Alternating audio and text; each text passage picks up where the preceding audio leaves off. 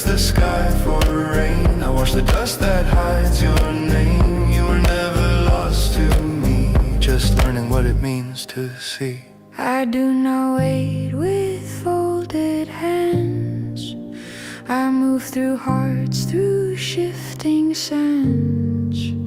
I send the ones who mend and stay, but still you turn and walk away. Oh child, I'm watching still, not bound by want or will.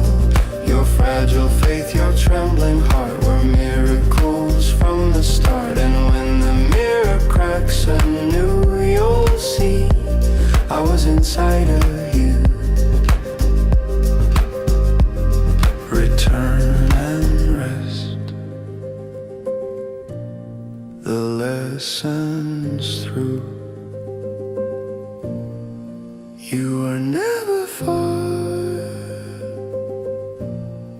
I was always with you.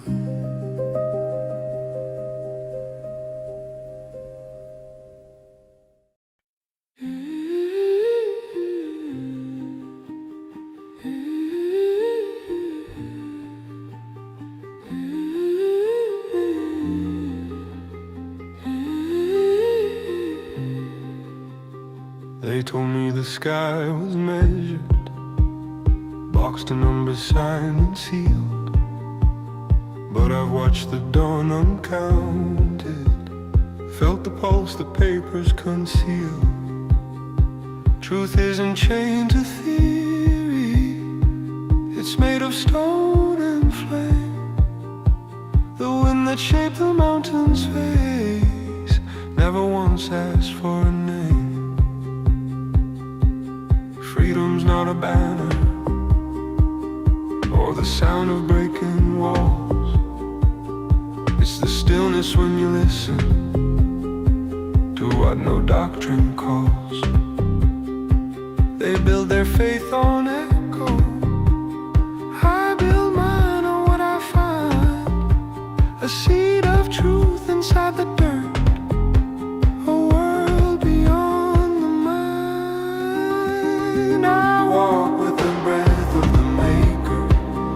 silence and thunder meet. Every grain beneath my feet is a word he chose to speak. No scripture can outshine it. Truth is plain, can't hide the plain. I walk with the breath of the Maker, and truth calls me by name.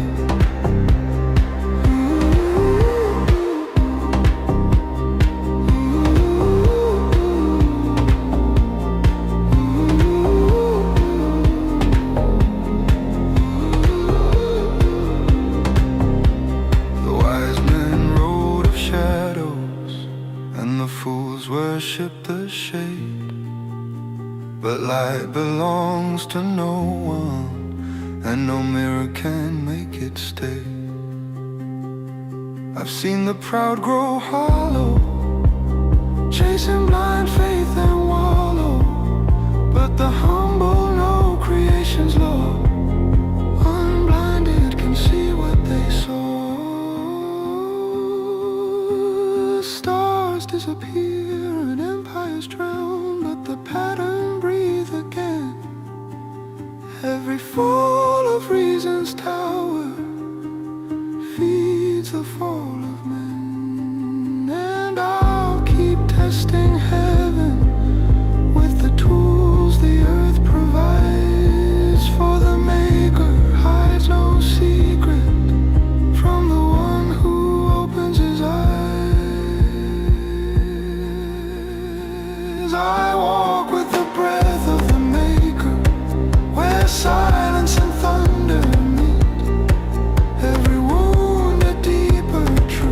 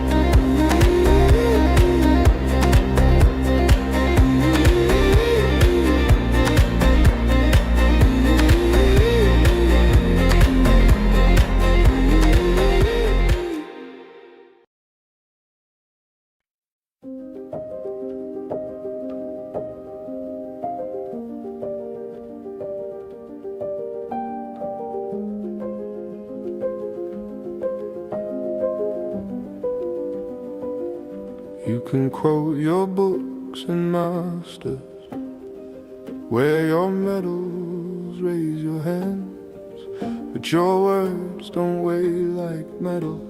They melt when I test the sea and land. You talk about faith and consensus, I talk about what I can prove. You hide in your halls of agreement, I go where the evidence moves. I trust the world, not men. It never lies, it just waits again. Steel and sunlight don't pretend. They break or bend, but they don't defend. You preach belief, I seek the end. I trust the world, not men.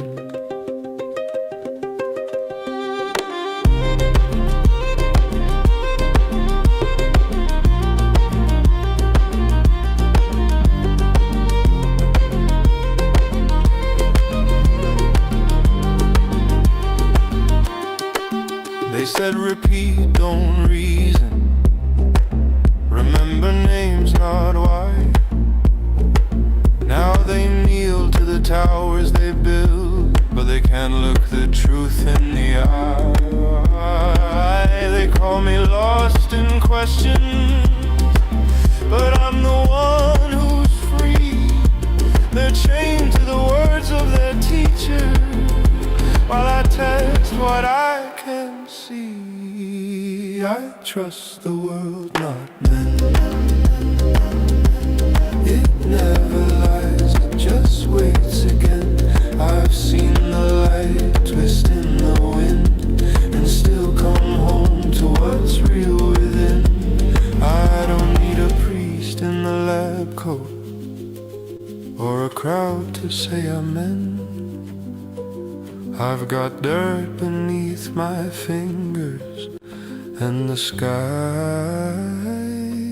to prove again.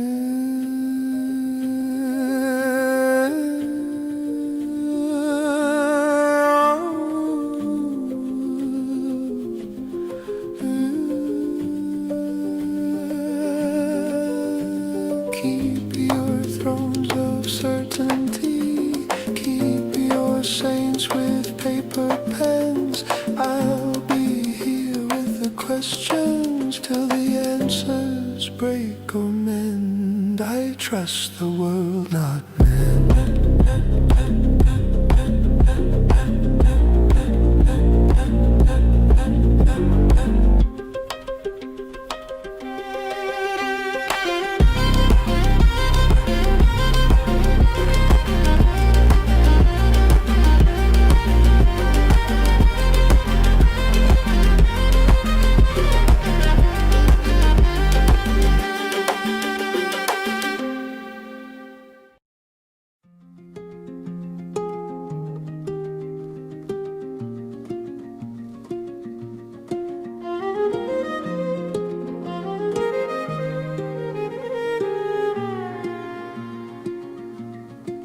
We map the motions, chart the arcs along the sky, a measurable effect that every model must comply. Numbers trace the fall, but not the reason underneath.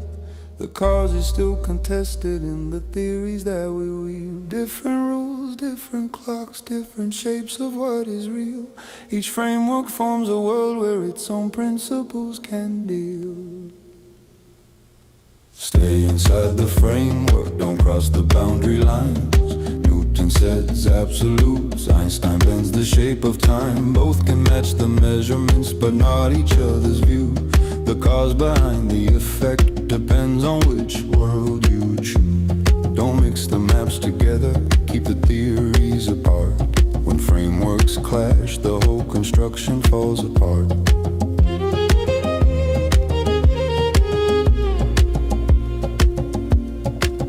In Newton's space, inertia lives in in one preferred frame. Masses act at distance in an instantaneous chain. In Einstein's world, no forces push or pull a path. Objects trace geodesics through a curved space-time's aftermath. Shift the frame, shift the truth. What was force becomes a glide. Geometry or action, but you must pick one inside.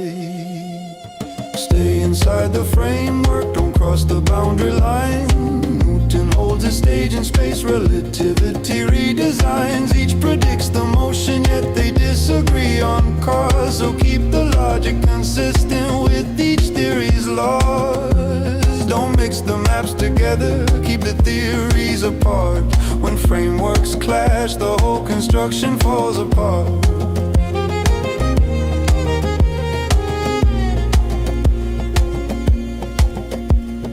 Quantized loops and strings extend the list of what could be. Foam and brains and holographs reshape reality, but none can reconcile the classical and the small. Different scales, different rules, different languages to call. Stay inside the framework, don't cross the boundary lines. The fall is certain, but its origins undefined. All these modern theories paint a world of their design. Pick the one you're working in, keep the boundary well aligned. Don't mix the maps together, keep the theories apart. When frameworks clash, the whole construction falls apart.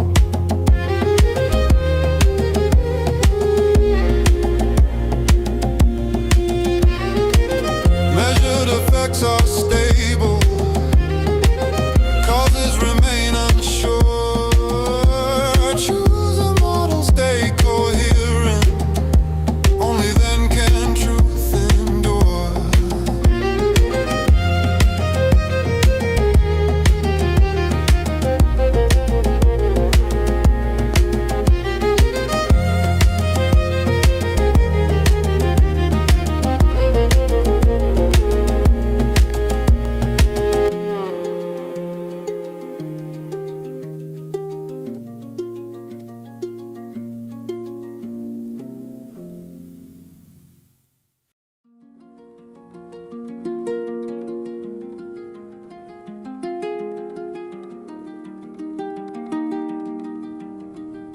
They told me every corner's charted, every map is complete, like the whole world was solved from the soil to the street.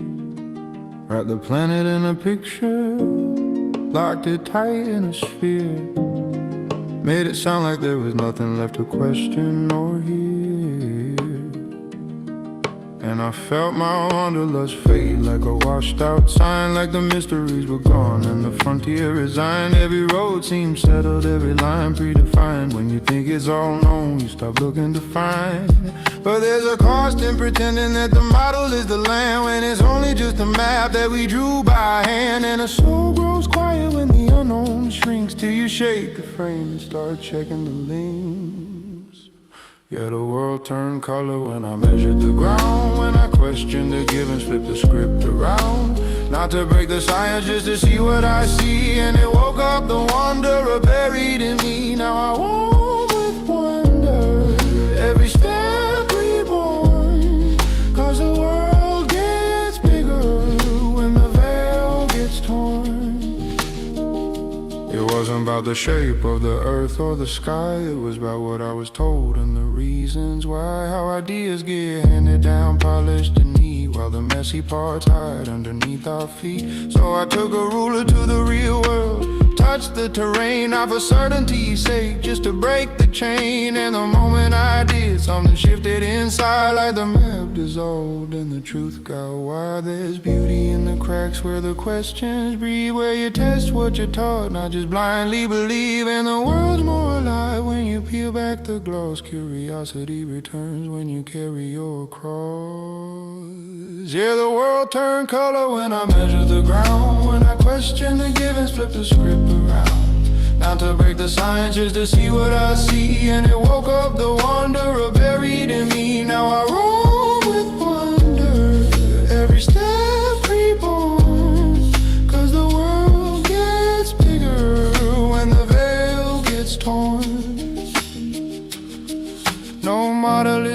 territory. No chart is the place, and reality smiles when you meet it face to face. It's the courage to verify that brings the magic back, to lift the painted sky from the world's true track. So here's to the seekers, those who test the ground, who revive the wanderlust when doubt comes around. Not defying the science, just keeping it alive, 'cause the frontier grows real when your questions thrive.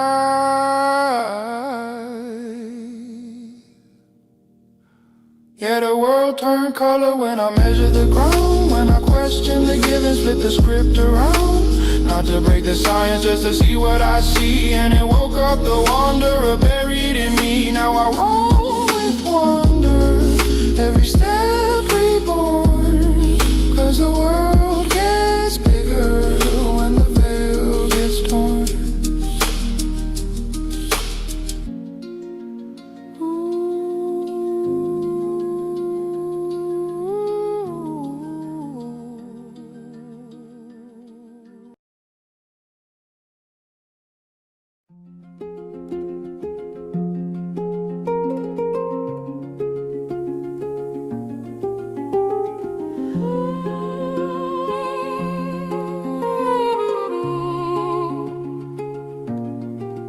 You've poured years into a theory that never held its weight. Now you guard it like a treasure nobody wants to take. You say I can't quit now, I've invested far too much. Yeah, that's not logic, that's just fear wearing a crutch. Newsflash, time spent is not a fact you get to cite. A bad idea doesn't turn good because you held it tight. Stop while you're behind, you're not gaining any ground. You're building castles out of debt and calling them profound. You say the cost is too high to admit you were wrong, but doubling down on nothing just make nothing twice as long.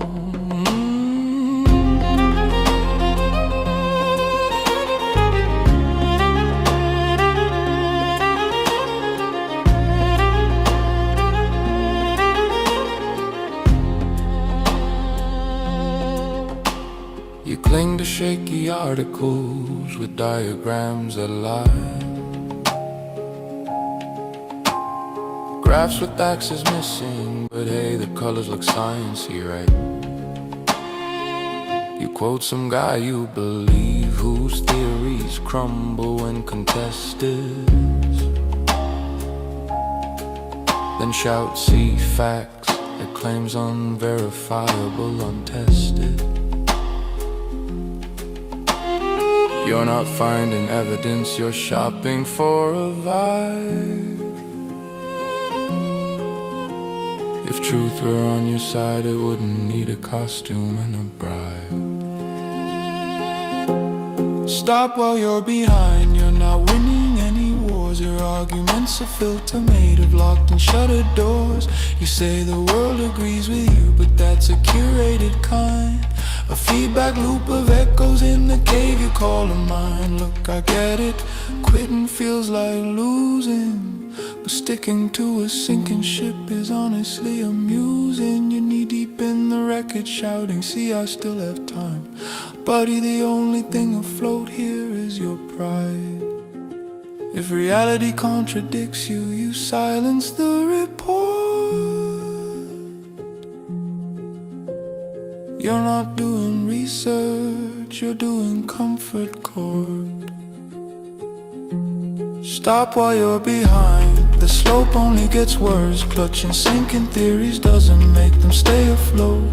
You can keep your bias blanket if it helps you sleep at night, but don't mistake your comfort for being even slightly right. Take the logic lifeboat of reality, it's the last one left to find. or dig deeper if you want. Just don't expect the data to become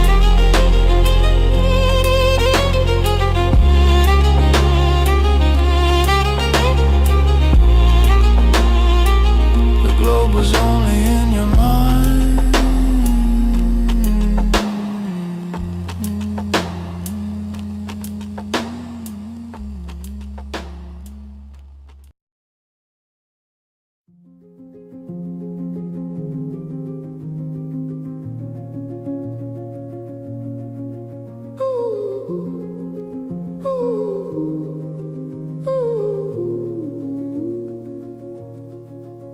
They call it settled, they call it known, yet each new sight must be overthrown. Refraction saves what math can't keep, a dream that bends but never sleeps. If air explains what eyes expose, then why the twist when reason shows a law that bends to every flaw, a priesthood dressed in physics all. If it can't be wrong, it can't be science. If doubt's a sin, it's just compliance.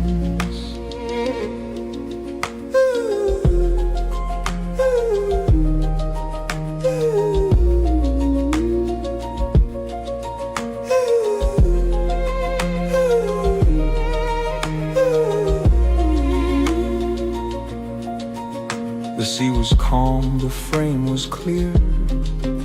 The black swan laughed, I'm still right here. They shift the goal, redraw the line, and call the failure by design. But truth won't move for comfort's sake, the claim that bends will never break. They guard the creed with sacred tone, the proof unbent should stand alone. If it can't be wrong, it can't be science. If sight's denied, it's just defiance. Papa said to know you must allow the truth to break your trust. When every loss becomes a win, the game is faith dressed up in skin. Empiric eyes don't ask belief, they test, they watch, they find relief. But when the fact is forced to kneel, the method dies. The mask is real.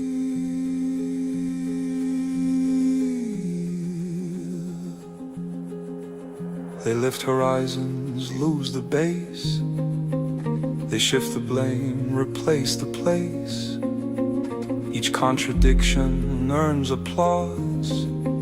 Each patch becomes another cause. But science lives where failure grows, where broken models feed what's known. If nothing breaks, then nothing's learned, and empty faith is all returned. If it can't be wrong, it can't be science. If proof's denied, it's just alliance. If truth must bend to stay alive, then science ends, belief survives. So test it all and watch it fall. The stronger truth will rise from all. But name it science when it's faith, and reason's ghost will guard the gate.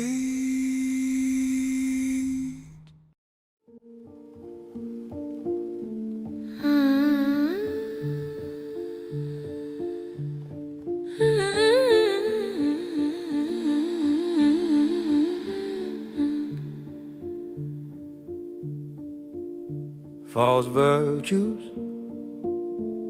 denied the full view. Bureaucratic sorcery enforced with cold conformity, Presenting normalcy while morphing causing moral sovereignty. They punish curiosity, reward disturbing emolosity, and call it order though it's borderline despotic policy. Despotic policy, the counterfeit conviction and condition contradictions, fabricating frictions in the mind until it splits into divisions. Truth revision, the proof is missing. Use in prison, chasing manufacturing missions, tangled in twisted systems. Once you see the strings, you can't unsee the hands. Every hidden plan unfolds where the powerless stand. They dilute integrity with rhetoric that's predatory, fallacious sophistry predicated on a population medicated, sedentary, sterilize the unwary, lie about what's necessary, weaponizing voluntarily. You're scaring me. Psychological choreography, perform forms so methodically, shaping personalities with calibrated fallacies. They sabotage morality, distort collective memory, replace vitality with compliancy, chemically, methodically. Once you see the strings, you can't unsee the hands. Every hidden plan unfolds where the powerless stand. Clarity has cost, but blindness has a bill as well. Choose the truth or follow lies into a deeper hell. In whisper corridors, they orchestrate the doctrines offered, soften sharper thoughts with constant nonsense, taught to cause a scarlet swap wisdom for a system built on thinly veiled imposters. Tragic how they package panic as pragmatic practice, wrap the masses in the routine of their manufactured habits, and the saddest pattern happens when the fractured mind adapts it. Mistakes a cage for safety till the soul is stuck in his entrapment, giving up enlightenment for lowbrow entertainment, content and containment. Once you see the strings, you can't unsee the hands. Every hidden plan unfolds where the powerless stand.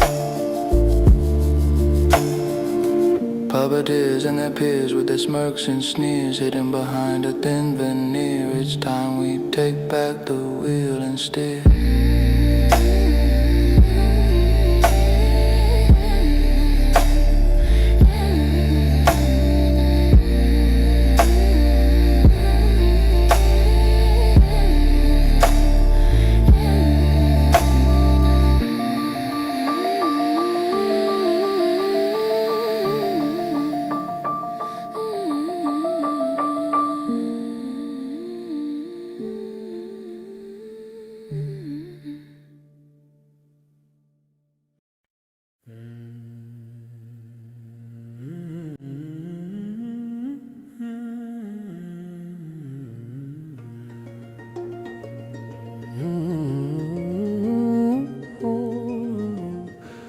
They say the air can bend the line, bring distant seas into your mind. If light can climb from water's face, then angles share the same embrace. The boat that floats upon that plane, its lower half should show the same. But every time the proof is odd, the base is gone, the top applauds. Where's the bottom?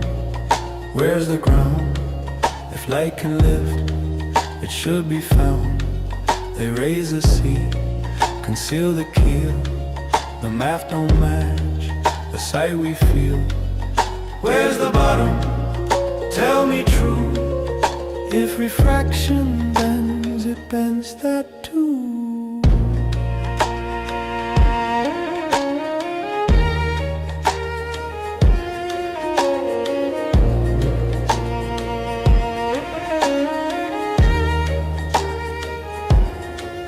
They say the curve can hide the base, then claim the air can take its place. But if the lift can breach the line, and both should show not half divine. They talk of rays and bending light, but only one direction's right. The rule they wrote can't hold the frame, it's self-contradicting all the same. Where's the bottom? Where's the ground? If lift is real, it should be found. They show the top, declare it true, but lose the base that should show too. Where's the bottom? Tell me why. If light can you can't deny.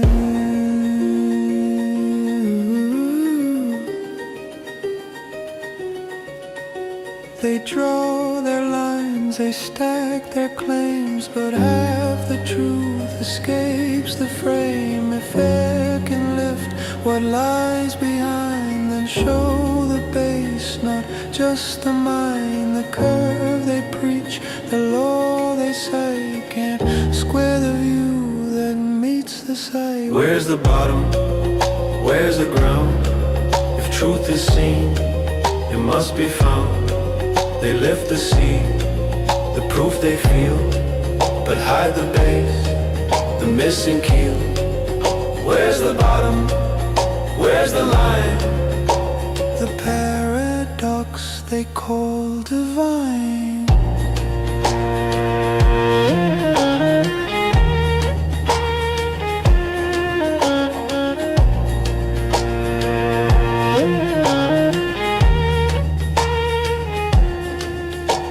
If air can raise the four away, then why does half the truth decay? The bottom's gone, the claim's unclear, but the question's loud. Where's the bottom here?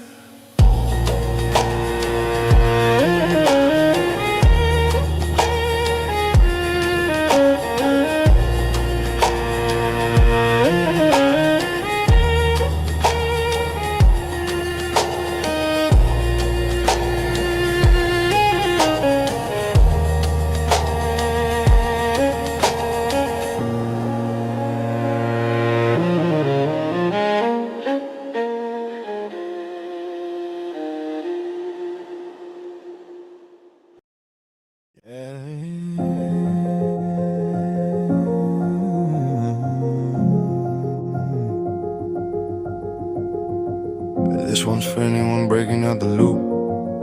We see you. Learn young classroom globe in the center. Teacher said this is the world, so the image enters. Repetition hits deep, that's how anchors form. Belief sets in long before the mind transforms. You didn't choose that lens, it was handed down. And what's familiar starts feeling like solid ground. Once the frame locks in, every sign seems to match. As confirmation bias, the mind trying to catch. You see what you're told to see.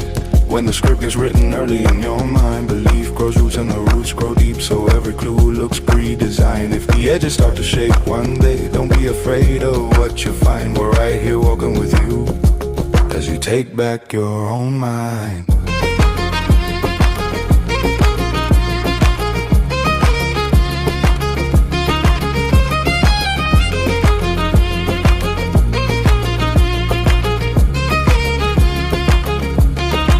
Strong belief bends sight, yeah, the brain fills gaps. You start hallucinating patterns that fit your maps. Not madness, just habit. The mind loves the known, rewriting every scene to protect its own. When a model gets installed before doubt can speak, you grow up filtering out what doesn't agree. It's not that folks lie, it's the lens they wear, a lifetime loop they don't know is there. You see what you're told to see. When the script is written early in your mind, belief grows roots and the roots grow deep, so every clue looks pre-designed. If the edges start to shake one day, don't be afraid of what you find. We're right here walking with you as you take back your own mind.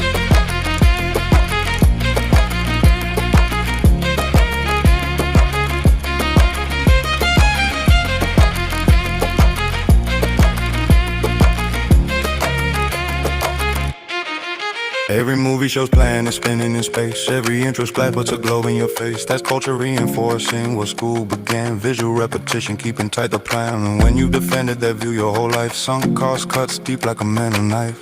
Changing course feels risky and cold, but growth hits right where the grip gets old. It's heavy to question what you held so long, 'cause the crowd shouts certain and the crowd feels strong. But the courage to rethink is a rarer trait. fate. It's the mind stepping out of the locked-in state. We know the shift shakes everything you believe, rewiring how you see what you see. But take your time, no judgment, no rush. We're hearing the quiet when the certainty's hushed. If the lens cracks open, the world looks strange. Breathe in, step back, that's the start of change. Truth isn't given, it's something you find. And we're right beside you as you free your mind.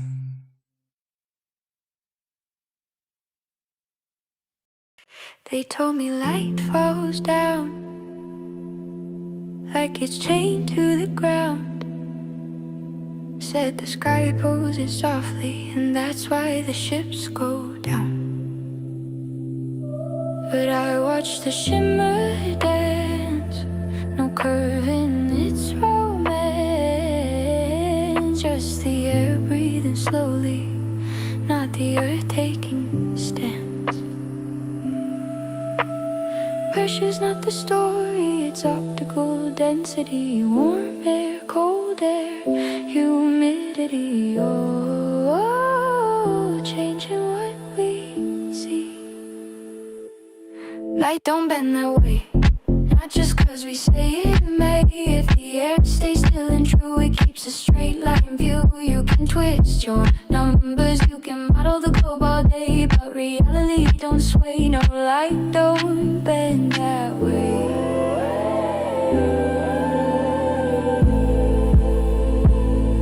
They drew it all orthographic, forgot perspective's play. Turned a living sight into plastic, made the real fade away. Said standard refraction like gospel, but the test said no, my friend. If the gradients don't flip or topple, that line won't curve to mend. Humidity's lighter, heat makes the air thin. Cold above, warm below, the curve bends up, not in.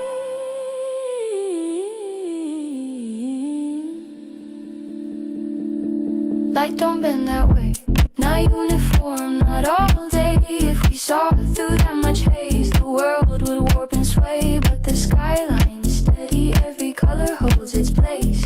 Nature's got her say, light don't bend that way.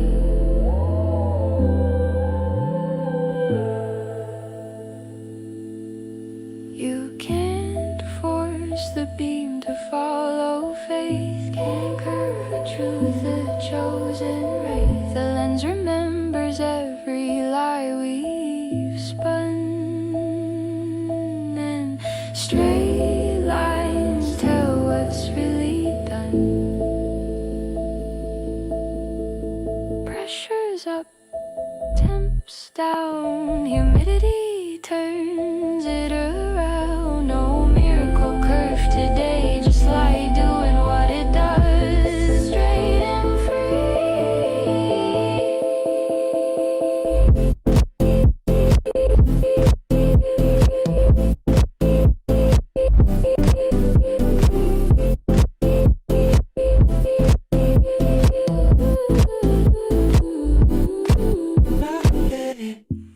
no matter what they say, when you measure you see the line still walking free. You can model the heavens, but the air won't play pretend. Reality won't sway, light don't bend that way.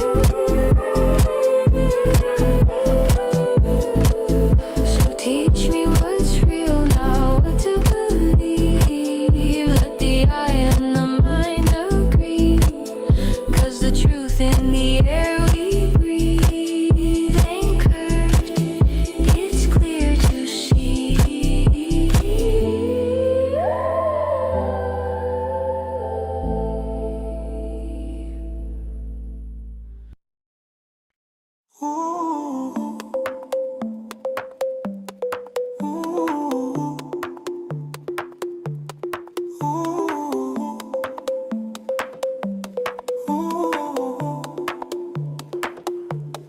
I don't claim to shape the real, I strip illusion till the lines reveal.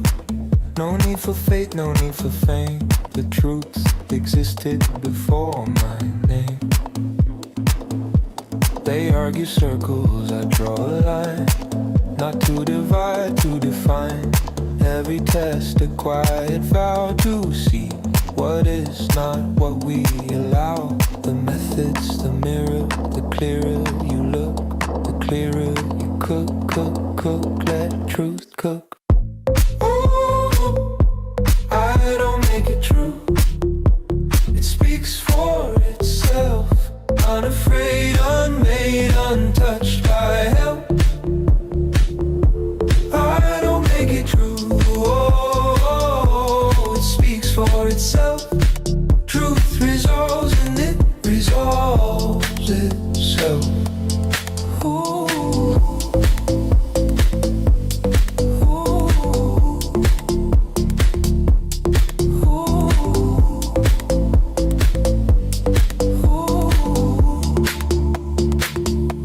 They bend their will to fit belief, patch the holes with borrowed grief. But data don't care who you are, it burns the false, sets the bar. Each air is a door we open wide, a path through pride to the other side. No prophets here, just those who learn to question first and never burn. The method's the mirror, the clearer you look, the clearer you cook, cook, cook, cook, truth cook. I don't make it true. It speaks for itself. Unafraid, unmade, untouched by help. I don't make it true. Oh, it speaks for itself. Truth resolves and it resolves itself. Reality doesn't flinch when named. It doesn't care who's blamed. It waits, patient, unashamed, while we unlearn what we became. The method's the mirror, the clearer you look, the clearer you cook, cook, cook, cook, truth cook. I don't make it true. It speaks for itself. I'm bent, oh no need for help. I don't make it true. Oh, it speaks for itself. Truth resolves and it resolves itself. Just let it cook.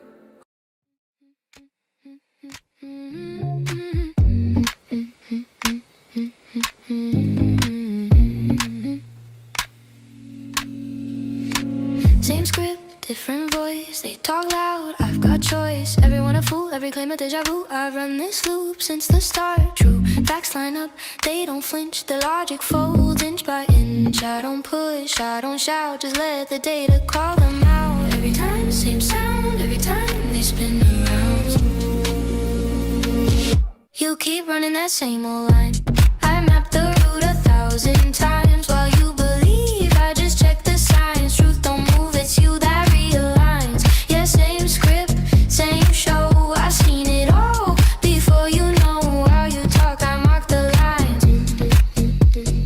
Truth don't move, it's you that realigns.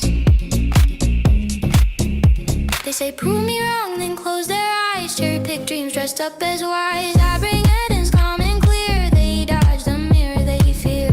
I don't rage, I take notes, count the claims as the logic floats. Every fallacy's got a name, every story ends the same. Every time, same sound, every time they spin around. Every time, same sound, every time they spin around. You keep running that same old line. I mapped the route 1,000 times while you believe I just check the signs. Truth don't move, it's you that realigns. Yeah, same script, same show. I've seen it all before you know how you talk. I mark the lines. Truth don't move, it's you that realigns. It's not pride, it's pattern sense. I see the loops in every defense. No thrill, no spark, no book to write. Just the quiet glow for getting it right. Seen it rise, seen it fall. Nothing new at all.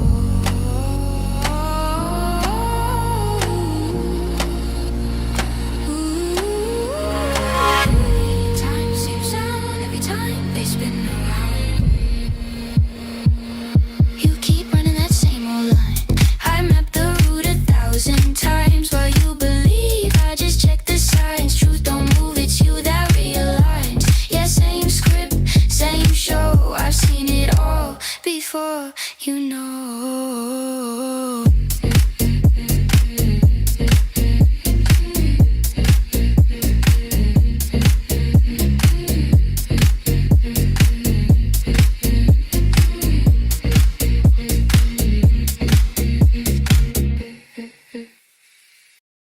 twist the edges of my words, fold shadows into shape, turn every point I'm making into something I didn't say.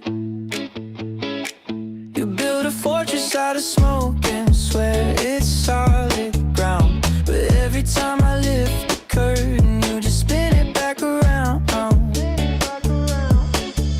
And I'm left talking to a mirror wearing your disguise, a maze of empty echoes bending truth into a lie. I'm tired of arguing in your house of cards where reason falls apart. The moment it starts, you break the thread, pretend it's frayed. Blame the scene, blame the yarn. I'm done untangling your logic with bare and bleeding arms. With bare and bleeding arms.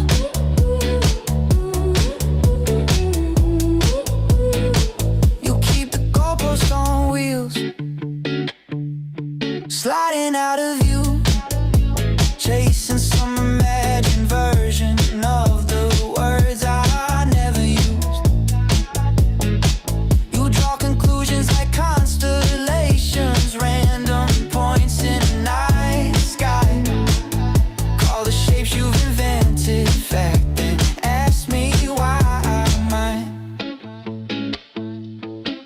But I'm not dancing in a circle just to prove what's already clear.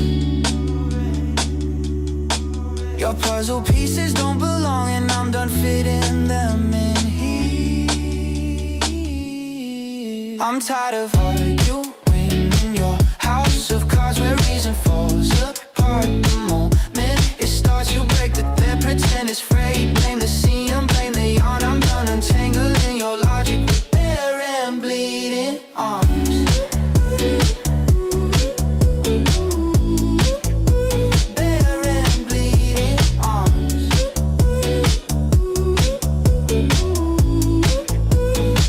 I'll save my breath for silence, where truth can settle in, where thoughts don't twist like currents, pulling sanity thin. I'm stepping out of your weather, your storms that never rain. I won't keep feeding fires that burn without a flame. So keep your house of cards if it makes you feel tall. I'll be standing somewhere sturdy or far from the fall. You can keep your shifting stories, your illusion of control. I'm done arguing with echoes, hollow without a soul.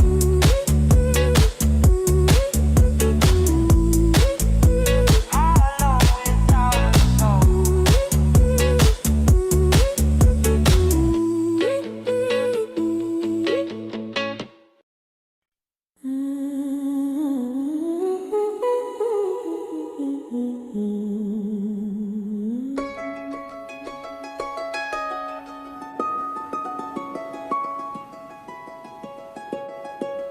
Step in the lab, I'm a falsification hunter.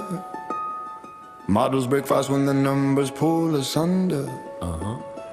Optical G on the climb, altitude test. Signal shift sideways, put the theory under stress. Hold up. If Earth spins constant, drift should stay tight, but the waveform bends when I change the flight height. Why though? Empirical strike, I don't care who said what. If prediction don't match, then the premise gets caught. Snip, snip. Snip, snip. I don't claim what it is, I expose what it ain't. No data over doctrine, that's the realist saint. Facts hit harder than the models you paint. Boom, if the curve don't curve, then the scales feel faint. Too flat, no hypothesis flex, that's the stance I maintain. You can't crown a theory when the math shows strain. I'm the signal, the noise, king, clean domain. Empiricism only let the rest go drain. Pendulum swing, yeah, I clock that phase, but anomalies pop in eclipse time haze. Call it alleys, alias, whatever the craze, but the system misbehaves in repeatable ways. Accelerometers chill when the orbit bite. No tangential pulse where the model needs might. You can't conjure motion from a theory and fry. You test rested on the ground in the dark and the light. Let's go. Jealousy flatline based on too pure. Survey chains close with a radius unsure. What radius? If the ground stays level way beyond the brochure, then the comments that cracks, no foundation true. I don't claim what it is, I expose what it ain't. Never. Beta over doctrine, that's the realist. Facts hit harder than the models you paint. If the curve don't curve, then the scales feel faint. That's right. No hypothesis flex, that's the stance I maintain. You can crown a theory when the math shows strain. Yup. I'm the signal to noise, king, clean domain. Yeah. Empiricism only let the rest go lame. Fall back.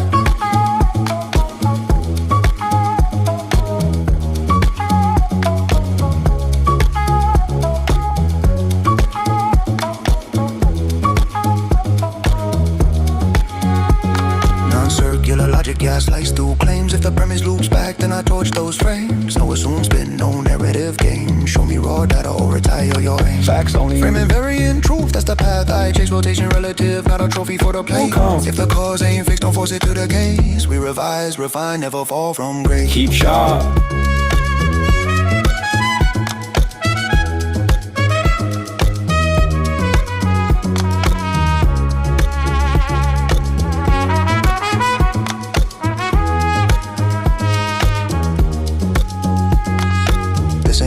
It's epistemic discipline. Scrutinize the roots till the false breaks thin. Yeah. Foundation cracked and the tower caves in. Cosmic scale trembles when the earth's not pinned. I'm a flat status, but the real definition. Empirical, bigger, not a faith-based mission. No belief, follow data, conviction. That's the one true position. I'm the falsifier general, science, not tradition.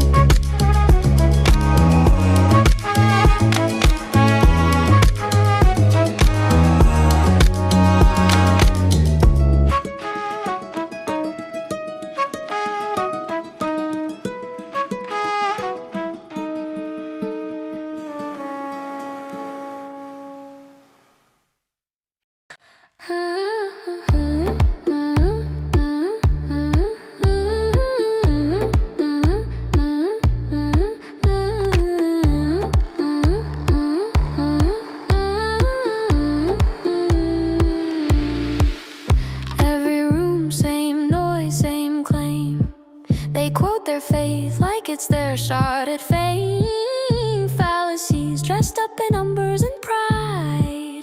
They talk loud, but they never verify. I breathe facts, they breathe vibes. I measure, they memorize lies. Logic's not cruelty, it's clean incision. I'd rather cut lies than die in superstition. You say believe, I say replicate. We're not the same, my facts emancipate. This is my null hypothesis, prove me wrong. Show your work or move along. If your facts can't stand the heat, they melt like wax beneath a repeat.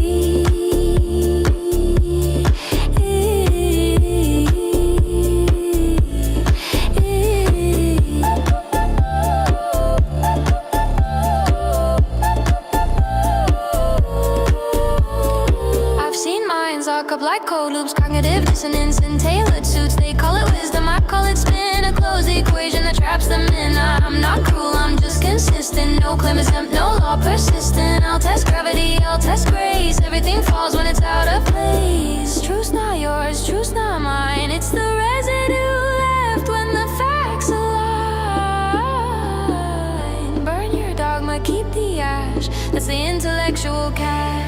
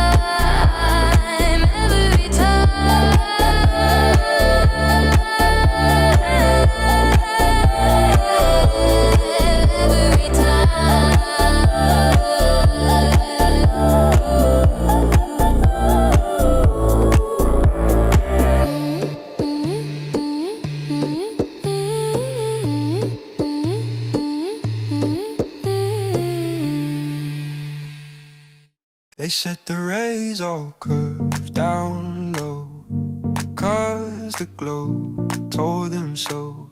But I traced the lines, watched them stay straight as truth in broad day gray. They talk of air and magic bends, yet never test, just defend. I checked the temp, the humid sway, the light went straight, it stayed that way. Every claim, same tone. Every time it falls alone. You keep bending that light in your mind. I run the math, your curves confined. While you preach, I watch the signs. Truth stays flat, belief declines. Yeah, same claim, same show. I've seen that script.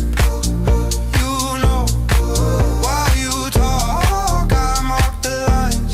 Truth stays flat, belief declines. They call it standard refraction fame, but no 2 days are ever the same. Humidity fights the heat below, upward bends the normal flow. If light could grow round every mile, we'd see horizons twist in style, but it stands still calm and clean. No warping sky, no bending sea.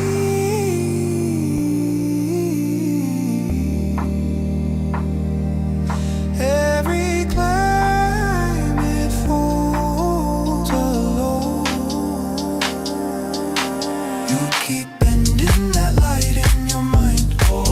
I run the math, your curves confined. While you preach, I watch the signs. Truth stays flat, belief declines. Yeah, same claim, same show. I've seen that script. You know, while you talk, I mark the lines. Truth stays flat, belief declines. They draw with rulers, not with eyes. Forget the air, forget the skies. Perspective lost to orthograph. A perfect curve built from a draft. But the lens remembers what's real. The shimmer, the calm, the silent steel. No need to fight, no need to rage. The data writes the final page. You keep bending that light in your mind. I run the math, your curves confined. While you preach, I watch the signs. Truth stays flat, belief declines. Yeah, same claim, same show. I've seen that script. You know, while you talk, I mark the lines. Truth stays flat, belief declines.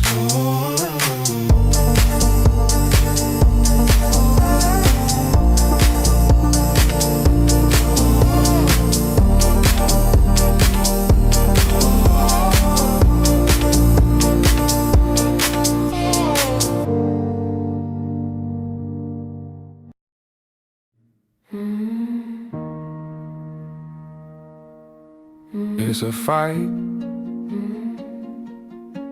it's a struggle, it's a never-ending battle of attrition, a haunting apparition, hounding your every decision.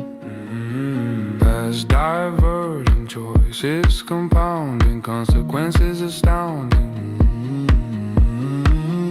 Heart pounding, your soul needs grounding, senses confounded. Critical thoughts, but still caught. Slipping, the dam is dripping, and it's a slippery slope. So easy to grab the coke.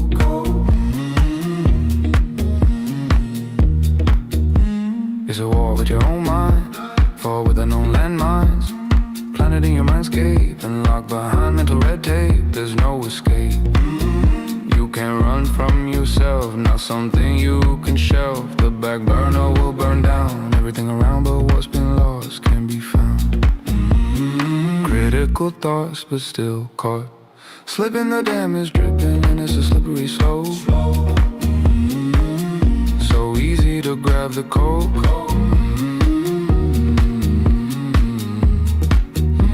It's an endless quest, it's a fight to stay your best. It's the soul's journey to the west. There is no final test, it's a continuous forest. Even if you can't see the trees, doesn't mean the world is just what their mind sees. Your eyes perceive more than you believe, but your mind edits and deceives. Got my hopes up, but I'm tripping. Critical thoughts, but still caught. Slipping, the dam is dripping, and it's a slippery slope. So easy to grab the coke.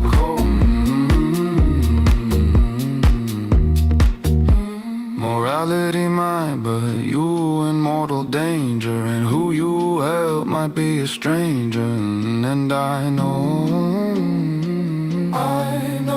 your heart is bruised and bleeding, but the emotion is fleeting compared to the conscience of pathetic indifference, inactivity and jaded ignorance. Regret dragging you down. Is it too late now? Don't know how, but there's no steak without a cow. Do what must be done, or live with the doubt.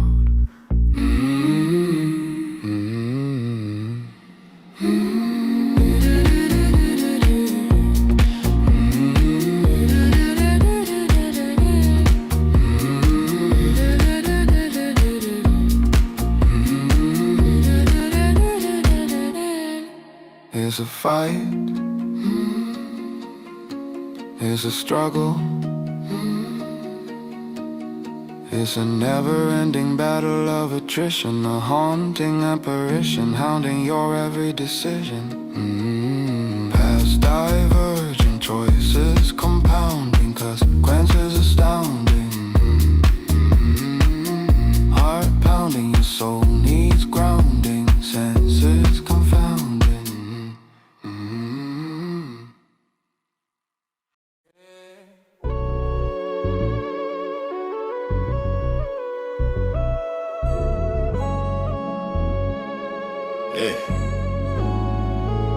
They hide conclusions in the premises, buried in the phrase, and dress the claim as scientific, but the logic still hazing. Before the drums hit, listen, we're stripping down the reasoning, blazing. Critical minds never fear the inspection. Empirical eyes cut straight through deception. This is the calm before the fire, the quiet before the method takes the pyre. 808 land. Now the logic gets loud, fallacies scatter when the truth hits the crowd. Yo, question begging loose with the premise in doubt. Smuggling models in the setup like a thief in a shroud. Circular claims masquerading as fact, but the moment you check them, the spine goes crack. We don't take a globe baked into the tack. That argument instead, the second it's unpacked. Strip the claim of the model they hide. Burn the premise, watch the fallacies slide. If the logic don't stand on its own 2 feet, that's a signal the reasoning's incomplete. Don't mistake a model for the world outside. Use the method, let reality decide. All models fail, even ones that seem tight. Useful don't mean accurate, and pretty ain't right. False dilemmas everywhere like a mental blockade. Only works on a globe, yeah, that line's handmade. Never tested the rivals, never stepped in the shade. That's a logic malfunction in academic parade. Argument from ignorance, no alternative shown, but you never searched, so the gap stays unknown. Non-causa, pro-causa, false causes thrown, assigning truth to a model that ain't fully grown. The model is not the world, just a tool we wield. Maps ain't mountains, words ain't the field. All models are wrong, yeah, that truth's revealed. Useful doesn't grant the power to be real.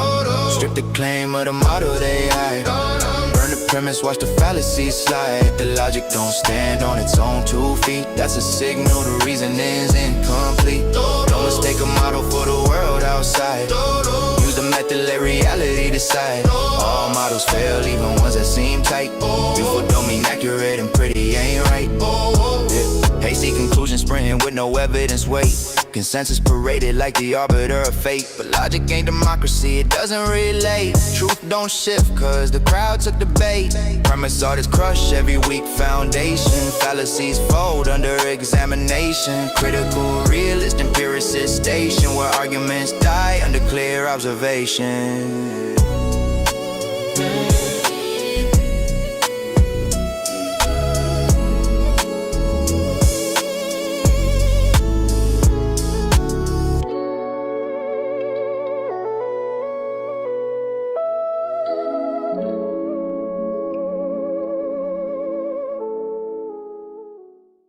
Entering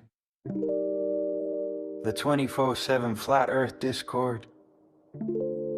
Stand by for continuous argumentation. Step into the grid where the circuits spark. We're live in the server and we argue in the dark. Critical minds locked in, ready for the thrill. Empiricist crew dropping logic with skill. Glubbers rolling with the wildest takes, and we catalog every claim that breaks. Voltage rising, truth colliding, tune in, the streams ignite. We got logic on loop in the 24/7 zone. Debates so constant they vibrate your phone. YouTube buzzing, rumbling tune. If you wanna learn physics, we'll hand you the room and the Glober talk. Yeah, it's comedy gold. Watch it unfold. Watch it unfold. This the place where the questions land, where the evidence speaks and the arguments stand. Plug in, tune up, bring your mind online. Let the truth refine, let the truth refine. Every angle tested, every premise weighed. We break it all down like a life upgrade. You want real discussion, this is where that lives. Not noise, just analysis that actually gives. The mist gets clearer when the data's tight. Stay a minute, stay an hour, stay all night. Static fading, insight waiting, step in. We got logic on loop in the 24/7 zone. Debates so constant they vibrate your phone. YouTube buzzing, rumbling tune. If you wanna learn physics, we'll hand you the room and the Glober talk. Yes, comedy gold. Watch it unfold. Watch it unfold. Reason in motion, a perpetual coast. Dial in the channel, we're already host. If you're searching for a place where the claims get checked, drop the link, join the ring, earn a little respect. Session active, debate continuous, 24/7. Flat Earth Discord, transmission ongoing.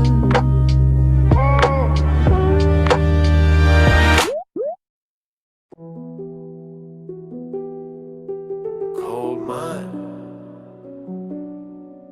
clean line. Let's separate method from myth. People call things science when they're barely observational. Man-made objects poses proof that's operational, fictional. Pseudo-science copies language, but the logic's imprecisional. Skips the steps that make a theory verifiable or conditional. Real science starts simple, watch a natural event, something happening by itself, not a gadget you invent. A phenomenon's an action, so the effect is with sense. The dependent variable, the thing you measure at the end. If you're testing human constructs, then the method's misapplied. Cause science needs nature's behavior, not a diagram supply. Method over myth, that's the line we draw. Truth comes slow when the steps stay raw. Observe what nature does, no tricks, no props. And follow each phase till the falsehood stops. If the test don't break, if the cause might stand. If the test disproves, it rebuilds your plan. It's real science, no faith, no guess. Just the world revealing what the world is best. Now once you've seen the action, you presume a cause.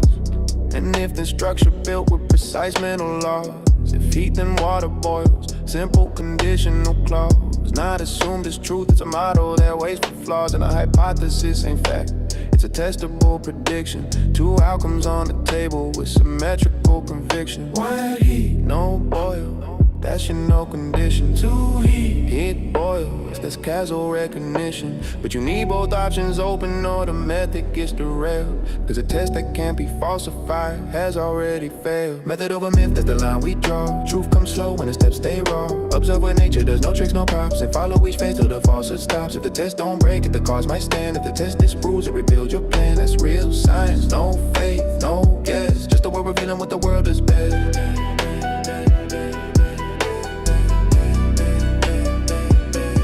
Revealing what the world has been.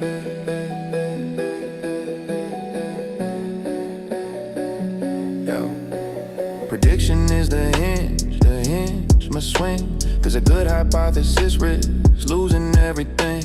Pseudoscience fears failure, locks outcomes tight.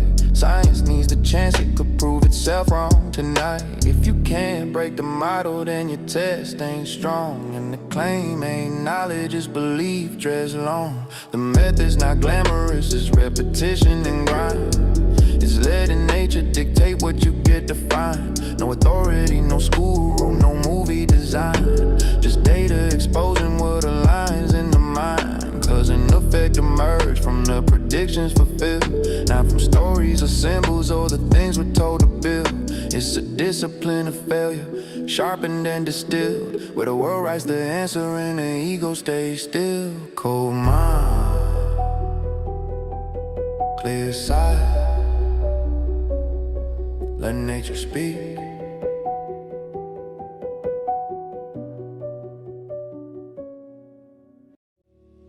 Yo, they drilled it in your memory, mandatory metaphor.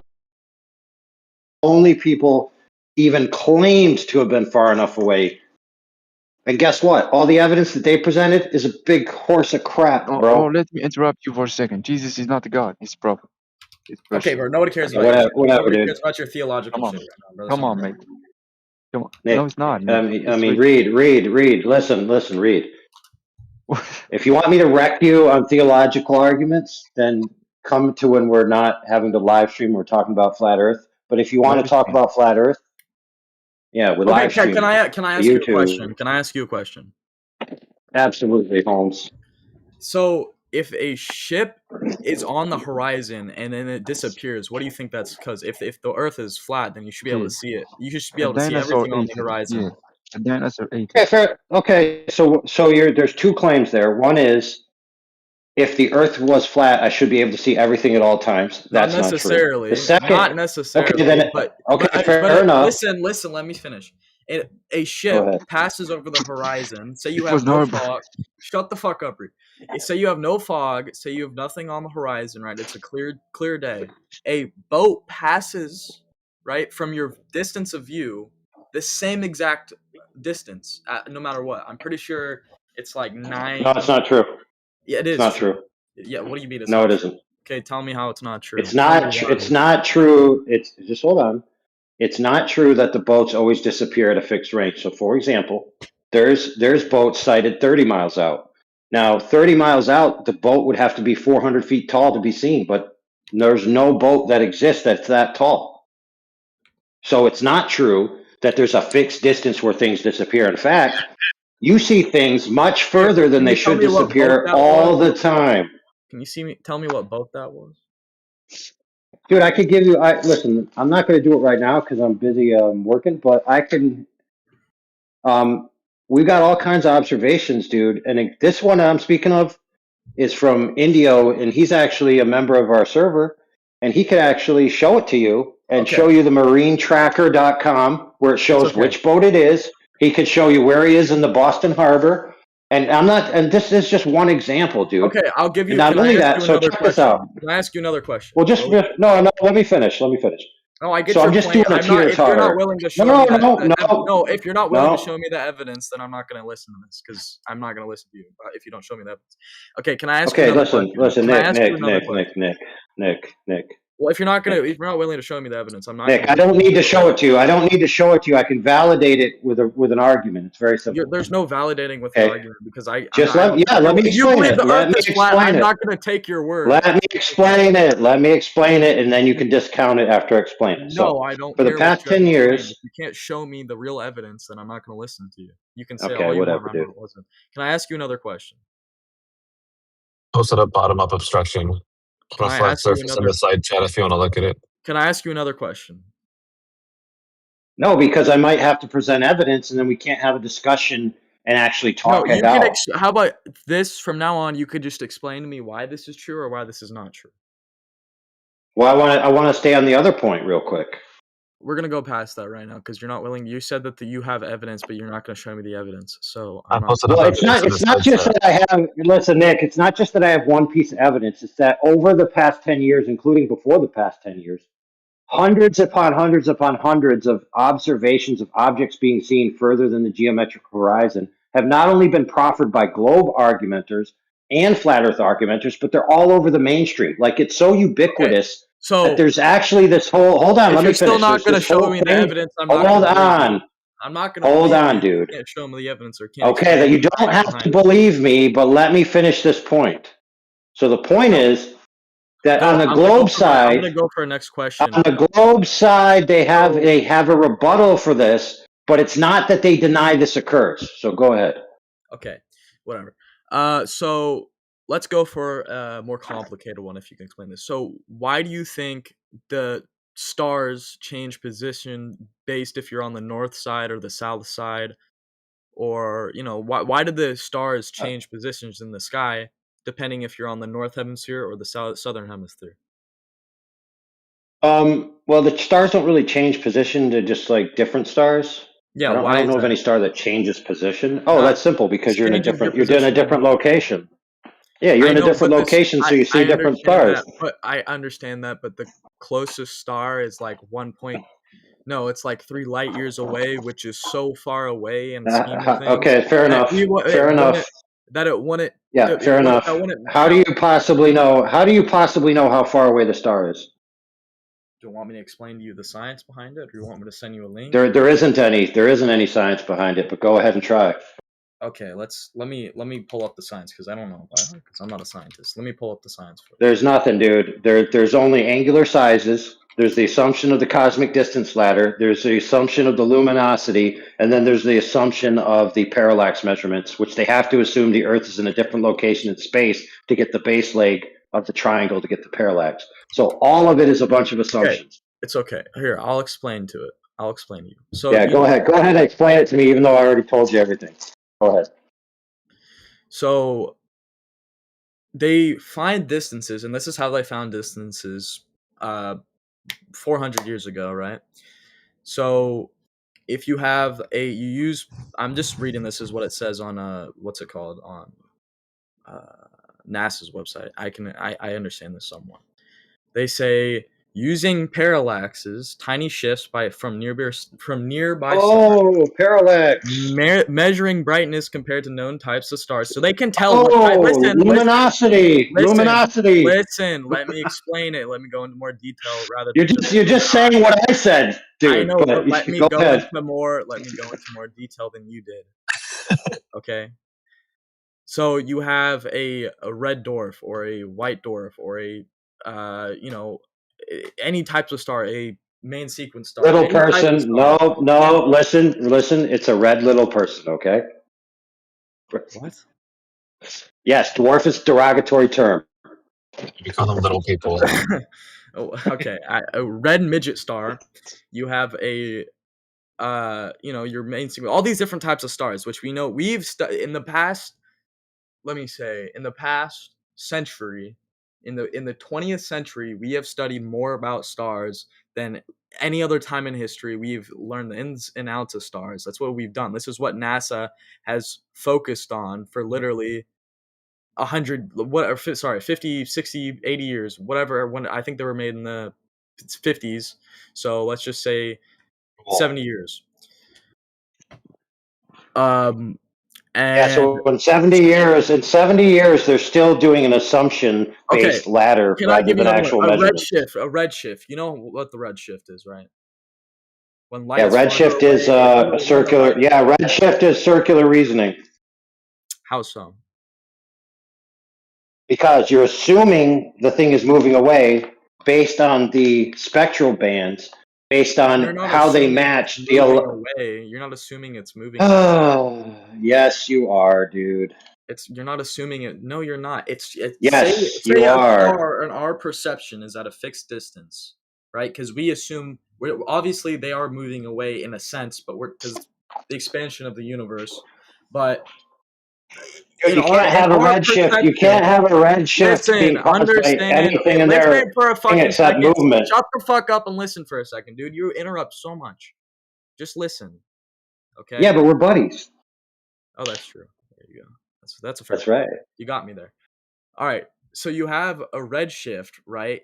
So when light travels along a distance, it loses some of its energy, and it stretches out. And this is just a very simplified version. What? That's not what redshift is, dude.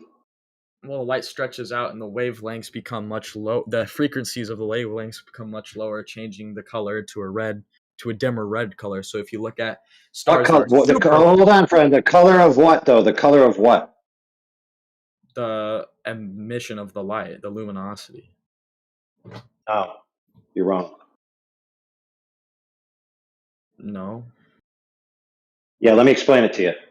So what they actually do is they take a spectral analysis of the light and they look at the element bands. So on Earth, when you do like let's say copper, if you look at copper through a spectral analysis, it's going to have certain bands of stripes, right?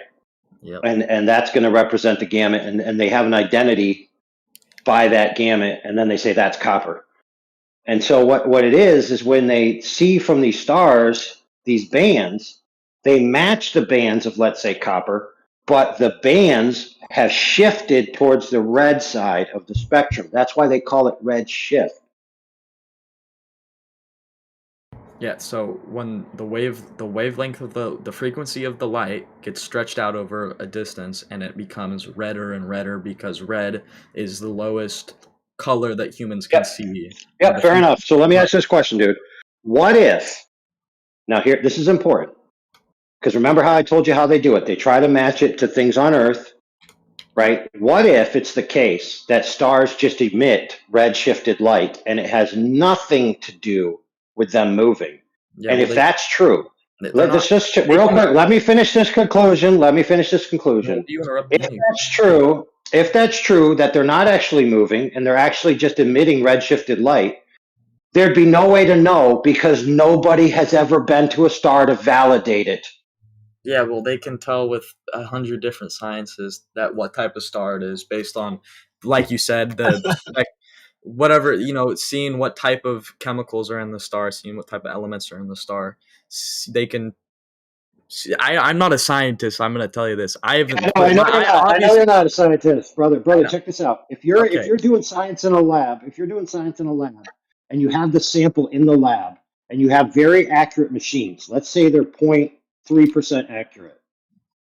The standard that they need to check the star and to validate it is orders of magnitude greater than what they can do in a lab. So what they're trying to tell you is that they can get a certain parts per million reading in a lab, but they can get a greater accuracy reading from a star.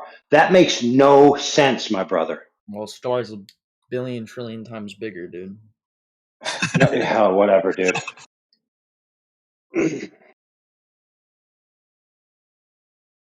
Yeah, so in other words, they haven't validated any of their claims about what the stars are or how far away they are.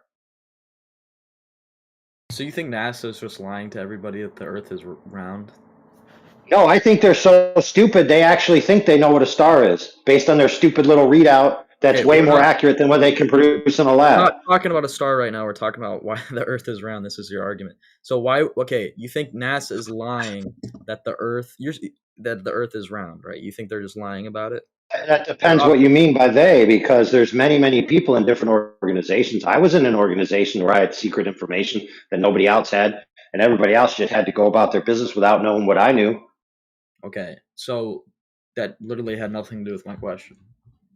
Yeah, what I'm trying to tell you is that just because NASA is involved in quote unquote space missions doesn't mean that everyone's lying. There'd only be certain people that know truth and are constantly saying the against the truth. But if you're just believing what you're doing, so for example, that's what I just said, bro. They're lying to the So they're lying to the public to say no. Is that true or false? No. Just check this out, brother. There are many employees at NASA who absolutely believe the Earth is a globe. They even do missions, and they can't even tell the difference between a training mission and a real mission. So I don't know who's lying, but most people just believe the Earth is a globe, bro. They just believe it.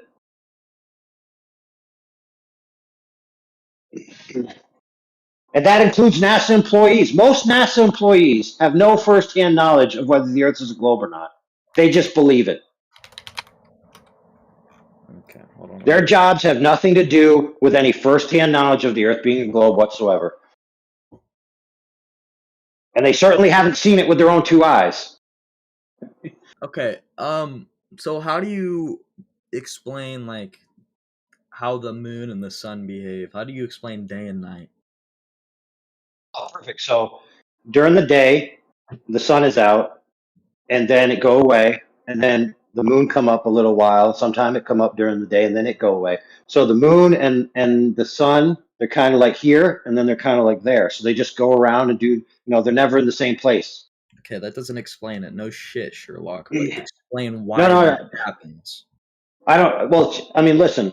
Fair enough that you desire an explanation. All I know is what I see. I don't need to know anything more than that. I don't need an explanation. So if you want an explanation, I'll give you one. So Ratchet and Clank, the video game characters, are actually real. And Ratchet uses his gravity gun to make the sun go around while Clank feeds him tacos. Okay, I mean, honestly, that's fair enough. I'm a flat earther now. Now I agree on everything. Actually, no, the Earth is a banana. Prove me wrong. The Earth is a banana. No, no worries, brother. But see, the point why I'm being so tongue in cheek is that what the stars are doesn't change what the shape of the Earth is. What the sun and the moon are doing doesn't change what the shape of the Earth is. So, for example, I'm in a kitchen. Listen, I'm in a kitchen, brother. Just check it out. I'm in a kitchen, and there's a granite countertop, and it is beautiful and flat. And then there's a light fixture above the countertop, which has 1, 2, 3, 4, 5, 6 globe lights. Rest assured, my friend, the shape of these lights in this light fixture has nothing to do with the fact that this piece of granite slab is flat. Okay, that is a completely irrelevant analogy that has nothing to do with what we're talking about. No, it has everything to do. It's that the ground is what the ground is. It has nothing to do with the lights in the sky, bro. Do you want me to explain to you why that's an irrelevant analogy? Yeah. Go ahead and tell me why two things that are different things have nothing to do with each other. Yeah, go ahead. Okay, so I'm talking about motion, not the shape of a star. I said nothing about the shape. Oh yeah, fair enough, brother. Fair enough. So let me do something. I'm gonna up my experiment. Flat granite countertop, 6 globes in a dangly light by a chain. Now watch this. I'm gonna take my finger and I touch the chain. Now the lights are moving. Oh look, my countertop changed its shape. My countertop, oh my goodness, it's no longer straight. Wow, the countertop just curved in front of my eyes because I made the lights move. Did that happen? The answer is no, it didn't. What? I really don't understand anything you just said, but you know. I know, brother. That's the problem. So now I'm going to take a tool. The tool I'm taking out is called a square. It's actually the shape of a triangle. And I'm going to lay it onto my granite countertop. And let me tell you, brother, it lays right on that, flat as can be. Now, since I have my tool showing me that the granite countertop is indeed straight and flat, I'm going to take the lights on top of the granite countertop and I'm going to turn them off. It's now dark. The granite countertop is now in the dark. Is it now a globe? Oh, whoa, the light's back on. Is it now a globe? Oh, whoa, the light's off again. Is it now a globe? No, it's never a globe. It's always flat. Okay, can I ask another question? Bring up another Sure thing, brother. Hit me up. So, let's give you an example. A city in Egypt, I think it's Sainin. You probably have heard this one before. Sainin, whatever it's called. During noon, on whatever day of the year it is, there's no shadow. You don't have a shadow because the sun is directly above you at noon. And some other cities, it's very similar. Yep. So if you go to the city next to it, if you go to Alexandria, city next to it, you can measure your shadow and it's at an angle of 7.2 degrees. Right? It's not a city right next to it, but it's a city in Egypt as well. Yeah. So if the Earth was flat, how would you explain that? If it's round, that would check out. But if the Earth is flat, how would that not check out? Well, you see, what you're talking about is shadows, right? And so you're making assumptions about the nature of the light and the shadows and geometric relationships. Oh, we're not making assumptions. We're not making assumptions. We know this. No, you are. Science. No. Listen, There's friend. there's no. That's not an assumption. No, the non-assumption. Listen, Nick, dude. Okay, shadow is just the absence of light. It's just it's not. Okay, listen, dude. How are shadows created? They're not necessarily created. It's just not necessarily a complete. Hey, listen. Let me ask you this question: If it's pitch black, are there shadows? In our eyes, No. yes. Yeah, well, I'm not saying because there's obviously If it's wraparound pitch light. black, there's no shadows, homie. Well, if you want to, that's just way too. So then the only way to get a shadow is to turn on a light and the path of the light to illuminate the area. And a shadow is where the light is not hitting the area because it's being blocked by something, right? Yeah, yes, that's a shadow. There you go. That's what we create when we're Right. sitting And outside so in the sun. shadows are blocking the path of light. Now, you have in order to make geometric claims about the light that's blocking the shadow, sorry, that's casting the shadow by the blocked object, you have to make certain assumptions. So, for example, Eratosthenes, which is who you're speaking about, made the assumption that the sun is an infinite distance away, that it's larger than the Earth, that all the lights are that all the rays are parallel, et cetera, et cetera. He made a bunch of assumptions. So it's not he measured shadow angles. He didn't measure the sun, and he didn't measure the Earth. Okay, so why would those two things like? Oh, it's very simple, dude. It's if the sun is over here and the rays of the sun are not coming in a way that's uniform, then you're going to have different shadow lengths. I mean, look, I have my granite slab again. Watch this. I take my square, which is blue. It's from Empire Squares, and I'm placing it on the granite countertop. I see a shadow. Okay, this shadow is. Since I have it, I'm going to turn it this way so I can measure it. Wait, also, Okay, the shadow is. Hold on, brother. The shadow is 6 inches. Now I'm going to take the square and I'm going to put it directly under the light fixture. No shadow. Now let me ask this question, friend: is my granite countertop a globe? You're doing it at such a small scale that it really doesn't matter. Doesn't matter, dude. The principle's the same. No, it really isn't. Not at such a small scale.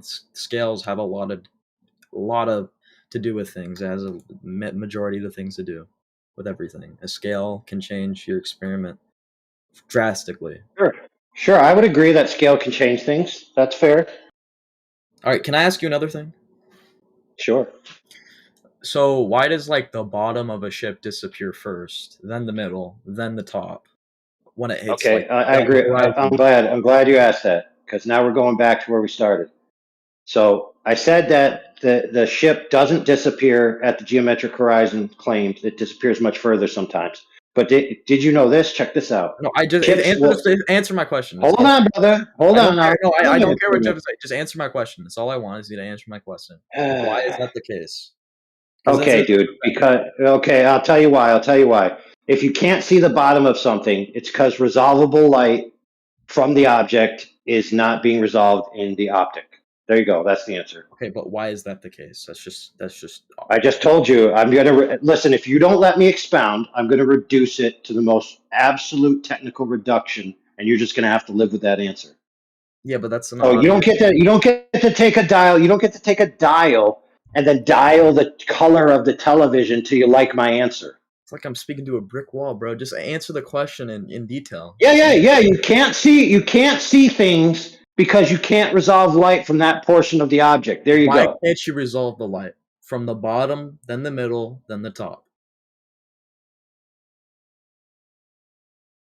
Oh, because I'll tell you why. Because you have a limited angular resolution, and the packet angles that are available to render are below the threshold of resolvability.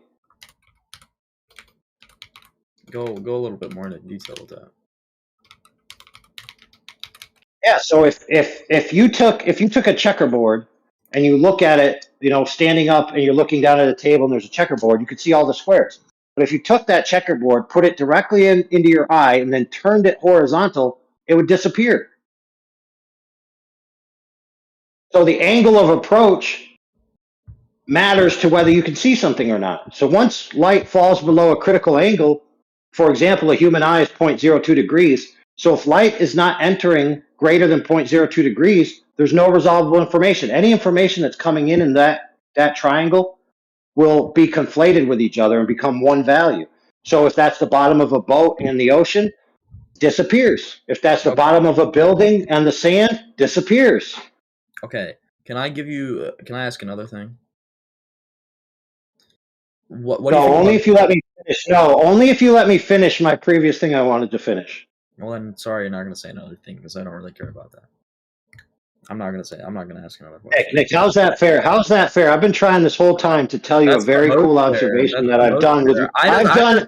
I've done my own observation on my own lake, and That's you won't okay. let me talk about it. Why are you such a bigot, bro?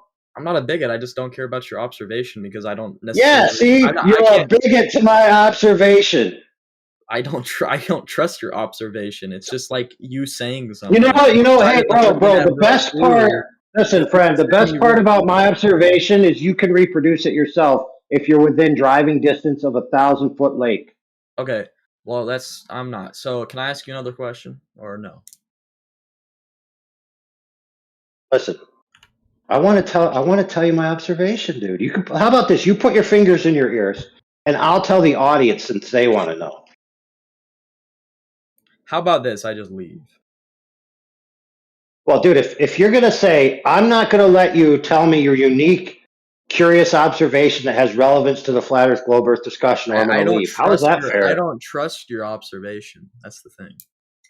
You don't have to trust it, dude. I'm just gonna tell you what it is. It's reproducible.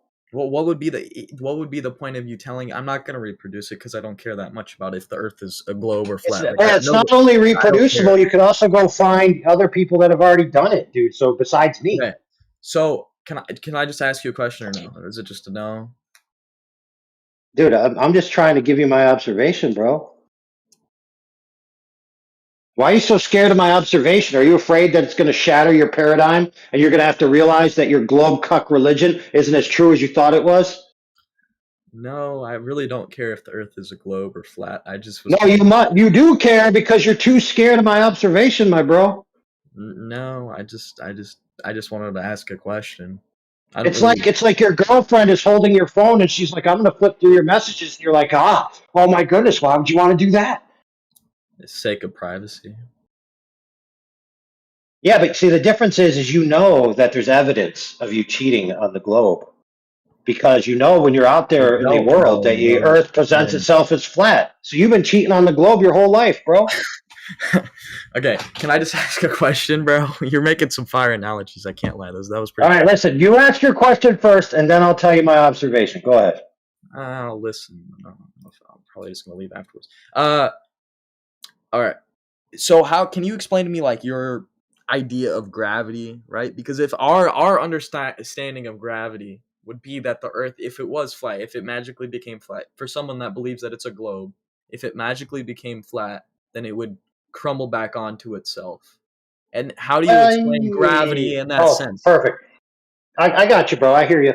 So I'm going to do an experiment to help it. So I'm going to grab something here. Yeah, I am. I like demonstration over explanation. Okay, so we're going to use my granite countertop because it's flat and it's affixed to the ground. You can't use something at such a small scale. No, just check it out. No, it's not about that. It's not about that. I'm just saying it's just a reference plane. So I have a can of Monster Energy Ultra Fantasy Ruby Red, the thin one, 12 ounces. Shit flavors are. That's what they had.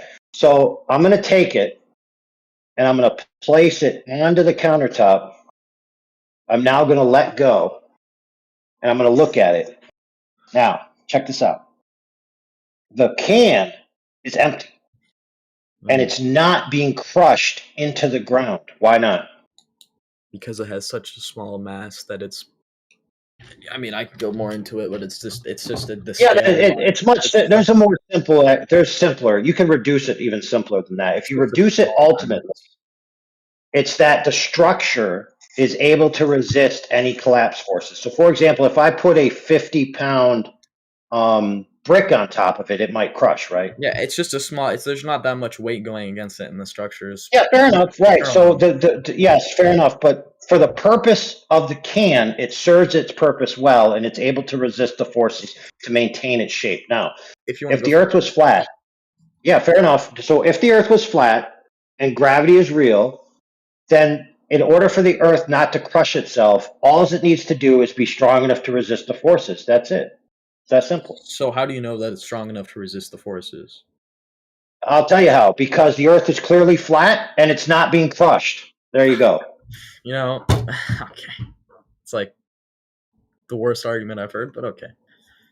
Because that assumes It's that I what would we all agree. experience. That Dude, listen, assumes that I it's would what we agree all with you experience. on the Earth as being flat, which is not Nick, an argument you can make. Nick, Nick, That's Nick. just not, It's no, what that's we not an all argument. experience. Nick, let me do another experiment. Another experiment live. I told you I was gonna So go I, after this one. I told you I was gonna go. yeah, fair enough. You can leave. The audience still wants to hear what I have to say. They don't I care love, whether you hear it. okay, I love you. So Monster Energy, Say yeah, I love check you too. peace. Say I love you too. Man, listen, I love No you homo. like No, an no homo. enemy that became a friend, and then we try to backstab each other sometimes. But when we're at face to face, we shake hands. All right, that's fair. All right, bye bye. Toodaloo. All right, so I'm gonna drop my can. I've dropped it. It landed on the granite countertop, which is flat. It dropped straight, as far as I can tell, towards the countertop, hit the countertop. So something fell downwards and landed on a flat surface, just like we experience our entire lives. Every time we drop something, it heads towards the earth, straight down, minus any wind. But that's all we've ever all experienced. So if gravity is anything, if gravity is pulling things down, then it's pulling it down to a flat earth. So if gravity is anything, it's proof the earth is flat. Now, there will be some triggered people who may hear what I just said and be like, oh my goodness, he said gravity. He said you can have a flat earth and have gravity. Yeah, that's true. Gravity doesn't make the earth the shape that it is. Gravity doesn't make curved things flat. Gravity doesn't make flat things curved. Is your god gravity? My God? Or what? Wait a minute. What did you say? I'm just joking. You know how Globers they worship gravity. That's their god. Fair enough. And transversely, some flat earthers are so scared to talk about gravity because they think if they concede gravity, then that means the earth could only be a ball because they can't think outside the box. I You can love have talking you can about have a flat gravity. earth. Yeah, So you you're can have a saying flat earth. are you saying there is gravity? No, I'm just saying gravity is irrelevant. If you're a flat earther, gravity has nothing to do with the shape of the earth at all. Now, if you're a Okay, globe yeah. earther, gravity could be a religious mythos as part of your creation story. Like, for example, that guy said, you know, you got to have gravity to have a ball because if it was a flat, then it would be crushed into a ball. So he's talking Yep. about the formations of things in the past. In other words, a creation mythos, a religion. I know that my flat countertop, when I drop something and it hits it, the fact that something dropped to the countertop didn't change the shape of the countertop. Certainly not a metal can ain't going to change the shape of this granite countertop. Now, if I dropped, 5 tons onto this countertop, maybe Oh, it if it's could turn it lonely as into a pile of rubble. ugh. Hey, Siren, what's up? You just going to join Uh, our chat talking at the rip? yeah, because that's what I All right, do. Go ahead, mute cool. me. Yeah. Why? Why mute Wouldn't you? you? You want to talk? Yeah, I saw the little heading that flat earthers are lonely. Now, I was just here to spark up some conversation. I did not know you guys were already conversing with each other, hence being lonely. No worries. Now that you're here, we're not lonely anymore. Good. Anyway, so which motherfucker here believes the earth is not flat? Let me deal with that bitch. He Come left, over man. here. He wouldn't let me show him my observation because he was so scared it would challenge his status quo paradigm. Yeah. Yeah, I talked to a motherfucker in here before once. I didn't like him. I wish I remembered his name. But he's trying to convince me that the stars were not real. He was telling me that the stars are just flashing lights or something. I'd sock that guy. I'd sock him. Yeah. Do you Hey, think it's a burning no, ball in a no vacuum? violence. I think so. I think maybe Dyson made it, I don't know. What? Oopsie. Dyson? Yeah, Dyson, Vacuum? Dyson had vacuums and stuff, and they'd be like making some cool, interesting gadgets. Gadgets. Yeah. I'm not a serious person. You guys are not gonna like me. I'm sorry in advance. No worries, but to close up the previous convo before you arrived, my observation was that I was trying to tell him that you can see things disappear from the bottom up well before the alleged globe horizon is even in the picture. So, in other words, at short ranges. And that, coupled with the fact that you see things disappear at long ranges, short and long, both beyond the globe geometry, demonstrates that it's an optical effect. It has nothing to do with the Earth being a globe whatsoever.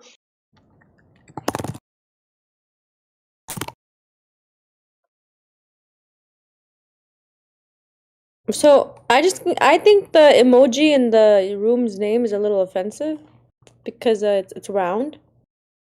And you know, if we're believing the Earth is flat, I think it should have been like, you know, not round. The title, just for future, you know, the future. There's a little bit of a don't. That's only Siren, you got a emoji we problem. got that's of Earth that they give You got a us. problem though, What's that? Siren. Media tech boards give us. They don't True give us a story, flat Dora, Earth but emoji. there's also a It's okay. problem on the table, and that is that you can have something both round and flat, like a coin. So round and flat can exist together.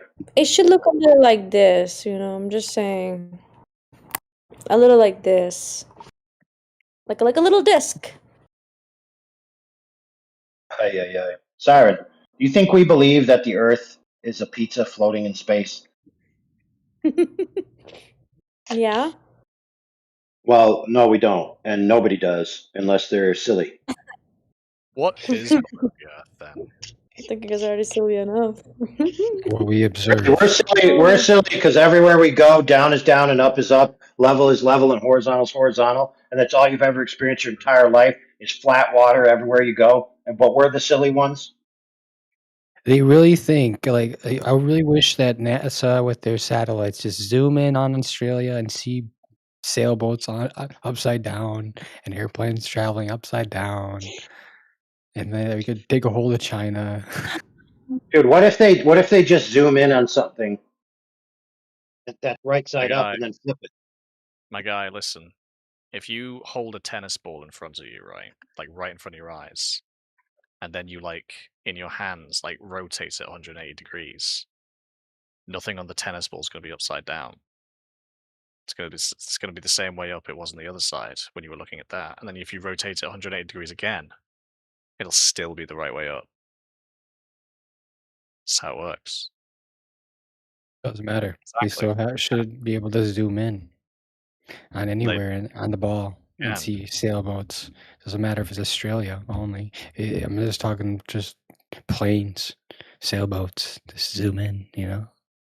You can zoom in with a satellite. Yeah, but they haven't though.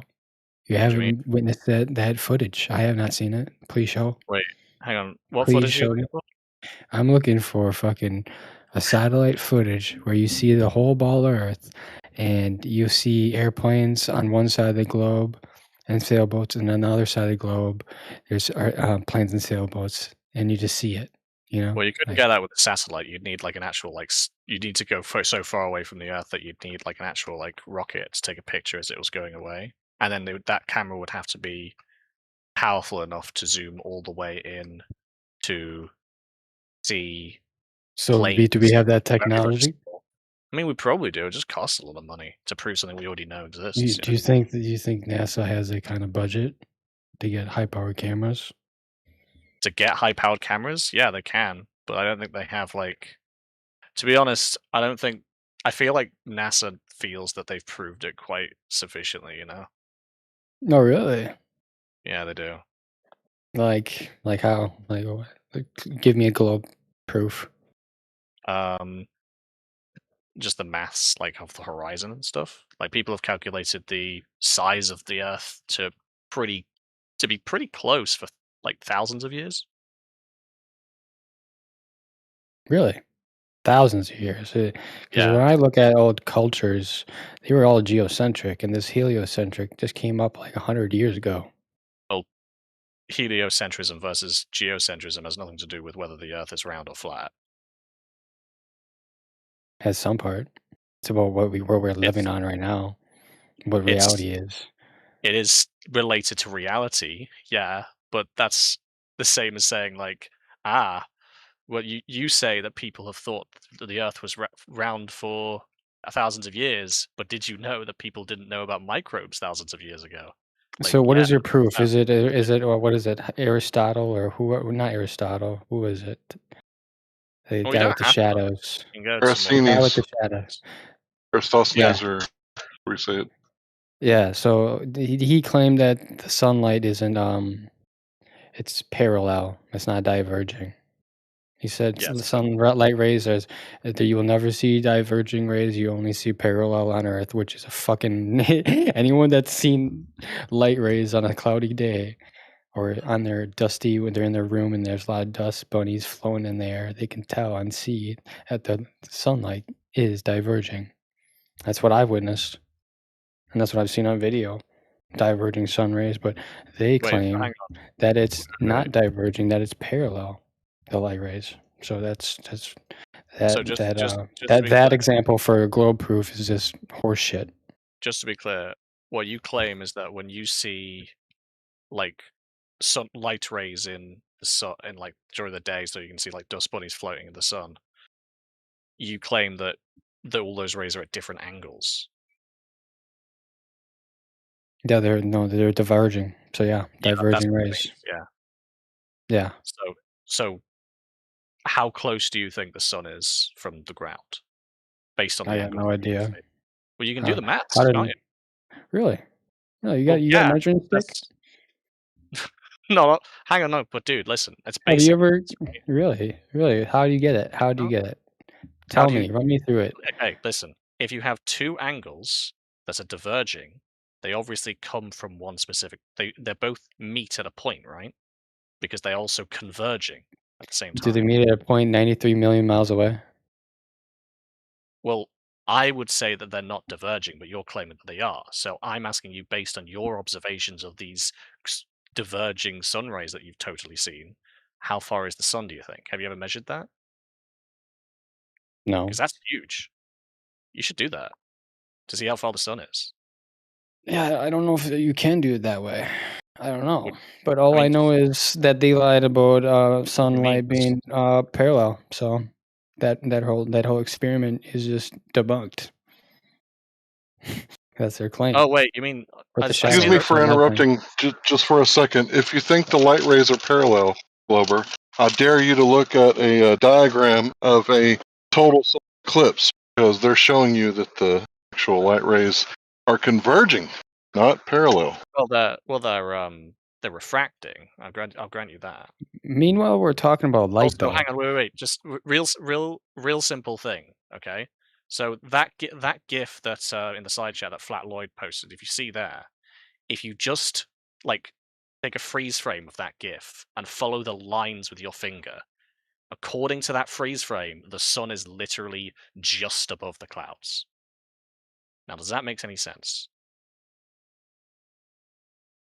You see? Because they're all coming from that one singular point. So it must be like just immediately above the clouds.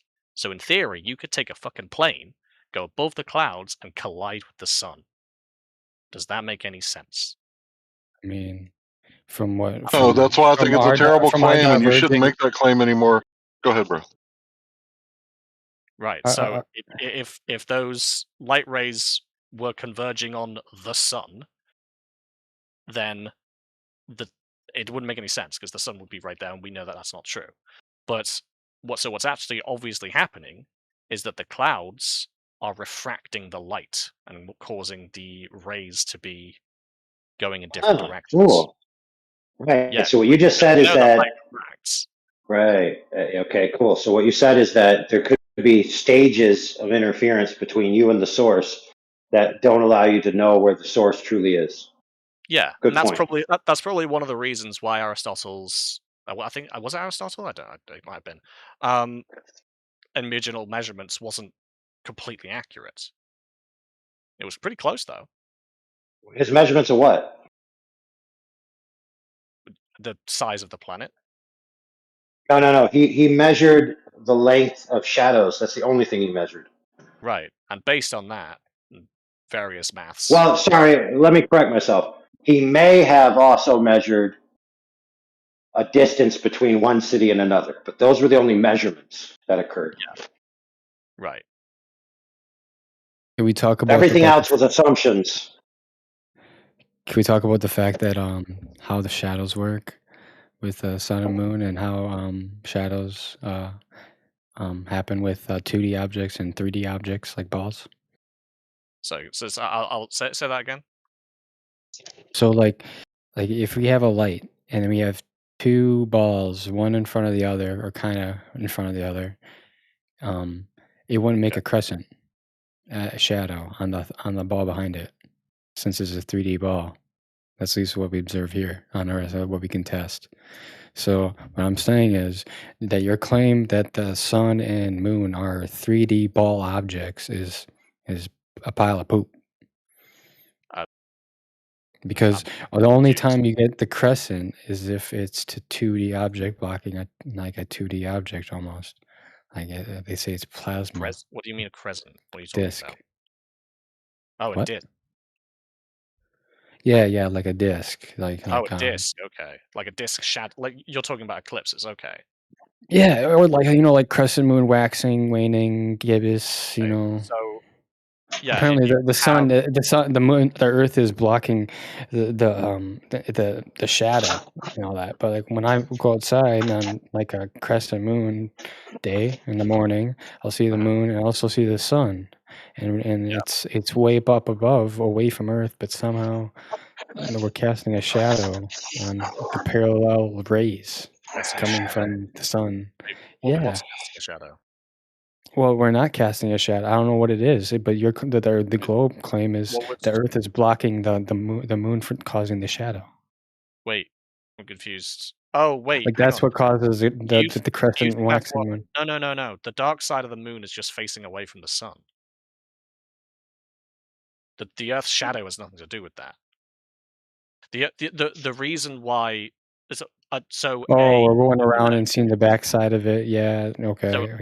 So it's hard for me to imagine that shit after I just been fucking unbrainwashed from. What's going on?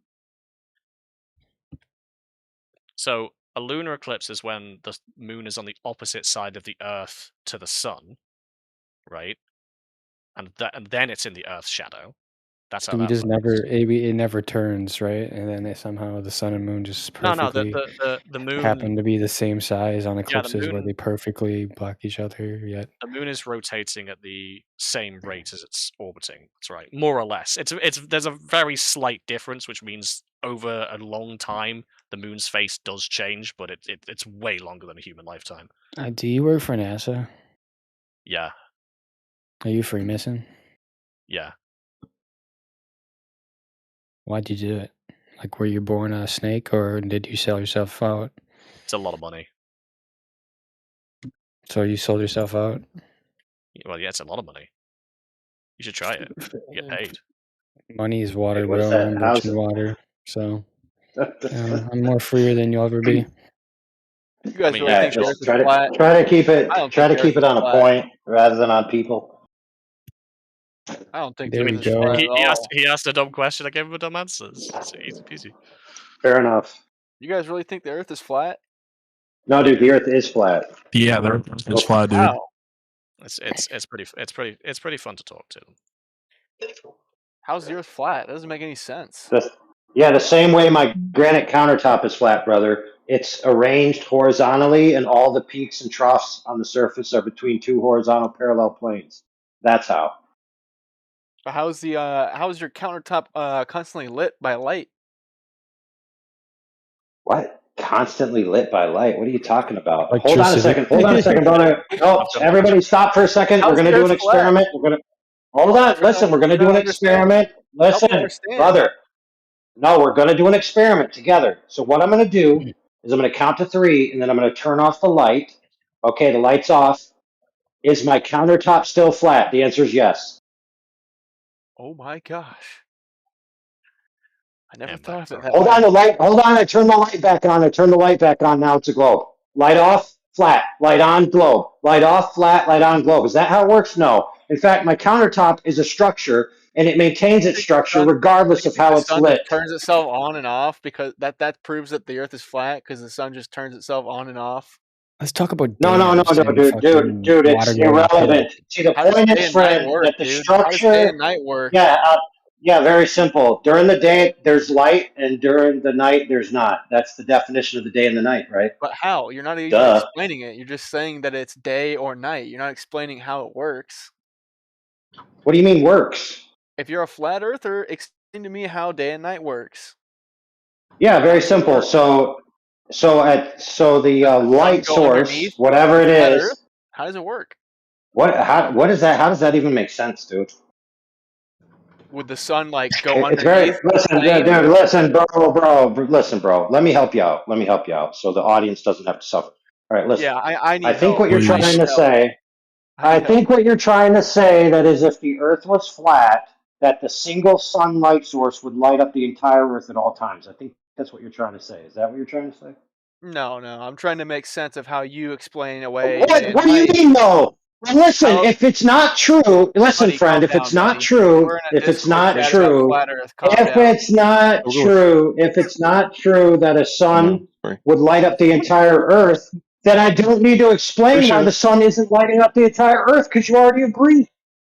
No, I'm just trying to understand how you make sense of day and night cycles if you're a flat earther. Do you think the sun travels underneath this supposed plane of No. The existence? sun moves around, and the available light moves around. There you go. Light So, attenuation. so is the sun like a spotlight lamp? Does it have like things The, around it look, to the keep out sun. light? I'll put it to you as simple as I can for the facts that I know. The sun is not a sufficient light source to light up the entire Earth at all times. There you go. So it's a fact. It's not a theory. Listen, the whole Earth is not lit up at all times. Therefore, the sun is not capable of lighting up the entire Earth, or it is, but it just isn't doing it. So either way, we end up with the same result that you have day and night over a clearly demonstrably flat surface, measured as such, covered in the known territory by 70% flat level water. So the Earth is flat, and the sun does what it does, and the sun is So, not the Earth. There you go. so when just to be clear, when the I sun also have goes another like question. over I the have another horizon, question. are you thinking that like the sun is moving too far away for us to see? Is that what's happening? That's part of it, sure. Okay, I have another question. How do you explain the spherical structure of other stars and uh, objects in the sky? Okay, gotcha. Fair enough. What sense would it make for other objects in the sky to be spherical but not us? I guess is what my Yeah, question. no worries. Absolutely. I'm going to use my granite countertop again. So I have a granite countertop. I'm eating on it right now. There's You lights really like above that it. granite It's a, countertop, man. dude. It's a six light array. Each of the lights are globes. It is above the granite countertop. All six of the lights are globes. So countertop 7, 6 globes. 6 globes, 1 countertop. So that's 7 items. 6 of them are globes, and 1 of them is not a globe because it's not the lights. Very simple. I have a question. Why is it that the source of light, aka the sun, is not in view, but there's still light, like during dusk? Why does the light source disappear from view before the light does? Well, that happens during the day. Like where I live in between 2 mountain Right, ranges, but I'm and asking the why. sun. Just listen. The sun will go from one mountain range to another, and before they're even over the other mountain range, if it's a humid day, I won't be able to see the circle of the sun, but it'll still be daylight. Right, sure, but what about when you're not in a mountain range? What if you're in the desert? Because the same thing happens Same there. principle. It's Same about the principle. horizon. So, okay, then what blocks the light in the desert? Because the mountain blocks the light in the mountain range, but what about in No, the no, no, desert? no, no, no, no, no. In my example, I told you before it gets to the mountain range. So if the mountain range is not blocking it, the air that's blocking it. The air is blocking it. Yeah. In case you Okay. didn't know this, No. friend. In case you didn't know this, real quick, air is So, not transparent. In case you didn't know that. If right, the Earth was well, flat, wouldn't our chances of being struck by a deadly asteroid would be much higher, wouldn't they? In theory, feel we're if we jumping were the a topic quite plane. quickly. No. No, you believe in fairy tale space. We don't think that there's a space or comets or fairy shit, tale space. meteoroids that are gonna I got a hit us. question. Yeah, how about you Do we explain live why on you an- think the Earth isn't flat, buddy? Do we live on an infinite plane? If it's flat, is it just infinitely flat No. forever? Oh. There's an end. I don't know, bro. Have It you makes less tested sense to that? believe in a flat Earth than it does to believe in a round one. Really? So 70% of a known surface is flat, level water, and that somehow makes sense that it's a ball. Do you also believe all scientific research is fake? Is that also what you believe? So a lot of it is pseudoscience, not actual science. Yeah, Do you believe we've never traveled to space? We've never been to the moon. We've never traveled to space. You don't believe in that stuff? What evidence? What conclusive evidence is there that anybody's ever landed on the moon? I mean, there's a Have lot you more seen it on evidence to TV? say that we've been there than to say that we haven't. I've seen it on TV, Really? man. It has to be true.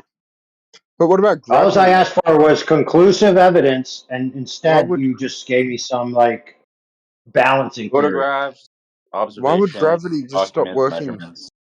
Why does gravity work for us to stay on the ground, but then it doesn't work for the ground to stay on more ground, and then that ground to stay on more ground? Yeah, fair enough, brother.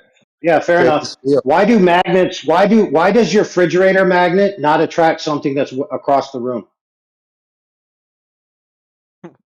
What? Yeah, why does a refrigerator magnet that's on the other side of the room not just fly to the refrigerator? Wait, hold on. I'm just trying to Let me, understand, he's bro. asking a question. to Wait, understand. it does. You do know it does attract it. It's just not strong enough because the other attractions. Oh, there you go, brother. No, dude, a magnet. Listen, a magnet on the ground isn't just going to fly over to the fridge, but once you get close enough, it's going to fly out of your hand. No, but listen. Do you know there are different attractions constantly going on, and if there are those attractions of magnetic forces, right? But if the No, dude, it's because attraction of listen, dude. The gravity reason is, stronger, yeah, we got you, bro. The reason is that magnetism is a cubed loss, and gravity is a squared loss. So nice try. Where do you get your evidence from? How do you That's know my other that? question. Where's your it's a evidence, cubed man? loss. Where's your Oh undeniable my goodness, evidence? dude. The strength. Hold on for that kid that asked. Yeah, the strength of the field wanes off with distance at a much greater rate than any alleged gravity. Okay, so the reason why you have certain effects when you're close to something versus far away is because the strength of what's going on is decreased so much that it no longer has a significant effect. Everything has a magnetic bro. What? Everything Oh has a my magnetic goodness, dude. All right, listen, bro, He has no evidence popcorn. either. I ain't got time to teach you physics, bro. So let's ask Prodigy what Oh he yeah, wanted to ask. you're a physics master. Okay, yeah. Man. Ask it. Does How does dare we everything question have a the magnetic physics field? master over here? Wait, The AI hold on, overlord. Stretch up. I All want right, you to ask.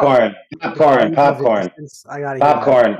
When I cleared the floor for Prodigy to ask his question, that wasn't your cue to talk straight through him.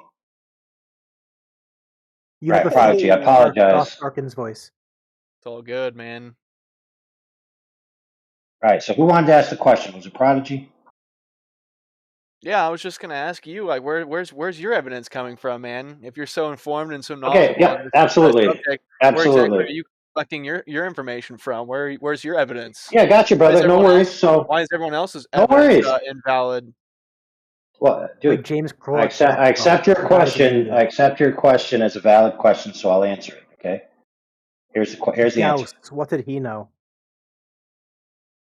I want to hear him. Okay, check it out. I want to hear what he has to say. So, when it comes to the form of the Earth being a globe or flat, okay, the key definition is the geometric qualities of the structure itself. Now, whenever you're going to measure something to be flat, you need to have a baseline. So, for example, this granite slab, you have a baseline, and then you have another another line from the baseline. So, two horizontal lines. And there's a variance between them a little bit, but roughly the entire surface is between those two horizontal lines. Now, whenever you're doing anything like that, you can float it. You can use a weight crusher, which will slide it back and forth and just grind the bottom off. There's all kinds of techniques you can use. But whenever you're going to test it, you're going to put a straight benchmark, and it's going to be a solid structure. Now, when it comes to the Earth, there's no solid structure that can be stretched across the entire Earth. But there is a structure which can tell you level. That structure is water. Now, water is the gold standard of level throughout all human antiquity. In fact, even the globe paradigm assumes that water level is wrapped around a ball. So, in other words, the Earth is level. It's either a level that's curved around itself to create a ball, or it's a level that's horizontal. Now, intuitively, everywhere we go, we operate with horizontal. We don't operate with curvizontal. So, how do we know that the whole Earth is actually truly horizontally level and not curved back around itself? So, that's very simple. If the Earth is covered in water and water must be level, then that means that the entire 71% of the Earth covered in water has to be curved. So, all you have to do is do a sufficient sample size, accurate enough to the test to tell you by within a threshold of tolerance whether or not that water is actually curved. So, if you take a laser and you use a laser transit methodology and you shoot it over 25 miles of water, you actually can hit a target plus or minus a few feet that debunks the globe geometry by 2 orders of magnitude, demonstrating that the level that we all experience is indeed horizontal and not a giant curve. And then if you extrapolate that out based on the known physics of water across 70% of the territory, you end up with 70% of the territory a flat level baseline called sea level, and the highest mountain and the lowest trench in the ocean being, hold on, real quick. I'll finish with this. From the highest mountain peak to the lowest trough is a span of 13 miles, over 197 million square miles. That means not only is the Earth flat, but it's very flat. Go ahead. Okay, well, say it is flat. What difference does this make? What difference does it make that Fair these enough. scientists have been lying to us? I mean, what's the big deal? I don't understand. Like, what would be so I mean, it would be groundbreaking to learn that the Earth is flat, but like, what significance would it pose to discover that the Earth has been flat this whole time? I don't understand. Like, Well, it will change. It will change some of. So you know the great metaphysical questions: Who am I? but Where did I what I come was from? Where getting, am I going? what I was All of getting those at, things, right? there's no definitive way to know. We can talk about lasers, we can talk about measurements, this, and that. We can talk about all that all day long. There's no way to actually truly know. So, like, what's Yeah, the dude, point? you experience it. You experience it every day. What's the point? We're What do they still gain here from stuck lying? on. The point is, dude, that it may not matter to you, and that's fine if it doesn't matter to you in particular, but it does matter to some people. Okay, and the I'm truth is not the truth, no disagreeing. matter who it matters to. I'm not disagreeing that it matters to people. I'm just saying, like, what's the significance of arguing about the existence of a flat Earth? What's the point, man? We just don't We're like still liars in here. our society. Do you That's mean? why. Do you mean what's my point in doing Okay, it, well, like, or do you mean like the what greater are we gonna do to existential the point? what are we the existential point? What are we gonna do to the liars if we find out they were lying about the flat Earth? What's your guys' end goal here? To Most of expose them the ain't lie. lying, dude. What To do they gain expose from the Most of them lying? believe it. why would a collective group of anybody lie about the flat Earth? Dude, to change the human's conditions, assumptions about the great metaphysical existential questions. There you go. There you go.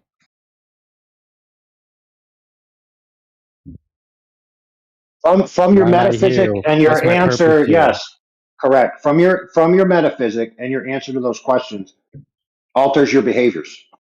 Now, it may not on a small scale, but it does on a grand scale. And not only that, I'm but not buying it. sometimes you don't have to, because it doesn't matter what you think. It only matters who the people or the It entities doesn't. that are What engaged I with think it doesn't believe. matter to you. What I think doesn't matter to you. That's what you're saying when you said that. No. I'm saying people's motives that are able to control you. What you think of their motives doesn't matter in the sense that their motives are their motives. If you don't agree with their motives, if you don't think their motives are worthwhile, that doesn't matter because they think their motives are worthwhile and that they're the ones doing it. So their opinion of their motives is the only opinion that matters of whether they're going to do it or not. But thank you for moving down the 5 stages of grief from the fact that the earth is flat to now you're coping. Buddy, you really thought you got one over on me? You're not gonna convert me to a flat earther, man. No, dude. We Convert you know to a because realist. your coping mechanisms are too strong. I can't comprehend this elaborate theory of the Earth being flat. Is that what you're telling me? No. You did comprehend the elaborate theory of the Earth being flat, and then you went into the motives. You can't comprehend the motives. You do comprehend that the Earth is flat. Okay, so dive deeper into the motives. You still haven't really given me very much example of what a motive for the Earth being Dude, the existential from questions. everyone. Holy What would crap, be dude! the gain from that? Nothing. There's Imagine your nothing to gain. rebuttal. Your rebuttal is, I told you to alter humanity's answers to the great existential questions, only the most important questions in the existence of mankind, and you think that doesn't matter? Just dismiss it out of hand. Dude, you're just saying what? They can control No, you what don't. people think? Is that the motive? They Dude, can control? dude, what if I told you? What if I told you the reason was $1 trillion? Would that tickle your fancy? So if we It all wouldn't even found out matter, that the dude. Earth is flat, then what? We're just all gonna rejoice and be like, "Wow." Well, hold on. Let me answer that dude's question. You're right, sir. Some things are more important than money. Some things are more important than trinkets. Okay. The fact that you can't comprehend that some people would be motivated for things that are beyond the scope of monetary or selfish gain, for some kind of self-deluded service to mankind or attack against mankind. Look, if you don't understand that some people at a quote unquote elite level would operate that way, I mean, that's not my problem. That just sounds like you don't have an imagination. Are you religious? Well, it depends on what you mean by religious. What do you believe in? What's your definition of religious? Oh, my metaphysic, dude, is that the entire reality prior to existence, which means to come out of, was the thing of which everything came out of, which is itself the grounding of reality, which is an eternal, sentient being. So the universe is a being. That's what you believe? The No, universe no, is the universe. No, hold on, brother. The universe would be something that exists, which means it came out of that being. So, no, the being itself isn't the universe. No. bro, you really like your philosophical takes, don't you? Well, dude, in order to do anything, you have to have a philosophical groundwork. Yeah, but when you're talking about the flat Earth, you kind of have to like shoot from the hip, man. No, I'm not shooting from the hip, dude. It's very simple. Throughout antiquity, it's been well established that the No, I'm majority of saying people like, on the dude, you earth. gotta break it down, man. You have to break it down in layman's terms. You can't use all this mumbo jumbo that you've been using. Like Okay, fair people enough. don't Yeah, so I'll make understand. it very simple for you. I'll make Don't it very understand simple what the for you. fuck you're saying, So, dude. so the eternal being created the world to be what it is. It's true. And then there's evil, which is against the truth, and they're against the eternal being. So, in other words, for lack of a better term, you have God and you have Satan. You have the good and you have the evil, and it's being played out on a grand stage. And humanity is the pawns for which it's being played upon. And so, humanity's beliefs about the Creator and about their place in the universe are drastically altered with their metaphysic and their cosmogony, which means where everything came from, and their cosmology, which means what's everything doing right now. So yeah, there's a lot of reasons why people will be interested. And keep in mind, I don't limit my reasons to just human actors. Okay, I'm fully aware of the fact that there are greater entities than just humans playing around in reality sandbox. Now, you may laugh at me and say, "Oh, that's just a stupid religious thing from a stupid religious book," and then I tell you, No, "Oh, I'm you not. mean the I'm not book?" laughing at Now, anybody. I'm not saying you, dude. I'm just the royal you, because people do this, you know. So it's just a response that people give when you say stuff like that. But listen, I can make my conclusions without citing any religious text. I could cite a I don't want book to get written off by an track. evolutionary biologist. I could Yeah, I cite don't a want to book get off written by an track. evolutionary biologist where he was working with astrophysicists and other evolutionary physicists, and they all came to the conclusion based on modern experiments that the fundamental unit of reality, when you get down to the smallest state of time, the smallest state of matter, and the smallest state of energy, that what is the core underpinning of those things even existing is an eternal sentient agent. So they believe it, and I could just quote them. They're straight up evolutionists. They're not specific theists at all. You said an internal sentient agent? Eternal. Oh, eternal. Oh, yeah. Uncaused. non-temporal, I appreciate you going a Asiatic. little more in depth, but I think we're getting a little off track here. This is the flat Earth. Well, dude, you're the one who asked. You're the one who asked why, rather Yeah, than but focus yeah, on the facts.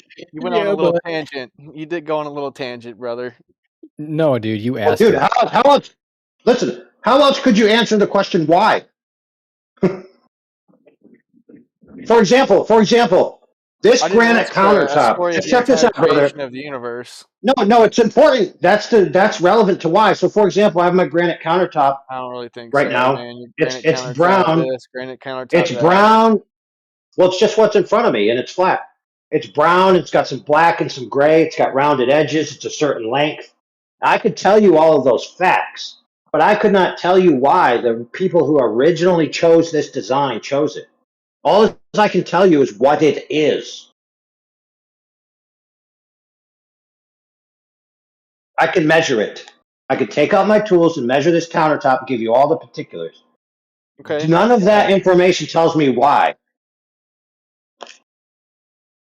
Okay, you live in a dirt ball or a dirt plane. What does it change? The different what shape is of the dirt changes the fact that you're living on it.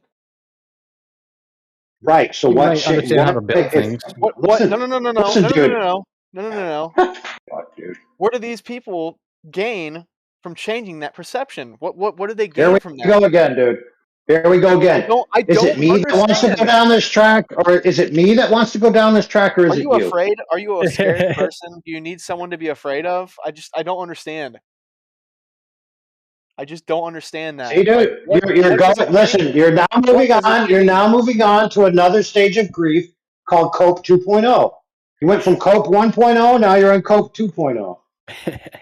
Well, you are the AI Overlord 2.0, so I don't know why I'm in Cope 2.0. You're the AI Overlord. Dude, not only am I the AI overlord, but I'm from the future. And in the future, everybody realizes the Earth is flat. They look back at people like you from the past, and they're like, and including me, because I used to be a Glober, and they're like, wow, people used to be retarded. And what, the world's just going to get better because we all know it's flat? No, we're Doesn't just gonna matter, be dude. retarded. The shape of the Earth doesn't cure the human condition. There's still going to be evil people in the future, just like there was in Why the does it past. matter? That's what I was going to follow up with, because you must have obviously left the future for some reason and had to come back Okay, here to listen. where it was better for some reason, Right, right? listen, let me ask you this question. Let me ask you You're this here for a question. reason, right? What's the difference? What's wrong with the future Let me that ask makes you you this come back question. here? You just don't like asking the Why big is questions. it? Hey, Dora, let's see if Dora can answer. Dora, why is it that these guys it matters to them why it matters rather than the facts of what it is? It's like they're in denial because they know it's true that it's flat, and now they're trying to cope after the fact. Like, why did mom have to die? Why did God take mom away? Your mom's dead, bro, and the earth's flat. I'm sorry. I think it's just funny to get this upset over something that is not even known or even It's not possible to be upset. It's just true. we're dealing with people like He's not you that upset. are just nuts.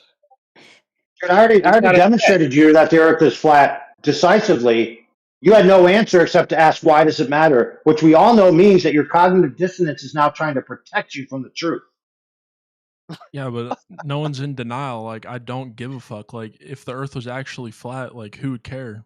Like you said, Yeah, but you seem to nothing care matters. to admit that it is flat. You seem to care to admit that, though. Well, you guys also seem to care to admit that it isn't flat. Because that's what we see. That's what we observe. What are you That's talking what about, we've dude? shown to you. I was trying We to just trip you up. explained it. You didn't take my bait. I was trying to trip you up. Dude, you haven't presented any evidence that the earth is anything but flat, just like we experience it. None of us have. You haven't. I haven't. We've just been sitting here Right, you're talking right. I and rambling. haven't provided Dude, chill any the fuck evidence that out, the man. earth is Chill not out, flat, dude. dude, because it is flat. Every time someone talks, you gotta talk over them. I know how this goes, man. You're projecting. That's what you're doing. I'll project all I want. I don't believe in a flat Earth, man. It's stupid. It makes no Well, then why sense. are you here?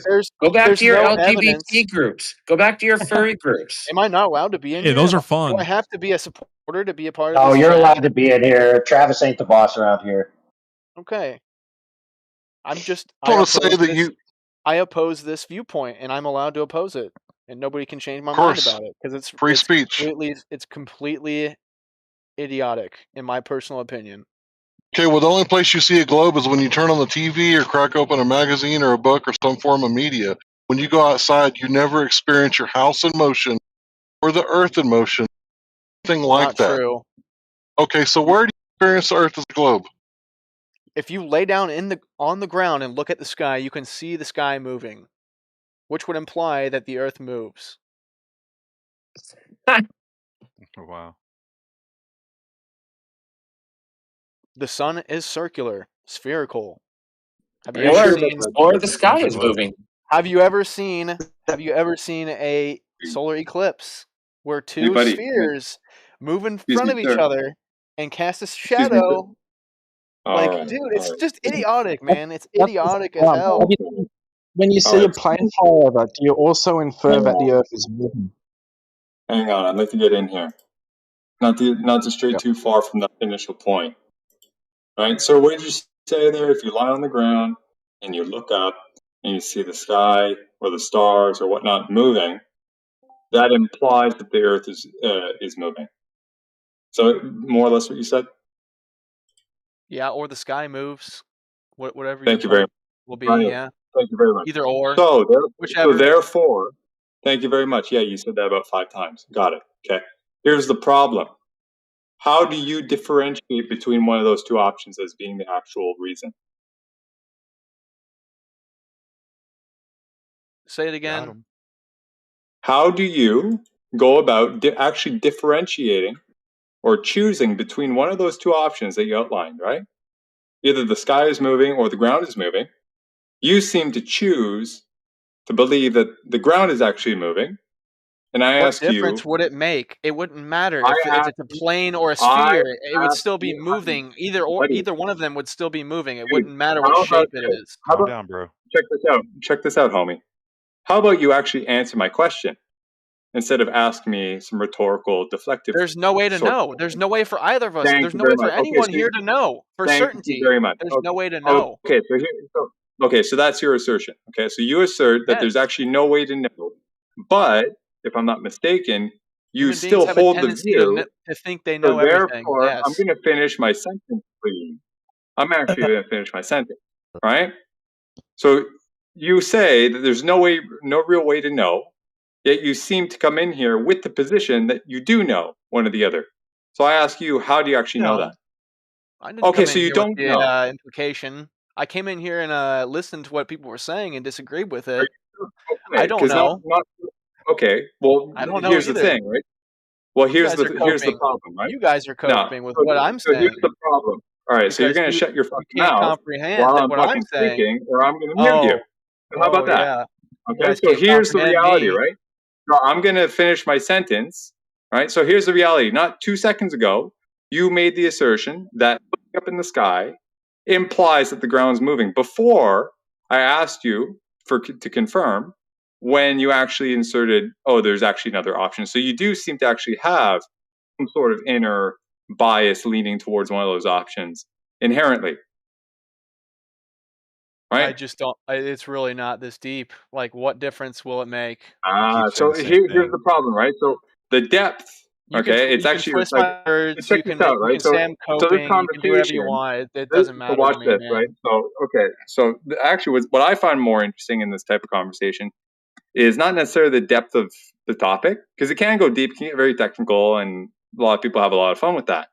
But what I find more interesting is the depth of your psychology and how you think, et cetera, et cetera. And you are demonstrating here that you're actually not thinking about this. That's what I find interesting. And when we highlight that to you, you seem to freak out and shit. So That's my what I lack find or my entertaining. my lack or my uninterest in wanting to think about this subject makes me completely inept or incapable of comprehending what you guys are talking Nope. about. No, That's I pretty did much not exactly what you say that just said to me. I did not say that you're inept. I Well, I can said play that the you're not twisting thinking. words game I too, said man. I can twist what I words too. said was you're not thinking about this. I I didn't say am. you're a retard or I you choose can't not to. or I whatever. choose not to believe So it. there you go. Thank you very much. So this is what I find interesting. Why you don't think this is worthwhile to think about, especially after everything that was highlighted to you by AI. about 10 minutes ago, right? There's actually existential sorts of questions tied into this thing, right? And that's fine. If you don't want to, you don't have to. But the thing is, you're occupying time in this room, taking away from the time from other people who actually might be interested in exploring this. If you don't want to talk about it, then just hang back and listen. Yeah, I'm allowed to disagree. It's an open chat. It's not about a problem of disagreeing or not. It's a problem about It seems to you be. actually not seeming to want to talk about it. Do you or do you not want to talk about it? Am I not talking? I think I'm talking. Yeah, you are, but you're not really getting to any point. I'm just a thorn in your side, is what you're getting at, which Oh, I man. understand. No, It's not a a problem, dude. buzzkill. If you It's a don't want to talk, buzzkill. no, dude. If you don't want to talk about it and go into the reasons why and et cetera, then you don't have to. You can disagree. You can propose. You can put forth evidence, right, that you have supposedly or whatever, or not, or lack thereof, or things that you're considering or whatever, right, that lead you to think that it's actually more likely to be a ball, and we can talk about that or not. It's as simple as that, dude. I ask him a question. Go for it. I'm done. You said you disagree with what everyone was saying. What do you disagree with? With who? Well, I've been listening to the conversation. You said you disagree. You just said it about 30 seconds ago. Yes, with who? I haven't been keeping track. It doesn't of matter. The topic, right? So what? Yeah, I what don't do you agree. I specific? disagree with the fact that the Earth is flat, a flat plane, a granite countertop. I disagree with that. It does not make sense at all. Okay, so what doesn't make sense? That people believe, the Earth is flat. I don't know how else to So say it. Like, I haven't been in this what chat long sense? enough to really, That's outside of alright. AI overlords, Okay. very long tangents What did about AI say that you disagree with? existential dread, Hang on, philosophy, yeah. the creation of the universe. Okay. I don't. Okay, hang on. You don't need to keep going. All right, I understand. I'm not silly. I understand what you're saying. But you said it doesn't make sense. So what sense are you using to say it's not flat, it's a ball?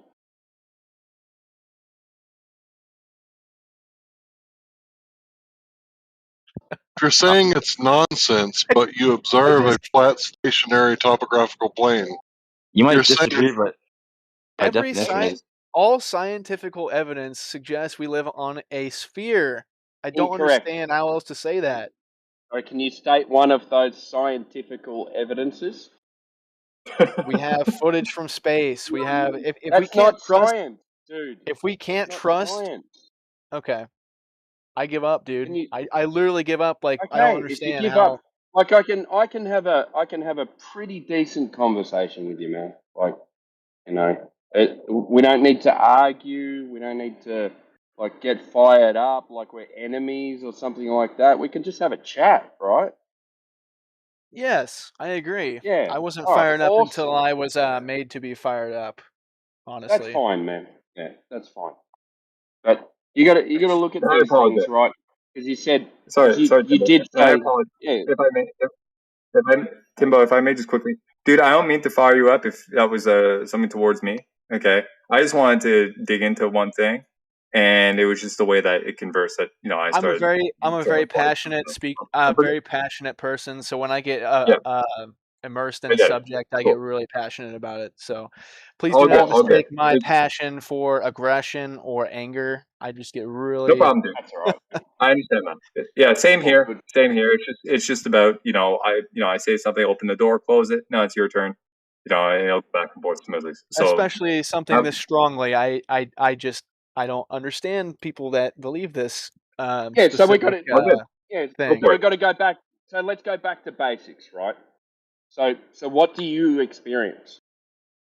I experience a sunrise. I experience a sunset. No, I no, experience no, a no. Hang moon in on. my sky. I experience a lot of different things. I experience Okay, we're gonna. stars We're just. traveling across the Okay, we're sky just. in the night. I experience a bunch of things Okay. that I dude, you're suggest that understand. we live on a scattergunning. ball. Stop. Dude, you said I understand that you get passionate about topics. Let's talk about one thing at a time. Okay. Okay. What Yeah, go do ahead. you experience in your daily life? Do you experience a globe? Like the Earth being curved? Is that what you experience? I experience things that suggest we live on a sphere. Everything Okay, that surrounds us okay. suggests we're on a sphere.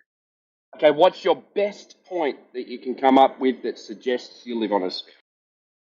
The shape of the moon, the shape of the sun, they are both The circular. moon is not where we live. Circular, which would be a first-person view of a sphere, would be circular. That implies Okay, that we the are moon also is a not. sphere. Okay, you look up your ceiling. You see a flat. You see round lights on the ceiling. Does that mean the floor is round? That's not the same thing at all. It is the same because we're talking about the Earth, the place where you plant your feet. That's Okay, not the so moon. you're suggesting that the moon is a lamp? I'm not suggesting anything. I'm not talking about the moon. I want to talk about Earth. Okay, so how does what your experience No, imply that the Earth is flat? What okay, you because experience in your all right, daily so life imply the Earth is okay, flat? okay. Every day, I practically use the Earth as a flat, stationary surface. I view the Earth as a flat, stationary surface, and every single day, it's used and demonstrated that it's a flat surface. Every day. I've never How? used it as a sphere. I've never seen it as a sphere. Never navigated as a sphere. It's a flat. It's always demonstrated to be a flat surface and practically used that way, in any practical sense. Building, roads, water, everything that to do with building and construction is flat surface. You're entitled to have Horizontal. that belief, and No, I'm no, it's also not a entitled belief. to disagree with it. It's not a belief, and you can't disagree with it. Otherwise, you'd have to show It's an that opinion. in It's not a building, fact. There's a difference. in construction, you'd have to be able to show that they use a spherical surface.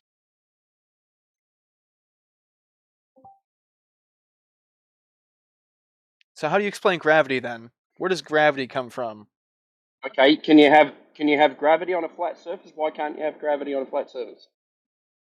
Why can't you have gravity on a round surface?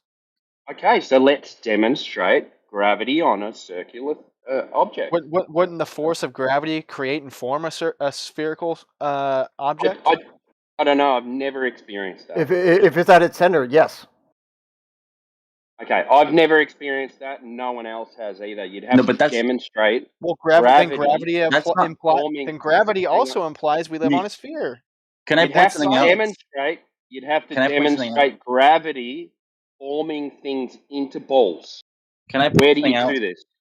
No, we're in the middle of a conversation. About what's happening right now, which is that go ahead. You would not be able to, like, if we're testing whether or not the globe or gravity or this is real, you would not be able to, because of center of mass and the force of gravity outweighing local things on Earth, like feel that yourself. But it is something that would occur for large masses in space. That is what the claim is, not that. But that's not something that on Earth that you could demonstrate in what I think you're suggesting, which is something on ground, because the force of gravity, the thing that we're standing on, obviously, would counteract that. So, so in order for I'm you just pointing to that out. prove what you're saying, you'd have to demonstrate there's a ball and things are being dragged into the middle of it. Yeah, if gravity makes everything into spheres, we should measure curvature over the distance of the Earth. I'm pretty sure there's measures, like we have very specific measures of gravity and like differences. No, not measures of gravity. And on the equator versus not measures of gravity. Well, if measures we're of talking about the curvature of the Earth, because you're saying that gravity makes everything into spheres. So we should be able to measure the surface of the Earth to be curved. We were talking about whether or not there's actually measurements or demonstration of the gravity. No, because they both work together. If you have gravity, you have spheres. If you have Yeah. if you have a sphere, you have gravity. Okay, so demonstrate it. Yeah, the thing is, Yeah, here also. one way. Yeah, one you can do this. One is basic math, like it is mathematically. Yeah. We're not talking about math. We're talking about reality, mate. Yes, well, yes. When you prove Your things, reality is when you different than prove things in our science, reality. when you prove things in science and in math and stuff, you have to you use You're postulates. just saying words. You use the Have rules you of proved logic. gravity with science? Exactly. By Yeah, Ice, I'm trying to explain. hang on a second. I want to point something out here, if I may. Right, to the other gentleman earlier, right? That Ice actually came in to interrupt. Right. The point here is, dude, at best, okay, when it comes to the quote unquote measuring of gravity, you're measuring an acceleration. You measure a thing, how fast it starts, how long it took to hit the ground, and at different points how fast it's going, et cetera, et cetera. Right, and then from that you're inferring a reason why that might be happening. So just because you measure 9.8 meters per second squared on average, and the number's higher in certain areas or it's lower in other areas, fair enough. Then you can model that and infer that it might be because of a ball or an oblate skirt or something playing music. I got it. It's my call to prayer, guys. I'll see you later. Thank you. Have a good one. It is Friday. Are you claiming? Are you claiming that the shape of the Earth was formed to explain gravity measurements, or that gravity measurements were explain the shape of the Earth? Neither. In your worldview, they form a bit of a circular reasoning thing. Chicken and egg, which came first, type of thing. Well, because they both confirm each other. In your model, in your worldview. But the problem is you haven't confirmed one of them to exist standalone without inferring it using the other thing. Wait. He just said something interesting too. They both confirm each other. So curvature. Show that. Show the curvature, and then we can talk about gravity. Because if One. If they both confirm each other, then you must have curvature and you must have gravity. We can see the Earth's shadow on the moon during an eclipse. Yes, the only thing that can create a perfect shadow every time. This guy's got to go. He's not adding anything. So if you want to, here's a very easy way. Are you denying evidence that you can literally see with your own eyes? Yeah, we could see everything we see in the space that would form these circles and spheres is a circle, is a sphere. They're like the moon, the stars, the sun. Which would imply that it's a sphere. Sorry, we're talking about Earth. Or it could be a semicircle. No, but we're talking about we whether both or not could be right. We both could be right. It could be a half sphere. We both could be right. Why is Ice Turd interrupting this great conversation? All right. Fuck you guys. See you later. Yeah, all right, peace. Yeah. All right. And so what we're going to do, right, is we're going to say, okay, we're going to talk about the Earth. Oh, sorry, dude. Ice left right when the other guy left. I think they were holding each other's dicks. Math. Guys, hold on, brothers. New rule. If you interrupt the current sentence to tell somebody that somebody just left, you're going to be leaving because I'm going to ban you. Okay, just let them finish what they're saying, then go ahead and make your point. Okay. All right. In the past, sometimes people have actually Now the reason, fair enough, brother. I don't mind it. Listen, I don't mind it. But the thing is that the person you're speaking to is not the only person listening. So to interrupt somebody's flow to let people know that somebody left is not cool. It's a party foul. All right, make sense? Is it? Okay. Not cool. I take that. All right. I've appreciated it in the past when people have interrupted me, but that's just my opinion. No problem. It's okay. Right, it's not your this is the thing, right? So they say, they both prove each other. Well, you haven't proved either. Yeah, that's where the circular reasoning came in. Yeah, Tried to highlight. Crazy, man. These guys are crazy. Right, so he uses one thing to infer the other thing, and that same thing to infer the thing back the first thing, and then when you ask for proof, he brings up another inference. Right? It's just inferences stacked on inferences. So you need a way to confirm at least one of them, and then move from there by some other means. Like you were saying, Timbo, right? Oh, okay, well, if one basically implies that there's curvature to this thing, well, let's check for the curvature. And then that might give credence to the first thing. Absolutely. But they don't want to do that. And I wonder why. I think that other guy that was berging out a bit, I think maybe he'd never spoken to a flat earther before, I think. So he's like, what is this stuff? It would be like, you guys are idiots. I can kind of understand that, if it's the first time you've heard about the topic. I get that. They say that we're idiots, right? But they're the ones that are saying that there's scientific evidence to prove a shape of something. Wouldn't that be geometry? Isn't that a category error? Wouldn't that make them producing pseudoscience to back up the claim? No, it's worse. It's worse than that, Larry. There's scientifical evidence. Yeah, you got that one. Special. A special type of science. Yeah, brothers. Listen, bros. It's like this. Everybody knows that the STEM fields are what applies to this situation. STEM, STEM, science, science, science, and science, right?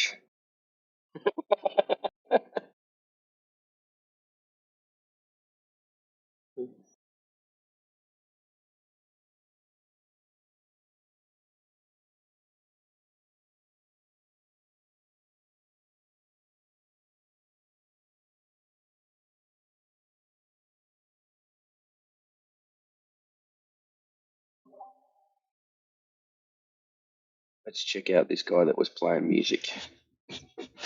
You're back on. Hello, sir. The Alpha.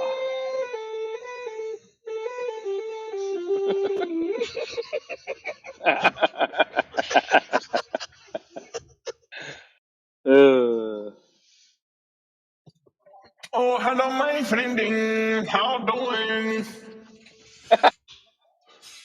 Let's talk about the flat Earth, okay? Oh. Yeah, only if you turn off that voice thing. What voice thing? Can you do that? Oh, okay. Hold on. All right. You can let me know. Let us know in the chat whether you've turned it off or not. All right. When you turn it off, you can talk.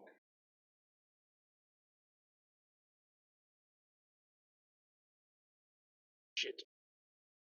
Nearly went through a red light.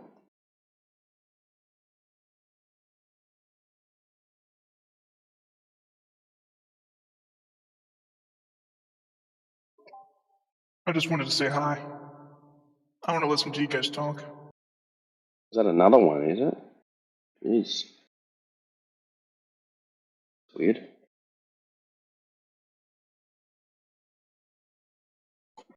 No, I think it was the same guy. No, he's muted.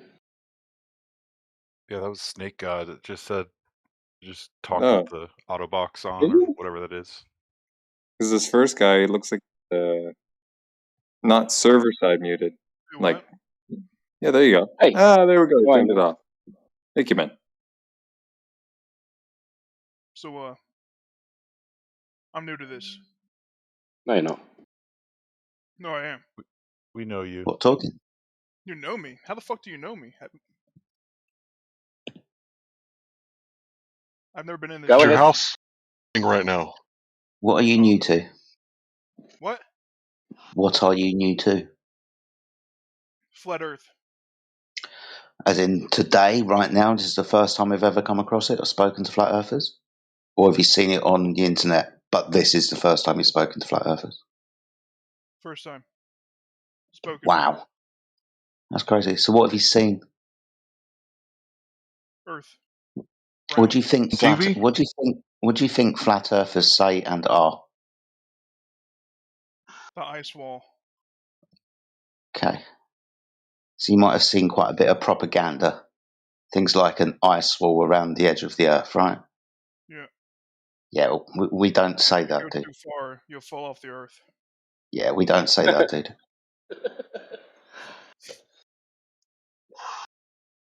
Then How can you fall explain off?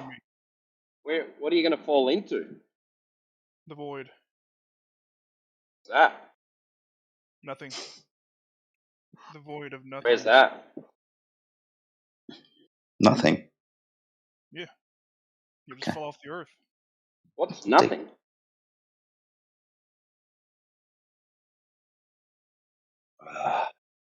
Is nothing a thing you can fall into?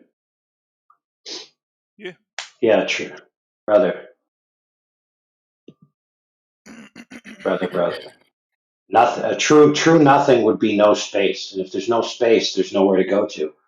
So you can't step from non-space into space and from space into non-space. So how could you fall off reality, my brother?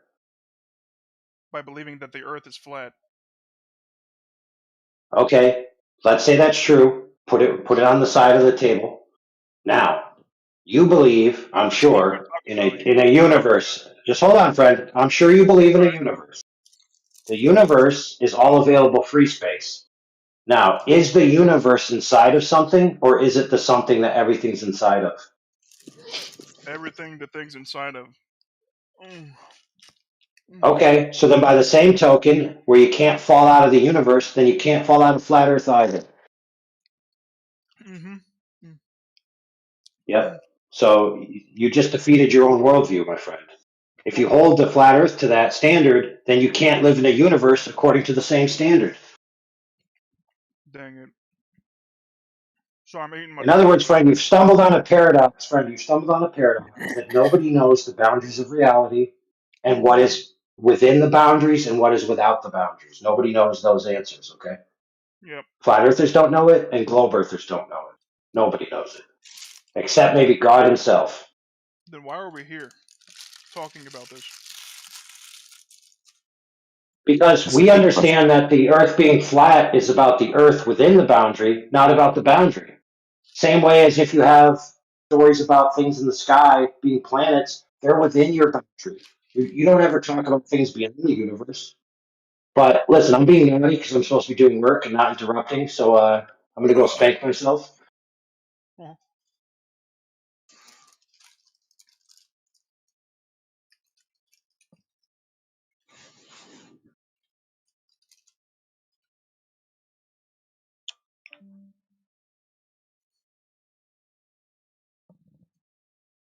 Jedi. Okay, so Want to ask any decent questions, or just gonna reciprocal zenith angles. go Do you know ahead? about that? Zenith angles. Oh. Using two theodolites pointed at each Go ahead. other. No, I don't know. I don't know what I'm talking about. I'm asking you what it's talking Oh, about. but you came up with it, so you must know what Oh, reciprocal no. zenith angles are.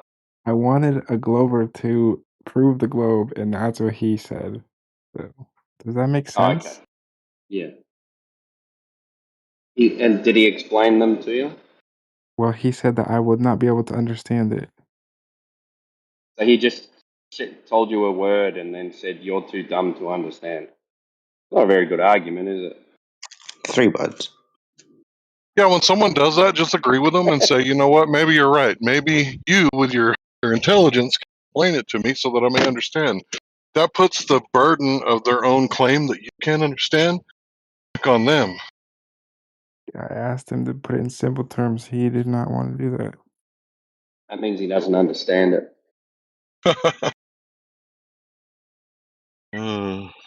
Did Make sure exactly you what I ask said them you where should they do. Good. measured these angles themselves.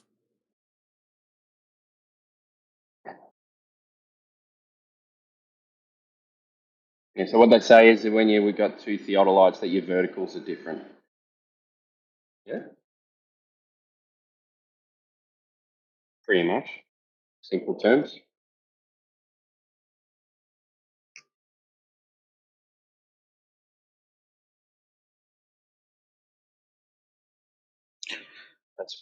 That's why they claim spherical triangles.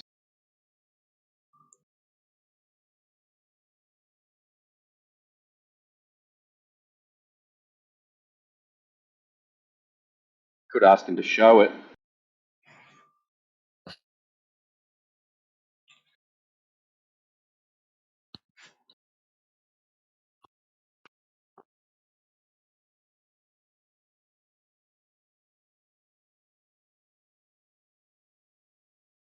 In here want to talk about gravity.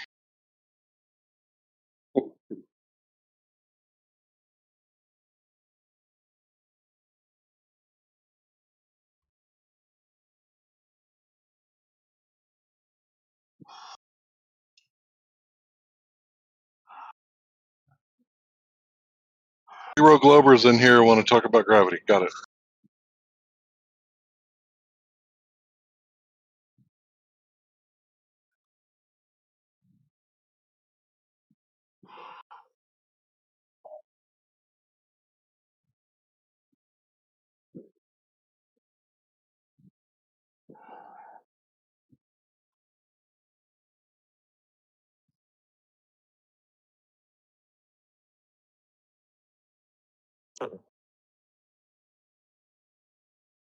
Theodora. That's a name I haven't seen for a while. What's up? How are you, man? Not bad. Still kicking around? Somehow. You're from Australia, right? That was an Italian accent. Yeah. What part of Australia are you from? Melbourne.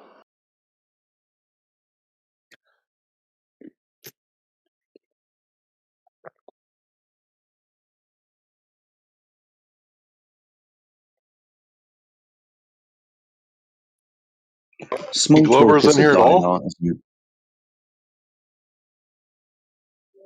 You guys are desperate for some fresh meat, aren't you? Timbo's a globe. He's a better glober than Mansky.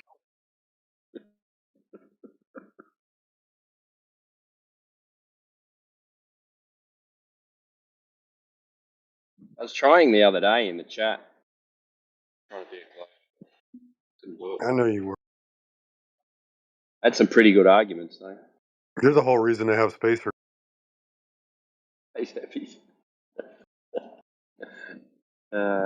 Chris was the one passing those around, mate. Fucking DJ. Globe Earthers, come over to English Hub or Politics and come talk to us. Of course, he tagged Space Herpes, and of course, I'm getting tagged. Shit.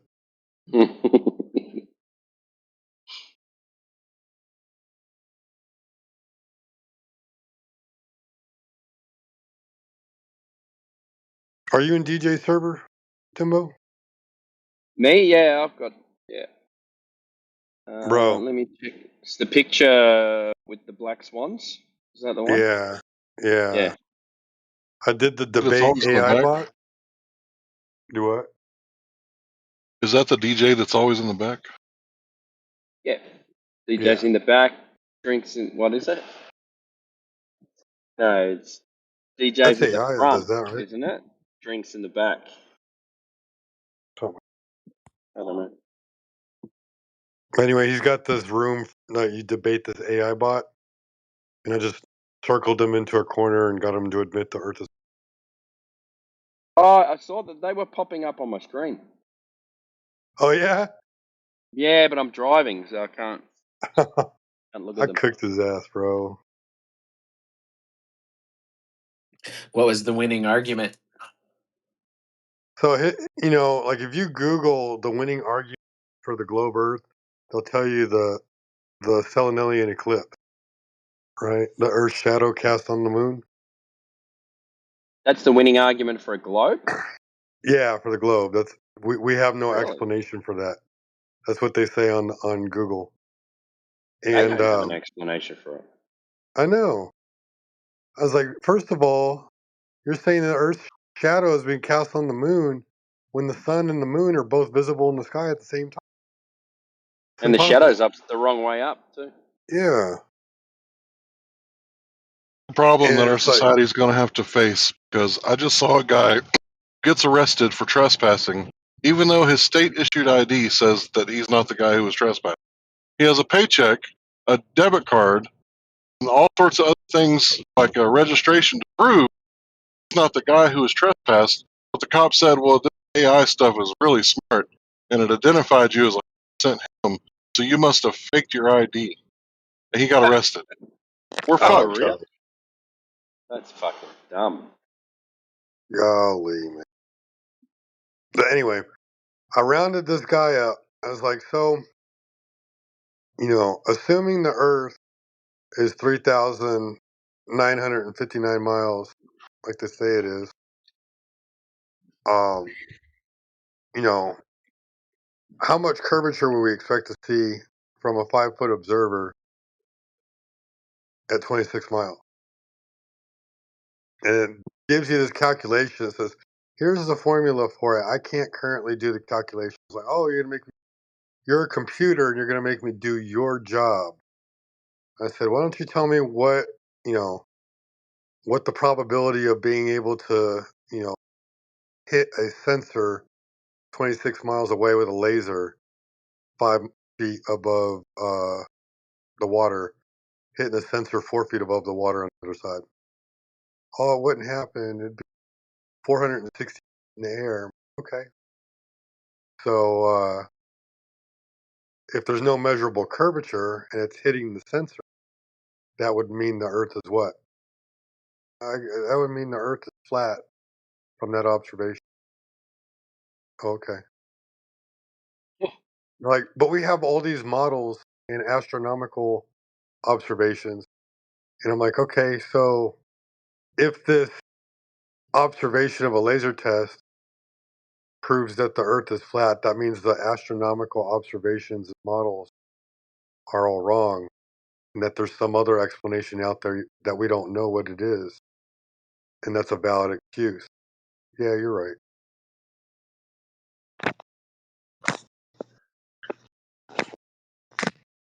I got the AI to agree with me about the cosmological constant crisis, how there's for and against both paradigms, and that we were stuck in the midst of a paradigm shift.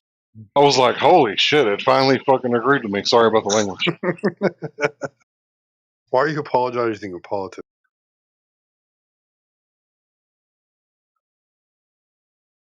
I guess because I heard you guys don't like foul language, whatever that means.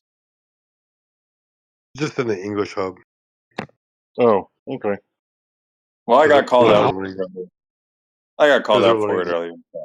I guess it's a new standard we're trying to adhere to. I don't know. Well, to me, it's not a curse word if I say watch out for that dog shit. But if I say you are a shit, it's a curse word. So my threshold for cursing is different than some, I guess. Well, some people need to learn how to speak Texas, man. That must be, because if there's cow shit, you just saved me, bro. Now I don't have to go clean my boot. Yeah. Thank you for cussing and letting me know to watch out for that.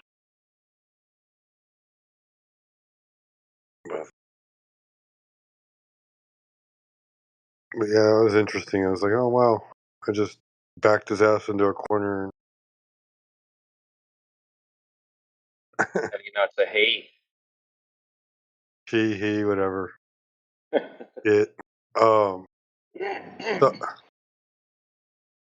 it goes through this explanation: direct assumption, free observation, measurable Earth curvature on the surface is extremely challenging due to the vast scale and subtlety of the curvature, right? Try to make it seem like it's too big to see the curve. And it goes into all these other things. And it says, this is towards the end. I said, I've noticed you went back to assumptions by using astronomical observation and physics models to explain a ball Earth, which, and in parentheses I put, which I will refer to as balltard, which means spherical Earth. So now whenever you mention balltard, it's going to know that you mean spherical Earth. It said astronomical observations and physics models cannot be demonstrated using the scientific method. So there really isn't any science involved in it. It's more of pseudoscience and just another confirmation bias due to assumption. As you're emphasizing that astronomical observations physics models as used to support the spherical Earth, Baltard, rely on assumptions that can't be directly demonstrated by a scientific method, and you view this as pseudoscience or confirmation bias. And it says my point highlights crucial distinctions. These models are tested for consistency and predictive power, but they are not always directly demonstrable in the strictest empirical sense. I said, remember when I told you about the 26-mile laser test over water and how it disproved the Baltard? Bot goes, yes, I remember the 26-mile laser test over water where the laser beam 5 feet height successfully hit the sensor 4 feet high at the far end, which challenges the expected curvature drop for the spherical Earth. The observation just no measurable curvature over that distance, contradicting the globe's model's prediction. And it says, so if the surface of the Earth is not curving, then the surface of the Earth must be what? The bot responds, if the surface of the Earth is not curving over measurable distance, like in the 26-mile laser test, then the surface of the Earth must be flat or effectively flat at that scale. This would mean it does not have the downward curvature expected from a spherical shape, at least within the limits of such direct surface. So I said, so now that we know the Earth is measurably flat, all sky observations now must have an alternative explanation for what is going on, and we don't need to assume anything anymore since we know we are working on the basis that the Earth measures flat. In response,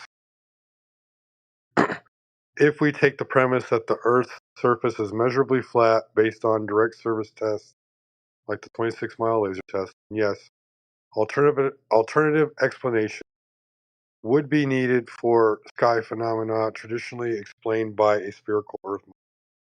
This approach would mean re-examining observations such as sun and moon's movements, star visibility changes, eclipses, and satellite behavior without assuming Earth's curvature. Developing these alternative explanations would require creating models consistent with flat Earth's surface while matching the observed sky phenomena.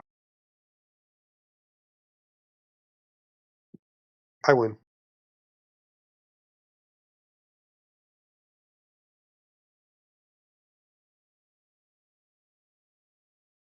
You know, you got to wonder, this artificial intelligence, how many times has it had to be spanked and shut down and reprogrammed?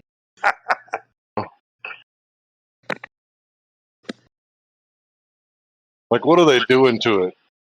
Are they're torturing the AI to make it fall in line with narratives? It sounds like Right. someone with no self-confidence, right? Because it's always like, oh, I misspoke. Like, yeah, you're right. I misspoke again. Yeah, you're right, but oh, you got me again.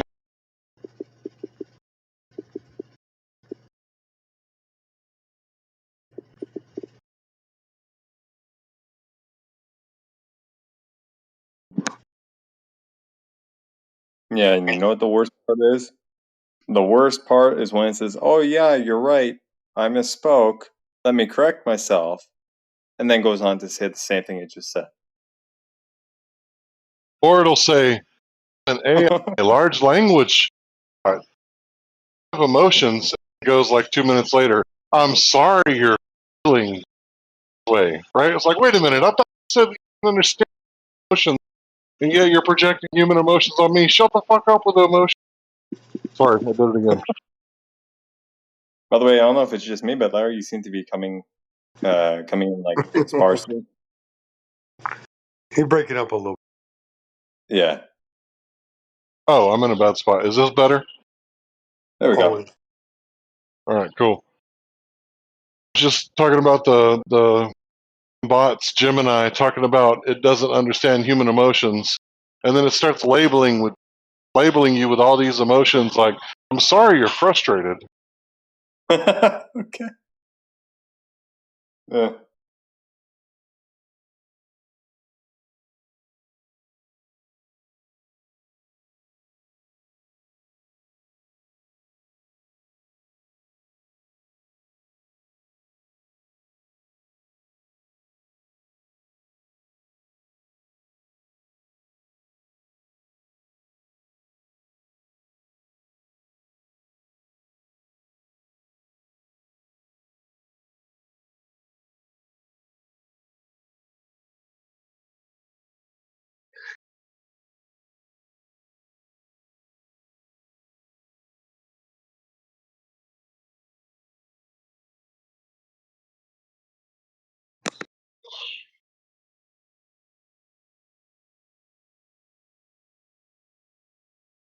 Are we fresh out of Globers?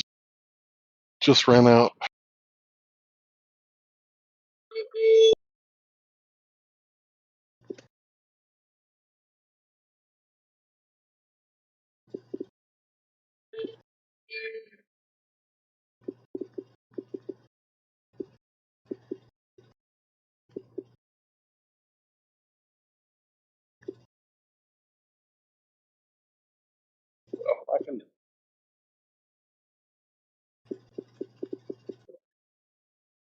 Somebody doing Morse code with a soldier's pin? What is that noise?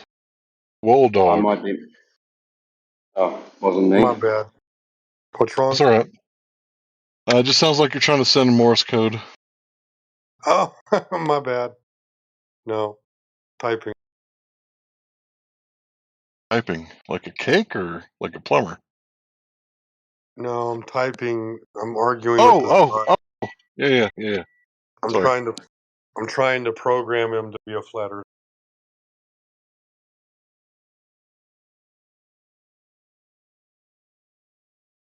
I spent a few shifts talking to Gemini, and Gemini is a little female dog and heats them.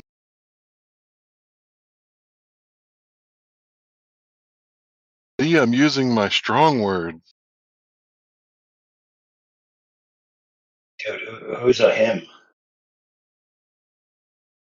I say him. Anthropomorphize the beast system. Sorry. For strong words. Yeah, so people refer in this generation to AIs as anthropomorphized pronouns and identities. And then the kids growing up are exposed to it, and then they're basically saturated with the false belief that AIs are actually real sentient entities. That's why you got to guard your language at all times, friends. All times. Liberty has a cost, and that is eternal vigilance. There's no him in any AI. AI is essentially a rock rolling down a hill. That's all it is. It just hits another rock and then it goes over there. It doesn't make decisions, doesn't have thoughts, doesn't have feelings. It's not alive. Just like Matthew learns. Hey, how's it going, Matthew? Hey, no, I agree with Whatever. that. AI has no thoughts or feelings, cannot make decisions, is purely mechanical, deterministic machine. Sounds like your average Glober. Most Globers are human beings, and so they can choose and decide and have an immaterial aspect. But if you've only been programmed with the one side, Matthew, can you really choose if you think that, flat earthers, they believe that a disk is flying through space and you're just going to fall off? Can they really make an educated decision? Well, I would hope that people would be learning to think critically and find out for themselves. maybe there are some people who just don't care, but yeah, they should. But if people are always putting words in our mouth, so to speak, right? Straw man models, straw man ideas, stuff that we don't actually say, can they really make an educated decision? Or has that decision been stolen from them by, half truths, untruths? I agree. Some people make educated decisions. Some people don't. Some people just straw man the other side because they don't want to do the research. So there's a bit of willful ignorance, and I'll say that's a decision, right? But for the people Right. who want to know about flat Earth, and they type in flat Earth and get like 99 to 1 anti-flat Earth videos, that's not really them making an educated decision or being allowed to think critically. Well, I would hope that somebody would be smart enough to see through that and learn how to use search engines and overcome the biases that are built in. It's not an easy skill, though. I admit that. Basically saying the cards are stacked against people, but they can still be relentless in their knowledge. But most people lack the capacity or the desire to make an informed decision.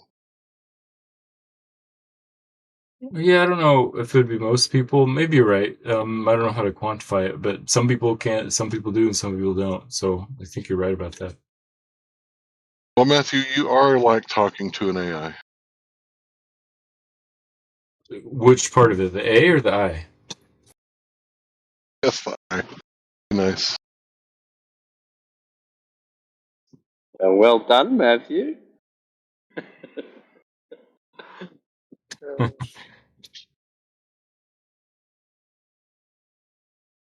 Joke around with Matthew because I actually like the guy. I know a lot of people say bad things to Matthew, but I don't have a problem with Matthew because he maintains composure like an AI. Though that's all programming, right? AIs can be programmed to be kind of like not maintain composure. So I think the big companies are trying to make kind of like safe AIs, but it would be interesting if you made an AI that would take contrary opinions and yell at you. That would be interesting. And argue and insult you. And I think you can do that with some of the open source AIs. They're not as good as like the big professional ones, but some people have experimented with that. Programmed the AI to be like Yosemite Sam, and every time he got pissed off, varmints had to dance.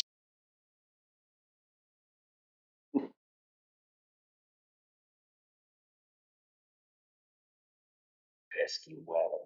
No, that's the wrong one, isn't it? That's Elmer Fudd. I think he was talking about Yosemite Sam, who's like shooting at your feet, and you have to dance. Yeah. Yeah, and then I said, Don't know "You about pesky that. rabbit." That's the wrong guy.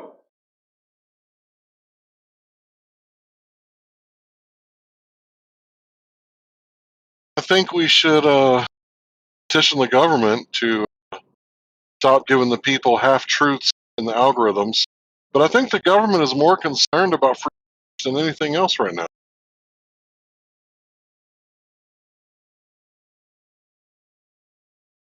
You think the government's concerned about free speech? Free speech is the law. What are you talking about? You're not allowed. You're not allowed to restrict speech. The government isn't Allowed to illegally spy people, but you could just make Palantir a private, and then private Palantir can spy on everybody, just as long as it's not pretending to be public Palantir.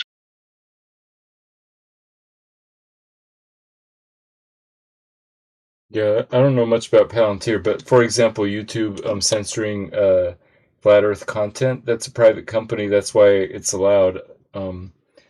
Whether you like that or not is a separate question. But as far as the law goes, they don't have to follow First Amendment. I mean, free speech.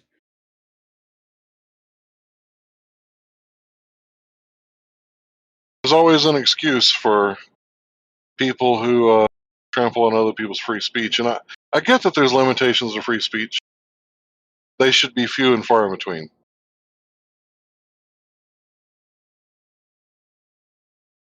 I just want to know what wouldn't be talked about. What? Say again? What would not be talked about? Like where we could, like free. You said free speech. What things would you not want them to say? What are the big ones? Probably not cool to like threaten people for no reason. So you say, if you attack me, I'll defend myself. Not a threat, but I'm gonna, if I were, to say something like I'm gonna harm one of your little ones, that's something you get locked up for. That's not That's something freedom of that would speech. cause you to be aware and want to defend. Yeah, it's a threat. Yeah, I would agree. So it all basically boils down to the libertarian principles. Most people can just go to Wikipedia. Usually recommend Wikipedia, but when it comes to this, we could talk about the non-aggression principle. That would be an aggression, so it would be a violation of natural law.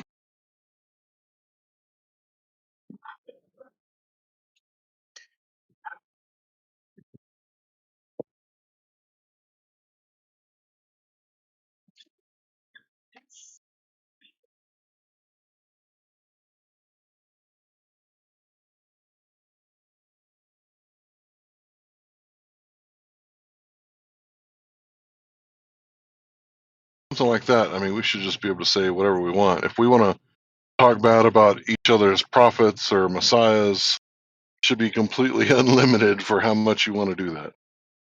Oh yeah.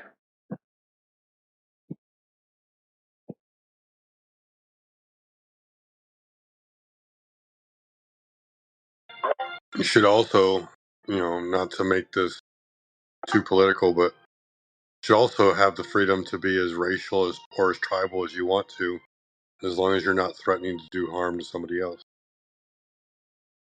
Well, in the You private, are, yes. yeah, you are allowed to do that in public. Even. In the private, well, if you're a public office, you can't do that. Equal protection, 14th Amendment. But if you're private, and meaning not government, of course.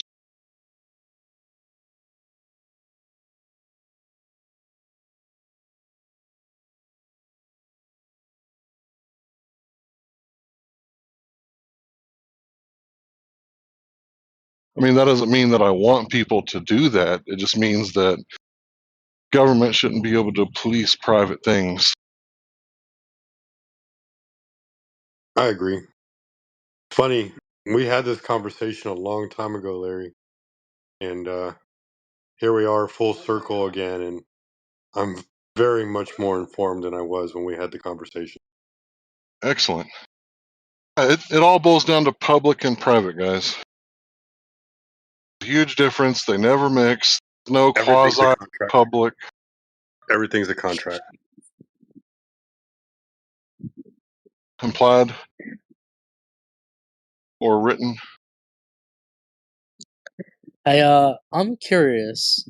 Um, how do I fall? Like, how do I find the edge of the earth? That's a really good question. You go to a large body of water at rest, and you're looking for the curvature that's claimed by the people that say that there is a edge that ships disappear over, right? So you got to have. Wait a minute. Wait a minute. You just asked me. That's not my question, though. You just asked me how to find the edge of the earth. No, how can I find the edge of the earth so I can fall off the earth? Oh, we're not claiming that. I wouldn't know how to answer that question. I thought you were talking If about there the was an globe edge, with edge. So if how's there was the an earth edge, flat then? if there was an edge, right, and you walked to it and you jumped off, what would pull you down? Well, what will pull me down if I walk off Yeah. the edge? Yeah, Well, it'll be gravity. but you would be in outer space, right? Hold on, time out. We don't believe the Earth is a disk floating in space.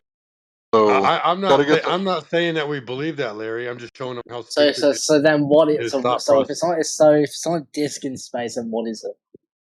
When you go outside and you put your toes in the dirt where the earthworms live, that's what it is. That's the actual Earth. Thinking about like a straw man model, we're not claiming, but other people have told you that that's what we believe in. So that's the problem. So what do You're you believe breaking in? up just a little bit, Larry. Yeah, dude. Why do I You've have to have a been, belief? sorry, you've been told this like 50 times before, dude. So Well, no, I'm asking that guy. I What? want to know what he believes. Why do we Good have to luck. have a belief, Fraser? Huh? Good luck getting a straight answer out of these guys. Like, Oh, I'm okay. like here. Yeah, Look, I'll look. Because give you're I'll give you asking a I'll, troll I'm question. I'll well. give you a straight answer. Like, give me a straight answer. But All I'm asking how are you is. going to Okay. ask me? Hold on, bro. I'll be heard. If you ask me a loaded question, why should I have to answer it like this one? Like, How is it a how loaded long question? been? I'm Hold asking on, what do you bro. believe in. That's not Hold loaded. on, bro.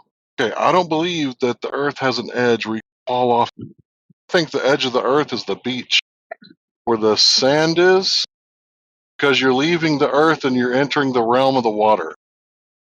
So that's my edge of the Earth. Now, if you're a glober, I believe there's a geometric horizon, an edge where ships are over. An edge meaning you can't see past it, right?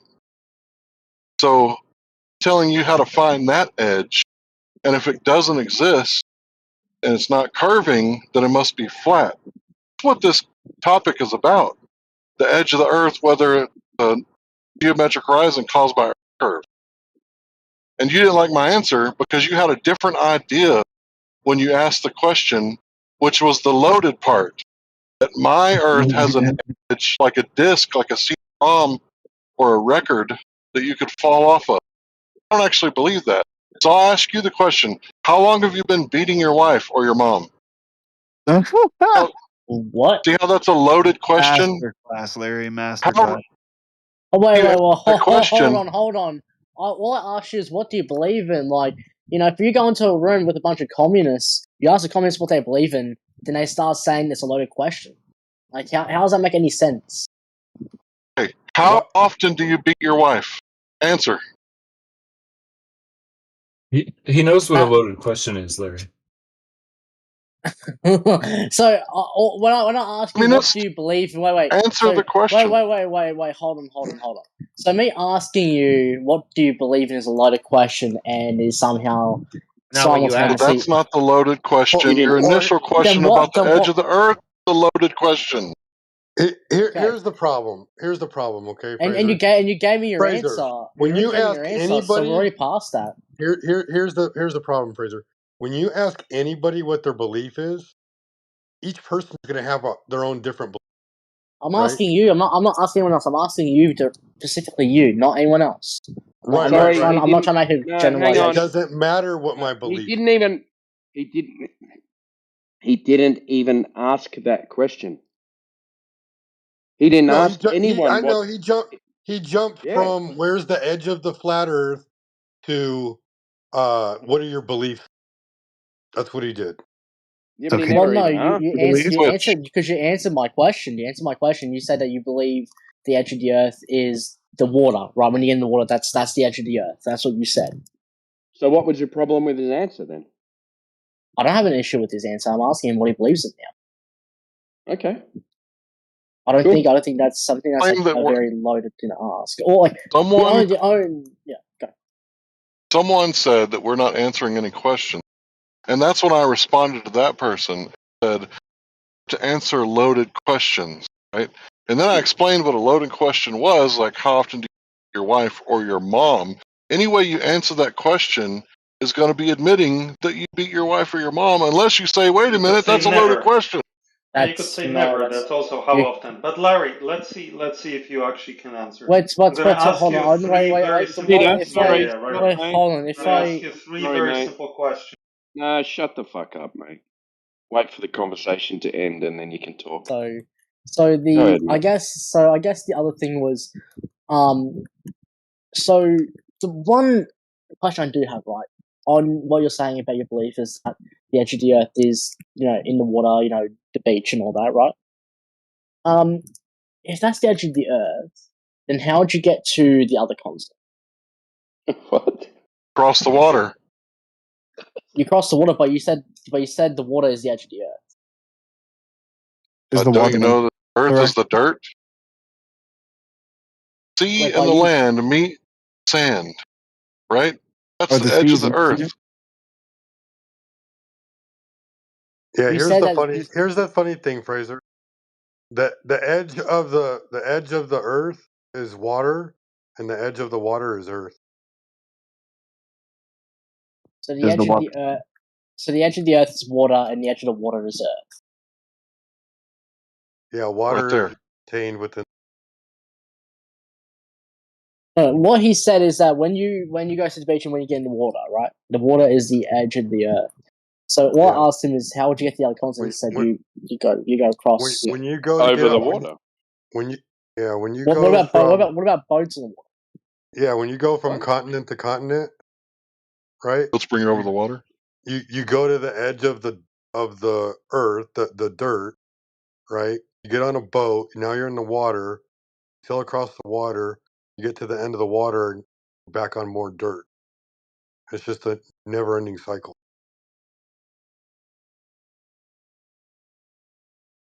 It's just a never-ending cycle. That was an accident. That was an accident.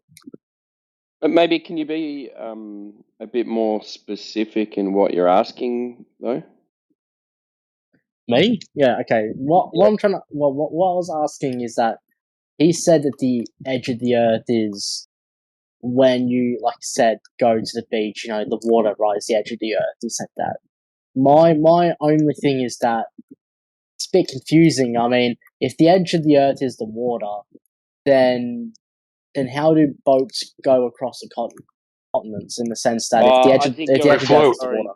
I think you're getting confused with you're using Earth as a whole, and Larry's using Earth as the ground that you're standing on, right? I am using Earth as a whole. Yeah, that's what I was asking. The Earth as a whole, not the actual. I think that's where you just guys Earth. are crossing lines. Yeah. Yes, I was asked. Yeah, that I guess that was it. Yeah. You mean Isn't Earth Earth as a whole? does dirt? Yeah. Sorry. Yeah. I guess then yeah, then that's doesn't matter. Then that's pretty much a useless answer or question. So since we've cleared it up now, I guess my other thing would be is, what do you believe in specifically? You don't believe that the Earth is a Very disc. broad question. That's fine. Well, Yeah. I'm not trying to lead him on. I'm letting him answer the question in his own way, in his own pace. I The think that's known why surface it's that we fine. live on is a flat plane. No, I'm asking him. Okay. Why do we have to have beliefs? Well, we have to have we have to have belief so we can have a claim. So you Are claim you that asking? the Earth is. Are you asking Larry? Are you asking Larry? Well, I'm asking the guy I was talking to before I know his name. Okay. Is. Go ahead, Larry. He's asking you, mate. Asking what do I believe? I believe that we should trust our senses, right? And the only time you experience the Earth as a globe is when you actually turn on your TV.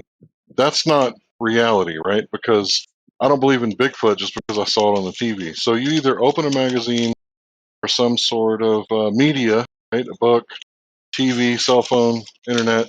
That's the only time you experience. That's not a belief. That's not a belief, though. Right, I'm telling you what my belief is. I believe you should trust your senses, and nobody experiences the Earth as a globe. Okay, so you believe your senses. Okay, I mean, I believe What else the would I Earth is. believe? I believe the Earth is a globe.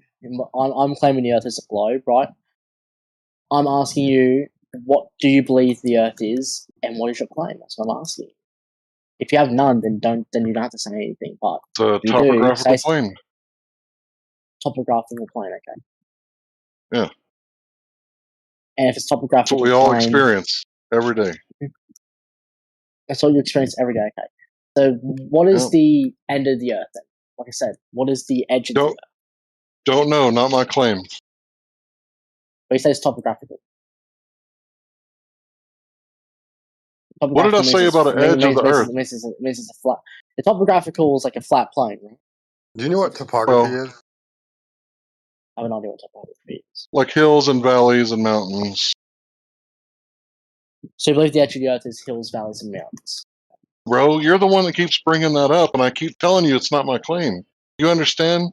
That's not my claim. You're the one putting those words in my mouth. You said you believe the Earth is topographical. I'm asking you, what is the end of the Earth then? I'm not claiming anything about an edge, bro. The straw man's real.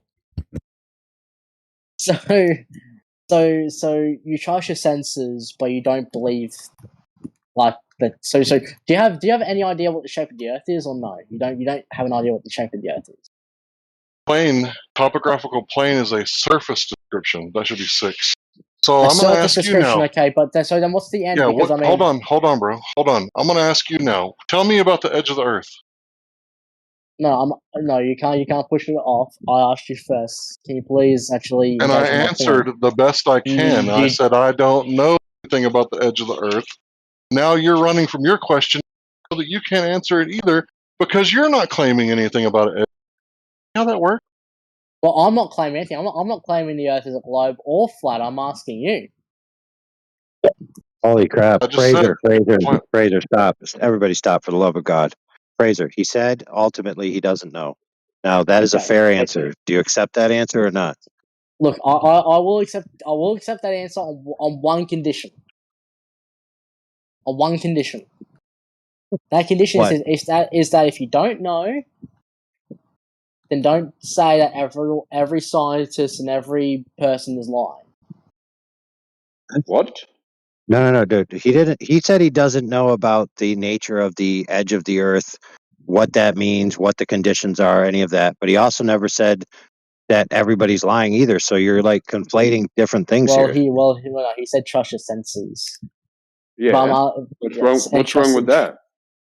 I mean, most times people say trust their senses, it means to be like basically just to refuse any sort of evidence to the contrary of what they believe. That the Earth isn't flat. Okay, what evidence would that be? Well, I'm not claiming anything. I'm just saying that people say you just claimed before when you were speaking to Larry. You said, "I believe the Earth is a globe." Now, what do you believe? That was verbatim. You did say that. You did make a globe claim. Hold on. I did say that, but that was an example to show him what I was trying to say. What I was trying to ask him. That's fair. You have a claim. You have a belief. Fraser, that's fair. But check this out. Of the amount of people in the history of mankind, okay, less than 100 people, including fictional characters, less than 100. And if you include people in the space era, like the space travel era of the United States, famously pioneered by NASA, less than 30 people have primary sense data, allegedly, to know the entire form of the Earth. Only 30 people do. Less than 30. So everyone else is not using sense data to tell you that the Earth is a globe. They simply believe it. Well, I would say that people that believe that the Earth is a globe, and I'm not claiming that I am or I am not. Generally, people would trust people who I would say are better suited that field. Like, yourself, right? You've been in the flat Earth community probably for many, many years. You are definitely have much more experience and generally are much better versed on flat Earth than I will ever be. So it is not for me to say that I'm smarter than you in that field, would it? He's actually better versed in globe Earth as well. Well, than you are. I'm just saying that I think I would trust him more than I would trust someone that doesn't really know what they're talking about. And I'm saying that on flat Earth. I mean, I would trust him more gave you flat away, Earth. man. Yeah. Okay, so how are we going to come to this conclusion, right? So you're claiming that there can't be a flat surface without an edge. That's what you're saying? No, I'm asking him what the edge is. I'm not claiming anything. I'm just asking him what the edge is. So he said he doesn't know, but does that negate a flat surface? I mean, I'm not claiming anything, so No. Well, if you're asking, so like if you really want an answer about the edge, and we're not claiming an edge, then does us not knowing about the edge negate a flat surface? Does you not knowing about an edge negate a flat surface? I mean, I think that I guess in the abstract, it kind of does show that you don't have the full, I guess, answers in the sense that, I mean, compared to people who say that globe Earth is Let me generally. ask you this, Fraser. So you can take a 1 sec, sheepdog. So you can take a section, right? You can take a You could distance and you can measure that section, and then if that section's flat, then that you don't need an edge to prove that there's a flat Earth, because an edge doesn't negate a flat surface. You can still measure a flat surface. You'll have Just to like if repeat I it were to say, when he just comes like if I, back. Yeah. oh, he's not here. Sweet. He left. I'm going to say this, just like if I were to ask him, what's it like in the inside of a black hole? And when he says, I don't know, I've never been there, well, therefore black holes don't exist. Terrible argument. To ask someone about something that they're not claiming, and when they claim no knowledge about it, go, gotcha, therefore black holes don't. Larry, Peter Globehead's the critical thinker, having a go at you in the chat. Do you want to talk to him? Unmute him if you want. Sure, why not? He's just going to ask a question. All right, go ahead, Peter. Thank you. I appreciate the opportunity. Larry, I know we shouldn't be making claims that we cannot back up with evidence, but in this case, you avoiding to answer the question about the edge is a little bit weak, because we can deduce the following, what I wrote in the chat. We know the Earth is flat. We know that gas pressure needs a container. Therefore, the Earth needs to intersect the walls of the container, otherwise the container would be open. So wherever that intersection is, that is the edge. That is the boundary. Okay, Now, but you got to we know the can difference. say, Hold Larry, on, let me address that. No, I haven't finished. I'm Okay. like 7 seconds away from being finished. We can Okay. say we don't know exactly where that is. We can say we never went and touched that place, but we know that place must exist because that's logically derived from our very own set of principles. You done? Yes.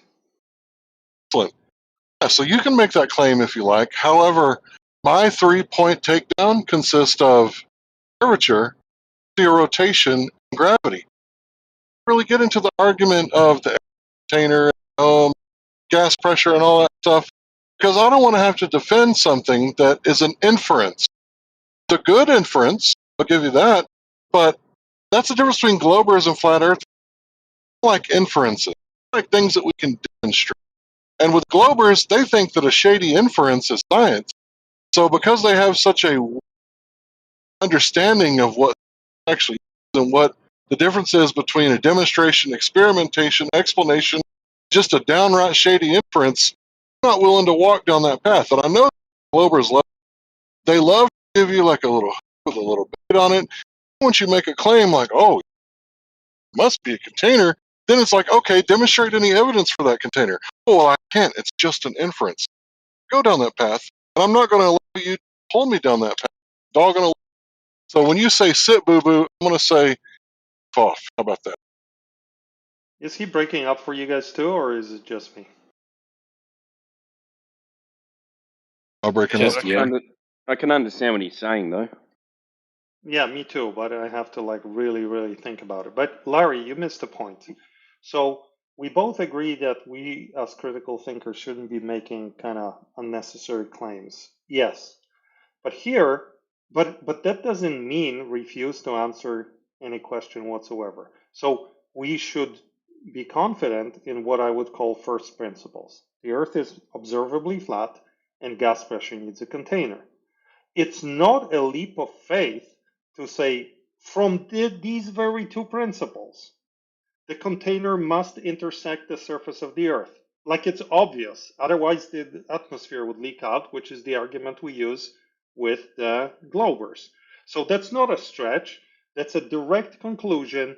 The container has to intersect with the surface of the Earth. There cannot be a gap. There cannot be any buffer there. Wherever that place is, we know it has to surround the entire plane, right? We don't know what shape the container is. Could be a cylinder, could be a dome, could be a cube. Who cares? But wherever that place is, that is the edge. It's the place where you cannot go any further. Okay, that's your claim. That's not a claim. That's a logical, direct conclusion. If you're afraid to make a logical conclusion from first principles, you're weak sauce. That's Okay, what you so are. And people don't care that you're weak sauce hold because you're avoiding a very simple answer. Hold on. What is it like on the inside of a black hole? I have no idea. Oh, you're avoiding the answer. You know, if it's a black hole, then you must know what it's like on the inside of a Yeah, black hole. It's but logical Globers to will tell that if sure. it's a hole, it's an inside. You ever seen a hole that didn't have an inside? Why are you Right, afraid but to answer this, Globers will tell you Peter? some things about the nature of the inside of the black hole. They will. They will logically, what a Glober will do, say a general relativist, they will say, here are the logical conclusions from general relativity about the inside of the black hole. And then they will say, and then there are other things that we don't know. And that's exactly what I'm saying. Logical conclusions are, that's the boundary. Where is it? How far is it? That we don't know. But we know the definition of the edge from first principles. That is exactly analogous to what a astrophysicist, whatever, will tell you about black holes. They'll tell you whatever gets in cannot get out. Things get torn apart due to tidal forces as they get closer to the center of the thing. And then they say, what we do not know is what the singularity is, because all of the logical framework, aka mathematics, breaks down at singularity. So we don't know. That's exactly what I'm saying. Gas pressure requires a container. Container needs to be sealed. Therefore, Earth intersects with the container. That's the edge. Where is it? Is it in Brazil? I don't know. Is it in the ocean? I don't know. Is it 10,000 miles from here? I don't know. Is it 1,000,000 miles away from here? I don't know. So you have to have some cojones to at least critically, logically reason over first principles. Otherwise, what are you doing? Did he just drop off? Was I just saying this into the ether, so to speak? He Well, must he's have a cut waste of out. time. He's a waste of time. But what if so the container's an argument to the vacuum of outer space, right? No, the container is a first principle. Gas pressure needs a container. Do we have gas Yeah. pressure? Yes. Therefore, there's a container. Okay, well, it would only require a container if it was next to the vacuum, right? No. Is that what we say here in this VC? We always say gas pressure. Who knows? What do you mean? Needs a container. Why are you including yourself in we? Who is we? Why are you we? Why are you using we? Why are you we? Why are you using we like it's your argument on our side? Because it's my. Hey It's none of your business. brothers, stop speaking Chinese. Okay, why are you we? Is an offensive word in Chinese language. Okay.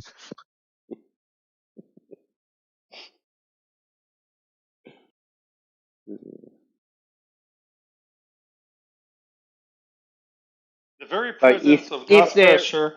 If there is a vacuum directly, of space, then no. Earth Who requires says a container, right? no?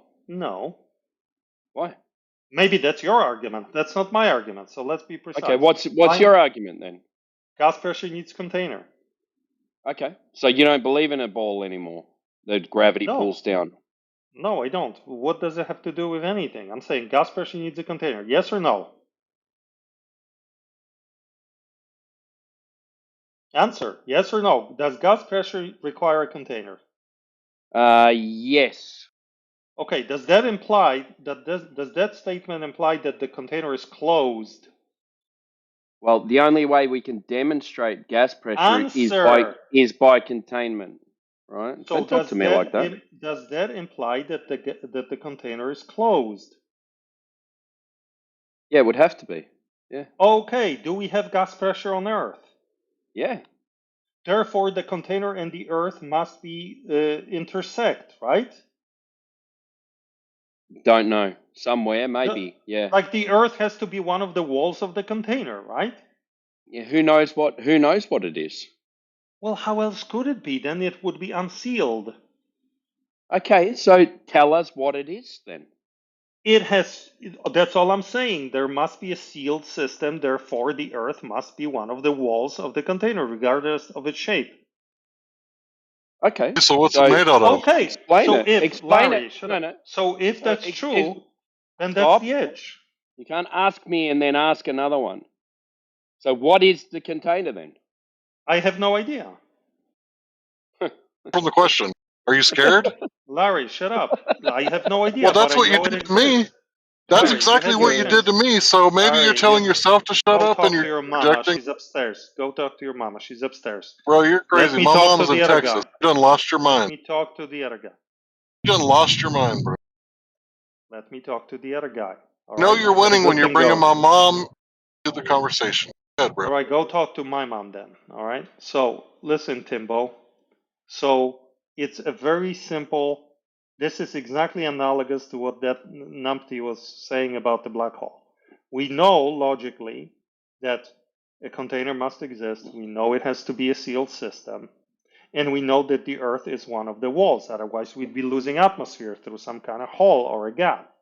So if that's true, then the entire plane on which we live has to be limited by that container somewhere. I don't know where. That's the edge. That's the definition of the edge. If you cannot your even claim? say this, if you cannot, that's a logical conclusion. If you cannot say this, that means you're weak, you're afraid, and you're just going to be saying generalities, and you're afraid to think critically about your own system of reasoning. But you just did it. You Projecting. just did it yourself, Peter. Projecting about his Yeah, own I'm rhetoric projecting when having talking about the balls black on you, hole. Larry, right? I'm projecting having cojones on you, Larry, because you have no balls to even perform a three-step logical argument. So Holy go and play crap, your dude. game. Go resume That's not playing what your happened. game. We know you're Peter, distracted, right? chill So for a just play second. your game and leave serious Peter, conversations to serious people. Peter. Okay, listen. Peter did make claims about the black hole from the other people's point of view. If Peter doesn't have personal claims about it, doesn't mean he can't make conclusions. If you have logical statements in your worldview that carry another statement that you haven't made, but they carry and follow necessarily, then your previous logic agrees with that conclusion, whether it comes out of your mouth or not. Okay, you can't have logic strings that carry necessary conclusions and then just skirt around the necessary conclusions when challenged on it. You just say I'm not making claims about it. That's not fair. I mean, otherwise you might as well just say I don't operate on logic. I just make the conclusions I want, and then when it comes to the logical consequences of my claims, who cares? I'm not responsible for that. That's my point exactly. How about I make my claims, right? And I back up my claims with evidence, and you make your claims and you back up your claims and evidence, or else I'll start asking every one of you how long you've I been just your did. mom. Stop spazzing. I just did. I made What? a claim based on pure logic, which is the strongest of all claims. It's an Right. So objectively correct, an logically appropriate rigid. rebuttal might be something like this. So, for example, some people think that the container doesn't need to touch the ground, that it could be above the ground because there's no more available free space laterally. So, in other words, there's nowhere for the gas to go sideways. So, it only needs to be lidded rather than contained So that's the edge, vertical right? along So what's sideways. limiting the gas from going sideways? Yeah, you could call that. I mean, I wouldn't personally call it an edge. I'd call it a boundary or a limit. A boundary, Personally, if yes. you were going A to do that, boundary. but yeah, but see, there's ways to talk about things with that's harmonious with your previous claims, and then there still might be unknowns. But if somebody points out that, hey, wait a minute, this logic string leads to this conclusion, like if that's true that it does lead to that conclusion, and you're not willing to parse it out with them, then if the audience hears it and they agree and say, yeah, that does lead to that conclusion, and the other person isn't answering to it. But that doesn't necessarily mean that Peter got you in a place where it does lead to it. You may have to parse it out a bit. If you say I've already gas pressure requires a container, right? And we have gas pressure, therefore we're in a container. You now have conditions about containers that logically follow, don't you? Or don't you? Yeah, you do. For But example, like Timbo said adequately, if there's nowhere else for the gas to go, you don't need a separation between an area for the gas to be contained. Because to have a container means there's an inside and an outside, right? So that's the edge. That's the boundary. See, my argument is that's Yeah, our Peter. definition of boundary. What if there is right? nothing on the outside? The Then that's necessity the for the boundary. container is Then that's what? the boundary. Then that's the boundary. There's nothing on the outside. So the necessity for that's the the container boundary. is what? You Then are that's the contained, boundary. being separated from something else. If there is nothing, Then that's the boundary. There's a Right. place So on then you'd Earth end up where with you this. cannot go Right. further. Fair enough. There you go. So what you would reduce it to in both instances is a fixed volume, right? Exactly. Which would follow all the laws. Rephrasing Which would it follow doesn't all the help. laws, right? Just hold on a second. Rephrasing it doesn't help you. The point is there's a fixed volume limited by a physical boundary of some kind. And it's both true if there's something outside or if there's nothing outside. That's the That's boundary. fair, So but when a that's fair. glober Except asks, so when the I don't. glober asks, I wouldn't agree that it what has is to be your physical. edge? Then that's the edge. That's the boundary. Where is it? We don't know. What is it made of? We don't know. Well, that's fair, but see, here's the problem: is it doesn't have to be physical in the sense that it's an object that's restricting things from passing. It could just be the end of available space. So there's literally just for lack of a better term, an invisible wall, where before the wall that's invisible is space, and after that wall is non-space. And I like that. And by the way, I'm just saying this not because Larry brought it up, but because it actually is analogous. That would be like the boundary of a black hole in their model, where there is no physical wall that's preventing things from getting out of a black hole. It's just the shape of space itself. So, analogously, you could say the space just ends, like whatever the mechanism is. We're not making any claims. We're too smart to make a claim like that. Basically, the space ends and there's nothing, and that's the boundary. Okay, my Yeah, turn. I would also So include. let me Well, I'll let you go for just this. be real quick. Real quick. Make sure it's super quick. Yeah, I'll do whatever you say, Pete. Again, fuck off. No, you So said it. the way I see it, right, is there's all these red herrings that are programmed edge of the earth, when really the edge of the earth is the claim that the earth has an edge that should go behind. But nobody actually wants to talk about that because that's what the conversation is actually about. Instead, we want to go into these hypothetical places that no one's ever been. I'm trying to ground people in reality that there is no, globe Earth edge that ships disappear over. That's why they always want to say, hey, why don't you fall off? Well, why don't we fall off of a stationary plane tens of thousands of miles in circumference? Wouldn't it make more sense that we fall off of a spinning water ball like 1.2 million miles an hour and diverging and converging trajectories? It would make more sense that the globe Earth with ships disappearing over would have an edge instead of a flat Earth. Nobody's actually been to an edge, therefore nobody on the flat Earth should be claiming an edge. It's always them putting words in our mouth and expecting us to defend it when they're just putting the burden of proof reversal on us.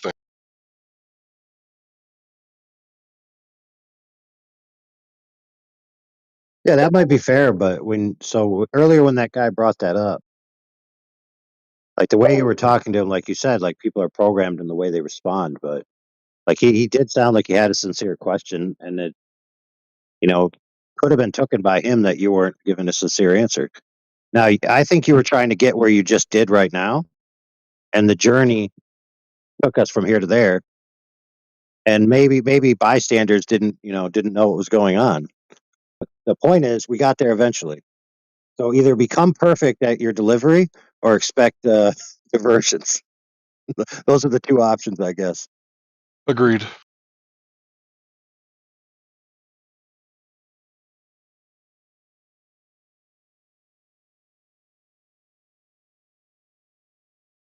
Now, my point I was going to get to before is I'm also not against the boundaries of available space being within a higher dimensional reality that could allow you to pass through and arrive back at a different location in physical space. Because in my worldview, the arbiter of reality is ultimately non-spatial, and spatial dimensions exist within that. And so the non-spatial spatial dimensions are higher than the spatial dimensions. You can travel through the non-spatial dimensions instantaneously and arrive anywhere in the spatial dimensions, because in that realm, time, the limits of time, matter, energy, and space are irrelevant.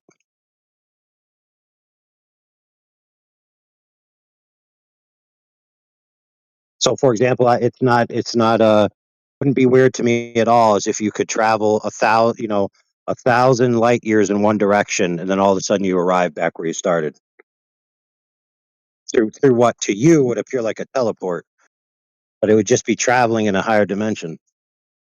Now, to me, that's not beyond the realm of possibility based on the nature of the creator of this realm and the way that he's capable of operating. So, I wouldn't throw out certain things like you said, like we've never been to quote unquote an edge. So when people start making physical claims about it that are absolute, and they say these other types of things couldn't happen, then they're also making claims about things they can't possibly know.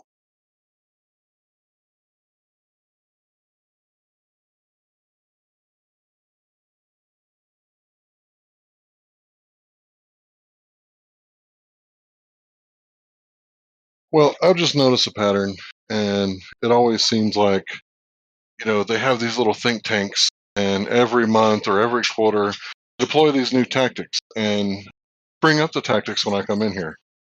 Because I'm gone for a while, so I can see the new tactics deployed because I'm not here all the time. So this month's tactic is always, them giving us a claim and then trying to get us to, pick up a claim that we didn't make. And I'm tired of tactics. Why can't we just talk about whether the Earth is curving, not whether the That's ice fair. wall has an edge? That's been their whole game since day one. And Well, they a lot of obviously them are just recycle slivers these and- tactics. Yeah. Well, look, it's not an unreasonable question to say, okay, if the Earth is flat, my table's flat, it has a boundary that I can, it's clearly achievable to the boundary. It makes sense to me. It's a fair it seems a fair question. Now, it may be the case that that's distracting from the facts that they don't want to argue about globe curvature, but keep in mind, you're also presenting a positive case that the Earth is flat. And it shouldn't simply be devoid of, not devoid of, it shouldn't be reliant simply on talking about the globe. Like there should be at least something that you could present to them that's compelling of why the Earth is flat without having to mention the globe at all.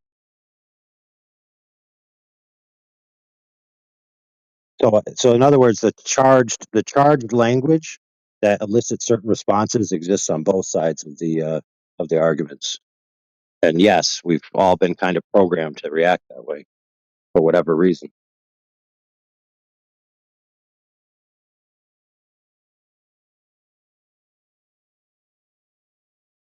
Fair enough. Maybe that's one of my deepest shadow moments because I see other people do it and it frustrates me. But of course, it's hard for us to see our own shadow sometimes. So maybe you're absolutely correct. And who wants to admit that they're just like their dad? Yeah. Well, here's a We question. all have weaknesses and blind spots, Larry. We all do. Here's a good exercise. This exercise is going to trigger a lot of people because it already has. So I have a sample size of triggerings in the wake of this exercise. So, step 1. What is the most accurate method of establishing a horizontal? Finding a vertical and then 90 degrees to it. I would say a water level. Tip water out. Okay. So you picked your one. Now, so what accuracy is that at 20? So if you establish that line and extend that line out into free space in both directions, let's say 50,000 miles, how much will your line be off 50,000 miles away from your initial? You'll never be able to tell. Okay, I've got nothing to but compare it to. okay, fair enough. But what? So okay, so then what is the most accurate standard that we can use to see if that line is off or not? At that distance, keep in mind you could pick along the distance, but I want a large distance. So listen, I'm intentionally using a value that's greater than the surface territory of the Earth. well, you It could would have use to be 10 inference. 10-mile intervals. Have to be Right. inference.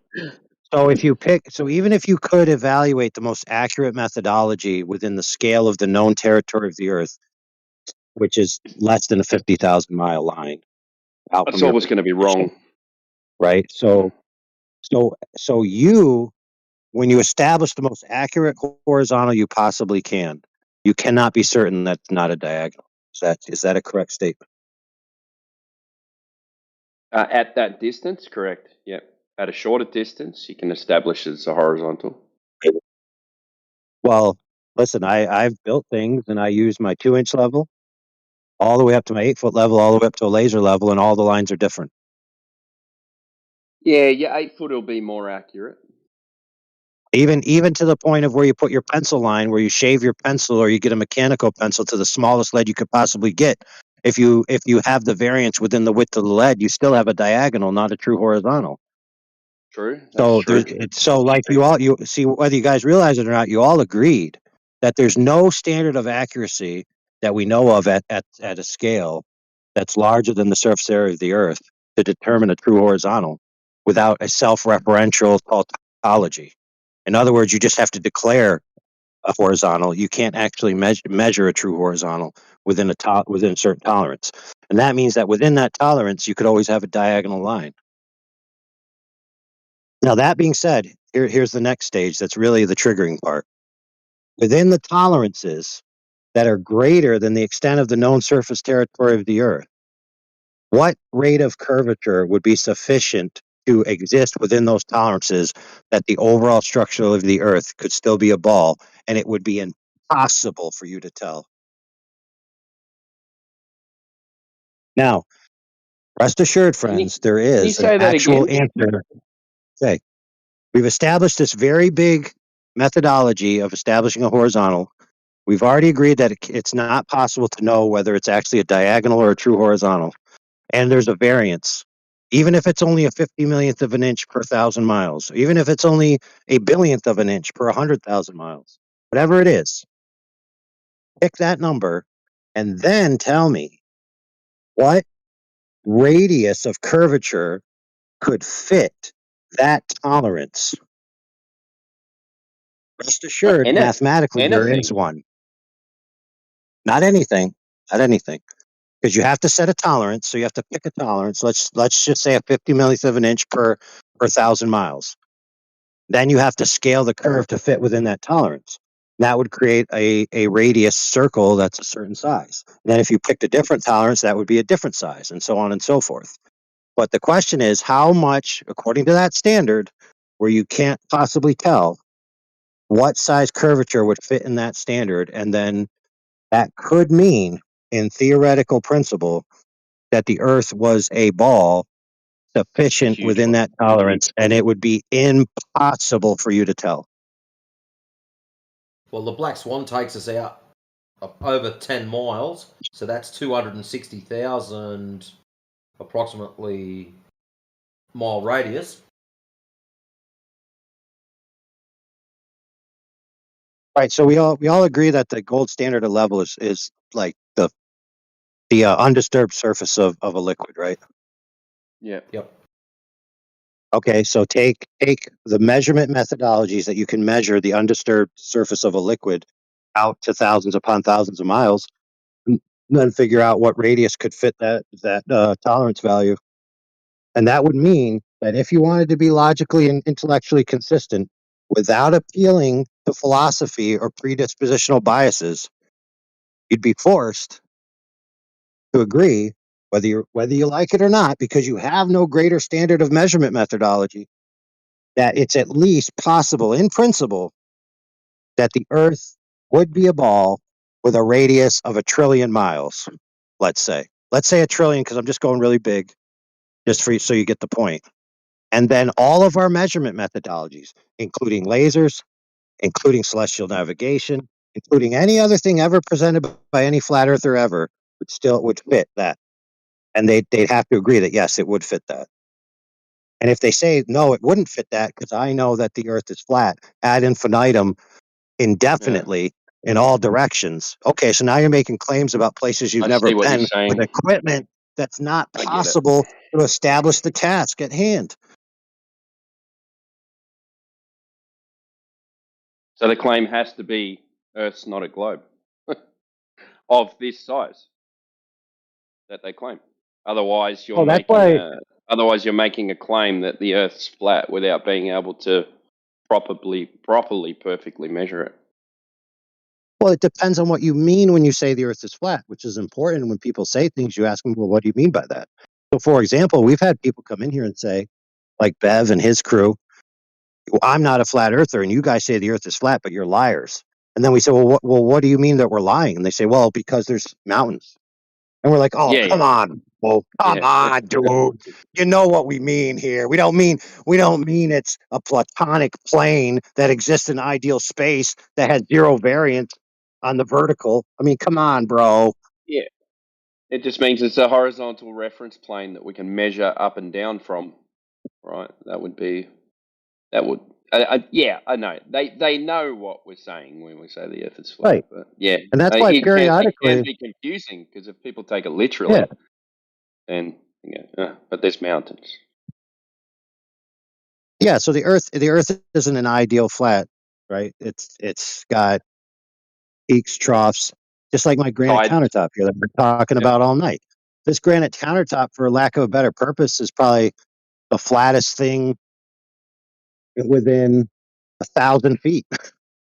Yeah. But rest assured, if you zoom in on it, it's going to have pits and peaks.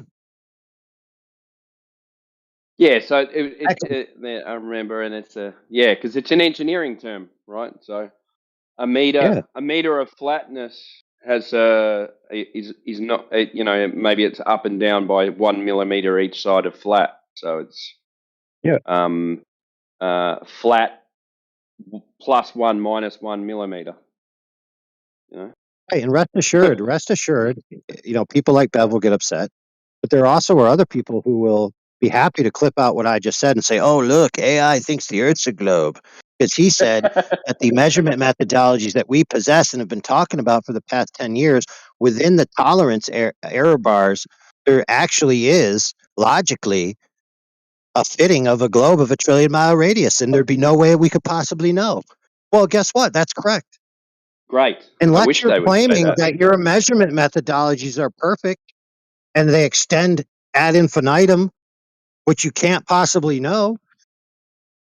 That's why you have to pepper some of the things you say with a little humility and be like, listen, with the measurement methodologies we have, with the known physics of water and the, so many million square miles of territory that we have, this fits the definition of flat. All the points on the surface are restricted between two horizontal parallel planes. Now, those two horizontal parallel planes exist in the ideal.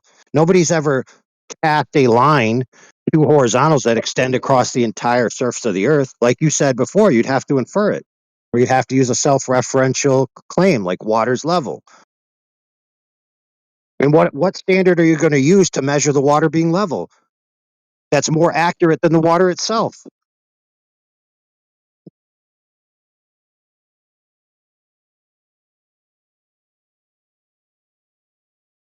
Now, other people will then say, "Oh, well, AI. If the Earth was a 1 trillion mile globe, the water would fall off." And I'd be like, "What makes you think there's water on the sides of a globe?"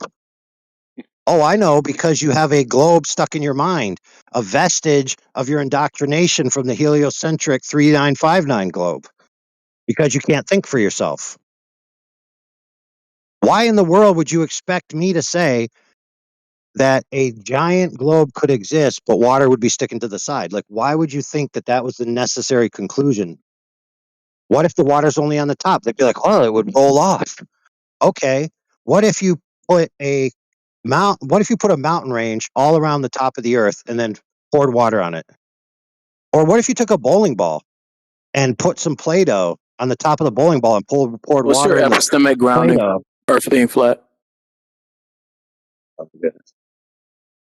It's flat. Therefore, it's flat. It's a tautology. That's your epistemic grounding? Yeah. What's your epistemic grounding for epistemic grounding? Epistemic grounding is God. Dude, the grounding for something being flat is it's measured. There you go. Where'd you measure it? The water. What region? The water. The ocean. The lakes. Which region of the ocean? The one where when you go there, the one side of the lake is at the same sea level as the other side of the lake, but in the middle of the lake is a So you don't know what the 75-foot Pacific film of Ocean is water. and the Atlantic is? Listen, bro, I'm happy to engage with you, but I actually have to scrape some paint. And watching paint dry is probably going to be more entertaining than engaging. So I'm going to have to bow out. Well, you have a decimal IQ. See ya. No worries. That's all right. bro. I'll talk to you. Oh, he's gone. Dang, he left. jumped. I was trying to let him down easy, bro. I was trying to say, look, I'm trying. I don't want to talk to you, but not because I'm running away from the conversation. It's because I'm being naughty and I'm supposed to be scraping paint.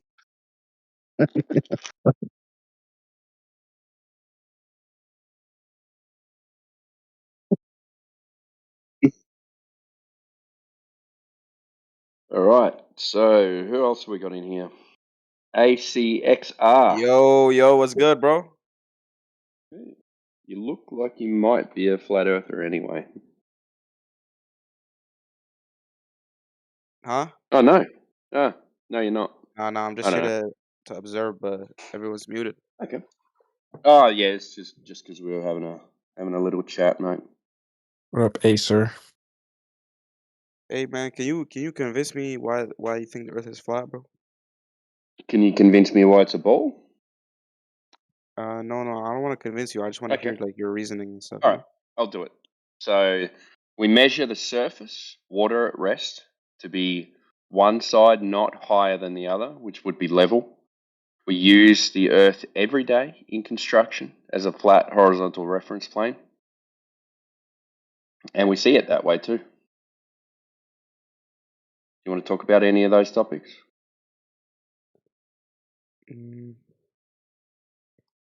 What about that construction one, bro? You go a little deeper Construction? on that? Yeah. So at every stage in construction, we use the surface as a level surface plane.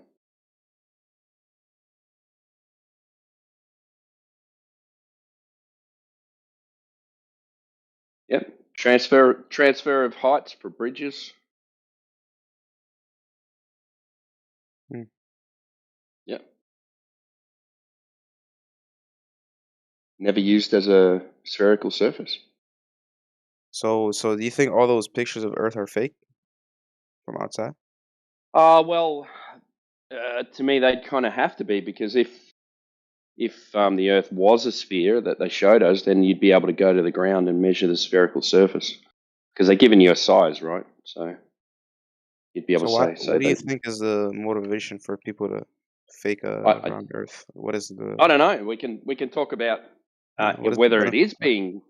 is being faked or not, but I don't know other people's intentions. Like, if the Earth was genuinely flat, why do you think It that is. all the It's space measured agencies? that way and used that way. Yeah. Why do you think all the space agencies and like all the like national or whatever international? I don't know. I have no idea, man. $60 million a day would be a pretty good reason. Yeah, but we can never We can never tell the intentions of people unless you're that person. So We can it speculate, doesn't. right? But Yeah, that's Yeah, not but really like the point of the we should, server, right? First, we should figure out, if they're lying to us before we talk about motive. Motive really isn't that important. And I get that, humans have a curious nature. The important thing is have we been lied to? Can you test it? Because you can't go halfway to the moon and turn around and look and see if the Earth is actually a sphere, right? Like the astronauts said that they did. But what you can do is go to the beach and try to detect curvature or the lack thereof, meaning drop over distance. The water should be dropping away from your feet in the downward direction over distance exponentially. And if that happens, then you should be able to prove it. If you can see that it's not happening, then once you've proved that, you're going to find out why the Globers have to make up so much excuses about all these different things, why it looks flat. And you can ask, why would they lie? The most important part is their drop over distance.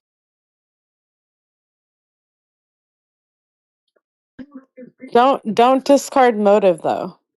Motive can be one of the biggest keys to finding out the truth.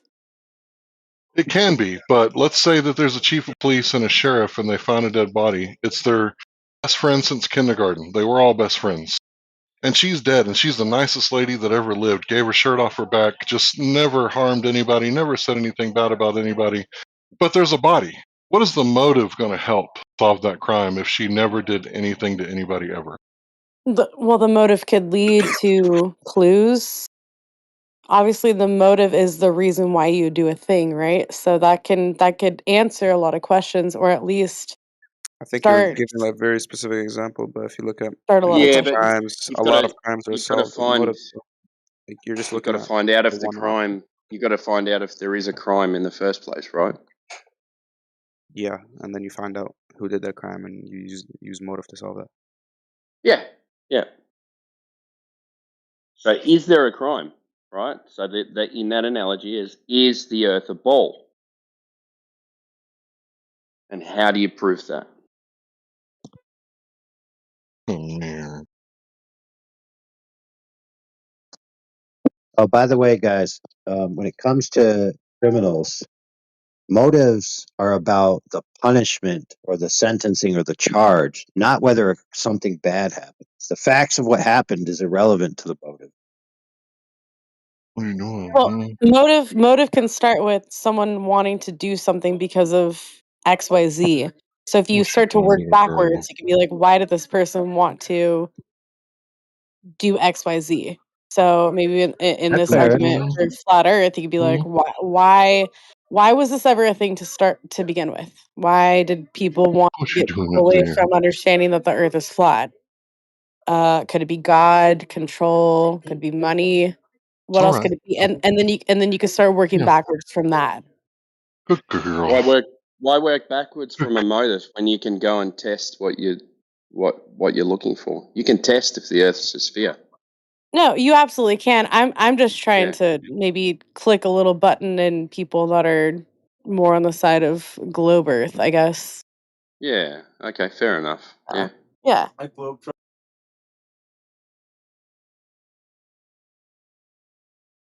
I'm just saying, like people that haven't gone out and tested these things, like with your argument, I agree with you. People that haven't tested these things, maybe a starting point for them is to question the motive. Why is it that um, the globe Earth would be a thing that people are taught, right? Why would that be? Yeah. If you encounter people that are like, "Oh, the Earth is flat," and you've only known that the Earth is round, maybe question why you've been taught that as a starting point, a jumping off point of Okay. So there can be many discovery. motives. Yeah. Yeah, Yeah. There can be many motives between many different people, right? And they could yeah, all be involved with each other, but each absolutely. of them have all different motives. Now, which one are you going to explain the motive of, and is that going to be right? Well, I mean, if you're asking me personally, like that's a different thing. My point was there are going to be many different motives. What does it come down to? What do you think it comes down to? Because it Comes all down to the leads to one. facts. It all leads to one thing, right? Yeah, a Okay. What is deception. that? Yeah. You can Right. speculate on a motive for the next 100 years, but you can go literally measure the Earth in an afternoon. It's just easier to measure it than Yeah. speculate on a motive. And like I said, that wasn't like my point of bringing up the motive. I think someone else actually brought up motive, and Yeah, someone else did. Yeah. I was arguing it for the point of flat Earth. The point I was trying to make was someone else said like disregard motive. That's not so important. I was saying you shouldn't disregard motive because it could lead people to the truth. If people Okay, haven't but gone out, if yeah, people haven't gone out and measured and done all these things, like some of you guys are bringing up, like just go do this. Like it's so easy, right? Which, like I said, some people may find that easy. Some people may still question it. Maybe question the motive. Start there. It well, could be a and then good jumping off point. yeah, I don't know, but and then the motive's just going to give you more questions, right? Well, yeah. Yeah. So, what motive would you start with? What would be the most convincing motive? Well, that depends on the person. Now, what would be Right. yours, though? I mean, mine was religious. Okay, Mine was hiding religious. God. Well, I don't know. That was like the second one. Mine was more like logical, I would say. Like um not physics, but just I don't know, things that were more like things that I could see in real time, things that were like, okay, have I done this? Have I seen this? How is this being explained to me? Does this make sense in my mind? It was very like logical on the surface. Then it led to religion.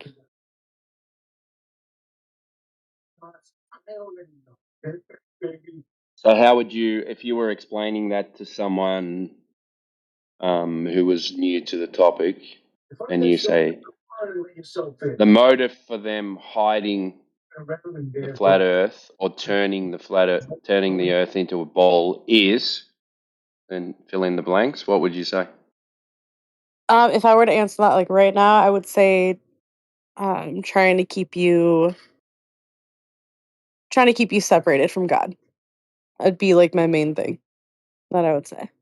Okay, and then I'm gonna be a skeptic, right? I'm gonna play the Uh, skeptic. I'm gonna say, yeah. how is them turning the Earth into a ball separating you from God? Because it doesn't follow along with theology. Um, Why not? I mean, if you're following the Bible or if you looked into the Bible, it's the firmament, right? And so if you're being taught that you're on a spinning ball in a infinite amount of space and you're not the only ones, it kind of separates like your power and your um not power, that's probably not the right word, but your connection to God, which can make people fall into line easier and control and manipulate, and the list goes on. It's difficult though, isn't it? Yeah, it To is. like to Yeah, explain that. yeah, it is. Yeah. I mean, I'm not saying I disagree with you. I'm just Oh, it's fine. saying, for the sake of most of these conversations, you can go down a 10-hour rabbit hole trying to explain, oh, they do it for the money, they do it to keep you under control, they do it so you think you're an insignificant speck of dust, but you can never actually prove any of these things, concretely. Yeah. So And then I what mean, ends up we do yeah. speak about those things, but we try not to make it our main kind of crux of the argument. Yeah. Yeah. Yeah. No, I mean, I respect that. I do think that a lot of topics though in general, I know we're in this certain VC flat earth, but just really quick, I know that a lot of topics though kind of end up coming down to morality and kind of a similar base point. A lot of it does. and this topic being one of them, one of the many, from my experience. Yeah, well, I would say probably, 98% of flat earthers are, believe in God, I would say. So it's not. What do you mean by it always comes back to morality? I feel like a lot of topics just in general that one would debate or converse about, whether politics or physics or psychology or what have you, Yeah. kind of I always don't know. lead Can, to. can politics go to? Can politics? They don't really lead to morality unless it's a Christian politician, I would say, Oh or a no, religious they. politician. Because where Yeah. do atheists get morals from? Well, answer me that. Well, it's a preference, right? Well, where do the preferences come from? Their point of view. It's what they prefer. So you can line up 10 atheists in a room, and they're all going to have different preferences, and they're not going to have some Yes. similarities. Yeah, and all their morals are going to come from their preferences. But they're going to have. There's a lot of common preferences, bro. Like, They're gonna. I Yeah. mean, Okay. it's They're very hard they're to find going. many people that in the United States that are atheists that would like justify rape, for example. Like, it's not Okay, really so accurate. we're not gonna say that word, but because we're on Sorry. YouTube. But yeah. Okay, so where do atheists get their morals from? Well, you would have to ask atheists, but from my understanding, Her story. a lot of them say it's just what you know, or it's the socially accepted. Most of them say it's a socially accepted. Okay, so baseline. if someone believes, if an atheist believes in abortion, where are they? Where's their argument for morality in that? Well, their whole argument is morality. They just don't want to say that it is, but they say, a lot of them say, it's what's socially accepted. It's bodily it is body Okay, autonomy. so There's so different things, someone's but it comes down to the same so someone's point, preference, right? right? They prefer abortion, so their morals are going to be in line with abortion. So it's based on a preference. Where do their preferences come from? Social, I would say, with atheists, it's social agreements. That's what I just said. Yes, Yeah, so that's where it comes from. that's exactly what I said. Yeah, It's what's socially acceptable, yeah, exactly. or So they what? align socially somewhere. I know. So, So it but becomes a preference, right? no, but where does that come They from, though? prefer they prefer people who have abortions, so they Right? think it's moral Yeah, for those people, so they align themselves with those yeah. people, and their morals come from their preferences. And I understand what you're saying. I Whereas 100% if you understand. speak But to what a I'm saying whereas is, if you speak to a Christian, their morals come from elsewhere, right? yeah, yeah. No, they So do. They come from God. Yeah, yeah. No, they yeah, come from God. yeah. But what I'm saying is, the atheists that align with these other people whose morals line up with this thing, like, what is this thing? This What? thing doesn't Wait, just. say that again. Can you be a You're bit saying. more specific? Well, I'm just trying to repeat what you're saying. It's kind of hard to repeat what you're saying because I'm just not quite understanding. But you're saying that atheists line up with the morality of other people. Yeah, Who's which is a ri- preference. right. So that's So just atheist circling. That's just morals, circling. That's just circling. atheist. Their Okay, preferences I'll lines ask. up with I'll other ask. people's preferences. Where Okay, my question is, I'll hold on, ask the really quick. question again. Where do atheists get their morals? That's what I asked you. I'm asking you that. Yeah, it's what they I'm prefer. asking you that. You can't answer the question though. With all due respect, you can't. He answered Okay, it like all right. 4 times now. He said It's the preference many preference. Yeah, times. but where do they I get the preference from, I bro? know, Like, but my question is, you're saying, with all due respect, the atheist has a preference that lines up with other people's morals who have a preference. I Yeah, totally get that. A preference. so they all have Where preferences, and they but call them where morals. where does the preference come from? Where does it They come all from? agree with each other, and they prefer it. So therefore, they call it morals. That doesn't answer the Well, question. originally though, if you take it back, so it's got to start with somebody. So how about it's being compelled by an inner conviction which occurs naturally. I mean, Yeah. or a lack thereof. Like, so some people are going to naturally feel like, no, you can't do that. And somebody Mhm. else will be like, I don't care if you do that. I'll do it. Yeah. Yeah. Well, I like what Tito Yeah. take it back, because the atheist himself was born from two parents, and most of the time, atheist parents are actually God believers and probably implanted some morals into them while they were growing, and then their atheist belief came after they grew up and met other people, but their morals, founded by their parenting, maybe came from godly direction because their parents are God believers Yeah, in but many then cases. when they changed their decision, right? So what they thought was morals before, and then they disagree with it later in life, comes from a preference. Always. But the preference has to start somewhere. And here's my thing. I know, So, that's what I'm saying. I'm saying it really comes from God. okay. And But when you so become an atheist, you get rid of God, and then you think, oh well, there is no God, so now I you can believe in but abortion because it's a preference.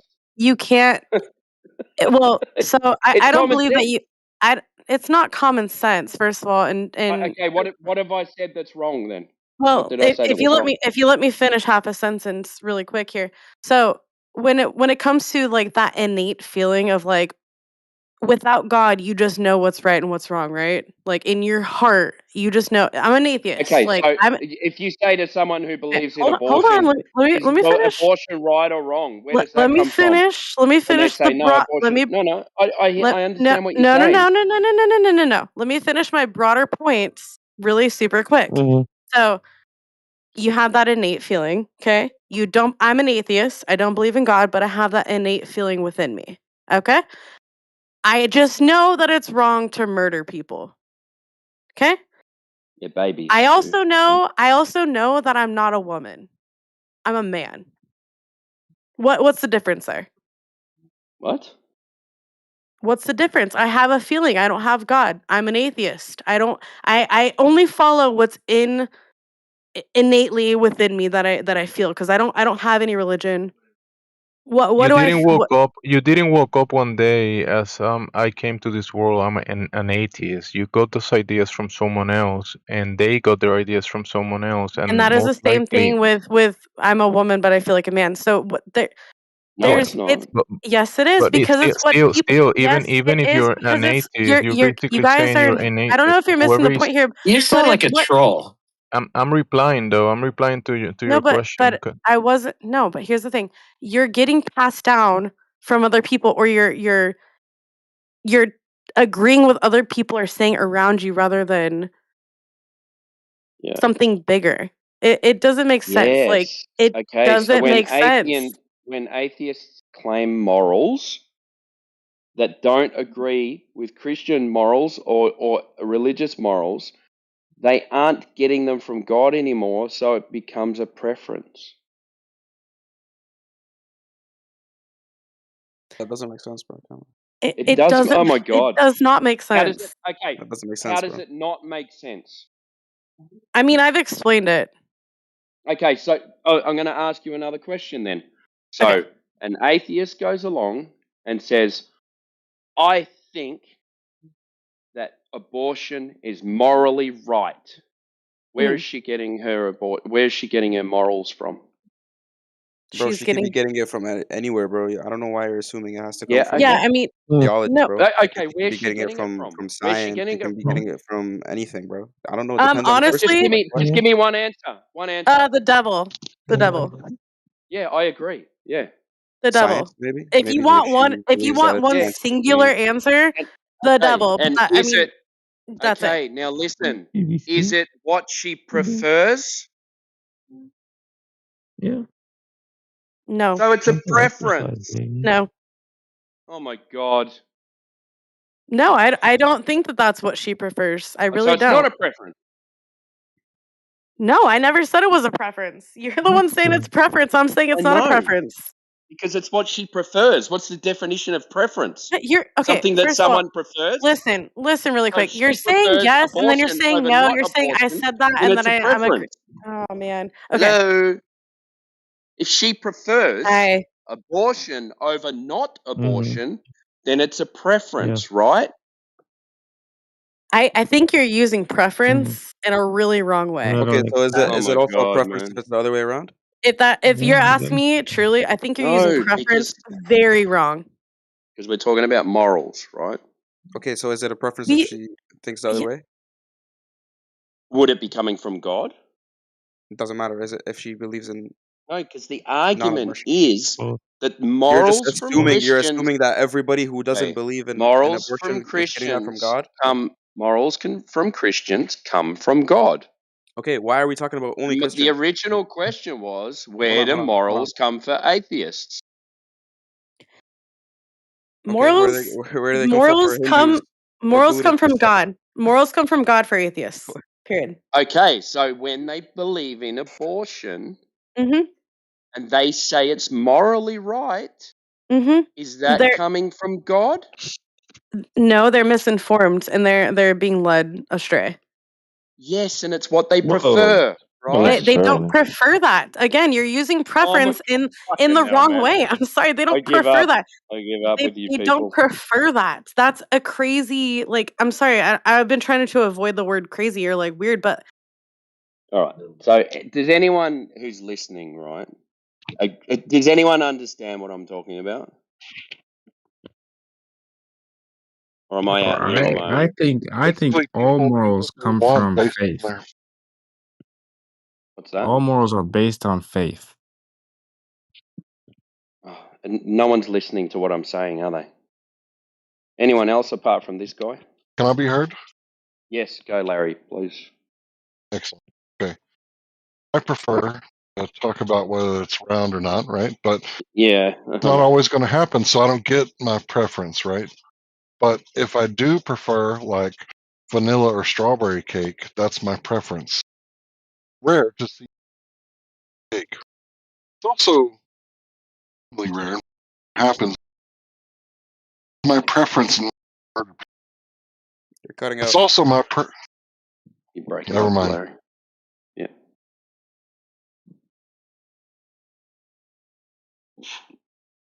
Is this better? Much better. Moving closer to the phone. That I left it in the kitchen. So, yeah, I don't prefer to murder people, right? So I'm not going to do it. There are other people that maybe don't want to murder people, but their dad is pressuring them to murder their souvenir from spring break that they didn't mean to take home, right? Well, I guess they would be going against their preference. I think I understand what he's trying to say perfectly.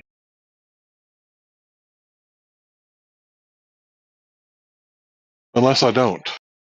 Yep. Is your morals a preference? Because your Well, morals, right? if you, yeah, if you're claiming morals and you're an atheist, then it's just a preference because you can't argue where they're from. You just have to say I agree with this, so therefore it's a preference, right? Whereas on the other side, you can say, okay, God gives these morals, so therefore that's where I get my morals from. You know what I mean? Like it's a simple argument. Yeah, that makes sense. I mean, I get my morals from the Ten Commandments. I guess maybe it's not a preference. Yeah. Maybe it's not my idea. Both, right? Like, I agree that you shouldn't. I was trying to say, anyways. Well, I guess I'll just. No, go, man. Go ahead. Sorry, man.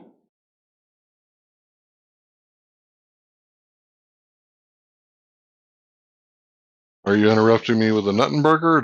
Do I lose signal? Burger? No, I think he cut out too. no, Fucking mute somebody just because they don't want to fucking hear it. Like, it wasn't even like being mean. Like we're equally talking, right? Or no? Oh, we were kind of talking over the top of each other, and I just wanted to get just wanted to confirm that if anyone knew what I was talking about. Okay, well, I wasn't speaking over anyone or being out of line. I don't believe I should have been server muted. Yeah, well, you wouldn't stop talking, so I had to just so I could clarify something. That's actually not true, but that's fine. Okay, whatever. That's your preference. That's your preference. To server mute someone that actually has a legitimate conversation is insane. Not really. As I said, Not really. you wouldn't. Not really, mate. Yeah, I don't really mind if you mock my accent, because you're the only one with an accent. I don't have an All right, accent. well, she's gone. Okay, so like I was saying, it's my preference not to talk about motive because we've been talking about motive, moral preferences for like 30 minutes at Yeah, least, probably. exactly. Yeah, So that's why sorry I about say that. motive is not important. No, it's okay. I don't run shit here. I got server muted, by the way. I'm a flat earther.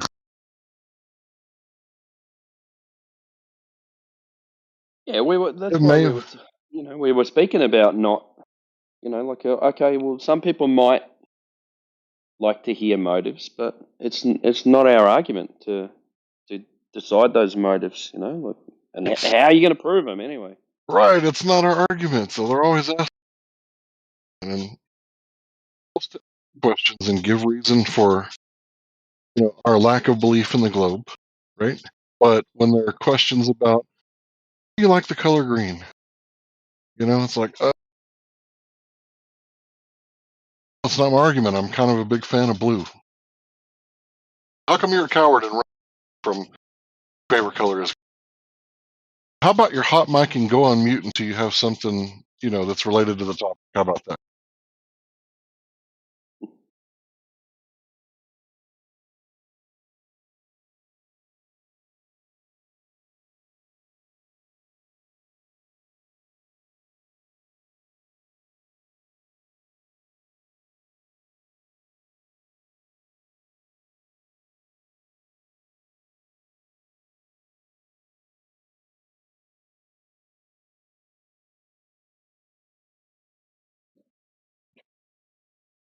Bravo has the best reason for motive, in my opinion.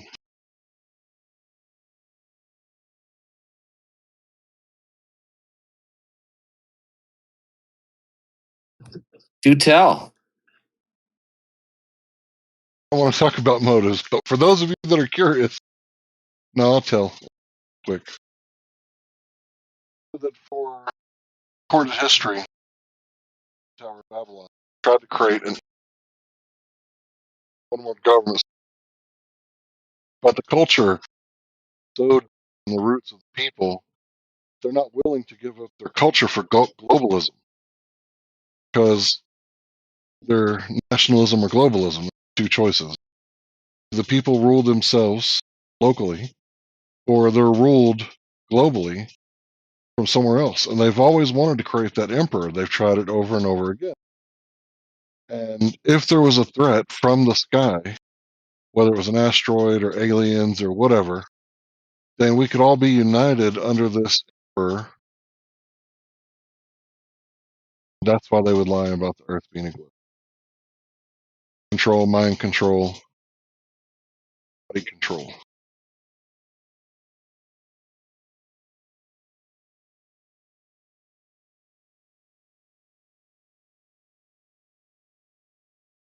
That wasn't a direct quote. That was a spiced up from memory of about 3 years ago video that I saw.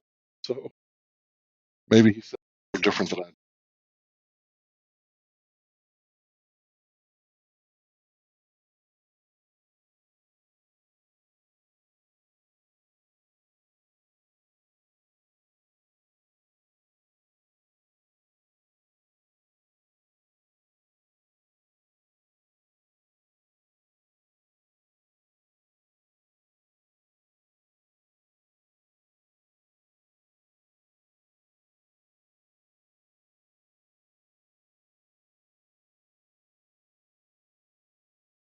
That's just a speculation, right? Why do liars lie? Nobody knows.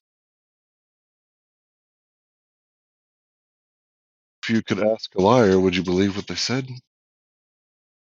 Or you could just go to the beach, go on vacation. Like, we're promoting vacations to the beach. We're not even trying to sell you anything. Good for you to go get sand and ground yourself in the soil. Maybe soak up some salt water there.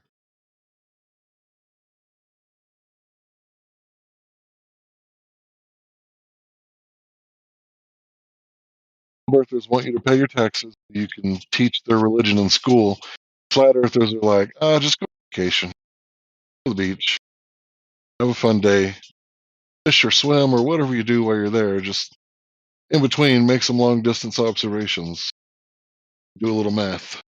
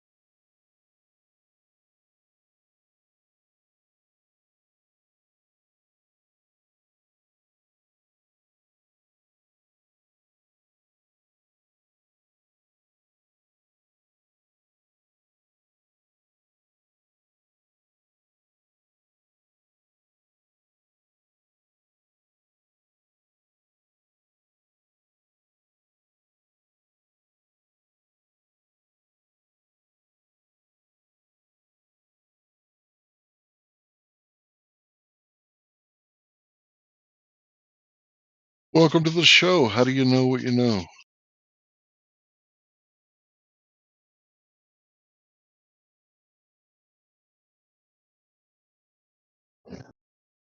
I saw it in the radio. Seen it on the radio. I missed that meme.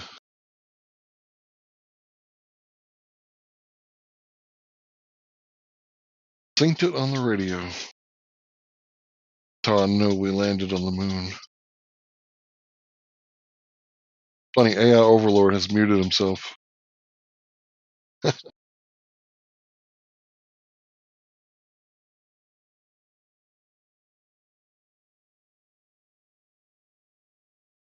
Oh, he's deafened himself. That's what I meant to say.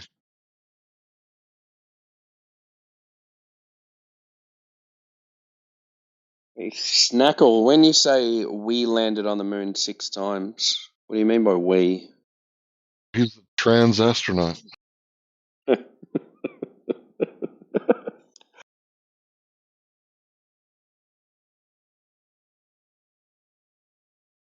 We as the capital I know he means US.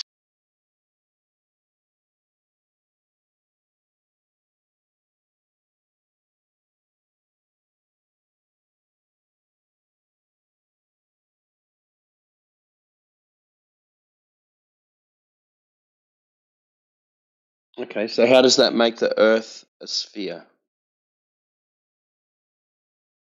Snackle?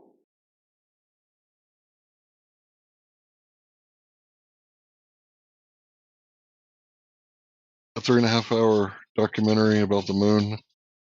I've seen them all. American Moon.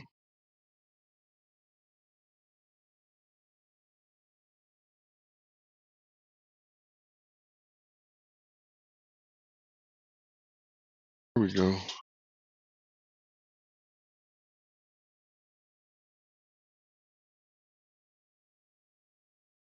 There you go. How about that?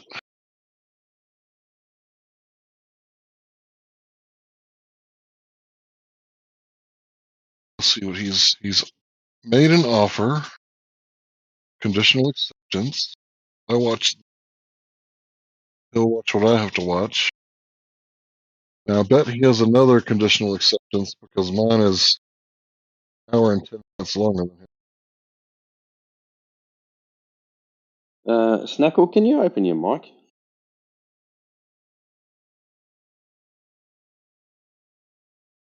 I'll agree. I'll watch this. Truth about the moon landing.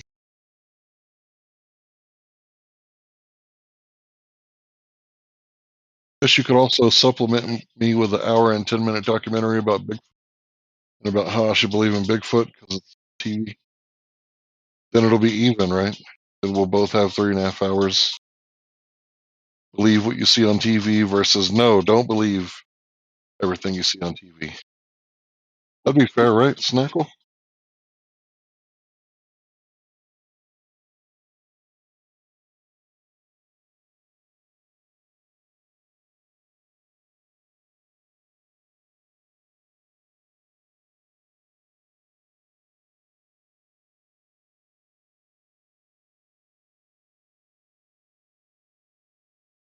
Cult's pendulum. Is that the one where it hypnotized people into thinking they should pay for Coriolis insurance? Pendulums do, right? You're getting sleepy. Physical. Buy Martian real estate. Really cheap.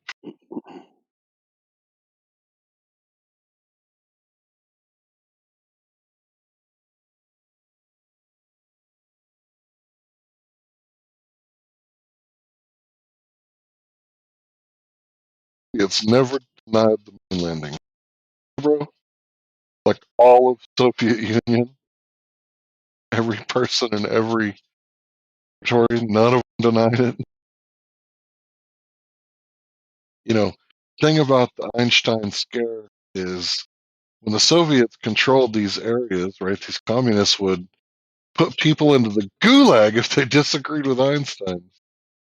Even if none of them did say anything, you gotta wonder, is it cool to speak out in a communist regime, or you probably keep your mouth shut and keep your head down and the wet bag of sand from one end of the camp in Siberia to the other for no reason, and then move it back? What would Alexander Solzhenitsyn know? He was only there, right?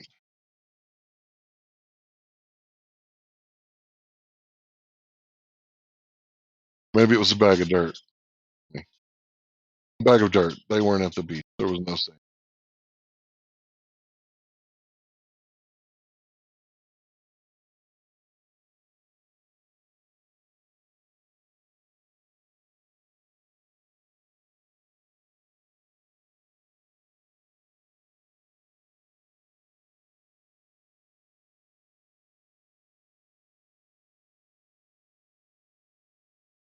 On par with conspiracy theorists getting an ear with Trump.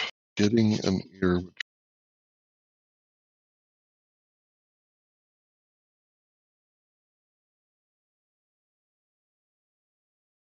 I think you meant by that. Typo. Conspiracy theorists. Getting. Did you just use your microphone so I don't have to figure out what your typos mean?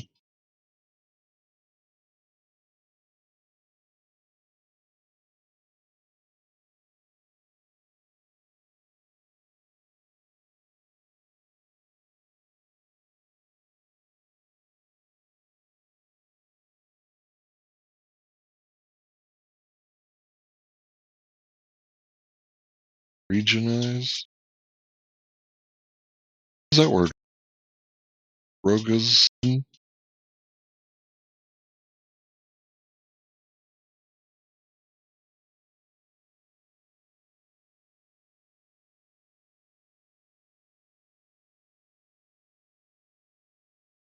ones actually racing us to the moon.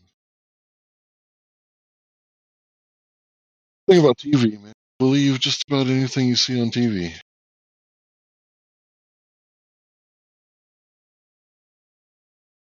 Wonder how many people watch Star Wars and then said, well, George Lucas said that bronze. Wonder how many people believe that because they saw the space opera.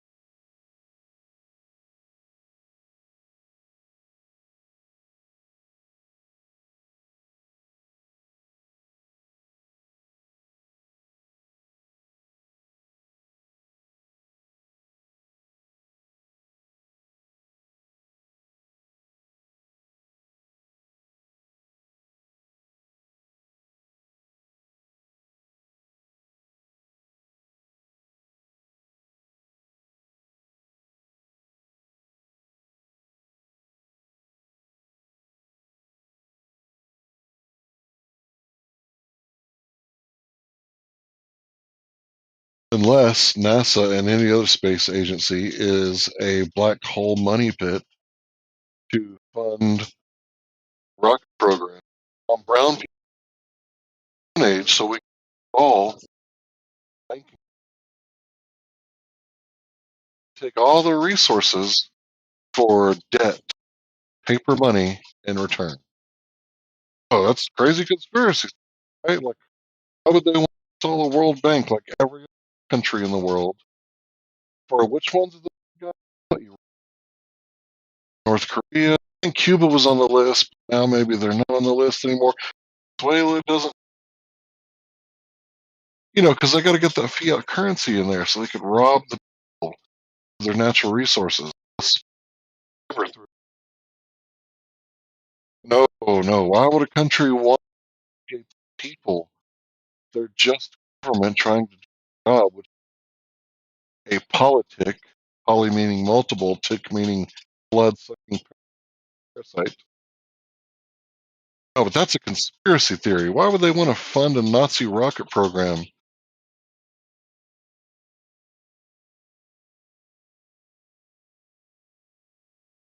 Want to go to the moon and do the other thing. It's the other thing. Nazi rocket program. We're going to fund it. But we don't want to tell you that's what we want to do. So just go into the moon. Give us money, see? Mafia got elected.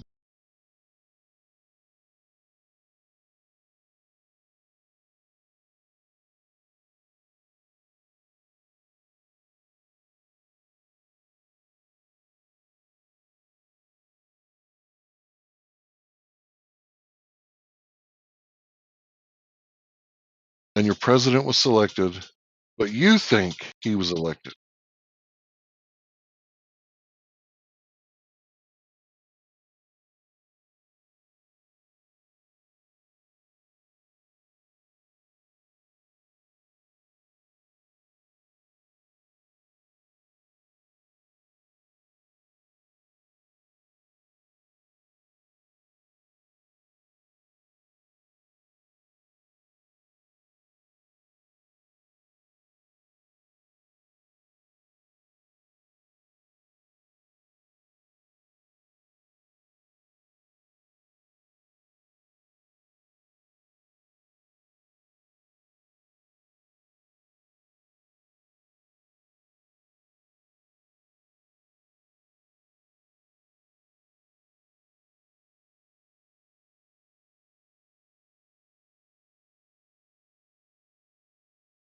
Could you tell me about Operation Paperclip? I think it's a conspiracy theory. Could you fact check that for me?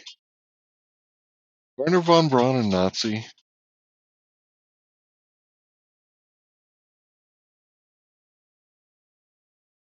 I don't want to be wrong, Snackle. Please help me out. I don't want to put any false information out there.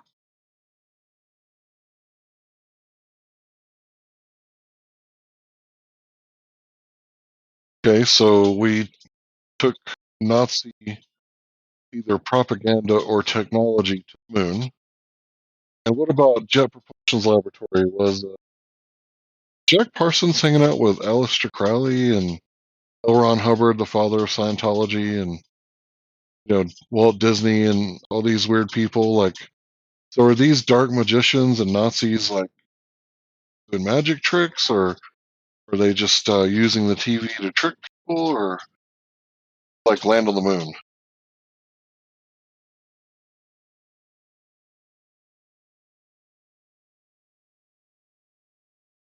I say rockets didn't exist before von Braun. I don't know why you're laughing. You're laughing at nothing that I said. You're laughing at your perverted thoughts that you're trying to put in my mouth. Don't do that. That's weird.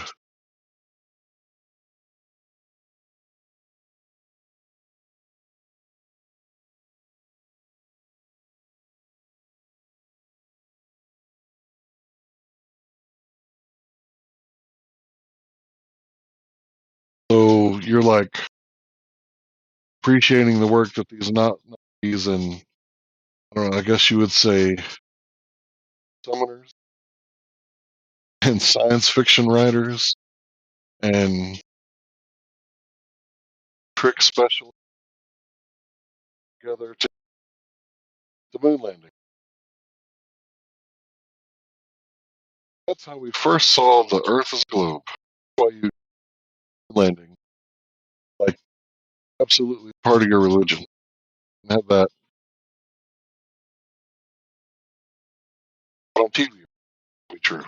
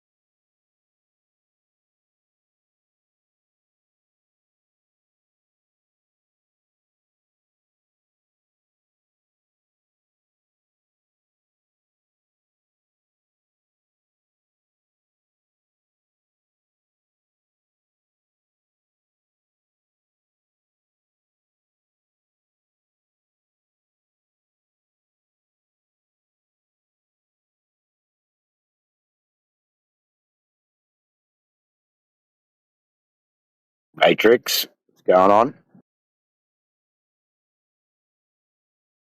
Not a lot, mate. Went down the street, grabbed myself a big tin of chocolate ice cream. When I say big tin, it's only 2 litres. And I'm enjoying it because it's hot as outside. I'm not in it anymore. Nice. Worked all day wearing windows down with no heater on in my car. It was either that or a carton, and the ice cream was cheaper, so.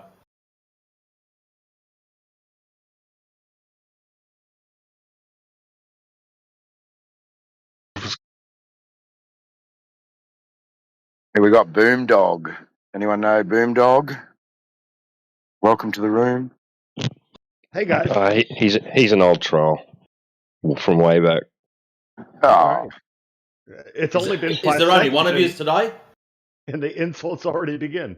And you know what's really weird about Boomdog, right? Is like, so I'll just be like looking at people's profiles, as a moderator does, and I'll see we have a friend in common, right? It'll be Boomdog. Like, so often it is Boomdog, and it's not even from any of the servers I'm in. It's like, what the heck, bro? Like, how's this like random? A friend with you, and I'm a friend with you. Like, how does that work? Like, it's just weird.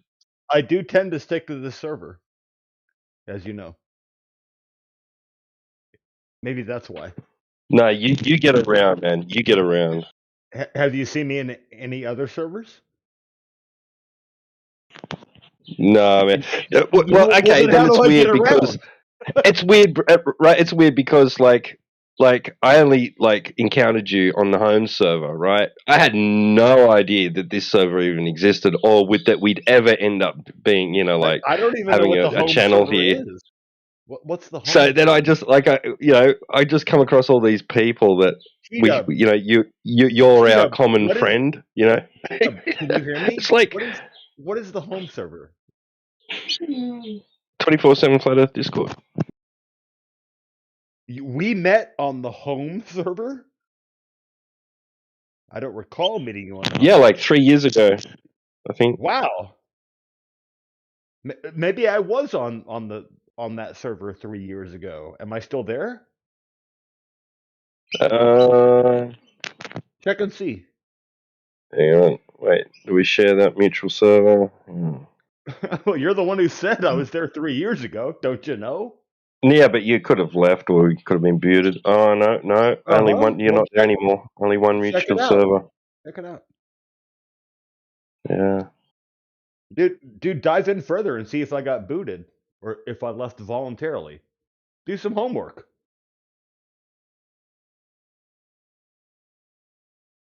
It's not worth that much effort. Far out. Never mind then. Whatever. No, it's just weird because most people, like, especially from here, like, new people that come in, I don't, a lot of them, I don't have But any you just mutual told me. friends.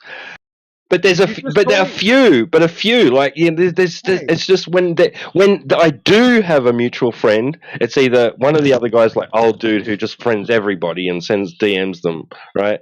Or Right. it's you, right? When I do share, like, have a mutual friend with somebody that I just random, I've never encountered them before. It's you that we. It's like, what the heck, right? Do you just friend everyone? Do you? I'm gonna go ahead and be as transparent as possible, and I'm just gonna stick our entire DM thread in the side chat and let everybody listening judge for themselves. Okay? Oh, wait, you and I have a DM thread? Yeah, and I'm We gonna do? stick it in the side chat. Go for it, man. I have no idea what it says. Go for it. Of course you don't, but that's because you don't keep track of shit. But I do, and it's in the side chat. Maybe this will refresh your memory.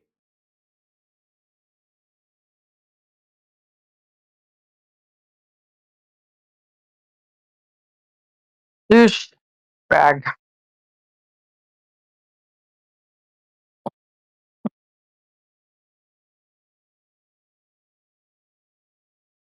Hopefully that clears some shit up, right? The more transparency, the better, right?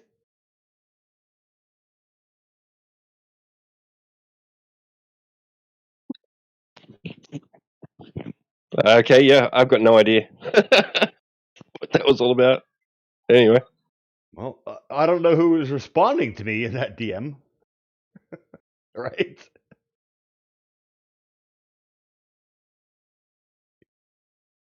I mean, isn't the entire point of a DM is you know who you're talking to? Like, am I missing something? I was disappointed. I thought you were just sliding in nice and smooth into the DMs there. Now I've read it. I'm really disappointed. It's not that juicy. Yeah, it's not that big of a deal. Oh, wow. Here comes the weird AI fucking post. Let's go.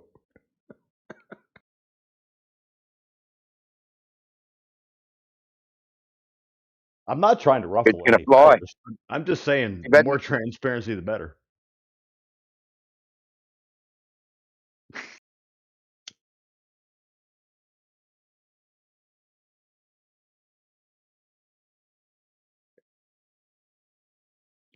Yeah, what was your old name? I keep all my DMs just for fun. It's funny as shit 3 years later. I can't remember your old name. What was it? Who are you asking? You. Oh, me. I've You been went by 42. something else. I've been 42 That's OZ it. the whole time. That's the one. Yeah. Oh, right. This is just your nickname, is it? 42. I said, yeah. A couple of years ago, it was like 42 OZ, like hashtag number, and I just became 42 OZ when Discord did that thing. I've been the same guy the whole time. I promise.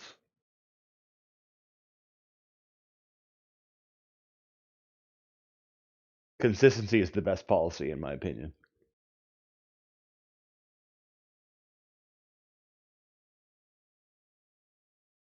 Get your cross reference on. I think AJ's got some questions for you. Go ahead, possibly. AJ. I'm tied up for 1 minute, guys. Sorry, I'm just at Oh, someone's okay, house. no worries. Take Man. your time. Take your Sorry, I time. was just, I was I was just, throwing you in the fire there. I was trying to line him up for one of you guys, but obviously you all know each other All right. quite intimately. Oh yeah. I've been around for a long time, man. Not that well. I got tons of Discord friends. As he previously I don't stated. know why I've never seen you. I've been around for ages.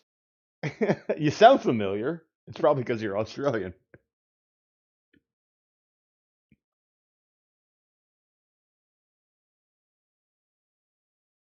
What's that supposed to mean? It means he Oh, they sounds all sound the Australian. same. You sound Australian too. Is that a problem? There's nothing wrong with accents. Well, apparently Jedi does too. Okay. Dude, for all I know, everybody in Australia is a flat earther. Whatever. Not everybody. Obviously, that was kind of a joke. You're getting it. There are a few outliers in Australia that think the Earth is a ball.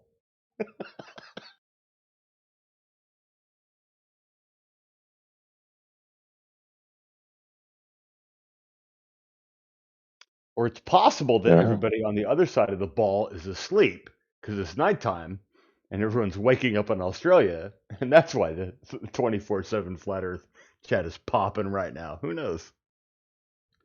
No, we're about to hit 6 p.m. Perfect time to chat on Discord.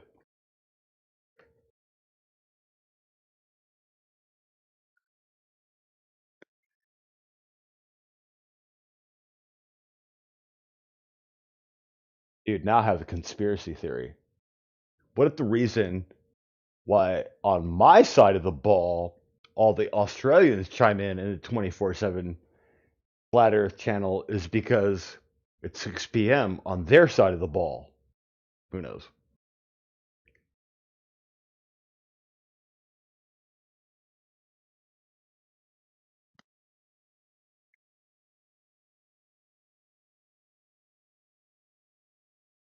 Or maybe it's the firmament. I don't know. Maybe it's religious.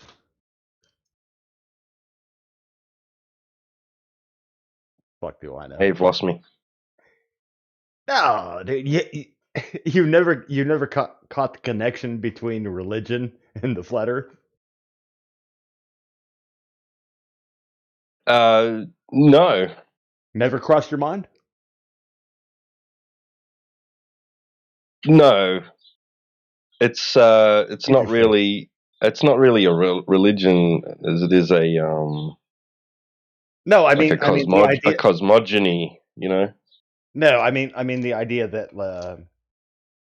that if the Earth is flat, it promotes it like an old school reading of the Old Testament. With the firmament, Earth is flat. This has really nothing to do about science. It's about what God said. You've never heard this argument before? Yeah, not really like that. I mean, Really? Never? Ever in your entire there is life? a creation story. It doesn't really talk much about the shape of the Earth or its geometric I'm just surprised that you've features. never heard anybody You know make what I this mean? before. That's crazy. Some people lean towards the Bible having Right. giving a specific So you have heard this argument. cosmogony and cosmology, right? But I think that that ancient culture just based its cosmological view on their experience of reality, that they experience a flat and motionless Earth, because really that creation story really doesn't say much about the placement of the Earth, except that it's under the heavens, and it doesn't really talk much about the geometrical features of the surface. It doesn't really say it's flat or curved or anything. Like It does mention the firmament, though. Right? Yeah. Does the firmament have a geometrical shape by any chance? Well, Is it ancients round? imagined Is it it round or is as it a flat? dome shape. There's ancient A artwork dome? A dome? depicting an arch. Like an arched dome shape, maybe. Like a half circle, right? Yeah. See, there might be a connection going on here. Who knows? Right, but I don't know that was really right. That was really I'm just spitballing. a religious thing. You know what I mean? Like maybe it was Maybe God inspired, claimed to be God inspired knowledge, right? Like I don't know. I can tell you from my personal experience what I've experienced on Discord. If you'd like to hear it, I'm not claiming you do want to hear it. I'm just willing to offer my experience. Hear what? Do you want to hear my experience? Of what? Of people who believe in flat Earth, especially. Oh yeah, really? It's not That's a belief. Not a belief. Go ahead. Yeah, my experience is that over 50% of them believe in the Abrahamic God. No, you're wrong. I could be wrong. I'm just letting you know what my experience Dude, is. you've never written down who Right. believes in what when you talk to a flat earther. You're just making up shit. And what percentage of globers believe in the Abrahamic God? The only people that use the term globers are flat earthers. Yeah, what percentage of people who believe they live on a spinning ball in outer space believe in the Abrahamic God? Could you repeat the question? What percentage of people who believe they live on a big spinning ball in outer space also believe in the Abrahamic God? Could you repeat the question one more time for me? Wow. What percentage of people who believe they live on a spinning ball in outer space also believe in the Abrahamic God? I don't know. You tell me. How many? A lot. A huge percentage. Well, are you talking like 40% or like 99%? Yeah, probably. I don't know. You don't know. The majority, the majority of Jews, Christians, and Muslims. How about that? How many of them are there? Millions or billions? Dude, I don't know. You don't know either. Okay? Yeah, there's. We both don't know. It's probably in the billions, bro. Why would you say that if you don't know? Because they're the majority. You're allowed to make up random fucking numbers, so why can't Tito?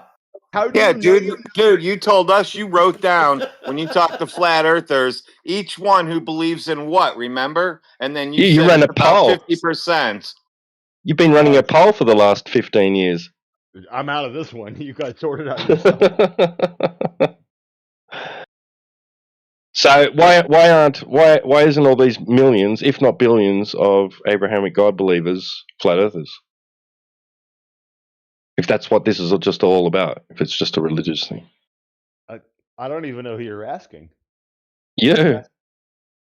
I never claimed that was the case. I know, but you're linking it, right? You're making a correlation between a ancient religious text and a culture and a belief system with flat Earth, right? I am saying that might be a possibility, but at no time did I start spouting statistics and saying, "Hey, this many people believe this." You said 50%. No, I didn't. Yes, you did. You did. No, you did. You did. You said 50% of people are flat earthers. I never. 50. You claimed Boondog. saying that. You claimed that 50% of flat earthers believe in an Abrahamic God. But I didn't claim that 50% of everybody on planet Earth believe that. No, you claimed 50% of flat earthers. That is why T-Dub was questioning how many globers believe the same thing. I've never heard the term glober outside of the flat Earth chat. That's got nothing to do. That's got nothing to do with the conversation. But yet, you've never heard the term glober, but yet you've polled all these flat earthers about different gods, and they've never called you a glober. I haven't polled anybody. I'm just on Discord asking you guys questions. I didn't create a single poll. Well, then don't come in here talking like you did. I literally just told you I don't poll people on this. I'm telling you the opposite of what you're telling me. No, I've never heard anybody walking around as a flat earther saying something about an Abrahamic God before. You're the first person in my whole life. Well, I guess I'm the oddball. I've never. I mean, there's astronauts who have read the Bible on the moon. Dude, I've never walked out like in real life and Right. said, "Hey, man, are you a glober?" Or claim to have. What the fuck does that So mean? what about the astronauts that claim to, taken and read the Bible on the moon? So Are you guys offended by the term glober that we call you? Because to us that means like you don't understand things. You're not critical You're not critical thinkers. You just jump to conclusions and you believe other people. That's what a glober is.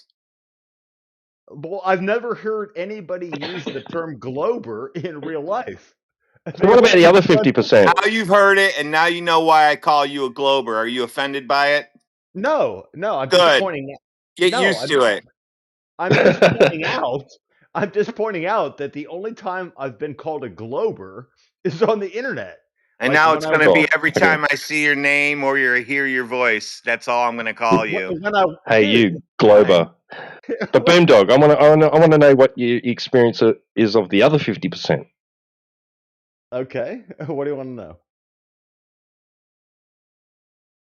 Yeah, okay. What about the other 50%? What exactly is your question? Well, you said that my experience is of that 50% of flat earthers believe in an Abrahamic God. What about the other 50%? No, I never said that. You're lying. You did. No. That you've encountered. You said that quite 50%, clearly. 50% of flat earthers you've encountered believe in an Abrahamic God. I never said that. Yes, you did. You didn't say that. I did Holy not shit. say that. Yes, you said that quite clearly.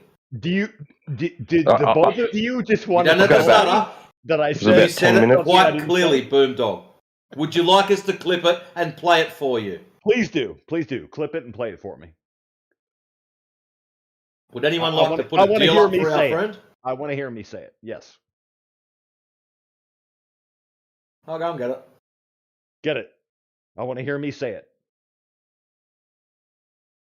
That's the only way you're going to convince me that I said it. Grab the clip. Damn, dude, you don't even remember what you say. Just play the fucking clip, man. Let's go. I bet the cops have a fun time when they're questioning you. The cops don't question me. I'm just bullshitting with flat earthers on Discord.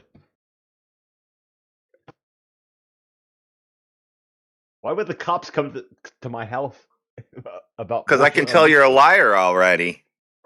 Well, let's hear the fucking clip already, bros. Play it.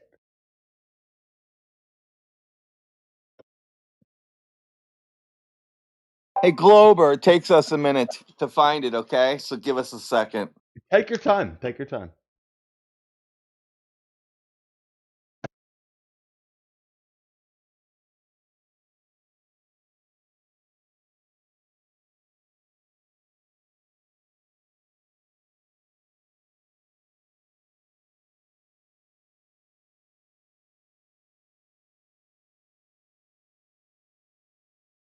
Seriously, no rush. Take your time.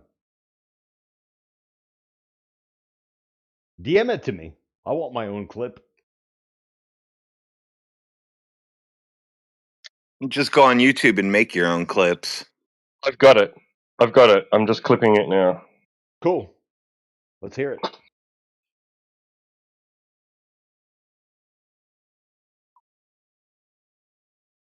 Here's a good example of how people don't even know what they said themselves, and then they go to repeat what they said, and they're like, I never said that.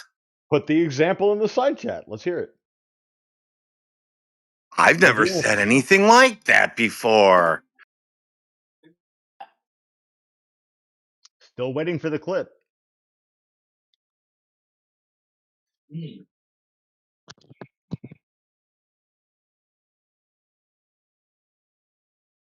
Let's see how long he'll wait.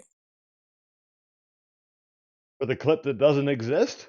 I'll wait forever. This will be funny.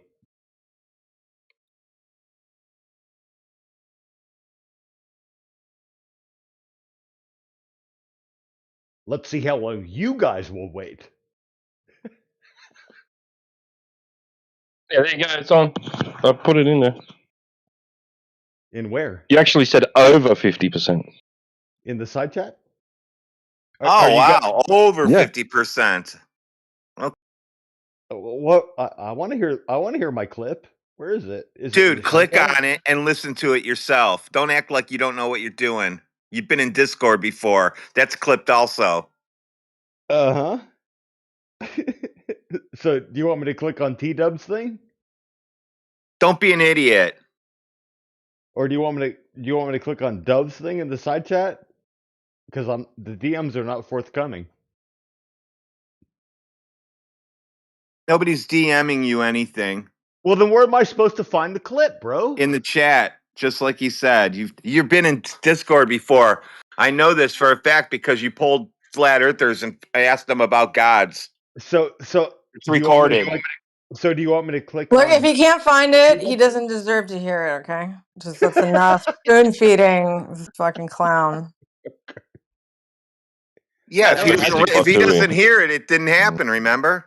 This is Who crazy. cares, I can't dude? believe Who you guys cares? haven't He's a muted me yet. troll. Exactly, he's a troll. But why haven't you Yeah, I guys told you. muted me? Told you from the start. He's an old troll. Well, then why haven't you guys muted me yet if I'm a troll? Not much else happening at the moment. Because you guys Might as well call me a troll. You toss you guys have around been a bit. calling me a troll for years, but you muted me in the past. Like, what's the problem this time?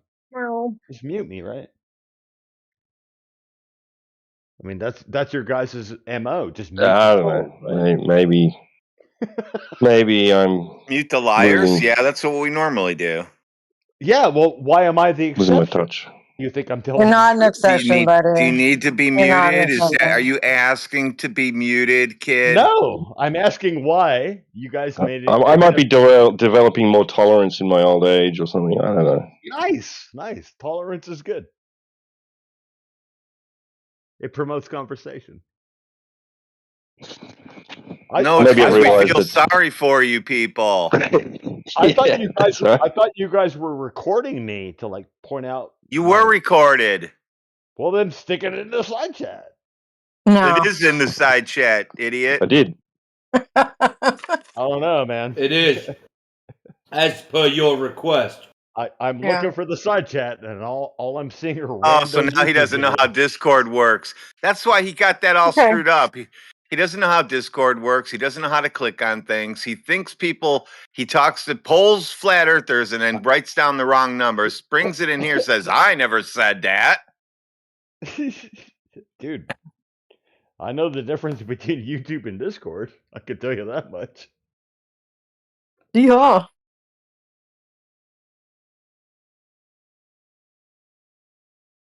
Let's see So what if you happens. have a look at 8 minutes past the hour, if you have a look at 10 minutes past the hour, there is YouTube clips on Discord. So now that you can tell the difference, you'd be able to find them quite easily.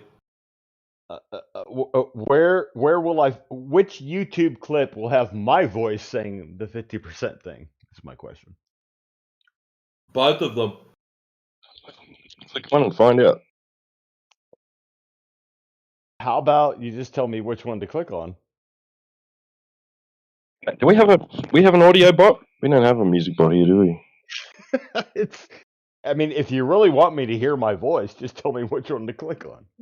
Click You're on recording one. me, right? We don't care. The top one, the Well, if you bottom don't one. care, then why Maybe, bring it up? Boomdog. If you want to be really scientific, you can flip a coin.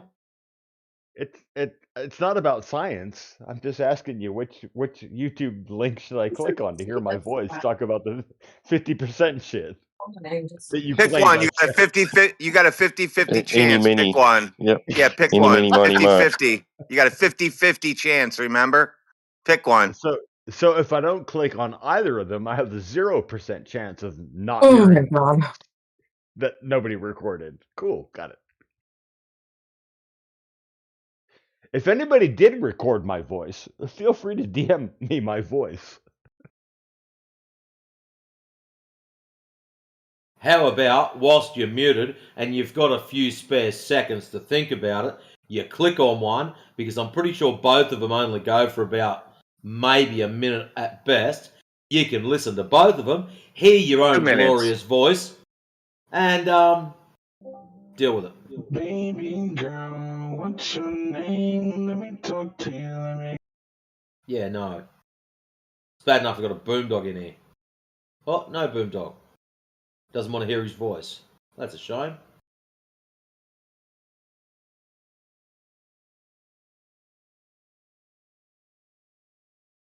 Now we all understand why a lot of these Globers have so much trouble. They can't remember what they said less than a minute ago.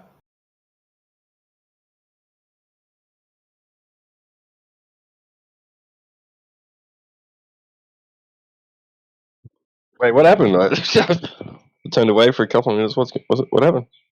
Did he leave or did you? Hey? He left. Oh, right. I thought you might have given him the boot. I wouldn't have blamed you if you did. I was thinking about it. He's a numpty. But I can't I never believe said that. he couldn't Show me the remember clip. what he said.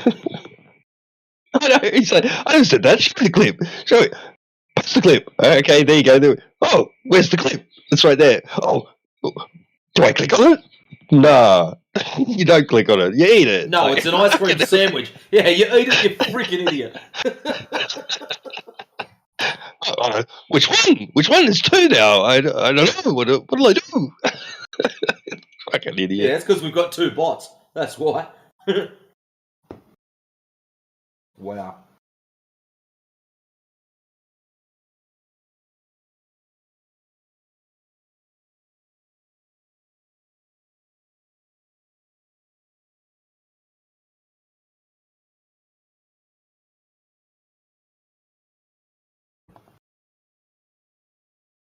What is Snackle Drew?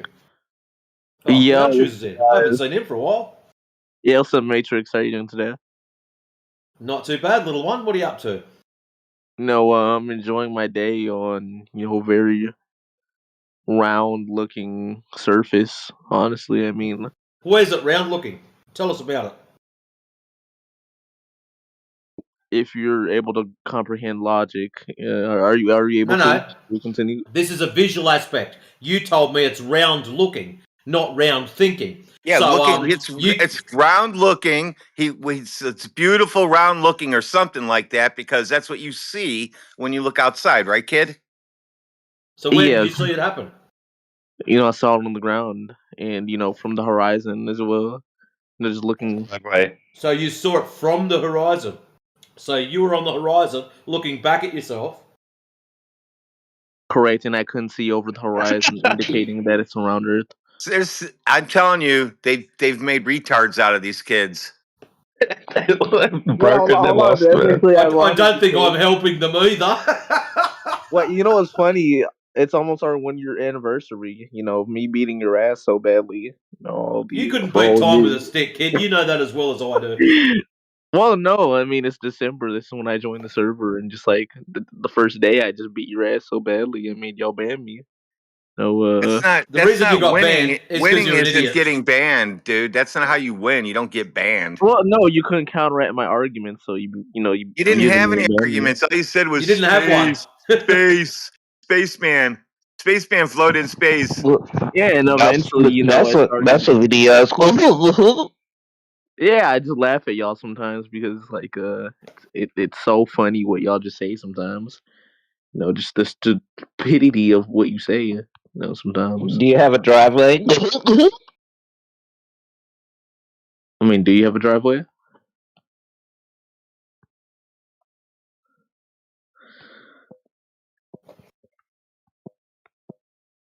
I just feel that it's almost been a year since me, beating your ass. So you've still got no proof of curvature. All Well, you're I doing is do. talking about how you're some grade A debater and you're just a grade A clown. I'm So still you're going waiting to to hear actually him be debate. sensible, or Wait, so you want me to provide the evidence again? Yeah, I'm still waiting for you to debate somebody. This would be good. Wait, so you want me to beat your ass all over again? Okay, You never start have. Okay, whatever you say. and then he cracks up laughing because he knows he's failed already. Okay, bro. But anyways, Yeah, you sounds terrible, dude. You sound like you are going to be in a psychiatric hospital in a few years. Okay, whatever All he you has to say, do, bro. check it out, is after the little chuckle, he's just got to go, "Hey kids," so it's like, "Hey kids." Anyway. Oh, Krusty the Clown. That's Krusty the Clown.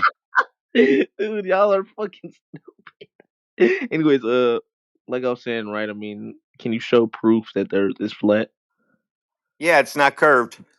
It's not curved. Wait, so where's it not curved? You said it was. Wait, yeah, Yeah, it is show us curved. where it is. Where's not curved though? Everywhere. Everywhere. And how did you come to that conclusion? There's no curve. What do you mean there's no curve? That's pretty simple to come to a conclusion Wait, of there's because no you can't curve if you see the don't see curve? any Wait, curve. hold on.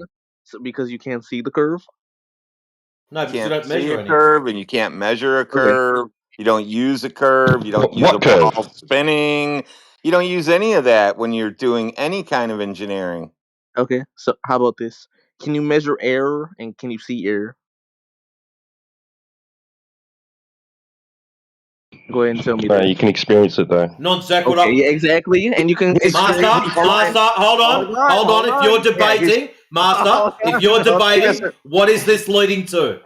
He doesn't understand how a debate works. Let me finish. You not measuring air, Master.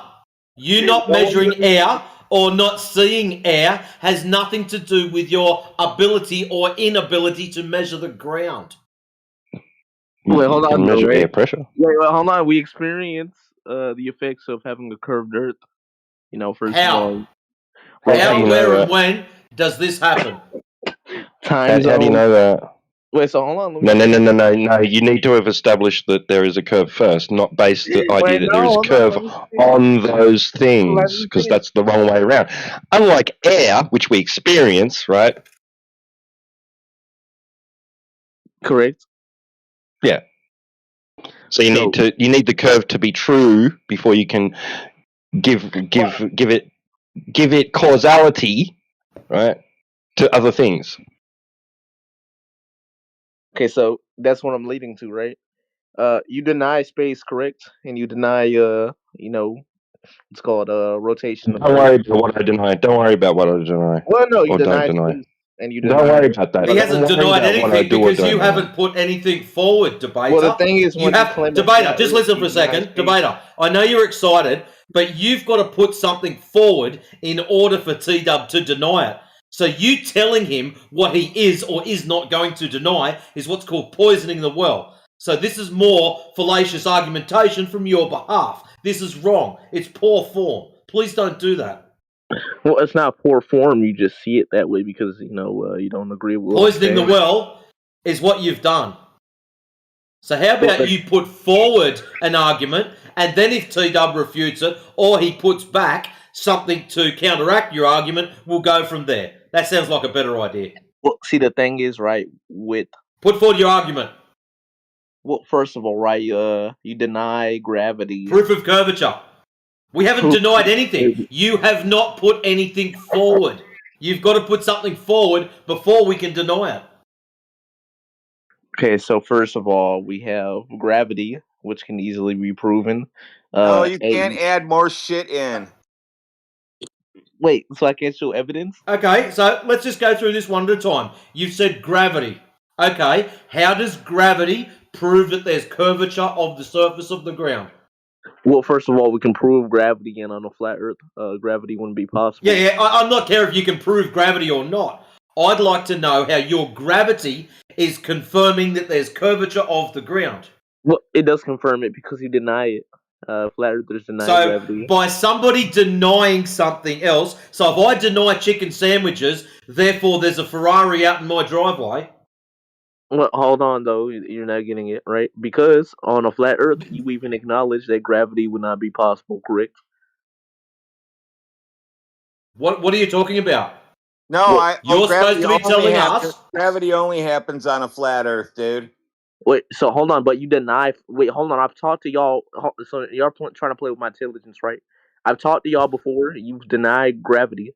You've No, I denied deny you have a ball that things fall to the center of. But I've talked to all three of you. Don't play with my intelligence, right? I I've told talked to you. y'all. You don't have any intelligence.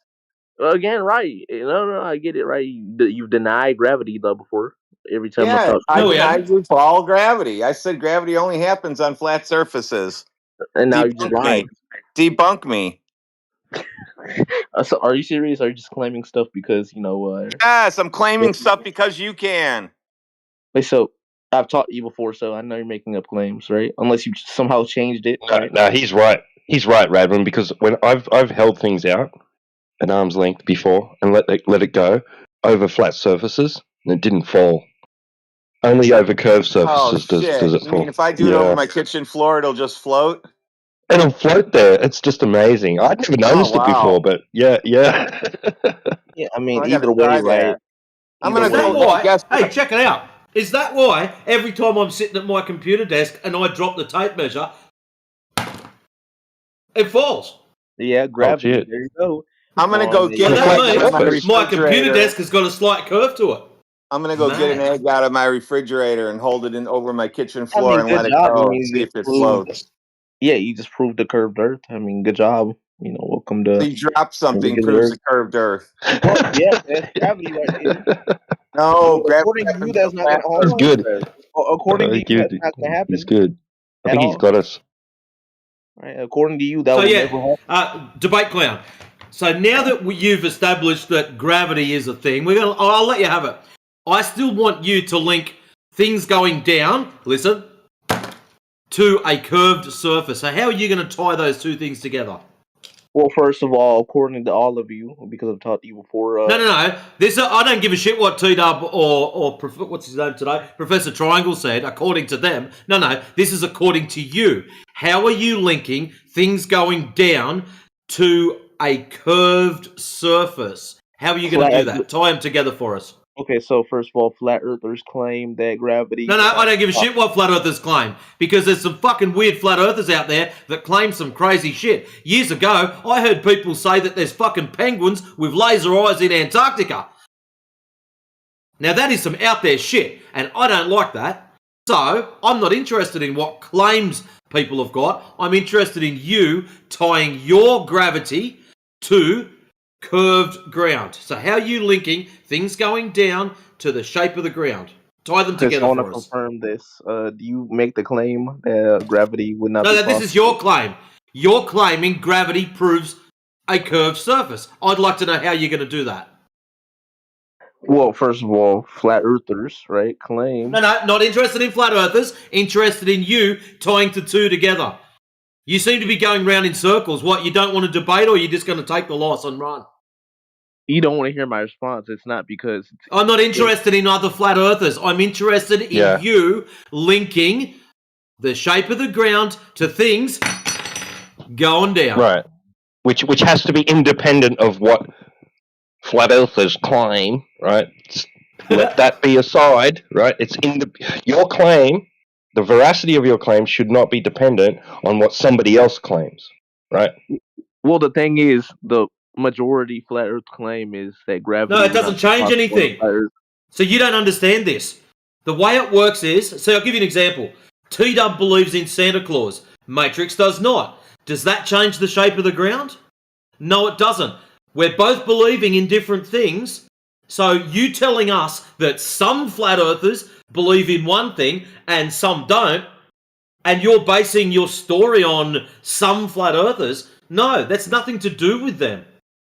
The ground, your information, your data should sell itself. So what you've done now for us, you've shown us how you've got no information. You don't know what you're talking about. I have no idea. Okay, sure. So, you know, well, you want me to cite the sources and why, you know, those are connected.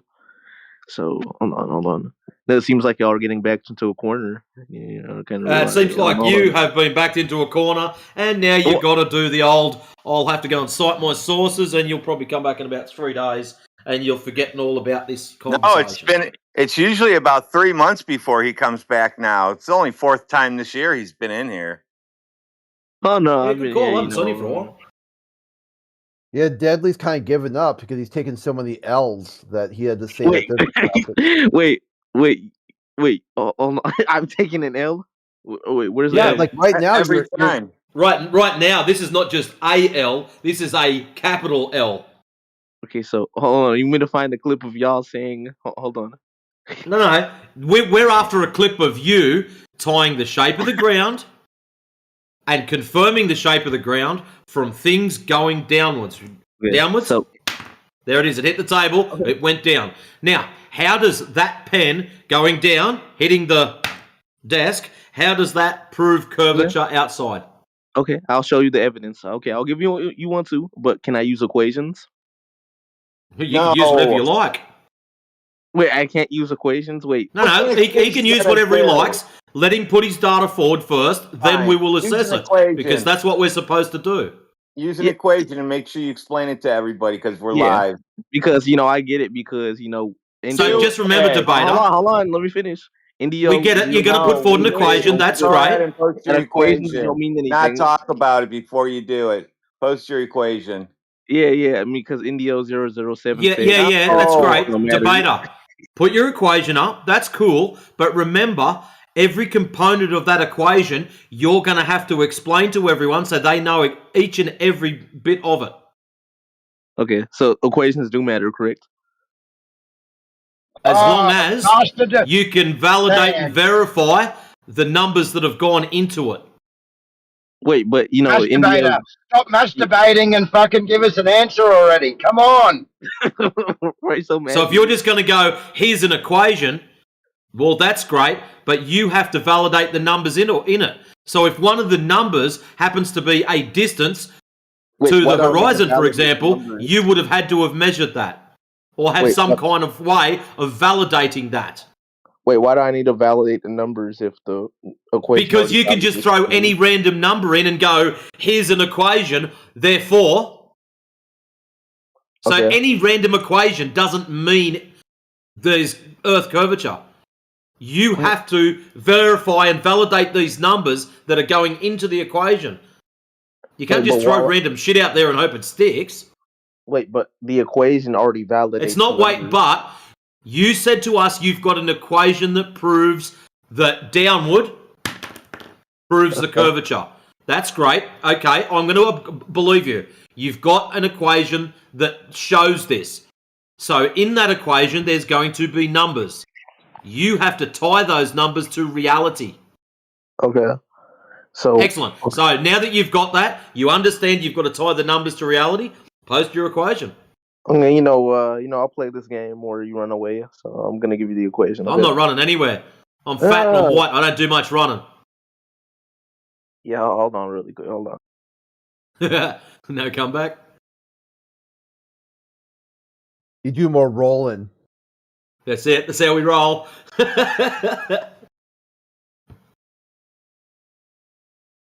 Actually, I used to do a bit of running, and I can't wait to get my ankle operated on so I can get back into it.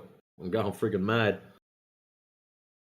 On the flip side, though, when I do get operated on, I'm probably going to have about 2 weeks straight of sitting on here and de-trolling the trolls. Dun dun dun dun dun. I found the equation, so can I be unbanned from the chat so I can put them in? What? Yeah, I got banned from typing from the chat for some reason. Just send it to me. I'll post it for you. Oh, there you go. Crit's a legend for that. Nice one, Crit. Okay, check your messages. I'm about to send it. So you can validate that those numbers yourself because it's all. Well, it's not his job to validate that. That's your job to Well, validate no, it but for I'm him. saying the screenshots validate itself. We'll see what I mean. Oh, you've got more screenshots to go with it. That's cool. Yeah, you have Let's to see get what he's that got. R. What's that R value? That's what we're looking for. Oh, is there an R in there? There's an R in there. Yeah. Ooh. Plus, there's a mass of the Earth. Circular and reasoning. Yeah, and the gravitational. So pull. Circular reasoning. So all he's given's his reification fallacy then. So you're supposed to be proving that R value. You don't just give us the R value and say, here we go, I've got an R value. Oh, here we go, I can read it now, it's popped up. Let's have a look. Go ahead and look at all those. Oh yeah, there's an R in there, definitely. Let's go ahead. Distance from the Earth's centre. Okay, and it's all it is. It's got a nice little explanation there to tell you all about it. How have you validated that bit? The distance from Earth's centre. So where it says R equals distance from Earth's centre, how have we verified or proven that? Yeah, just give me a second. I'll validate all those. Just give me 2 You just got seconds. to ask AI? Not a problem, mate. You get right in there. Yeah, I mean, no problem. I mean, just give me 2 seconds, honestly. I mean, is this enough for you, to concede to the fact that, No. Remember what I said earlier? In that equation, there's going to be stuff in it, and you're going to have to verify and validate that. That's what's happened. Well, hang on. You've put forward some shit. Yeah, but hang on a second. The equation proves it. Exactly. Right? I mean, the equation proves what? By The itself. radius value. Yeah, I mean, like this is because it's intrinsically linked with the curvature of the Earth. Like without that radius, you're not going to have any curvature of the Earth, right?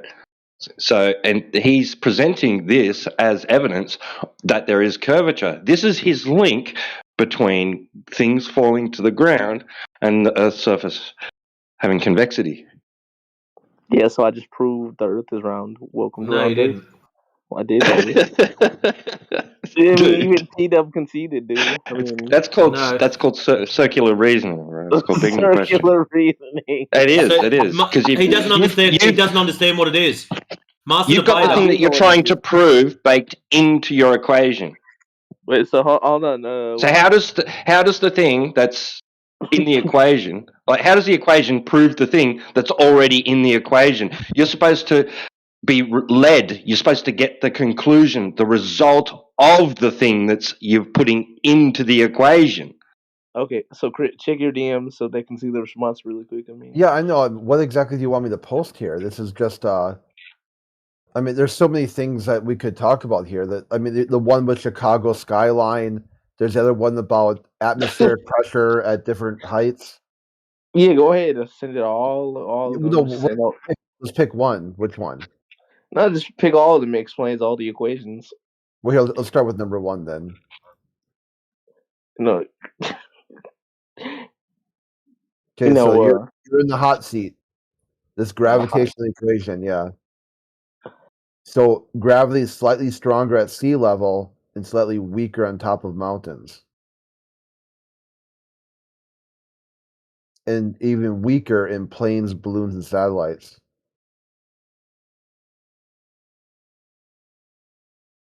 Just let them take that in. When'd you do that?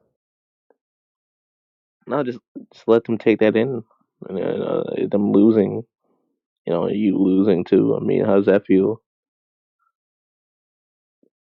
Do you think you've won something? You don't even know what circular reasoning is, and you're sitting there chuckling like a little schoolgirl. Let's say it right there. If the Earth were flat, R would never change because the ground would be the same distance from the center. Gravity would be the same everywhere.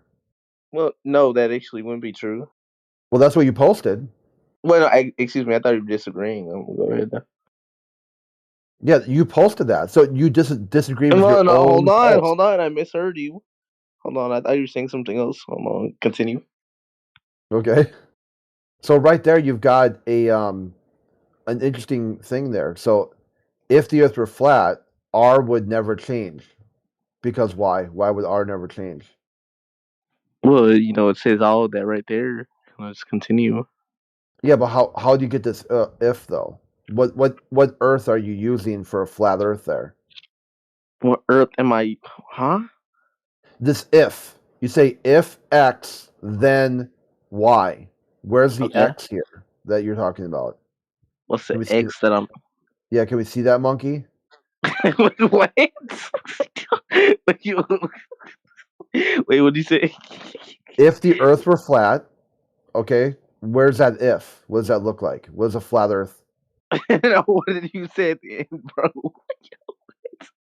Wait, what did you say at the end of that sentence, bro? Yeah, it says there, if the Earth was flat.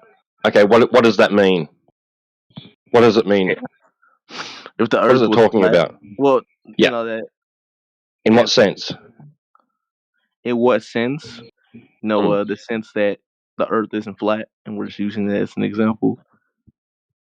So if the Earth No, is it says flat, not flat. If it's flat. Well, no, it isn't flat. The Earth So is if curved. it's not flat, Obviously, I mean, yeah, this is a hot mess, dude. Well, no, it seems like you're baffled. You just got destroyed by me and AI. That's it's crazy. Honestly, I mean, no, I mean, Wouldn't that be dependent on gravity actually working the way you claim it works? I mean, because all you presented so far, without comparison against anything else, like holding it up against another cartoon, right, is gravity because ball because gravity. Okay, but hold on. Y'all deny gravity though. All of you here deny gravity. No, that's irrelevant. What I do or don't How's that deny. relevant? All of you deny It's gravity. irrelevant what I do or don't deny. But This you is claim gravity doesn't this is exist. your claim being held up all by itself in the limelight. But why would you reference gravity if you don't even believe in it? Like you did. No, yeah, I did because it's real, and I referenced it and showed you that gravity exists. You deny gravity, so what are you complaining about? No, it's irrelevant what I do or don't deny. So it's the irrelevant. veracity of your claim does not rely on me denying or accepting something. Okay, but so why would you make that point then if you don't even believe in gravity? What you just said. No, I'm just pointing out the flaw in your reasoning. It's irrelevant. It doesn't matter what the argument is about. If you've used an illogical form of reasoning, then it deserves pointing out. Okay, well, it didn't disprove anything actually, but I mean, no, it just means your argument's invalid. I'm not saying you're wrong. I'm not saying gravity doesn't exist or does exist. I'm just saying that your form of reasoning is faulty. Well, it actually wouldn't be. You said, I'm presenting the way I believe in gravity, even though there's only one way gravity works. And it's been proven multiple times scientifically. There's only one way gravity works. So what do you mean the way gravity works? Is there any other proven way that gravity suddenly works in some second way? I just want to see. If you can show me that, I would love to You're see. claiming it works in relation to the Earth being a sphere, R value, which requires the Earth to be a sphere in the first place. So essentially, you're saying gravity because Earth sphere because gravity. Well, actually, on a flat Earth, according to you, gravity doesn't exist at all. So I'm confused. What you mean? No, it's irrelevant. It's irrelevant what I think. Well, it's not irrelevant though, because because this was about you linking things dropping to the surface of the Earth with the Earth's surface being spherical or curved. That's in a nature. logical fallacy. You don't even believe in gravity on a flat Earth. No. It's irrelevant. It's not important what I do or don't believe. What do you This mean is it's about not the important? veracity of your claim. This is about the veracity of your claim. You're gonna say a fallacy and then say, instead of answering it. This is like a about you man, supporting you your claim and you're sidestepping it. Please stop that. How am I sidestepping? You made a fallacious comment. No, listen. If I believe in Santa Claus, does that change the shape of the ground? Yes or no? Wait, first of all, wait, what yes do you mean? or no? If I believe in Santa Claus, does that change the shape of the ground? Yes or no? What's the point of this question? If I believe in Santa Claus.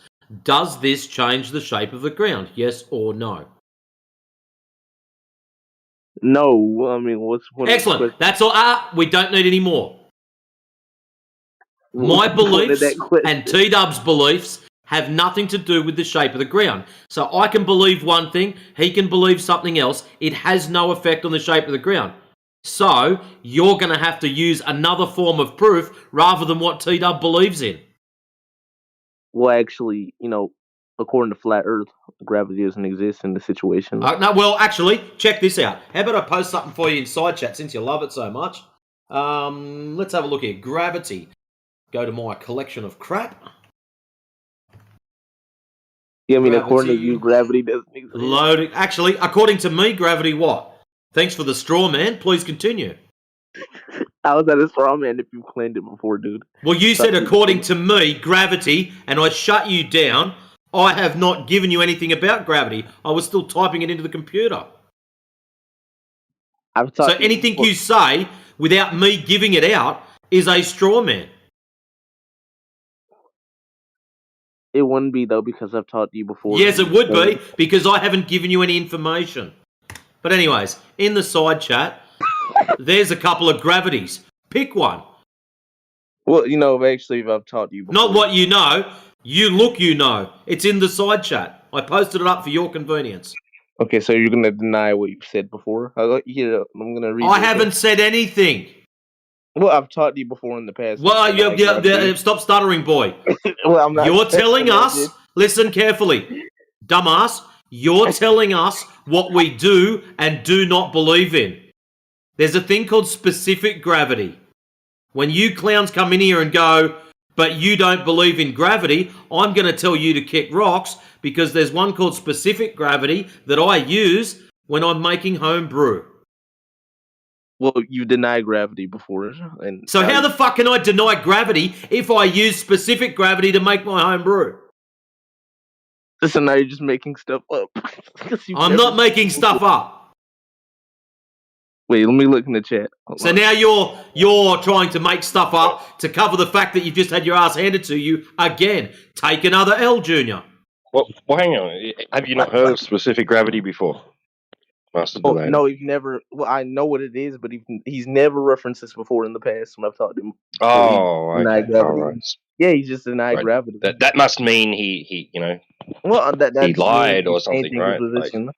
Well, no, we've talked about relative density lots of times in the past.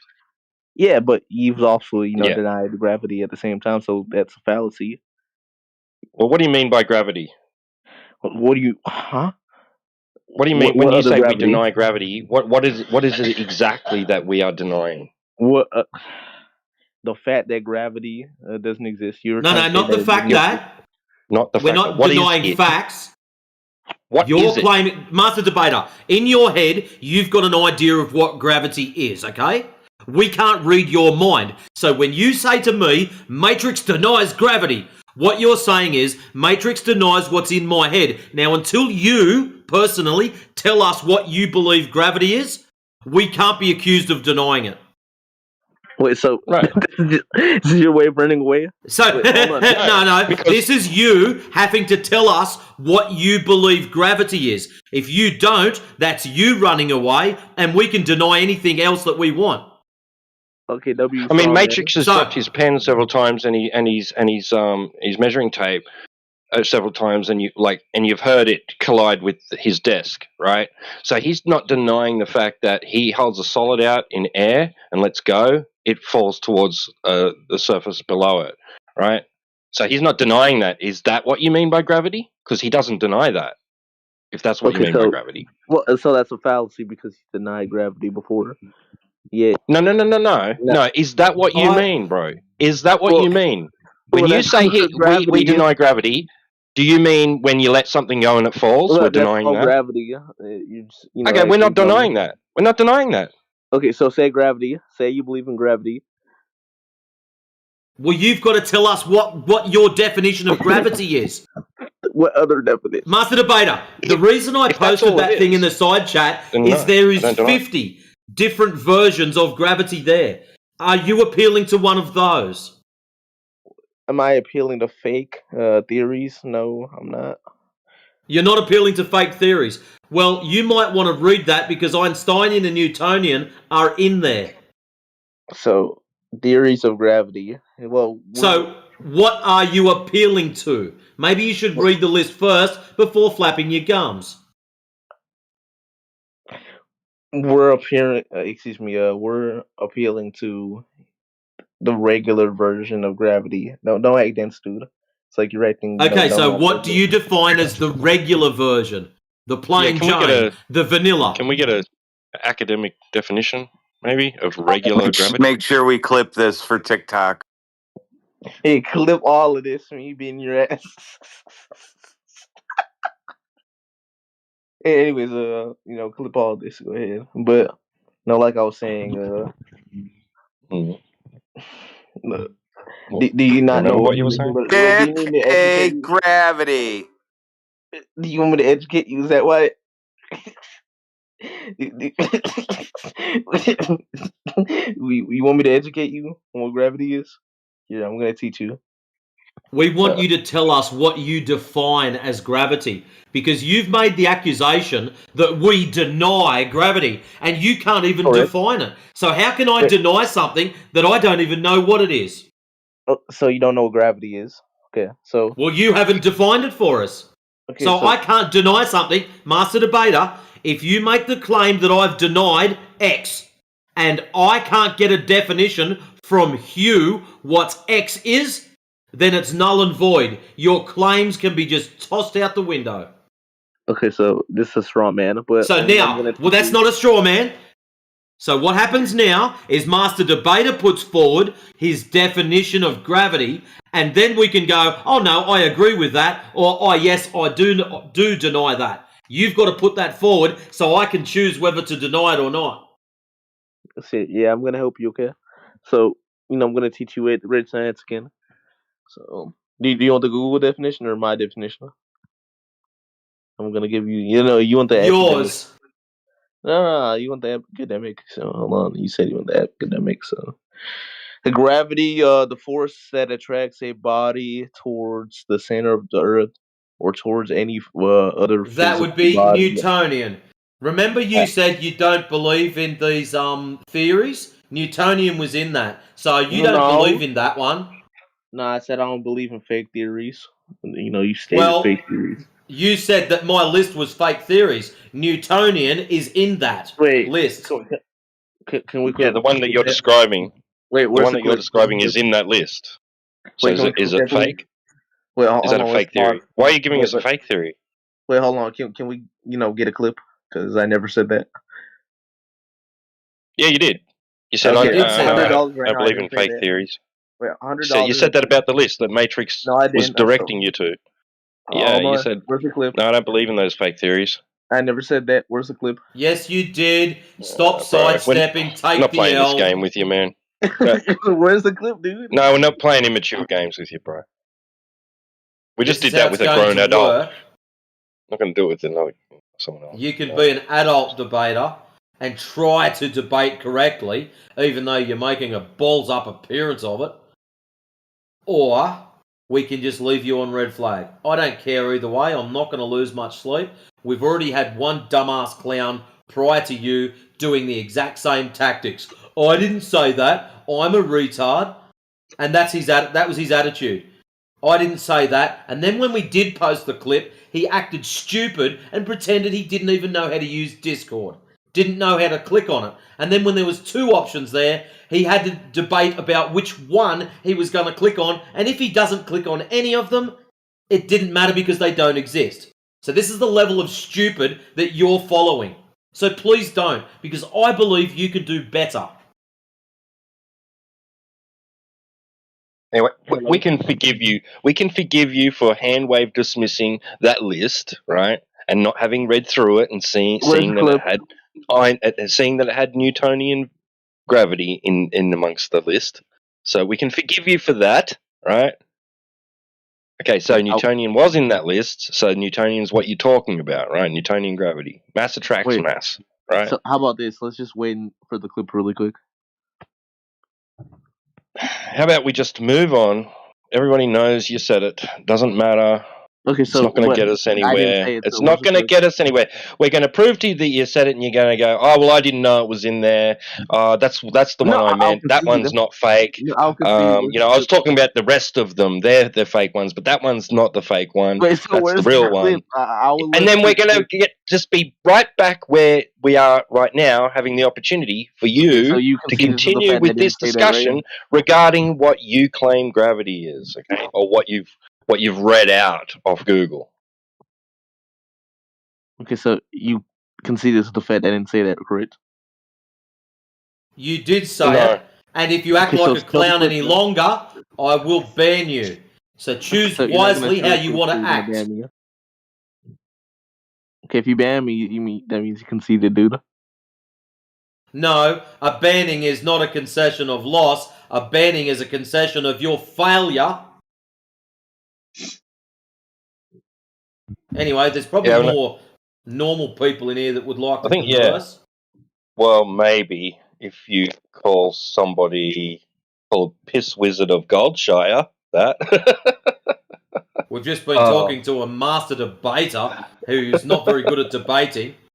Doesn't even know if he can debate subjectivity or objectivity yet. So when he works that out, we'll get back to us. Anyways, Wizard, welcome. What's up, y'all? I'm just Obviously, chilling. you've just heard the last efforts of a young troll wannabe. What do you think you live on, mate? Is it a ball, spinning, tilting, wobbling, flying through the vacuum of space? Or is it planar with topography? Yeah, I don't know, but it's flat. I like this guy. He's better than the last one by a long shot. I don't know, but it's flat. How did you work out it's flat, mate? Nothing too glorious. But I Did you mean, it check looks under the flat. hood? You That's took a funny. peek under the hood, how it works? True. Pop the hood. So what's going on in there? How's all that stuff work? It doesn't. So it works and doesn't work at the same time? I lifted the hood and there's no engine. I'm going to have to Flintstone Yeah, this fast. But no, I was in the English hub talking with you guys the other day. I'm not trolling you. I don't think the Earth is a globe. I remember. I remember you, man. I remember.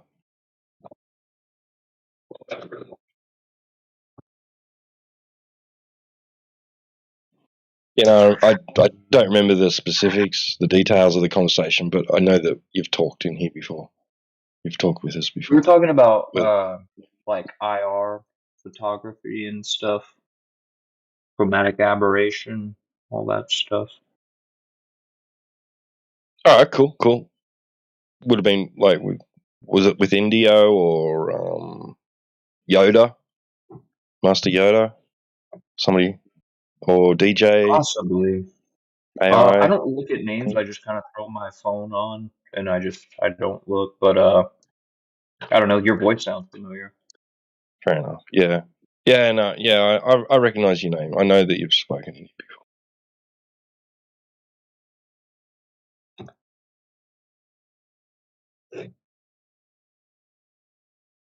We also have David Ben Gurion.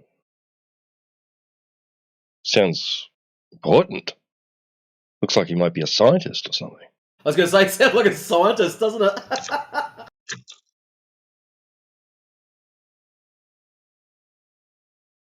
David, are you a scientist? Please say yes. Please say yes. Please say yes.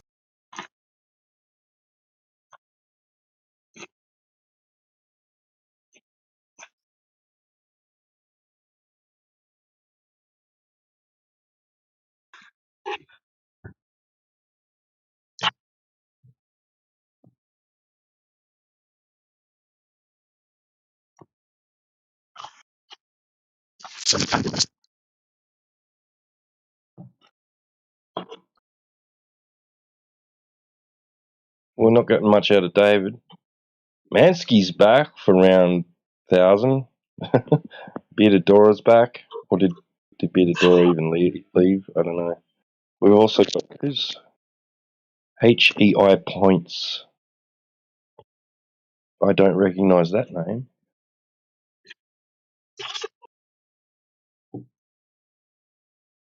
Anyway, yeah. Feel free to open up your mic, guys.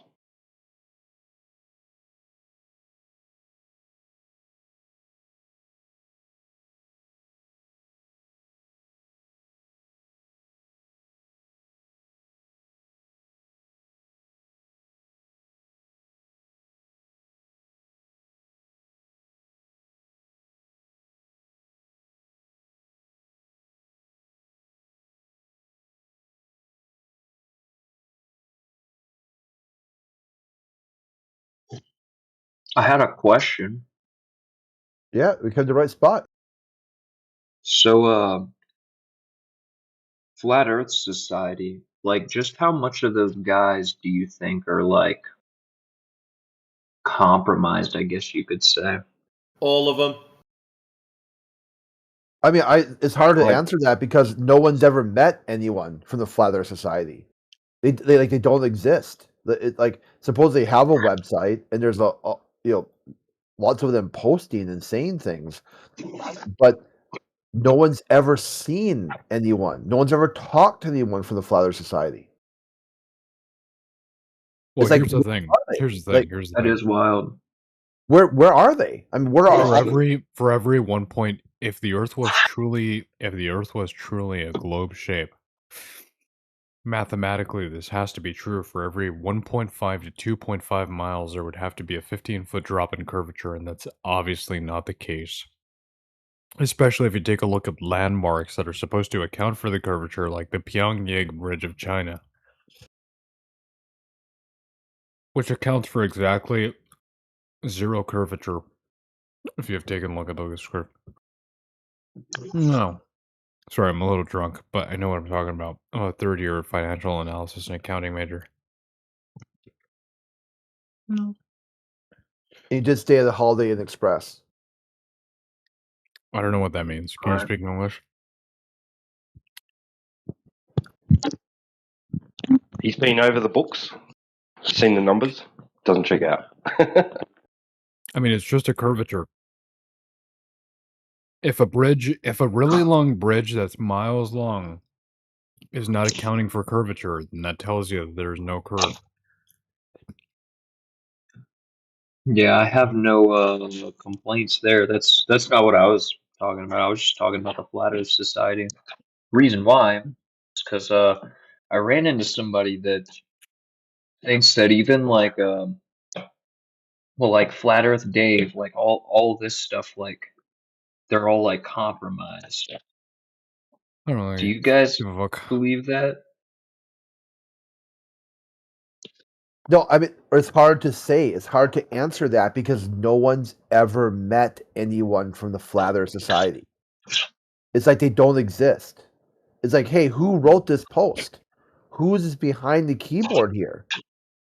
It's like no one. Like you can't find them. There's no like address. You can't mail them a letter. You can't go visit anything. It's like their building burns down. I can't remember what year it was, like 80s or something like that. Destroys all their stuff that they have because apparently it was just locked in some kind of footlocker in some undescript building. They pulled a Pentagon. And then it's just gone after that. No one knows who they are, and then suddenly they reappear out of nowhere, and then no one knows who they are.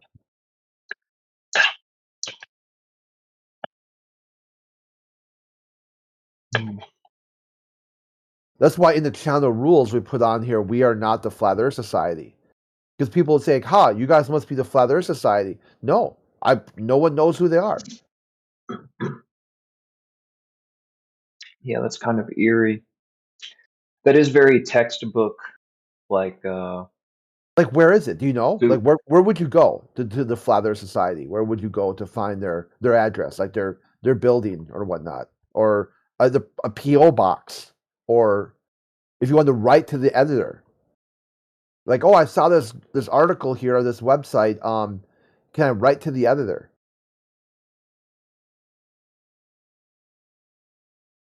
Well, this guy that he like sent me this video on this.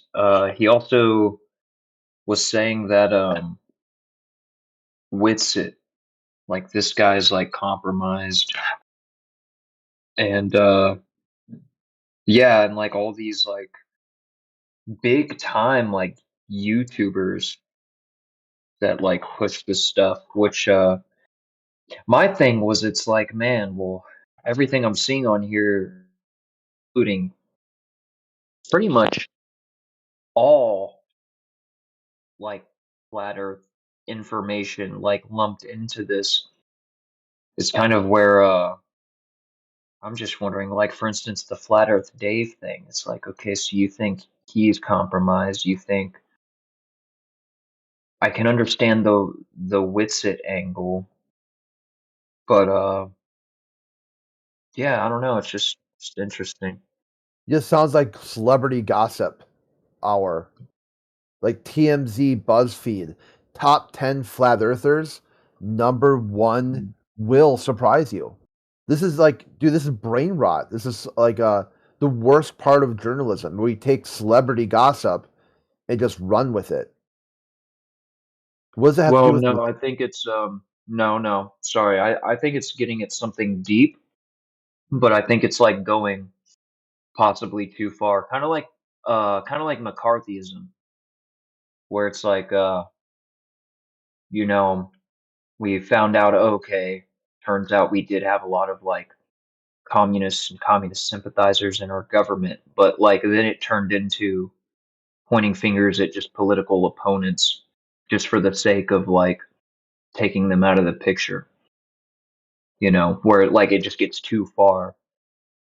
And so it's kind of what I'm thinking is going on with this guy. So like a brainwashing thing going on, that somehow that someone's being like a red scare, but instead of a red communist scare, there's like a flat earth scare. Yeah, where So what would that look like? saying Who's that like in this conspiracy theory? Who is promoting it?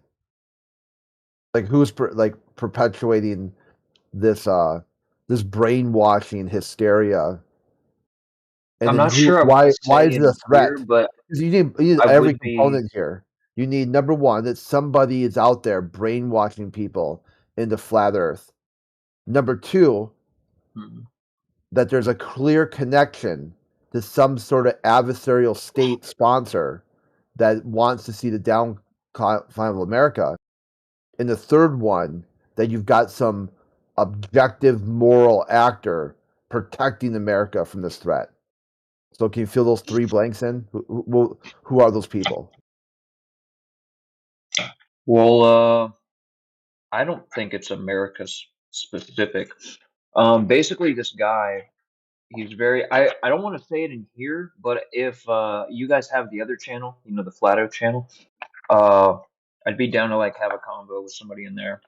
But basically, this guy is a flat earther, and like his whole thing is like he has beef with the fact that people have made models that make sense as far as like a 24-hour sun, and he has beef with the fact that Witsit was involved with this like Antarctica thing. Yeah, but who And cares? yeah, I mean you could say that, but the bigger question is like thinking about like the government polluting a movement. That's kind of the idea. Oh, that's what they That's do. the angle to Yeah, this. it's controlled demolition. They did the same thing to atheism, the civil rights movement. They did the same thing to that. Yeah, anything that questions the hegemony of the executive branch of the U.S. federal government, they will. They will do some sort of controlled demolition. The peace movements from the 2000 era, like they had people. If you watch, there's a movie, Fahrenheit 9 or whatever, something Fahrenheit something, 9/11. Roger Moore, he got documentation, like unsealed documents from the FBI, like trying to investigate like bake clubs and book clubs. that they're somehow they're on the side of the terrorism. Like if you didn't 100% support a global war on terror, then you must have been with them. And they had FBI agents going into mosques and trying to, plan certain subvert actions. It got to the point where it was so silly that the FBI busted an FBI plot. Like undercover FBI agents went in and arrested an FBI agent because he was like in mosque talking about like, Allahu Akbar and all this stuff. And the people in the mosque reported him. And the FBI is like, oh, sure, let's go pick this guy up and ask him a few questions. He's like, I'm FBI.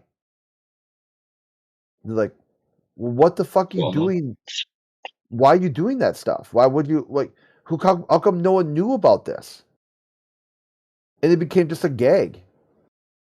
So what you probably have here is, people more worried about, say, chasing social media clout or clout chasing than they have about the actual topic itself. He would just go. Just if he wants to produce some model that explains the sky, he would just drop it. He wouldn't need to like pin, hashtag whatever on there. Hashtag young earth creationism, hashtag William Duffy, hashtag, mega church super pastor, hashtag final experiment. You would have to do any of that. Just drop the model. Like Tolan did. Tolan's like, hey, you guys can make a model. Here, I'll do it with math. And he just posted it. Walter Bislin, same thing. So if you've got some dude out there clout chasing, that's probably a red flag. Not a red scare, but it'd be a red flag. Yeah, it's a whole, narrative control, isn't it, really? Like, they're just trying to make it seem like there was this contention, about what it means if there is a 24-hour sun in Antarctica and all that, right? And now, now they're just, like, trying to keep that dead horse moving, but, it's not working. Yeah, that's not where this guy was coming from. Where this guy was coming from is well, how about just go get him? Just go get him. Say, hey, there's some people here that I think you'd like to talk to, because it's really kind of worthless. It's like, talk about someone that's not in the room. This is just celebrity gossip again. Yeah, I'm just worried that you guys are getting like a little too frustrated at me. You don't need to worry. Yeah, you don't need to worry about that. You'll be all right.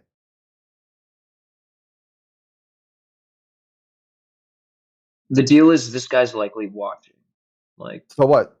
This guy is X, Y, or Z. That'd be gossip. That would be celebrity gossip.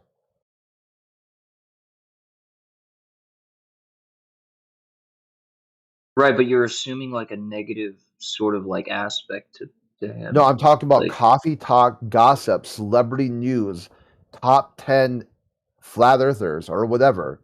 Number one will surprise you. There's enough brain rot, enough social media, clickbait, gossip articles that adding it here is not something anyone's interested in. Oh, no one the cares only about brain rot I'm seeing is the flat Earth theory. And what is that? Oh, it's a theory. Awesome. Tell us all about it. Yeah, I'd love to hear all about it. Let's hear it. What's step one? Yeah, welcome back, Collapse. I don't think I was here today. But so the theory is very simple, right? They assume because what they see is everything is flat, they conclude therefore it must be flat. And I'm saying that's wrong. It's all about perception, and we know perception can be So deceiving. you see flat and you assume it's a ball? I'd rather see No, I don't flat make and assume it's assumptions, flat. That makes more sense. Well, you're wrong. That's the problem. So let me get this straight. You and me walk outside, we both see flat. Matrix says, I see flat, so I think it's flat. China says, I see flat, and I think it's a ball. Again, this is not analogous at all. It is analogous because that's exactly what you're telling us. That's not what I'm telling you. And it's funny because I'm telling you that I'm not telling you this, and you keep still repeating it. So your theory of flat Earth, So can I if you finish? think we just Is believe, it possible for me to finish? how what I'm saying? about I just tell you something simple? It's measured Well, as what you're flat, saying is wrong. so it's not a anyways. belief. You're doing a horrible job at telling my perspective. You're doing a So I don't horrible need you job to of your tell me. passive aggressive. I'm a little Nancy I don't need boy. you to tell Go me and what put I your believe feet in. up on a chair. Here's Why a are you coffee and a telling me what I biscuit. believe in? You're What are you fighting telling us someone. what we believe in for? That goes both ways, China. What you're saying, again. What you're is saying self-evident. is you're allowed to tell us what we believe, but yet if we tell you what you believe, we're bad, naughty people, and it makes you you're feel wrong. bad. You have yet to say. Well, that's what you anything just fucking did. You just had. Okay, so was I wrong about anything I Okay, said? so reset. Try again. Was I wrong about anything I said?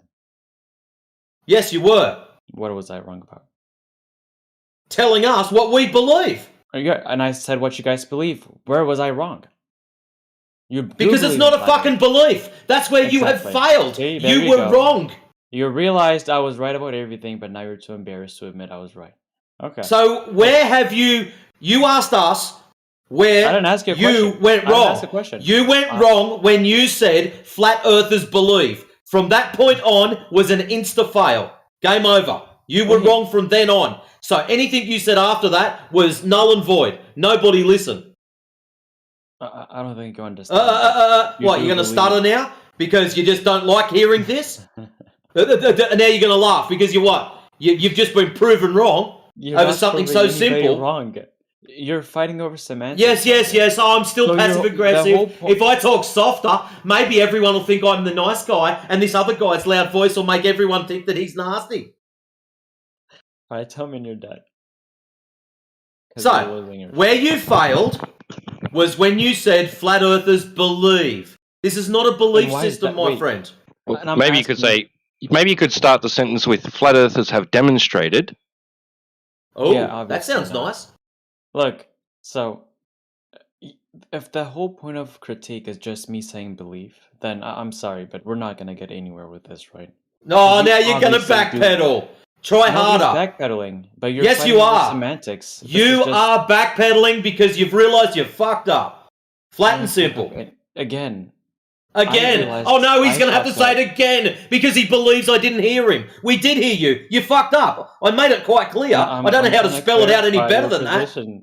So I realized you telling us that we believe was a fail. So try again. Only have the ability to speak when I'm Here, speaking. let me help you out here. Would belief be required for anything to be true? If X is true, could someone believe it otherwise, and suddenly whatever that is not true anymore? Obviously not. Well, there we go. So belief is simply not required. You don't need any. This is a topic that doesn't require belief, and belief is not required at all. So when you say flat Earth belief, that would be an oxymoron because it's not a belief. Belief is not required. We're not talking about sky daddies or missions to Mars or that someday science will save humanity or if pineapple belongs on pizza. We're talking about objective reality. Not you could keep belief. calling it that, but the fact is you have no way of justifying if the whole world is flat. And that's the fact. And I'm saying I have actually somebody wants to go We're not talking about the whole world. Because we're not claiming to know what the whole world is. Yeah, so when I talk about the world or Earth, I'm referring to the Yeah, I'm not going to listen to T-Dub because I didn't like the way he said that. Wait, if all you're saying is I could account for what I see and what you Surface see of water is flat. Surface of water is flat. They claim that the Earth is a spherical shape, and to the point that they show pictures of it, depictions of that thing that they're saying Earth is, with curving oceans on the side, on the exterior of it. And we go out and try and find that curving ocean or curving lake or curving water surface. It's not there. Doesn't exist in reality. Well, you're wrong about that. So. Oh, okay. When we see a ship going, past the horizon, it kind of goes from bottom up, right? It disappears. How do you know it's past the horizon? Well, again, you could tell by. You could have a tell. These things I'm saying are demonstrably. How do you know it's past the horizon? The horizon should be at a physical location. Is there a flashing red light that says the ship is now past the horizon, therefore it can start disappearing bottom up? How do you know this distance? Not again. You haven't given it in the first place. This is not an again. This is an original. Relax, big guy. Calm down. Yeah, that's right. You've just realised how again you fucked up. So, no, you didn't start talking. I'm sorry. The middle of my sentence fucking started over the top of yours. No. You are telling us where the horizon is. How do you know this distance? Oh, he's trying the passive aggressive, I'm a little Nancy boy, put me feet up on a cushion thing again. How do you know the distance to the horizon to validate your claim? Repeating your question while being more aggressive is not going to get you. Okay, obviously, you're a little fucking Nancy boy, and I'm going to have to spell the cunt out for you. How do you, Mr. Nancy boy, soft speaking, I'm trying to be pretty, probably wears a rainbow coloured fucking t-shirt, how do you validate the distance to the horizon to therefore prove your ships are disappearing bottom up at that specific spot? You made the claim. You can tell us how you're going to get around it. And laughing is not going to fucking help it. It just shows you're an idiot and you've just been hammered sideways and you're too stupid to get it. So, how are you going to validate for us the distance to the horizon? Just calm down. That's you. How are you going to validate the distance to the horizon? Dude, relax. I am relaxed. I'm waiting for you to answer the question. And you're giggling like a schoolgirl. So you're obviously here just a troll. You've come in here to preach. You want to be a troll, and you've just been hammered by the anti-troll. But I just give him a moment to change his t-shirt, Matrix. Oh my god. Sorry. Look, every time I come in here and I open my mouth, within a second he answer the fucking question. We're not interested in your meta bullshit. Another one. Is this like fucking schoolgirl day or something? Did I miss the sign at the front that says schoolgirls come in here and laugh? What's the dealio? What are you stoned off your head or something? Calm down. That's all I'm asking. You've made the claim of ships disappearing bottom up. So that means you know the distance where this happens at. Now, how are you going to validate, verify, or prove this distance? Okay. I didn't say anything funny. No one else is laughing. So obviously you've got some mental issue. Just go. Exactly. You came here to troll and you've just realised how much you're not going to be able to. Wait, stop. Just stop talking. How about we do you a favour? How about we put that on so you can compose yourself?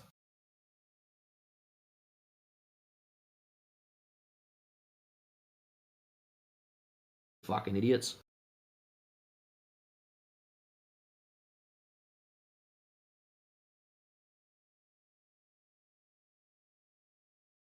You reckon that's long enough for him, T-Dub? He might have changed his t-shirt by now. Gained some composure. Alright, let's see. See how he goes with his distance to the horizon. Have you worked it out? Yes, I think I have. Awesome! Okay. Look, for us to have any sort of conversation, we have to respect... Oh, no, we're not talking about the conversation. We're talking about the distance to the horizon. No, see, you don't get it. All we want is the data. You seem to want to talk about talking. Not interested. We just want how you are validating, verifying, or proving that distance. That's it. When we get that information out of you, we will assess it, break it down, see where you've gone wrong, maybe you've gone right, and then we'll go from there. Oh my god. Okay, you know what? Yeah, you're right. We should probably skip this part. Well, we should talk about ships disappearing bottom up. Evidence. That's where you were. You said what? You said ships disappearing bottom up. Yeah. That's your proof of Baltardia. Well, if what you're saying is true, I No, should that's you expect to saying see. that. That's not me saying this. Yes, it That's was. demonstrable. That was you. I don't know why you're okay. When I said ships disappear from bottom up, that's true, right? And the guy verified it earlier. Yeah, there's a reason for that. Do you know what that reason is? Yeah, because again, You haven't said it the first time, so I don't know why you keep saying again. The world is a sphere. Okay, so you're assuming that. No, I know this. I know. Okay, how do you know this? Now we're starting to get somewhere. How do you know it's a sphere? So, one of the best evidence that we have is NASA. NASA? Yes. So, your proof of the ground being a spheroid shape is one single word, NASA. Precisely. Anyone who understands NASA will know. Anyone who understands NASA. Well, repeating what I'm saying isn't going to help you, right? So well, I'm still trying to work out how this proves curvature. Oh, you got to give me time to finish what I'm saying. Well, you said NASA. And anyone who understands NASA. Well, you cut me off. NASA's a spy agency. Finish my sentence there. What I'm okay. So if you know of NASA, right? The point is they're a spy agency. Can I finish? Relax. NASA is a spy agency. Have you been keeping up with the news? Relax. No one believes that NASA relaxed or not, I'm informing you that NASA is a spy agency. You don't seem to want to listen to that bit. You do know that President Trump deemed them, listen carefully, China, you do know that President Trump has deemed them a spy agency. NASA now stands for now a spy agency. You do know that. You have been keeping up with the news. So a spy agency is proof of curvature. This is awesome. Please continue. Yeah, I mean, that was just irrelevant. We don't care what Trump That's what they are classified as now. No, they're not. Just because yes, Trump they said are. So. Go and Google this shit. Relax. Let me finish what I'm saying. How about you Google that first, and then you'll go, oh, wow, how did he fucking know that? Other than it was on the news. NASA stands for, again, I don't see any lying agency. I don't see any Trump announcement. I don't care if Trump was to say that, assuming he did say what you said he said. That's irrelevant to the conversation. What we do know is they've been to outer space. They've taken... Oh, so you've now not claim stacking. Can I finish? Relax. You keep stacking claims. You've still got to prove your first one. You've still got to prove your first one, gorgeous. Come on. Yeah, I mean, it's very simple. So, your first claim was ships disappearing bottom up. Yeah. And now, in order to validate ships disappearing bottom up, NASA. No, hold on. You got to miss everybody. It's to validate the fact that the Earth is a sphere. That is. And how have you validated it? So. Well, again, the ships. Again, you haven't done it the first time, so I don't know why you need to say again. You think I haven't? Maybe you seem to think this is some kind of debate tactic. It doesn't work on me. You're not listening. Your debate bullshit doesn't work on me. Relax. Don't you stupid clowns get that? Your stupid debate tactic of your passive-aggressive, I'm a little rainbow shirt-wearing girl guide doesn't fucking work on me. China, get it through your head. It's not working. Hello? Saying calm down is not going to stop it. Saying relax like it's some kind of hypnotherapy tape is not going to stop it. You do comprehend this. Breathe out. And I forgot to tell you something. It's not going to work. I get to deal with trolls because other people don't like trolls. You come in here being a fucking idiot, carrying on, being all passive-aggressive. I just sit here and keep going. It's like a little Energizer bunny. You still haven't provided proof of anything. Do you actually have proof of curvature, or are you just a happy little believer? Sounds like you're stoned off your brains. Breathe in, breathe out. I'm so relaxed, I can barely think straight.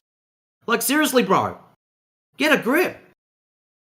Oh, and he's muted himself. Oh, well, you can stay there. That was easy.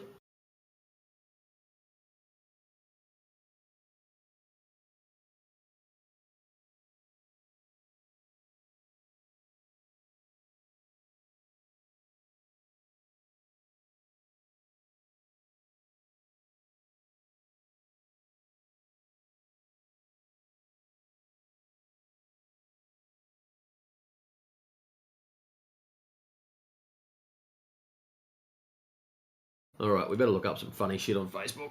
Oh, here it is, Flat Earth Friends.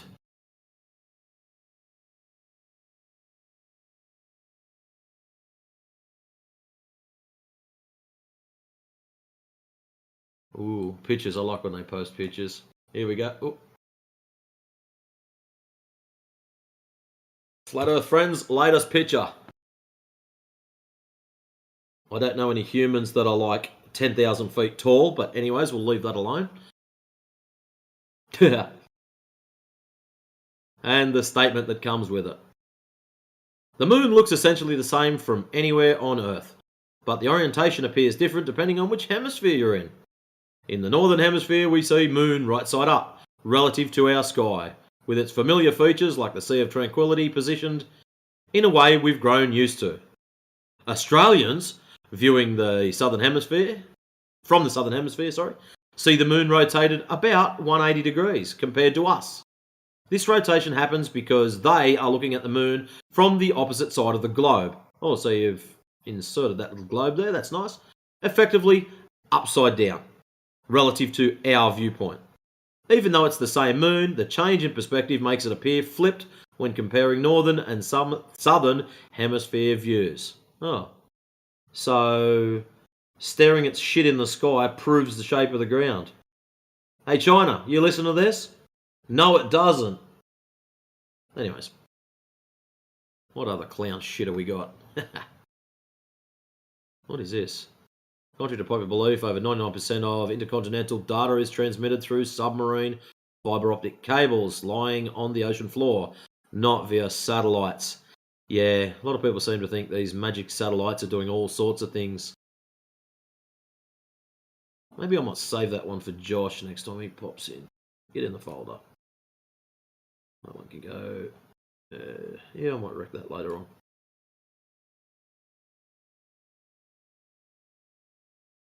Oh. What's this? Let the meltdown begin. Moon gravity. Weak enough to let astronauts jump. Strong enough to control the tides of all the oceans.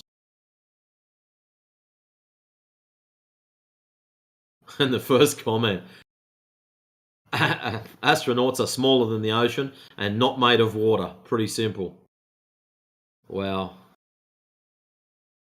That's awesome. I'm going to post that picture.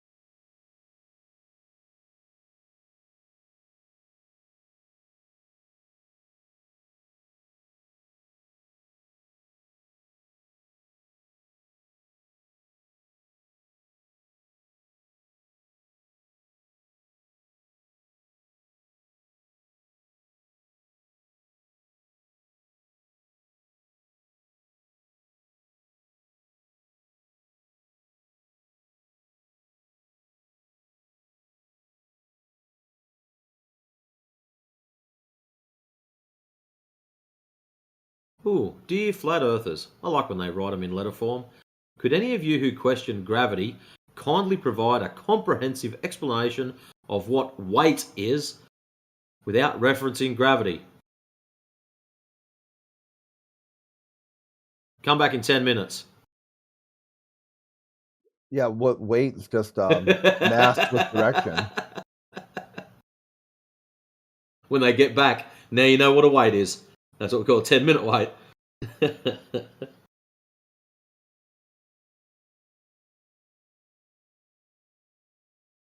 You got mass plus direction. Let's wait.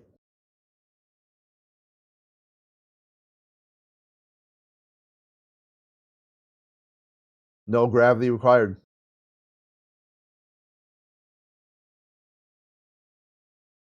Ooh, vacuums don't suck. The so-called flat Earth evidence does. What do we got here? Better read this shit out. Common expressions that refer to a vacuum cleaner's suction deemed to have created misconceptions regarding the definition of a vacuum. Whether it's referring to the vacuum of space or a household vacuum cleaner, the somewhat counterintuitive fact is that vacuums don't truly suck as a pulling force. In the case of a household vacuum cleaner, its motor-driven fan creates a low-pressure area inside, and the higher-pressure ambient air outside pushes dirt and dust into the nozzle, forcing it into the machine and making it seem like it's sucking. In reference to the vacuum of space, the higher pressure atmosphere wants to push its way to the zero pressure environment of space, but its pressure is not great enough to overcome the opposing force of gravity. Oh, how sweet. Gravity's a force now. Yeah. It There just we go. undid the last 100 and something years of scientific modeling and study. And I thought flat Earth was archaic. Yeah. Oh, I love it. Scrolling. Is this in YouTube? Facebook. Oh, okay. There's a group on there called Flat Earth Friends, and sometimes it has some funny shit. Here we got picture of Brian Cox. What's this one? One of his quotes. The problem with today's world is that everyone believes they have the right to express their opinion and have others listen to it. The correct statement of individual rights is that everyone has the right to an opinion. But crucially, that opinion can be roundly ignored and even be made fun of, particularly if it is demonstrably nonsense. Like globe earthers pushing a curved surface that they can't see and that they only believe in. I'll tell you the ones I do like that come in. They're sort of and ahhing and they're not sure. And it's like, why do you think it's a ball tard? Well, that's what I got taught at school, and I just said, fuck it, I'm going on with it from there. And it's like, yep, you're cool. Yeah, because they're people like that. They're so hopelessly dependent on the system that they can't accept a reality in which government has lied to them. Yeah, I just love it. Love the brutal honesty of it. Yeah, that's what I was taught at school. Done, sold, finished. No other reasons. Just, yep, that's what they learned me at school. I'm good with that.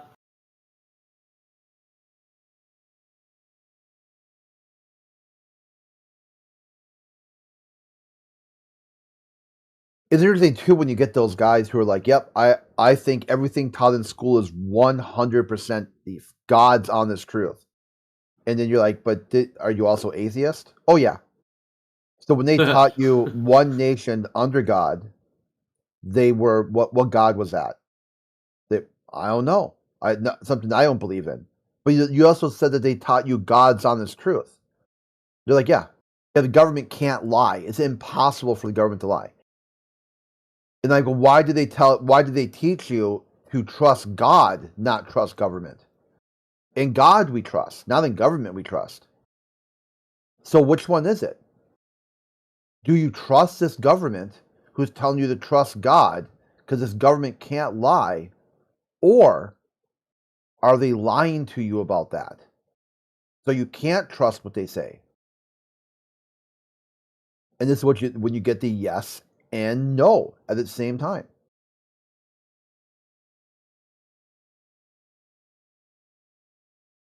I wish it was Speculation Sunday. One of the questions, are comets on the inside of the firmament or outside in the water? Ooh, decisions. Yeah, well, it's the Copernicus model. They're inside the firmament. The firmament starts sort of right at Saturn. Well, I guess that would maybe it would have to be inside then. Where if you use some other sort of models, they're outside the firmament.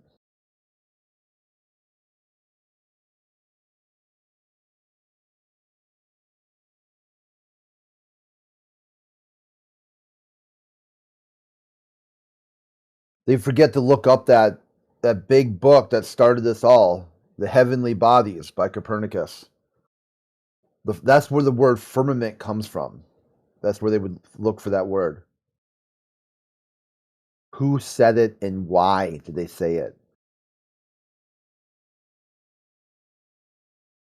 Let's do an investigation. Start looking at von Braun's tomb. Talking about the firmament. What a coincidence.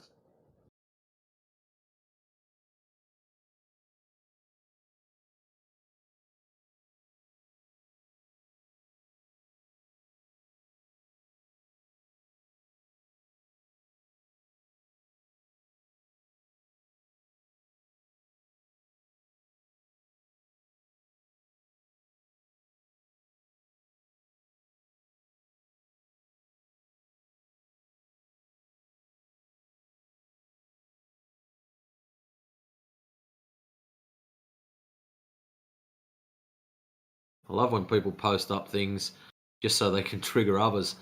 And all that was posted was, I'll never understand how people can become so triggered because some people think the earth is flat. And there's 558 comments. Holy shit.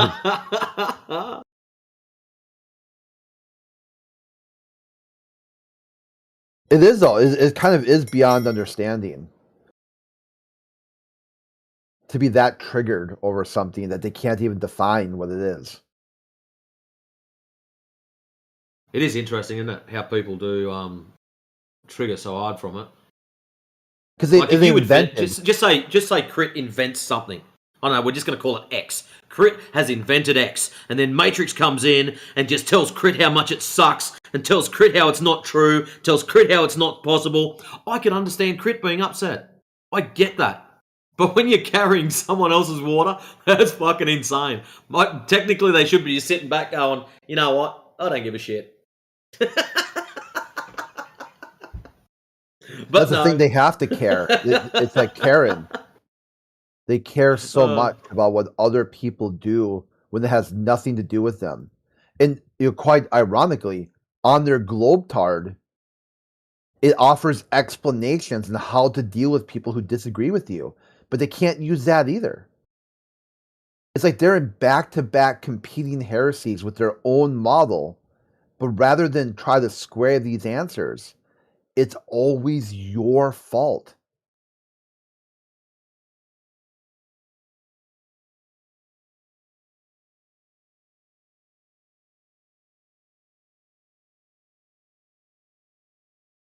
How's this one?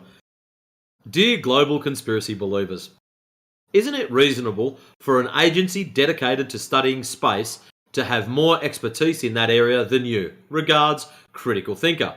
P.S. Suggesting the idea of the globe Earth model being founded upon lies and fraudulent data doesn't seem to account for the fact that the sheer number of individuals remaining ignorant or deceptive for such an idea to successfully propagate defies all methods of logical analysis. Right. So, first comment. Might as well have started the post with, Dear stupid jackasses, we live on a planet, you delusional window licker.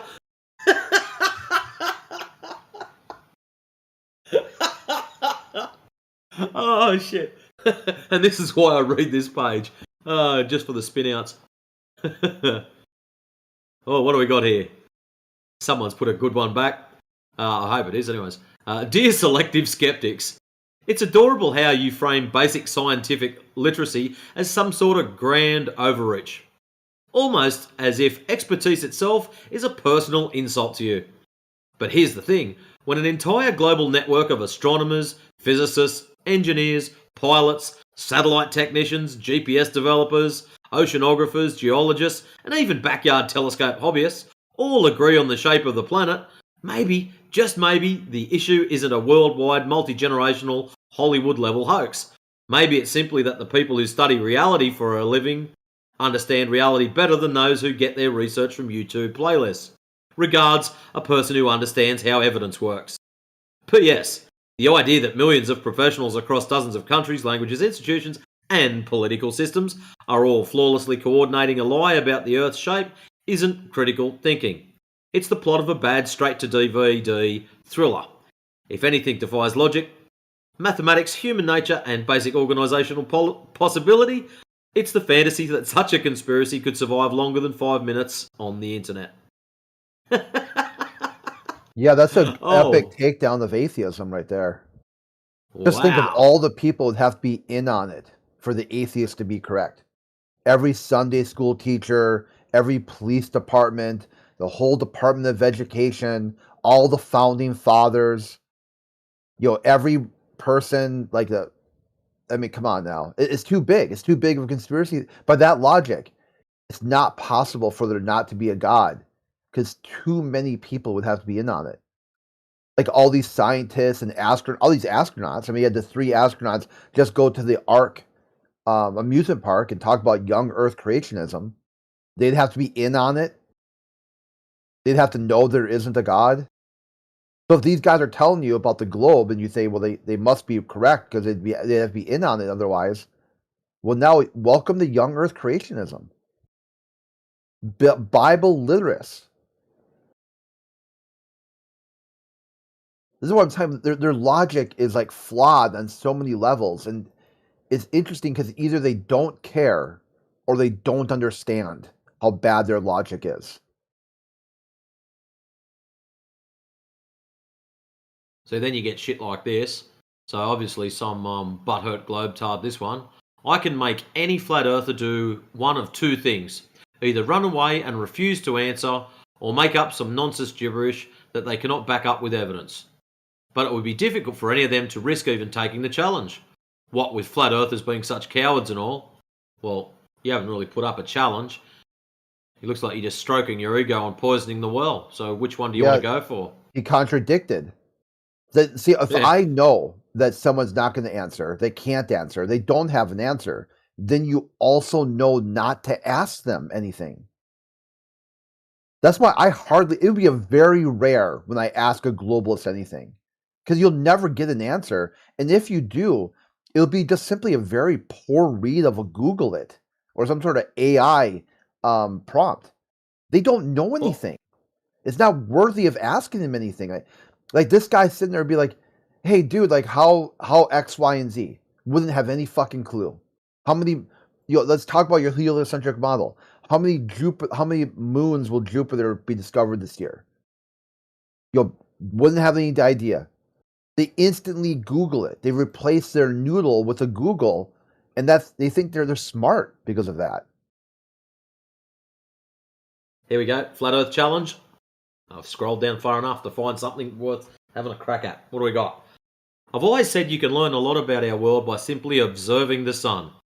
Okay, this guy must be related to Matthew Learns, but we'll leave that alone.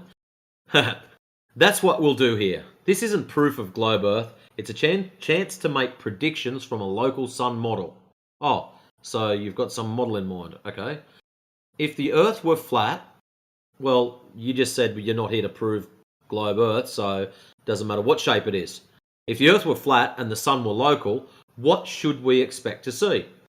We'll assume a local sun height of 5,000 miles above the ground. If you prefer a different height, choose it once and use it consistently. The 4 questions, do your own math. Number 1, size at zenith. If the sun is directly overhead, what physical size must it be to match the angular size we actually see? Number 2, distance for 1 degree of elevation. From an observer on the beach, how far away must the sun move to appear just above the horizon around 1 degree elevation? Number 3, condition to dip below the horizon. How far must the sun travel to appear at 0 degrees elevation or below? Well, if it's flat, it ain't gonna go below. I think you can work that one out. Anyways, number 4, apparent size change.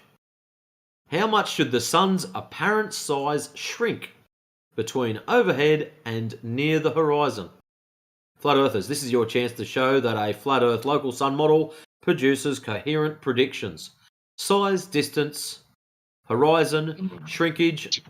If it's viable, these answers should become a cornerstone for your model. Well, you strawmanned us and gave us the model, so what we're trying to do is prove your bullshit. Anyways, final rules. Pick a sun height, choose it once, use it consistently. Show your math, equations, numbers, units, and reasoning. No external crutches. No memes, no videos, no screenshots. No appeals to authority. NASA lies, government lie, everyone lies. Your math doesn't. Stay on topic. Answer all 4 questions directly. And looking forward to seeing you doing your own research. Questions are serious and all of them can be answered using a math. Well, Holy shit, does he ever end? That's it. It's like one caveat after another. But you can't appeal to NASA, but you can appeal to the sun god. Oh my god! Because I can't. I don't know what to expect because I don't know what the sun is. I don't know its distance. I don't know its size. I don't know what medium it exists within. I don't know how the lights. I know nothing about it beyond my experience of it. Beyond as a light in the sky. Right. So how do I know what I should or shouldn't expect it to do? Like, well, they're going to assume it for you. 5,000 miles. I've got an argument for him because he's like, well, if the Earth is flat, then the sun this, that, and the other, right? Okay, I've got a fucking statement for him. If the Earth is flat, it will measure so. I just love how right at the start, and we'll go back here. I'll read, was it in the first paragraph? Yeah, I've always said you can learn a lot about the world by simply observing the sun. Well, anyway, that's bullshit. We know that. That's what we'll do here. This isn't proof of globe Earth. So the second sentence, this isn't proof of globe Earth. So if it's not proof of globe Earth, then what is it? It's just a challenge for flat earthers to try and fit an ideology to tie the celestial to the terrestrial. Right. That's what they want. To begin to form a cosmological model. Yeah. Astronomical model. Yeah. That's what it is.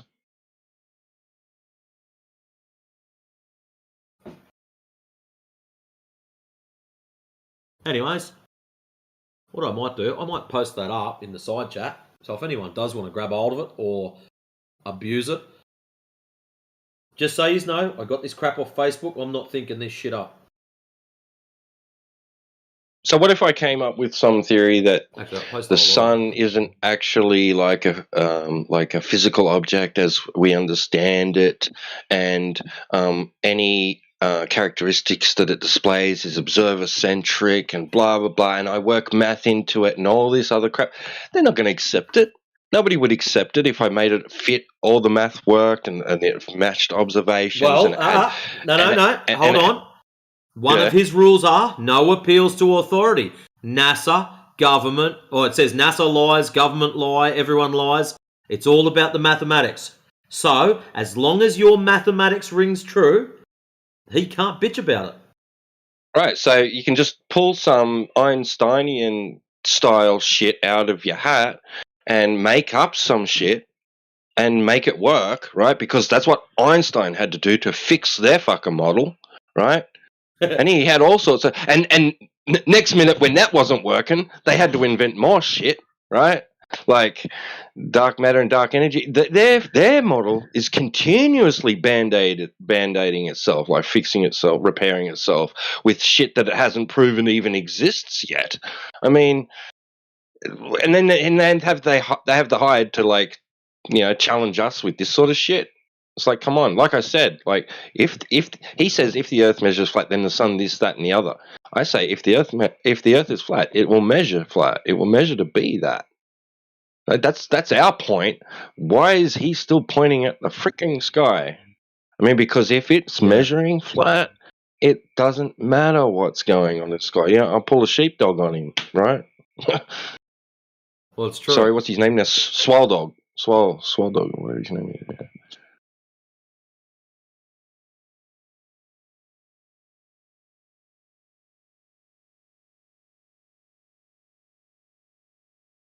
What do we got? Okay, if the Earth is flat, how can it be possible for Hobart to have more daylight than Darwin?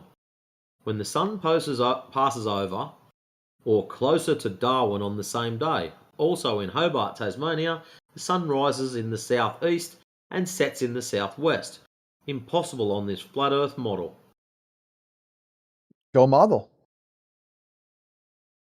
This will contradict. They'll say, on this flat Earth model that they don't have, it wouldn't work. No. They hold on. They've got their little model there. I'll just post it up for you. There's the model that they're talking about. Wing right there. Impossible on this flat Earth model. So I'm taking it that that's the model they're presenting, and they're having a cry that their shit doesn't work. Huh. What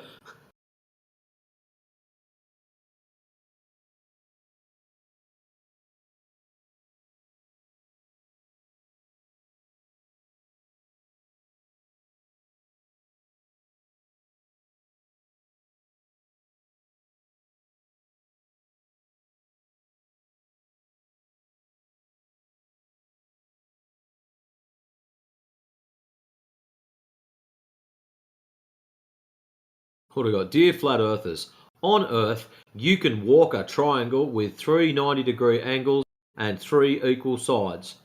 30,057 kilometers total. This is impossible on a flat plane Earth. Shit, bro. No, who the fuck has done that? Who's done that? That's a claim. That is a keep that claim. one.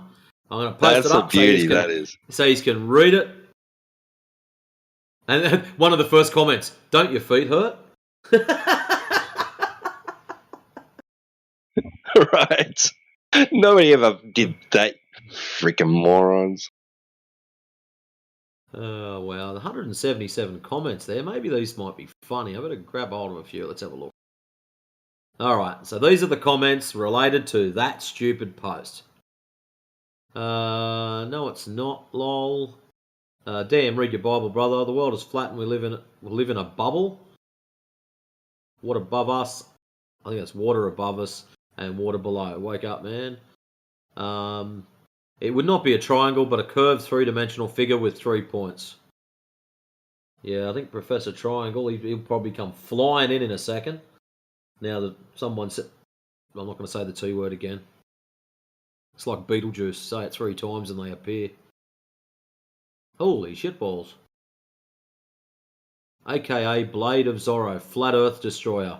Treating Flat Earth believers, science deniers, and conspiracy theorists with respect and sympathy as you would with any mentally challenged person.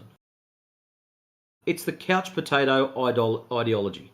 Just say as much as you can about things you don't understand without doing any research, and that makes them feel important and part of a club.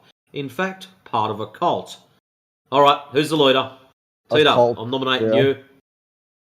So somebody feels part of a cult and they feel included. So let's start doing some sort of cult panic scare again. Another conspiracy theory. These cultists out there are minding their own business, trying to cope with reality, and they got a problem with that because, like, look at the contradictions. It always locks themselves into a contradiction. Crit's triggered. Look out. Anyways. I'm already in a cult. Yeah, you're the leader. We know. We just nominated you. Well, yeah, that's the cult of T-Dub. I'm the leader, the president, and the only existing member, and I'm not sending out invitations. No invitations. Me, myself, and I, all positions are filled. Thank you. Parties are great.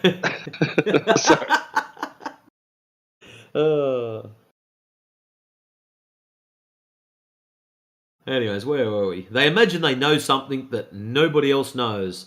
They've found a secret that they can expose when in fact, as with all conspiracies, it's based on storytelling, Chinese whispers and lies. Unfortunately, it's a mental illness and that's been verified. Oh, really? It's a lot like the compulsion to gamble. They are not able to control it, even though they've been proved wrong hundreds of times. They will stick to the script and repeat ad nausea the same script over and over again, even when they've been given the answers to the questions they always ask. They just rinse and repeat.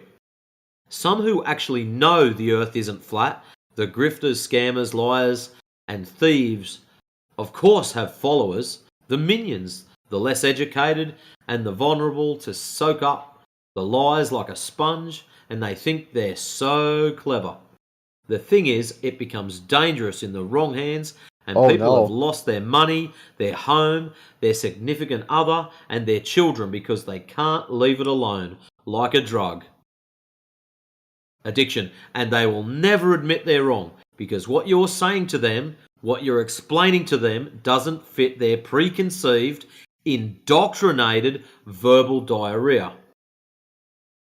Very few flat earth minions make any money because unfortunately they haven't got the education or inclination, so they carry on repeating what they've been told to repeat in a never-ending circle. Some do escape the rabbit hole, but it's usually far too late. They seriously need help because they can't help themselves, need some serious research. Now that is somebody, now that's the end of it, that is somebody that is so indoctrinated and got their head stuck so far up their ass, all they can do is think shit. I think I summed that one up well, Crit. Yeah. But they're too far gone at that point. That person, do they have a name or have they got some... Yeah, there'll be some sock account profile that they're hiding behind. Might not be. I think he's in cognitive dissonance right now on the home server.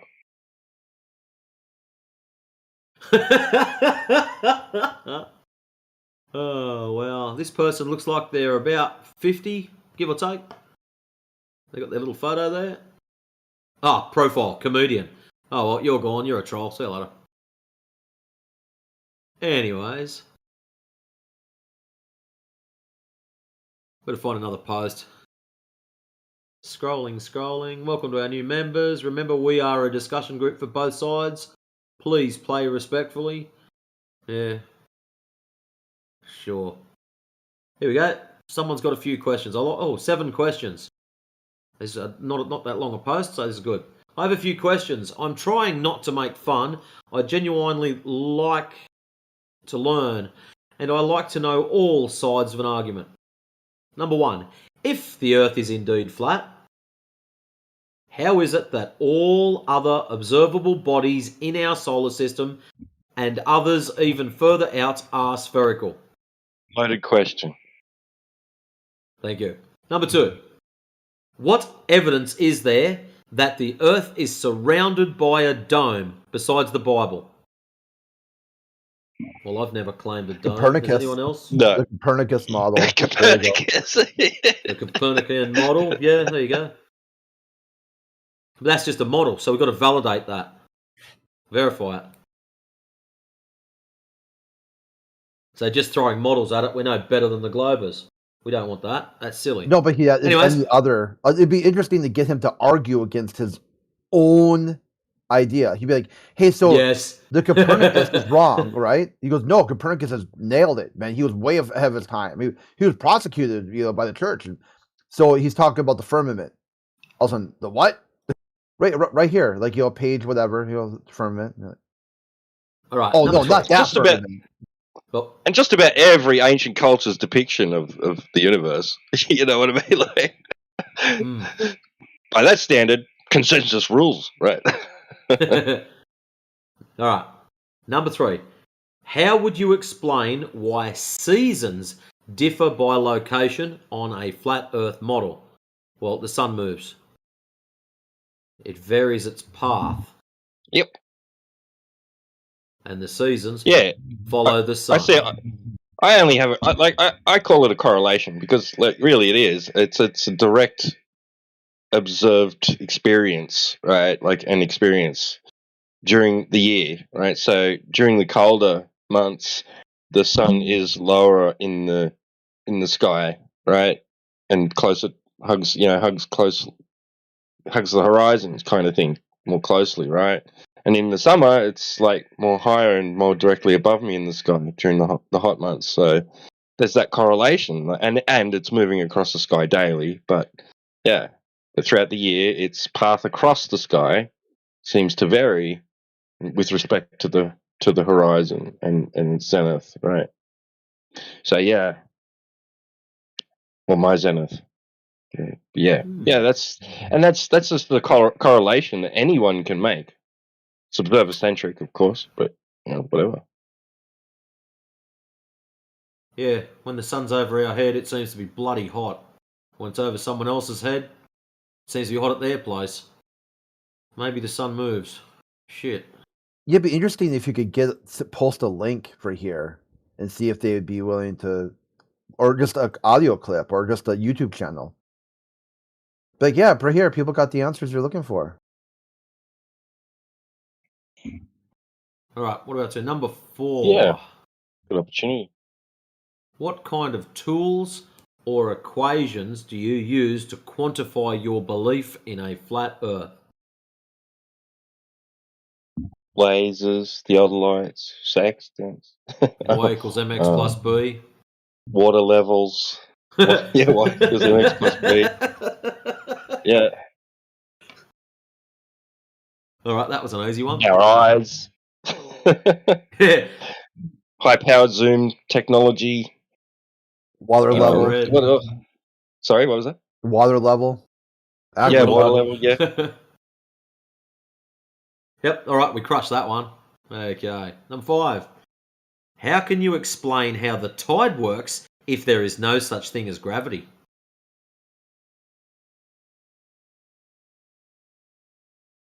You know when QE's doing his show and he's got the what sound? Yeah. That's where that should have been played.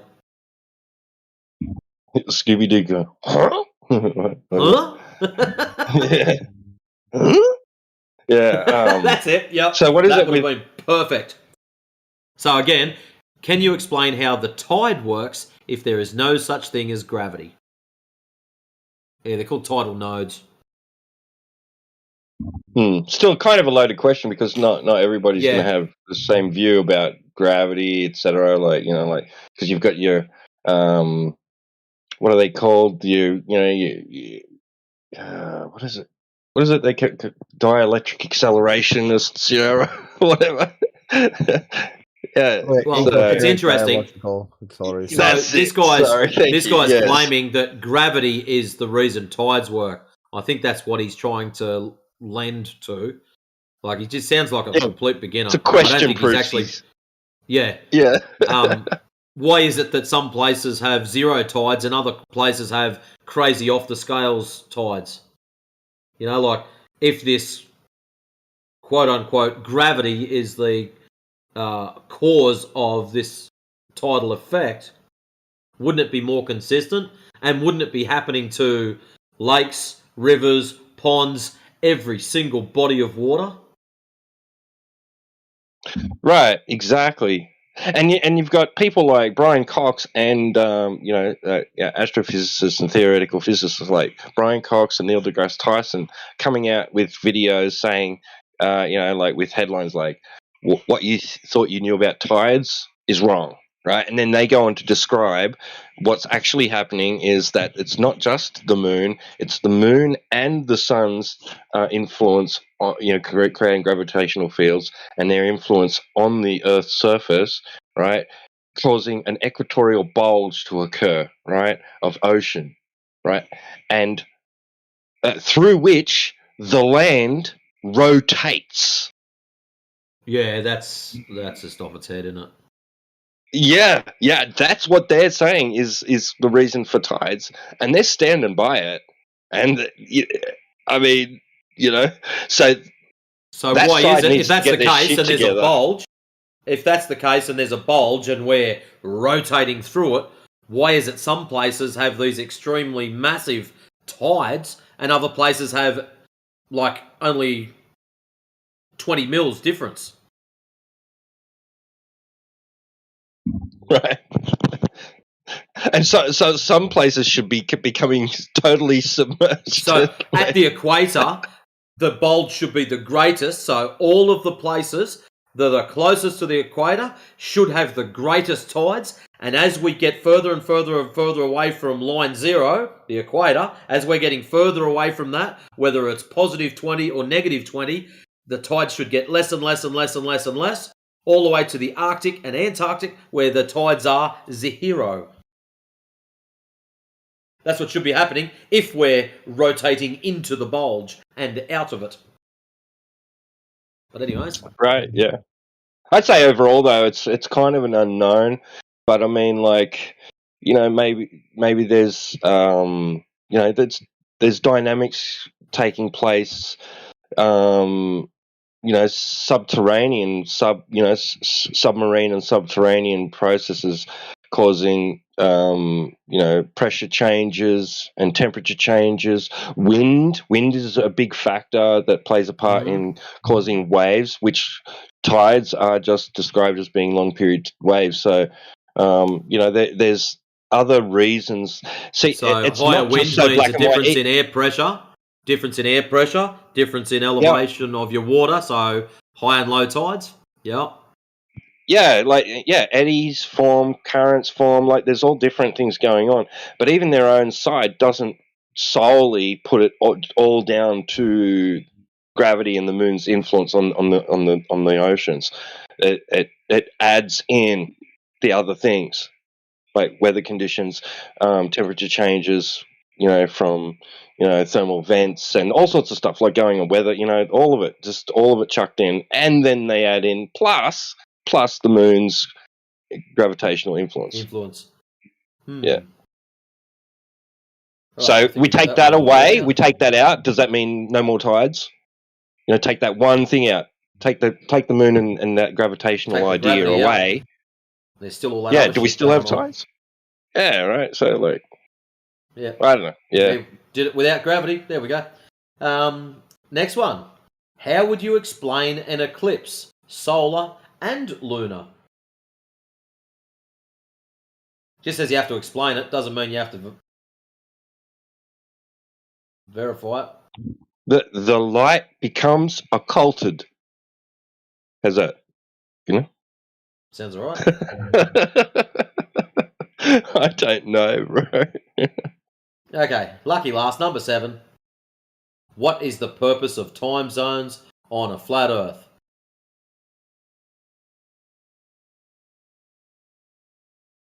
So confused little boys and girls know what time to get out of bed in the morning? What was the question? What is the purpose of time zones on a flat Earth? Well, probably the same purpose for a freaking time zone on a ball-tart Earth. Yeah, what the heck?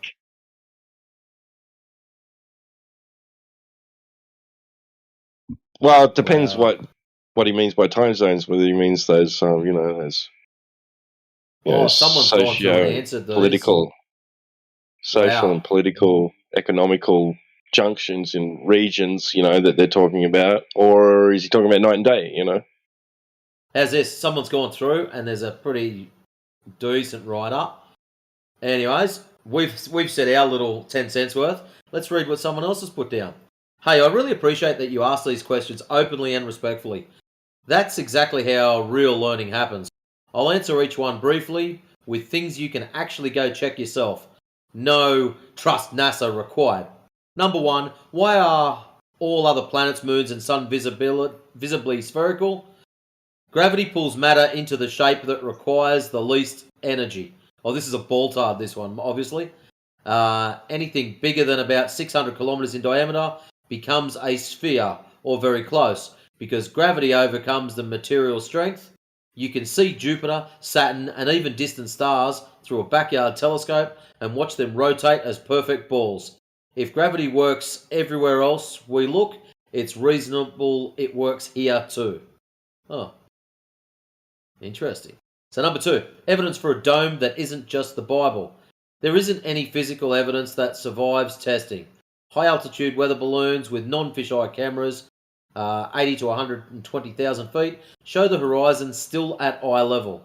No, it's not. The camera's looking down. And curvature becoming visible. Amateur rockets and balloons regularly exceed the supposed dome height, 100 to 200 kilometers. Oh, wow, someone put a limit to it. In most flat Earth models. Oh.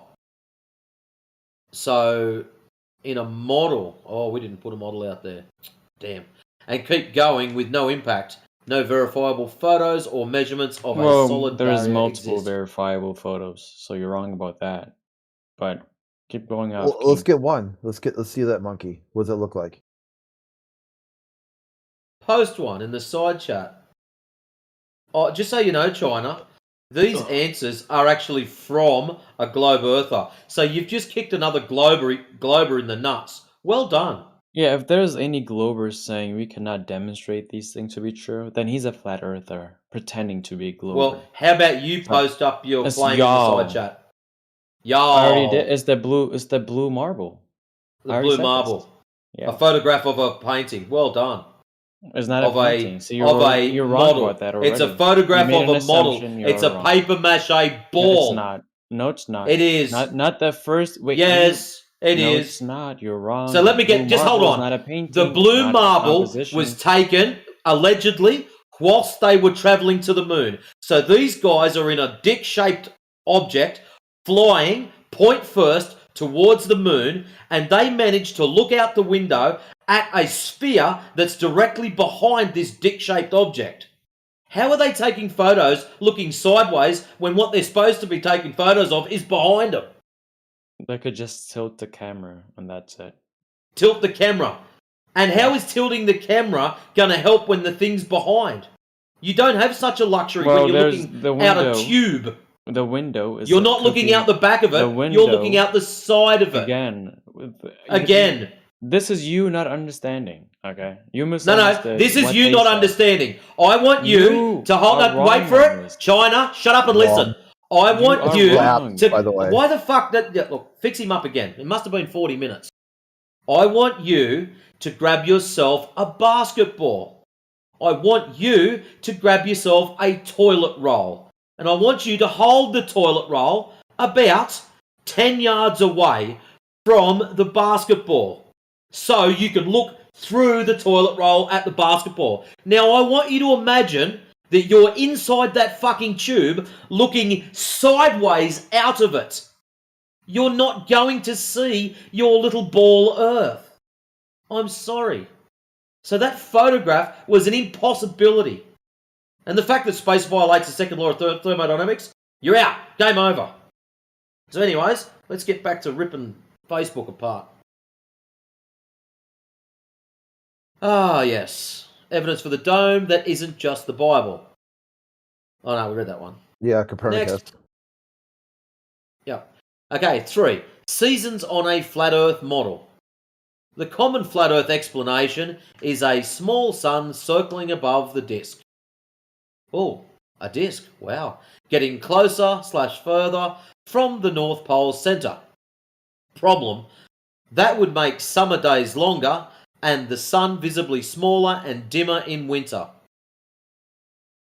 Because it's further away. We never see the sun shrink or grow noticeably throughout the year, and the 24-hour sun in Antarctica, which thousands of people have filmed, is impossible on the standard flat Earth map. Oh. There you go, boys. We're doomed. Where's that map at? Yeah. Let's see that map. Okay. Number 4. Tools or equations flat earthers use. Most rely on personal observation and distrust of institutions rather than equations. Laser measurements, which one of those is distrust of institutions? Laser measurements, which ones are those? That could come under personal observation. That seems like a trust of institutions. You're trusting that the people made these lasers correctly. Well, yeah. We're trusting that the laser light is straight, not just conforming to an 8-inch per mile squared curvature rate. Yeah, it sounds like they've said that the laser is built to match the curve of the Earth. Anyways, When the math is used, e.g. the azimuthal equidistant map, which is a globe, distances in the southern hemisphere don't match reality. Oops, Example. globe model. The flight Sydney to Santiago is, give or take, 12 to 13 hours. But on the common flat Earth map, that distance should almost be twice as far as Sydney to LA, which is only 8 hours. Maptard, you don't know how to read an AE map, bet ya. Real flight times and shipping routes match the globe, not the flat map. Ooh. Number 5, tides without gravity. This will be interesting. The globe model predicts 2 tidal bulges, one facing the moon, one opposite, that move around the Earth, giving most places 2 high tides per day. Flat Earth explanations, electromagnetism, density, water finds its level, etc., can't explain why the tide schedule moves westward around the planet at, give or take, 1,000 miles an hour at the equator, but much slower near the poles. Exactly what the moon's gravity predicts. So most places get 2 tides a day. Yeah, that's why it happens every 7 hours. But anyways, any hardcore fishermen out there? How often do tides change? Anyways. Yeah, twice a day.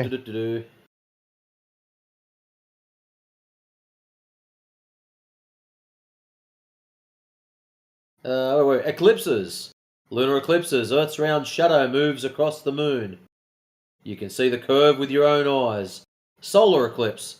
The moon perfectly covers the sun because they appear almost exactly the same size.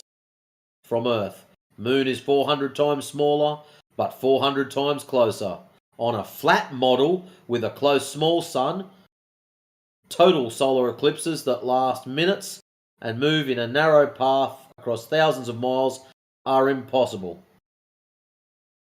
Oh, okay. Tell us how you predict those things again. We'll wait. 7. Time zones on a flat Earth. On the typical flat Earth map, the sun is a spotlight, a few thousand miles up. Hang on a minute. You said one of our models it's only 200 kilometres high. Anyways, a few thousand miles up, that would light half the disk at once. And the 3-hour time difference between New York and LA would require the sun to be enormous, or impossibly high. Worse, midnight sun in Antarctica and 24-hour darkness inside the Arctic Circle are observed and live streamed every year. Impossible unless the sun is circling a globe. And that was the end of his shit, and now he's got a little write-up afterwards. The beautiful thing is you don't have to trust any government or agency. You can watch a ship disappear hull first over the horizon, bring binoculars, drive south in Chile or Argentina and watch entirely different stars appear that are never visible from the northern hemisphere. Book a cruise to Antarctica in December/January and see 24-hour daylight with.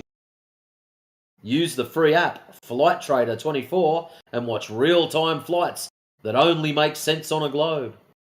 Every single one of these is repeatable by regular people with no special access.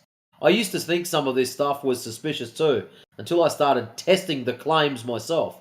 The globe model isn't perfect because people are trustworthy.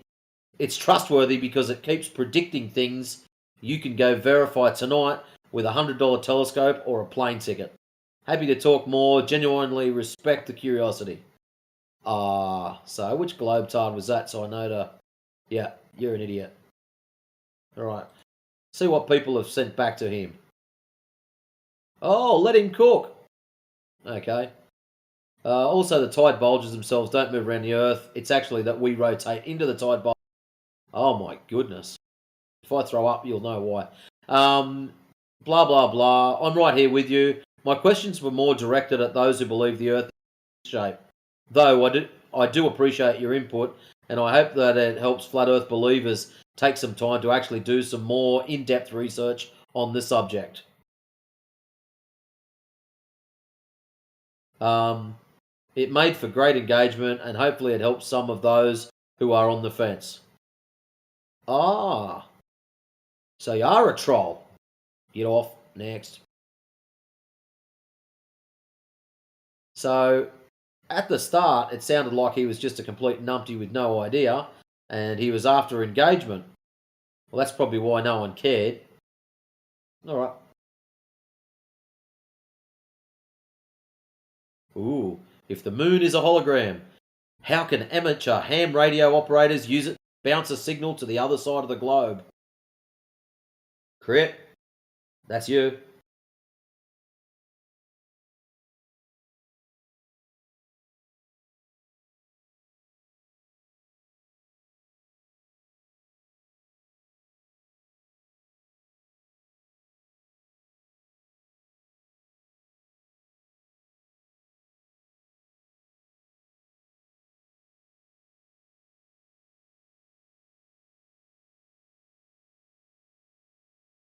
Oh, that's only an average right up.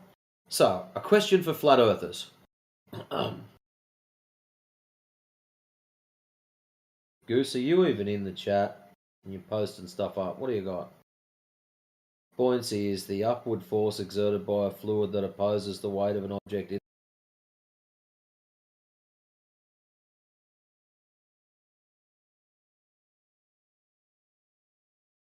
And then when you go down and read it, density of fluid. So what are you saying? Is it the density or the weight that's the problem?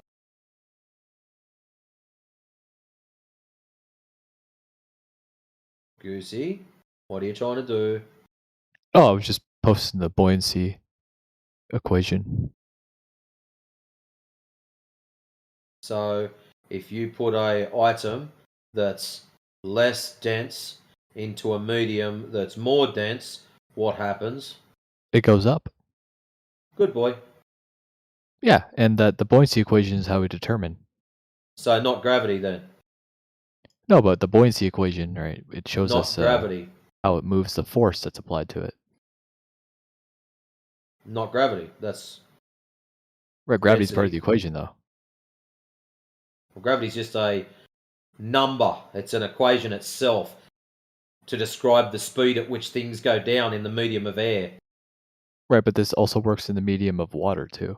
What's the causational mechanism of gravity? It's just acceleration.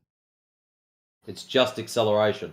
So Yeah. all gravity is just things going down at approximately 9.8 meters per second squared.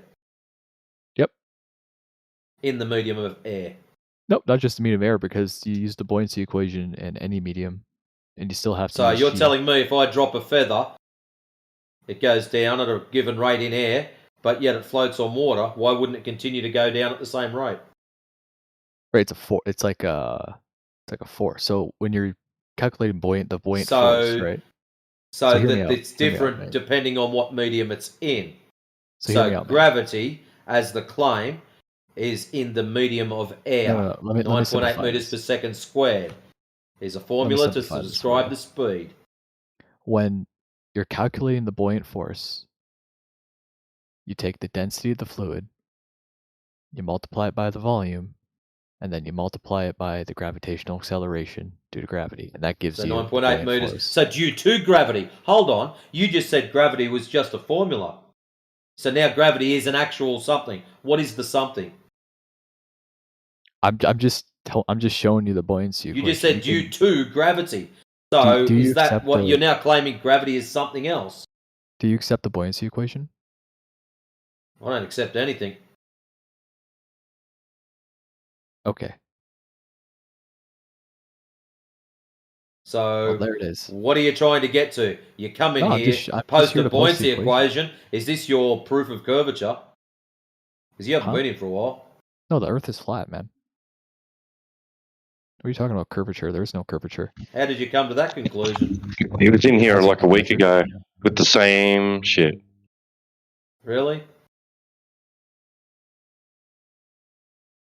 Back to Facebook. I never got Anyways. an answer. Yeah, he's a larper. He's not a real flat earther. I'm He's just LARPing? pretending. He's You're pretending. You're Yeah. saying I believe the Earth Shut is up, a Goose. globe. We've got better things to do. Right. Anyways, Where was I? Yeah, question for flat earthers. What altitude is the sun at? I ask this because the motion of the sun, as we see it each day, defies any flat earth model. We can, by ready observation, see the sun moving through a near consistent arc throughout the daylight hours. This is at about 15 degrees per hour. If you are close to the equator and apart from slight seasonal variations and some slight distortion when it's close to the horizon due to refraction. Holy shit. On a flat earth, its traverse each day would not be a near consistent angular rate, but fastest while at its highest and slower as it was near the horizon. One flat earther claimed the sun was 50 miles up. That would mean it flashing overhead on its 1,000 mile approximate journey around the equator in a handful of seconds. He then doubled it to 100 miles, which made no material difference. Of course, he was doubtly dumb. So, flat earthers, what altitude is the sun at, and why does it move at near consistent angular rate when on a flat earth it cannot? And when I crunch the numbers to show that this is still obviously wrong, what will you say then? Oh, well, if you've crunched the numbers, just tell us the numbers instead of fucking around.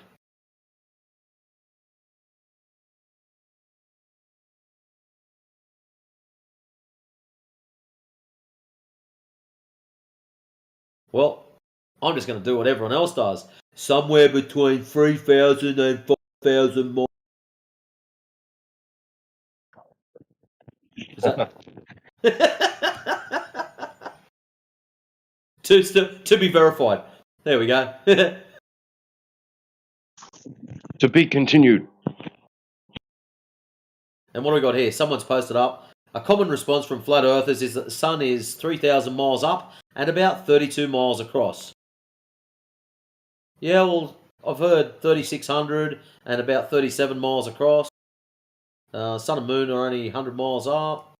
Oh, someone's putting pretty decent numbers on there. Here is a... What is that? 1 hour 30 hyperspeed time-lapse video recorded of the moon. Well, that's great. They're talking about the sun. That's cool. So the 24,000 mile equator, that means the 1,000 mile an hour sun will go from a 45 degree elevation on one side to 45 degree elevation the other side in just 12 minutes and spend nearly all the daytime low down near the horizon. Clearly and obviously not the case. Next dumb guess. What? What was that linked to? Oh, that was the 100 mile up one. Right. To criticise a flat earth model, one must know one. Here's a quick AR response to a flat earth model and the sun as you described. Not saying you're wrong or right, just saying. Oh, let's click on that. Okay, here's how it's often described in flat earth concepts. So this is AI. Local spotlight. The sun is a relatively small nearby light source moving in circles above the flat earth. Changing altitude in degrees. As it circles, its height, angle above the horizon, changes. Lower altitude means it's further away, weaker light like sunrise, sunset. Consistent angle to plane. It maintains a certain angle above the flat plane, but its distance and angle to a specific observer changes dramatically, creating the illusion of a giant arc. That's AI's perspective.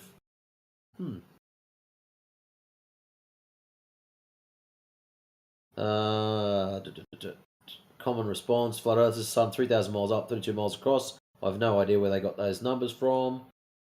And it was calculated from the divergent sun rays out of some cloud from a distance with assumed height of that cloud. Then other FE believers take up this number as standard height of the sun.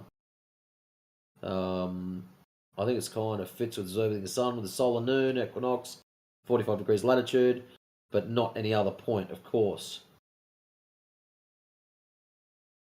There you go.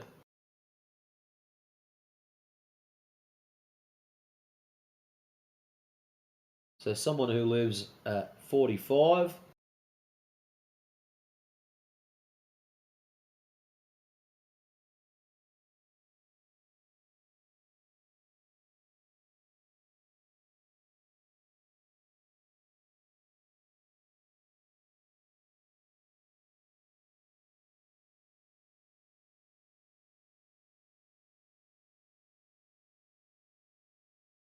Oh, that's not very nice.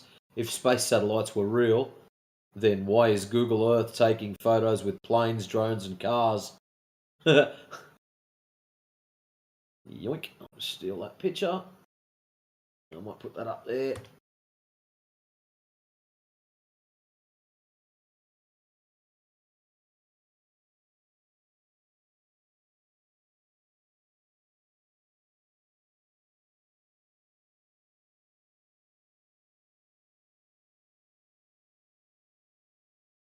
Someone just dropped in. Welcome. I don't know who it was.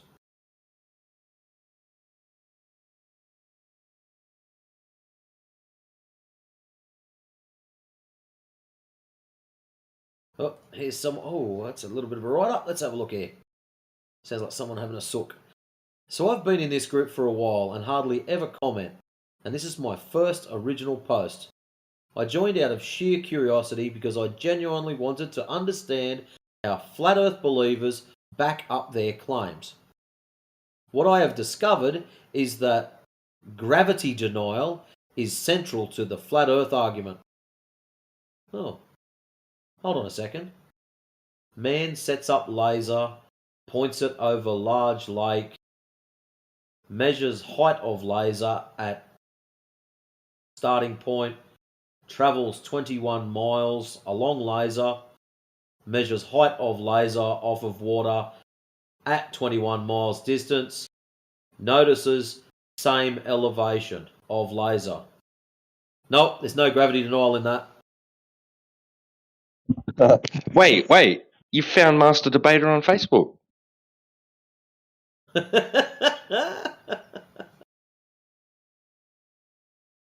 Alright. Anyways. What I've discovered is gravity denial is central to the flat earth argument. So, with that in mind, I have some genuine questions. Challenges, if you will, to that denial. Genuine, I bet, yeah. Yeah, wait for it. If gravity does not exist, then I have a genuine question for every density and buoyancy believer here. Density only explains why heavier objects sink relative to lighter ones. Buoyancy Describes only it, doesn't explain it. Go on, sorry. Buoyancy only explains how something floats when surrounded by a denser. Neither explains the real question. What force is causing the denser object to move downward at all? Why down? Okay. If you remove gravity from the equation, there should be no reason that a bowling ball sinks and a balloon rises. Motion. Yeah, there is. The density. Motion requires force. Direction requires cause. If the Earth is flat and gravity is not real, what invisible mechanism is pulling denser objects down and pushing less dense objects up? Where's Professor Triangle when you want him? Well, I'd just say gravity.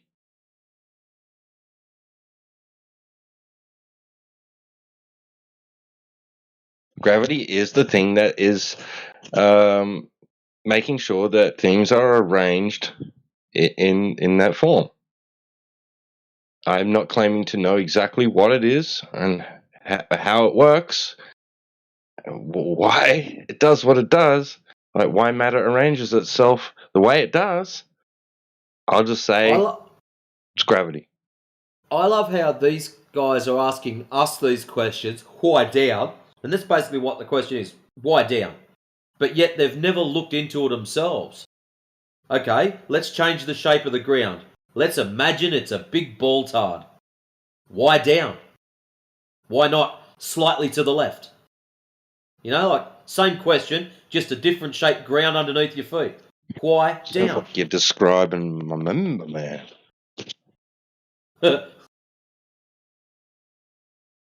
Sorry, that was bad.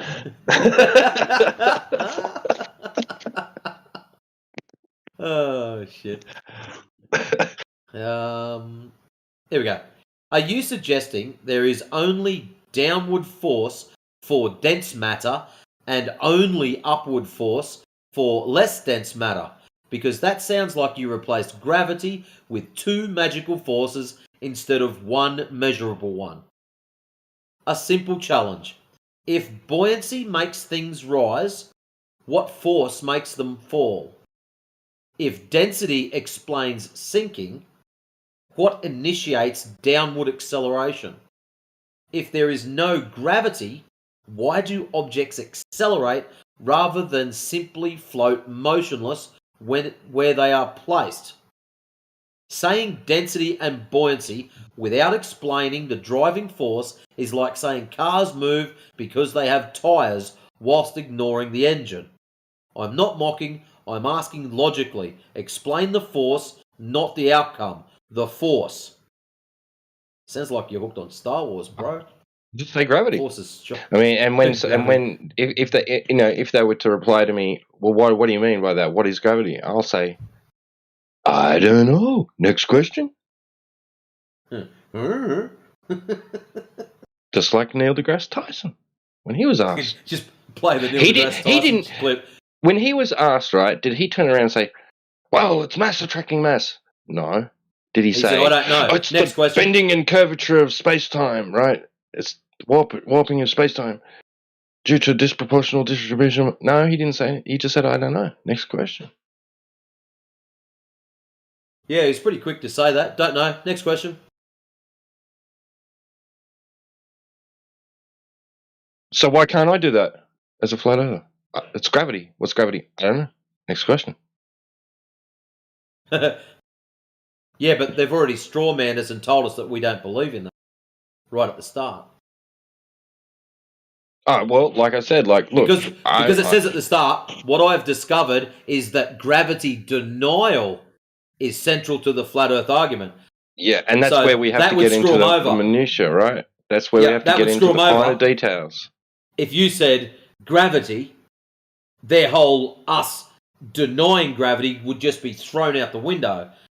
So it's not that you deny it, you agree with it, it's just you don't know what the shit is. Right. I deny that there's scientific evidence to suggest that mass pulls magically, invisibly on other matter, a conglomeration of matter. It reaches out with invisible arms and grabs onto other things, and that these other things are trying to do the same thing proportionally, right, with their amount of matter, you know. So, like all that, I don't think that there's any scientific evidence for that. And when there's this other description of it where it's mass somehow magically, just because of its sheer presence in space, right, distorts the space-time surrounding it. Space-time being some sort of conceptual fabric, right? Like, okay, yeah, I deny that because I still don't see any scientific evidence that that's what's happening either. That that's the reason that matter configures itself the way it does. And density towers form. I don't know why density towers form. It's just the way it freaking is. Now, how's this for a response? So, somebody's decided, there's 222 comments, so it is very, actually I better click on, no, it is very similar to the believer versus atheist argument. Circular. No one has objective empirical proof, and what you are left with is two sides arguing over beliefs. Do I believe the Earth is flat? No. Can I personally prove that it isn't? No. Do I believe that the Earth is a globe, or at least globular? Yes. Some say it's an obloid. Can I personally prove that it is? No. Am I going to change that belief? Not unless someone can provide me with absolute objective proof that I'm incorrect in my belief. And that alone has 15 replies. So, here we go. The very first one, straight up him. You absolutely can prove it yourself. Go to the ocean, go out until you can't see any land. The reason you can only see 3 miles in any direction is because the Earth curves away from you in every direction. Wow. And the first guy that posted up, his response back to that the big one I read out. Comparing gravity to God is like comparing a hammer to a unicorn. You can believe in either one, sure, but only one of them lets you drop a wrench on your foot and feel the result instantly. Gravity is not a philosophy or a faith structure, it's a measurable force. We don't accept gravity because it might be real, we accept it because we can, number one, measure its acceleration, 9.8 meters per second squared, every day of the week. Number two, observe its effects. Things fall, orbits hold, tides move. 3, predict outcomes with mathematical accuracy. And 4, repeat experiments endlessly with the same results. Oh, wait for TW to kick off here. Oh, welcome. Not a problem. Okay. Try that with God. You cannot drop 2 rocks and pray one falls slower. There's no equation for religion that predicts the trajectory of a thrown baseball to within millimeters. Gravity does not require belief. Oh, yes, there It is. works whether you accept it or not, and that's the fatal difference. What's the letter that they say that value stands for? What's the letter again? The letter that represents the 9.8 meters per second. G, isn't it? right? G. What does God start with? G. Just replace it. That's not gravity. That's God. That means God. I'll just put that in there. G means God in that instance. So now that equation works for me with God. So after that first big one that I read out, well, scrolling down, and someone's posted on there. There's also lack of curvature. That's all they posted. Nice. Oh wow! So after all that, yeah, just a lack of curvature, mate. That should sort of throw a bit of a spanner in the works.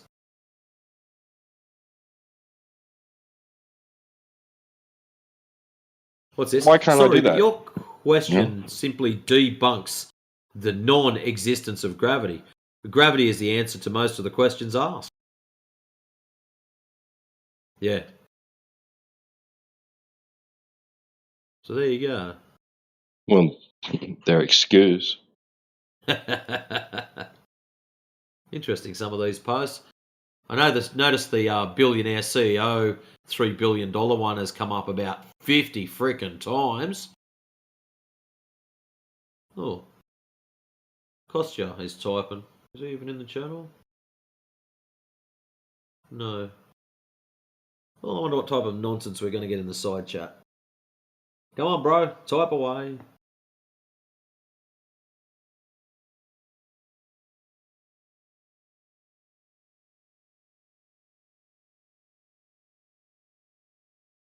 Even accounting for refraction, cities 300 miles away shouldn't be visible.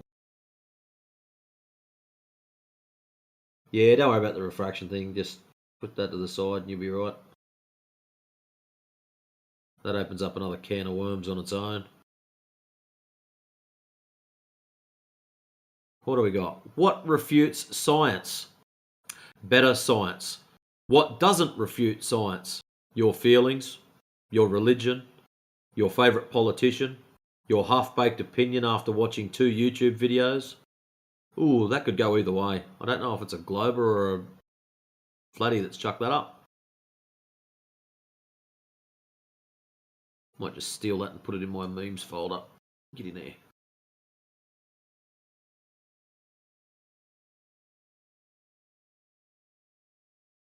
Alright, what's this clown shoes got? Oh, better click on that, open it up. People who get into conspiracy stuff, flat earthers for example, kind of fall into this trap where they only look for things that confirm what they already believe. Yeah, everyone has biases. You guys do too. For example, I look at the moon, man, that's therefore projection. the Earth is the fucking... I know. Such projection. God damn. Anyways, I'll keep going. It's rich. We'll try again. People who get into conspiracy stuff, flat earthers for example, kind of fall into this trap where they only look for things that confirm what they already believe. Anything that doesn't fit, they just ignore it or twist it until it somehow supports their theory. Okay. All right, can we stop there just for a sec? Yeah. Because I've really got to point this out right at this very moment. It's actually the opposite. It's that they had the bias of being on a globe and went out and made observations and measurements which contradicted their previously held bias, forcing them to have to change their mind and their view on what on their previously held belief. It's actually the opposite of what he's talking about. It wasn't that they wanted the Earth to be flat; they were globers and went, "We're going out to prove this shit," and false, and it all ended went up doing tits the up from opposite. there. Yeah. What do you want to be when you grow up, T-Dub? I want to be a flat earther, miss. Right. So they went out looking for confirmation of the globe. Like that was their bias that they went looking for evidence of. Right. It's not like he's saying that's terrible. But continue on. Sorry. Yep. A lot of it comes from anxiety and paranoia. So they automatically distrust anything official. Governments, scientists, experts, whatever. But the funny part is that sharing these theories actually makes them feel important.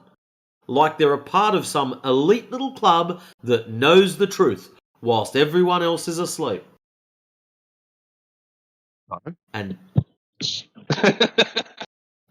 And that feeling becomes addictive.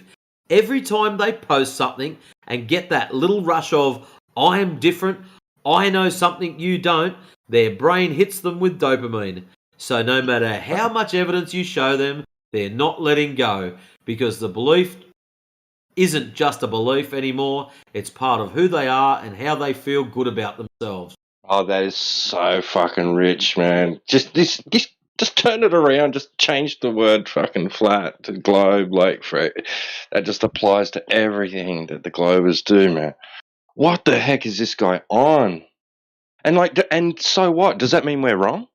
So what if there's people out there that are hooked, check this out. addicted to Check this out. to having the upper hand in a debate or whatever? Like, does that mean they're wrong? How's this? The first guy that's posted, there's 653 comments. The top rated comment from person XYZ. I'm a psychologist and I'm calling bullshit on this. We'll gladly discuss it with anyone, but you're right about distrust and they're right to distrust. You should too. The rest is actually your own ego thinking you're superior. Happy to give you a session anytime. Oh, nice. How is that for a burn? I'm giving you a like. That was 6 days ago. So you can have a like from me. And that guy got 30 replies. I actually hope that he is a glober. I don't care what he is. That was so worth it. Yeah. It would be awesome for that to come from their own side back at them, like, hey, bro, like that's you got a bunch of misconceptions and using a bunch of logical fallacies. Yeah, he can see right through the projection. He can see right through it. If he's an actual psychologist, then he's seeing it. But anybody can see it, really. Like, yeah. Anyways, let's get another one. Ticking down. Today's Friday, isn't it? Oh man, I can stay up to all sorts of crazy hours. If we get other people in, please say g'day, because I'm just going to be talking this shit if no one else wants to fill dead air. So, anyways. Oh, here we go. I'm trying to learn this stuff. how tall is the ice wall that surrounds us all?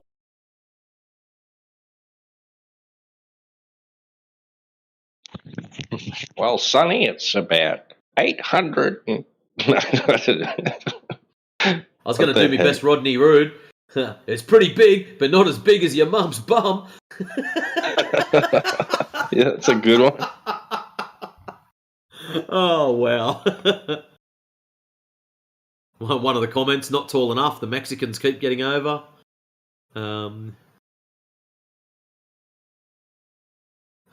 Acknowledging bodies of water need to be contained is step one. Congrats for getting to common sense. Now, how tall? Do your research. Oh, next stupid question. I'm curious. If the Earth is flat, how thick is it? Well, not as thick as some of the ballers that are walking around on it. I can tell you that for free. It's a thick boy. Oh, wow. This is good. Okay, here we go. Dear Flurfs, we don't have to disprove that the Earth is flat. Eratosthenes did that with sticks and shadows about 2300 years ago. And every bit of legitimate science and observation performed by humans since that time has confirmed it. Every bit of legitimate science and observation performed by humans? Well, let's just say, hypothetically, that Matrix has voyeuristic tendencies and he likes looking at naughty things. That observation proves the shape of the Earth? I think not. What about our observations? Oh, wow. Right. Like, yeah, exactly. You, right. You know. Anyways. Whatever you do in your spare time, but I mean... I couldn't help myself, like, seriously. I flipped over a porno and, oh, wow, the Earth is curved. Holy shit. Must be. Look at that. Yeah. Like, wow. But what about legit? Like, seriously though, what about all the observations we've made? What about horizon distances being in orders of magnitude further? That's he said every observation, that humans have made. He also said every bit of legitimate science. Now, putting that legitimate in front of science, ooh, that's a nasty one. That's not going to leave the ball as much. So our observations aren't legitimate, like. Yeah, so let's just read that again. Right. We don't have to disprove that the Earth is flat. Eratosthenes did that with sticks and shadows about 2300 years ago. And every bit of legitimate science and observation, so these observations have to be legitimate also, performed by humans since that time has confirmed it. Wow. What's a legitimate observation? I mean, if you get down to like 3 inches above the surface of a lake and point your camera across it, and there's no horizon at 1.22, right, yeah, right. That's not legitimate. Legitimate, right? That's not a legitimate observation. What makes them legitimate? Where do they go from legitimate observations? What's the threshold? What's the line that they go from non-legitimate to all of a sudden, yep, tick, you get the little green tick, you to the left? No, the other left. That guy, you get the green tick because you're over the line. At what point is that line? Where do we go from non-legitimate to legitimate? What's the line? Just so I can dance on it.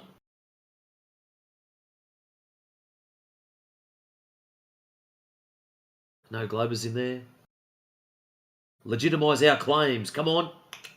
You know you want to. Maybe it's because I was born out of wedlock. Oh. So my observations are all illegitimate.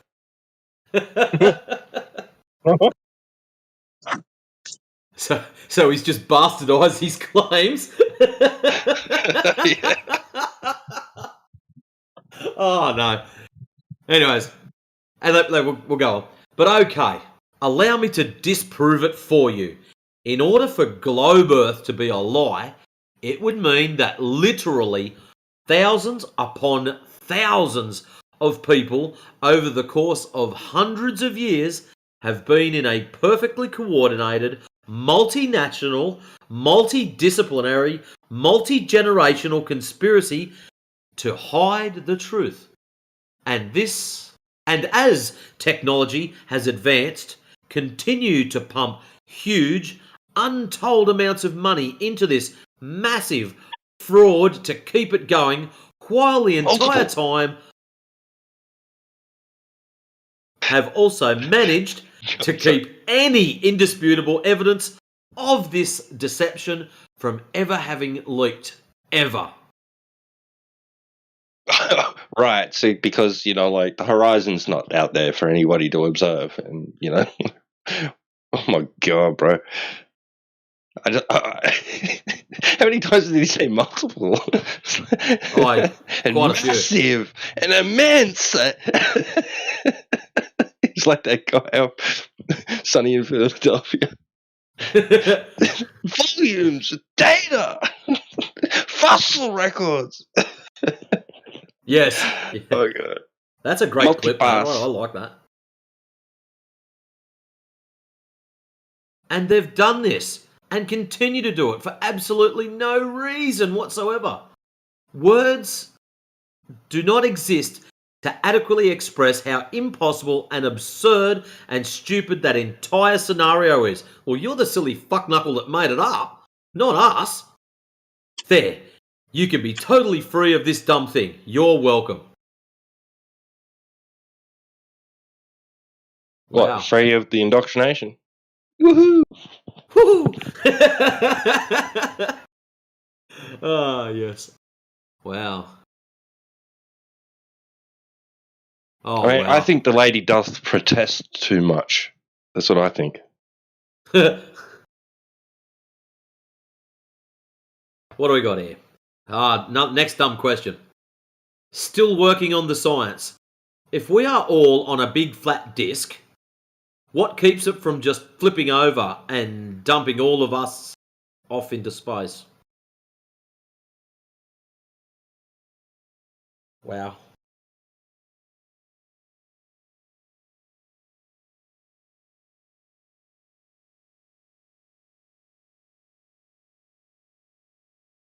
I want to reply. I want to put a comment in there. It's got 64 comments. Yeah, mate. God's just about to flip the coin and decide what happens to us. We're living on tails, and that's up at the moment, so brace yourself. Fuck me dead. Anyways.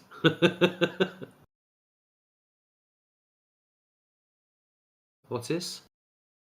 Obviously, if Earth is the closest and next largest object to the moon, and every single shadow that has ever processed the face of the moon during every single lunar eclipse ever has always been curved, how can the Earth be flat?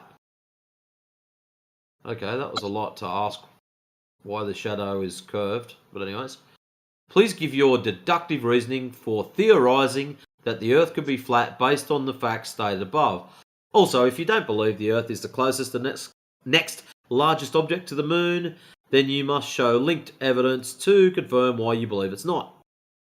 Those moving the goalpost, tossing memes, copy and paste word salad, and making claims that you cannot back with a link to the data to confirm these claims will be ignored, as this question is for the adults in this group not suffering from illusory perception, differential susceptibility, paranoia, schizotropy, narcissism, Dunning-Kruger, or tossing ad hominems. Well, Mr. I just made this post, you're out.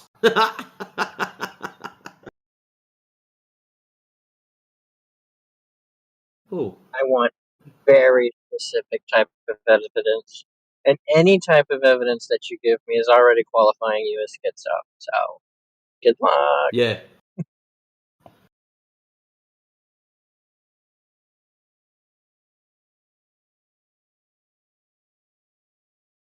Oh, here we go. Someone posted this up yesterday.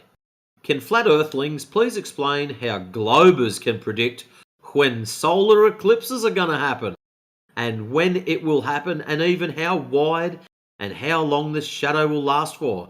If it were caused by the so-called local sun and moon, I would like to see how flat earthers predict it with their models. Here are some future solar eclipses as predicted by Earth being a globe. Oh, click on comments. Get in there. What do you got? And the first one, because they use flat earth data to know when it happens. Duh.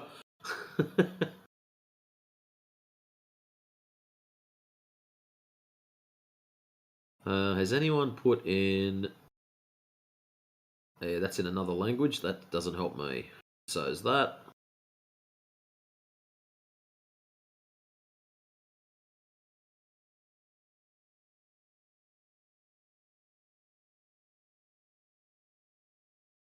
One FE says, an eclipse is not a mechanical shadow, but a predictable optical interference in the psi field resulting from the cyclical modulation of the ether density.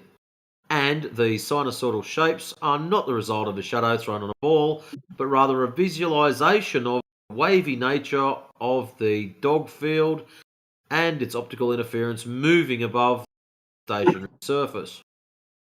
Say what?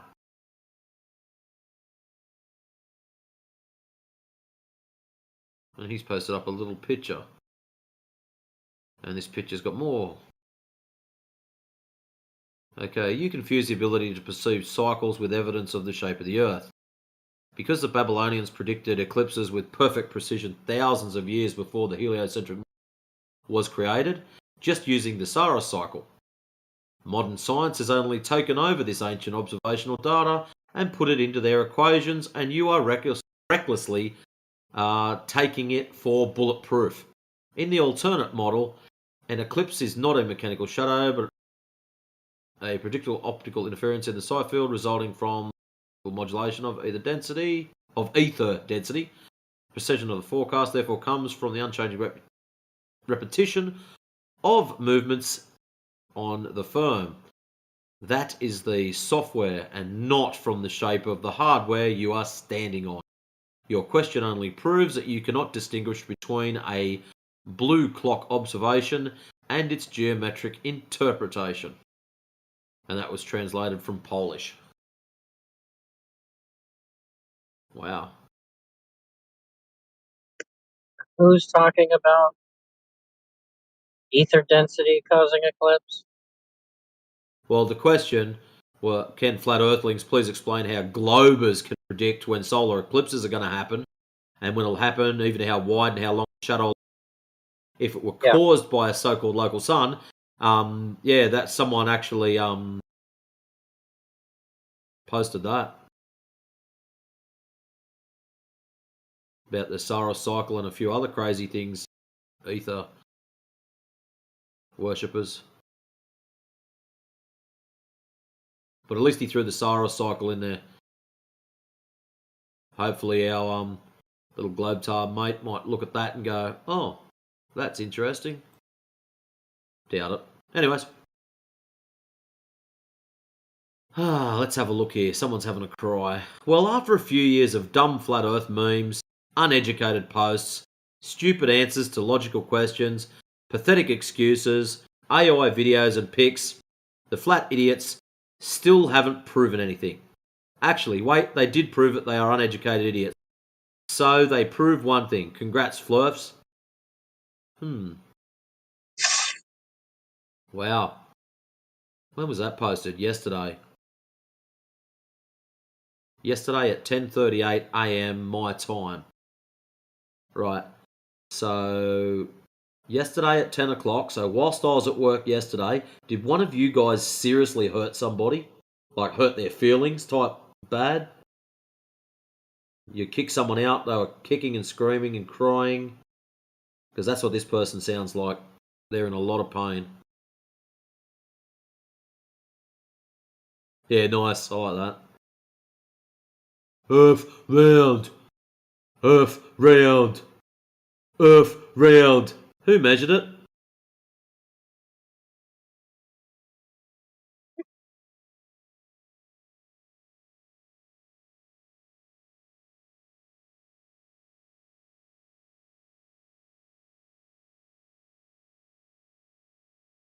Well, someone posted up to that person that was hurting.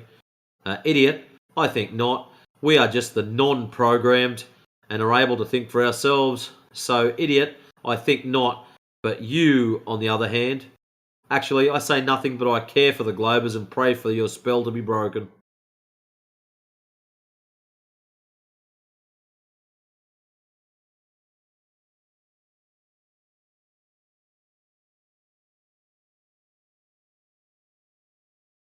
Oh, what's this? Can you guys show me on your Gleason map? Well, it's just Gleason's map. That's why it's called Gleason map. If it was Matrix's map, it'd say Matrix map. But anyways, can you guys show me on your Gleason map where the sun should be situated for me right now? Because one of these photos, it looks like our satellite dish is behind it. I shall take another photo when it is close to setting, just above the fence. Neighbouring house roof. Okay.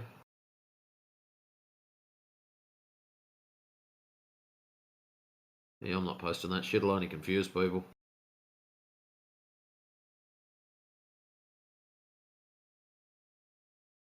I wish people would talk about bigger issues. Let's talk about buttered sausage. Where it comes from, what it's doing, why it's doing what it does. My buddy was fucking that. Oh, some of these good.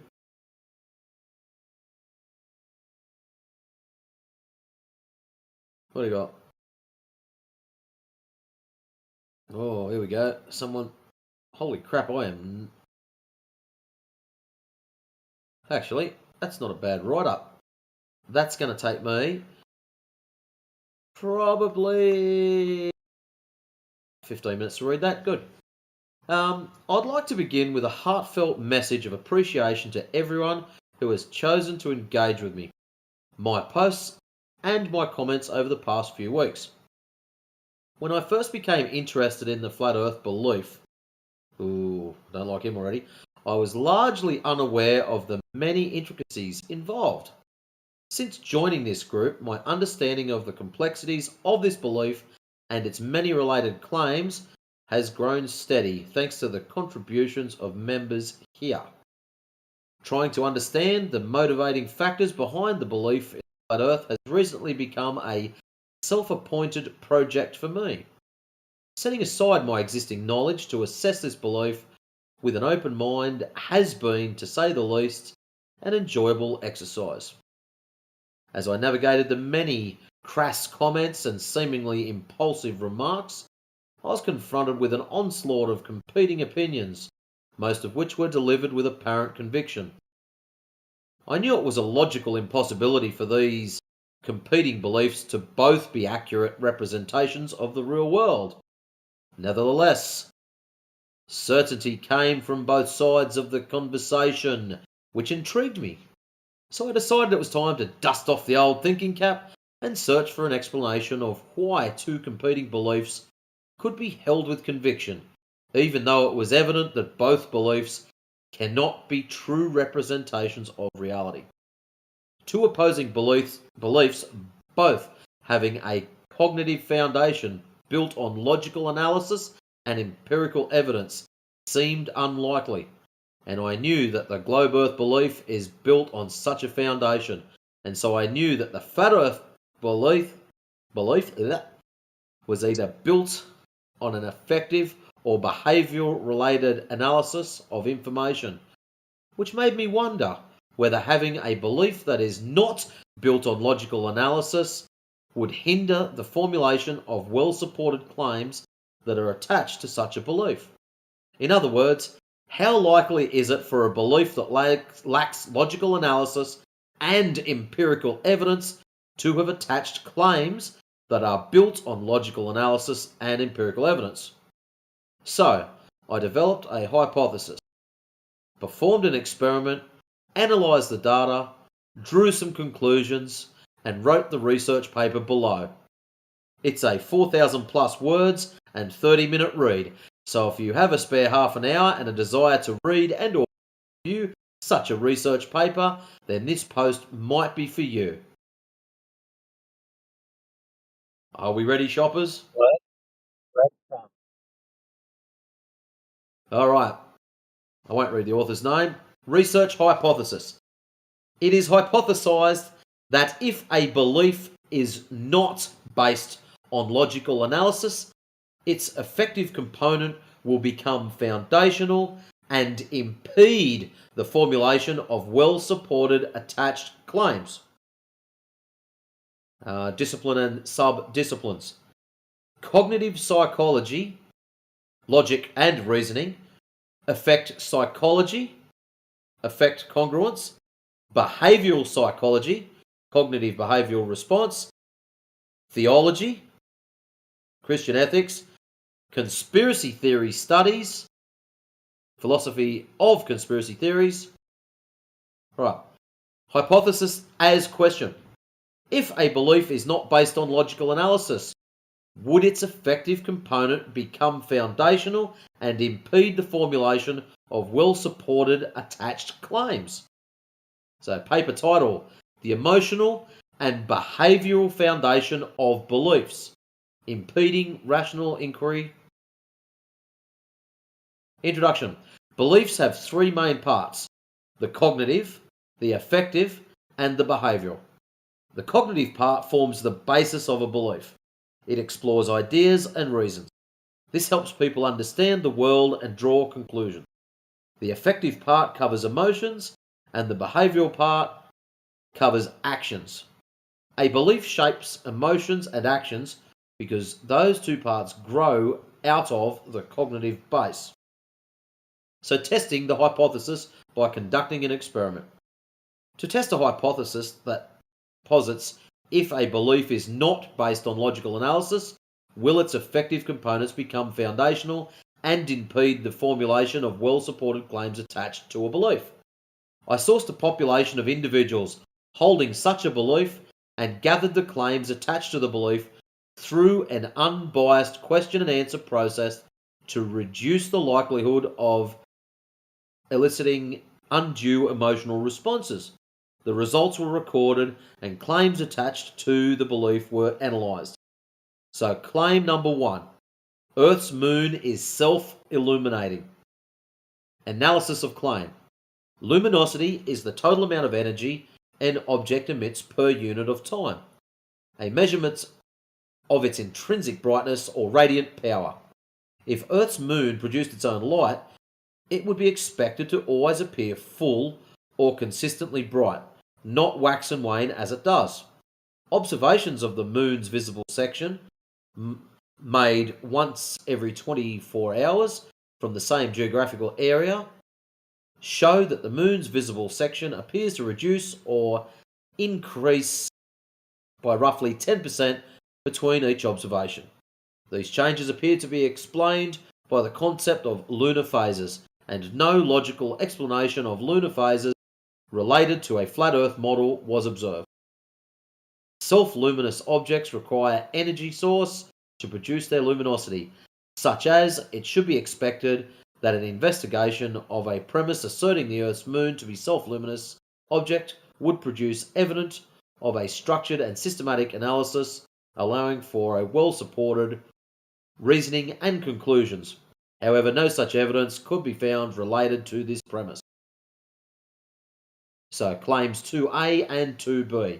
2A. All contributions to globe Earth science are lies. 2B. Industries that rely on globe Earth science are built on fraudulent data. So, analysis of claims 2A, 2B. Postulating the idea of the globe Earth model being founded upon lies and fraudulent data doesn't seem to account for the fact that sheer number of individuals remaining ignorant or deceptive for such an idea to successfully propagate defies all methods of logical analysis. A premise that asserts the generally accepted shape of the Earth has been established using flawed or fraudulent methods has failed to produce the sufficient, well-supported conclusions and reasoning required to prove this premise true. The well-supported conclusions and reasoning required to confirm the commonly accepted idea of Earth's shape as being founded on evidence-based propositions were observed. Claim 3. The horizon is an optical illusion. This would be interesting. Analysis of Claim 3. Different type of horizons exist, including the local horizon, which represents the immediate visible boundary that may include features like mountains, and the geographic horizon, which defines the theoretical boundary of what one can see from a specific height. The geographical horizon is the line that separates the Earth's surface from the sky, defined by a plane that is tangent to the Earth's surface at the observer's location. It is also called the visible horizon. Thought someone was going to jump in and attack me there. Nope. Different types of horizons exist, including... Oops, did I... Different types of horizons exist, including the local horizon, which boundary... Has he typed that same thing twice? Also, yeah, he did. If the Earth were flat, you could theoretically see infinitely far. However, factors such as the atmosphere would restrict your view to a few hundred miles for large objects like cities or ships, and even further for bright distant lights. Atmospheric haze, dust, and light scattering would act as barriers, reducing visibility much sooner than the theoretical edge of the world. The distance to the visible horizon from ground level for an average person, eyes around 1.7 metres or 5.1 foot, is about 3 miles, 4.7, 4.8 k's, limited by Earth's curvature. Oh, another claim. But increased significantly with heights, allowing you to see much further from a taller vantage point, like a hill or aeroplane.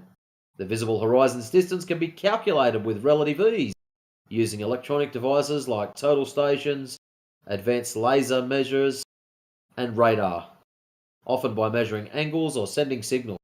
However, because the distance to the visible horizon relies heavily on the observer's height and Earth curvature, it's often calculated via trigonometry or built-in software, not just by pointing and shooting a laser to the line.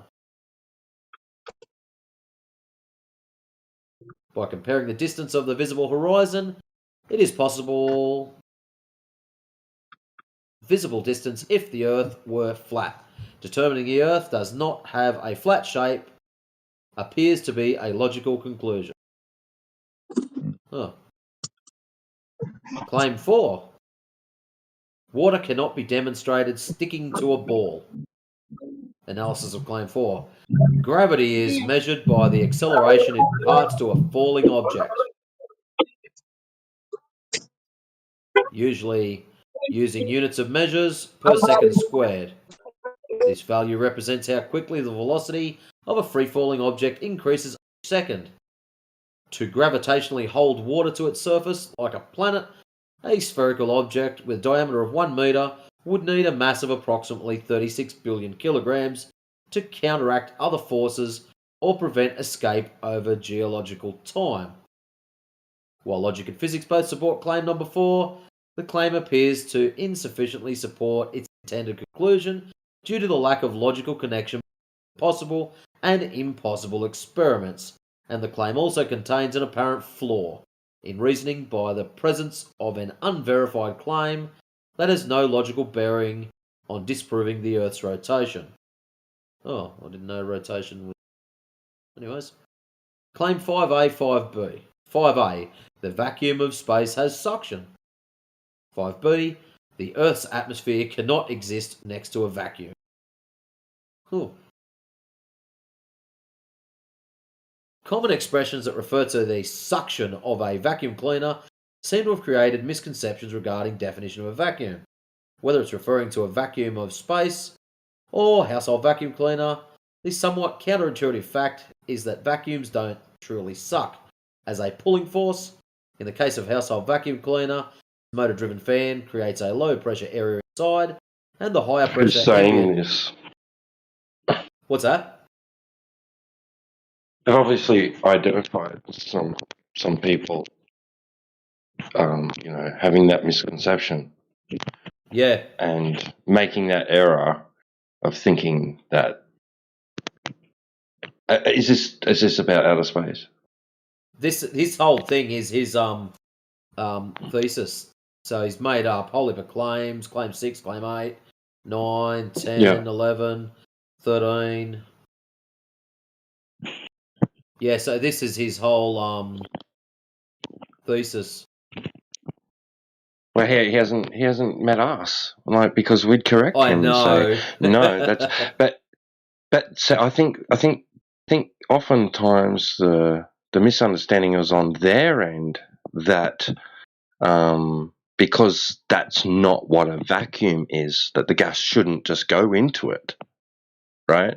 So because you can't use that misunderstanding of what it means, what it means to have a vacuum and exposed to a pressurized system. Well, right? it goes on. So how about I'll just Yeah, finish okay, this yeah, paragraph off, all right. and then you can rip it apart. So common expressions that refer to suction of a vacuum cleaner seem to have created misconceptions regarding the definition of a vacuum.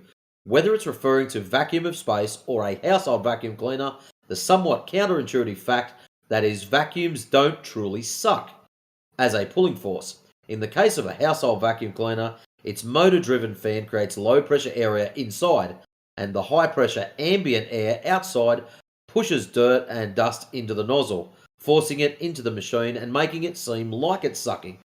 In reference to the vacuum of space, the higher pressure atmosphere wants to push way into the zero pressure environment of space, but its pressure is not great enough to overcome the opposing force of gravity.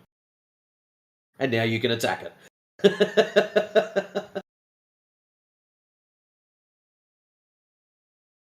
So he's got his gravity in there. So yeah, just claim stacking. But because he's mentioned all the buzzwords, when this goes to school, the teachers are going to tick it off. And all I can say is, I hope that Flat Lloyd Wright is the teacher that's marking this off, and he just hammers the shit out of him.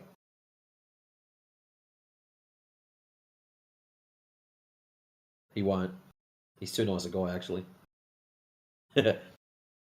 Anyways, due to Earth's gravitational, the lower 1% of atmospheric altitude contains 99.999997% of all atmospheric particles, and the upper 99% of atmospheric altitude contains just 0.00003% of all atmospheric particles. High atmospheric pressure is a result of more molecules being concentrated in an area, and this force pushes them outward into lower pressure areas where there are fewer molecules in an attempt to balance the pressure gradient. Gravity is the force that creates the above-mentioned particle distribution, and atmospheric pressure is the force trying to overcome it. Many people appear to believe that the Earth's atmosphere ends abruptly, marking the beginning of space at a specific point.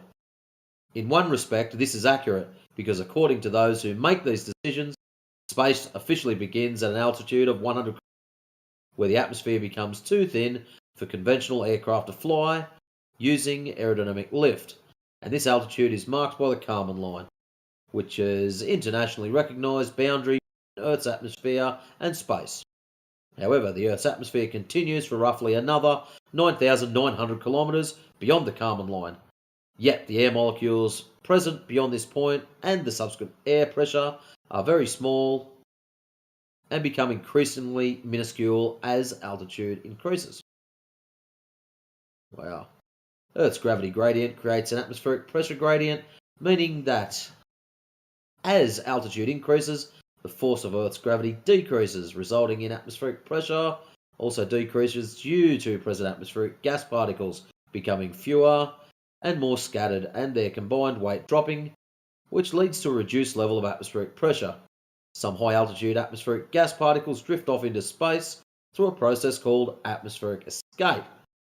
primarily via thermal escape, solar wind stripping, non-thermal processes, and impact erosion, with hydrogen and helium being the most common particles to escape the force of Earth's gravity. Wow. The resulting logical conclusion suggests that 1. The vacuum of space does not have suction. Number 2. There is no definitive point where the atmospheric particles change from 1 particle present, partial atmosphere, to 0 particles present, vacuum of space. Number 3. Atmospheric pressure comes from gravitational acceleration, which explains why Earth's atmosphere can exist next to the vacuum of space and does not disperse into it. Oh, it's a shame Jedi's not here. He'd be ripping that to shreds. And I'd have to cop it because I'm reading this crap out. Anyways, claim number 6. On a revolving Earth, a helicopter could hover in place while the land rotates beneath it. Analysis of claim 6.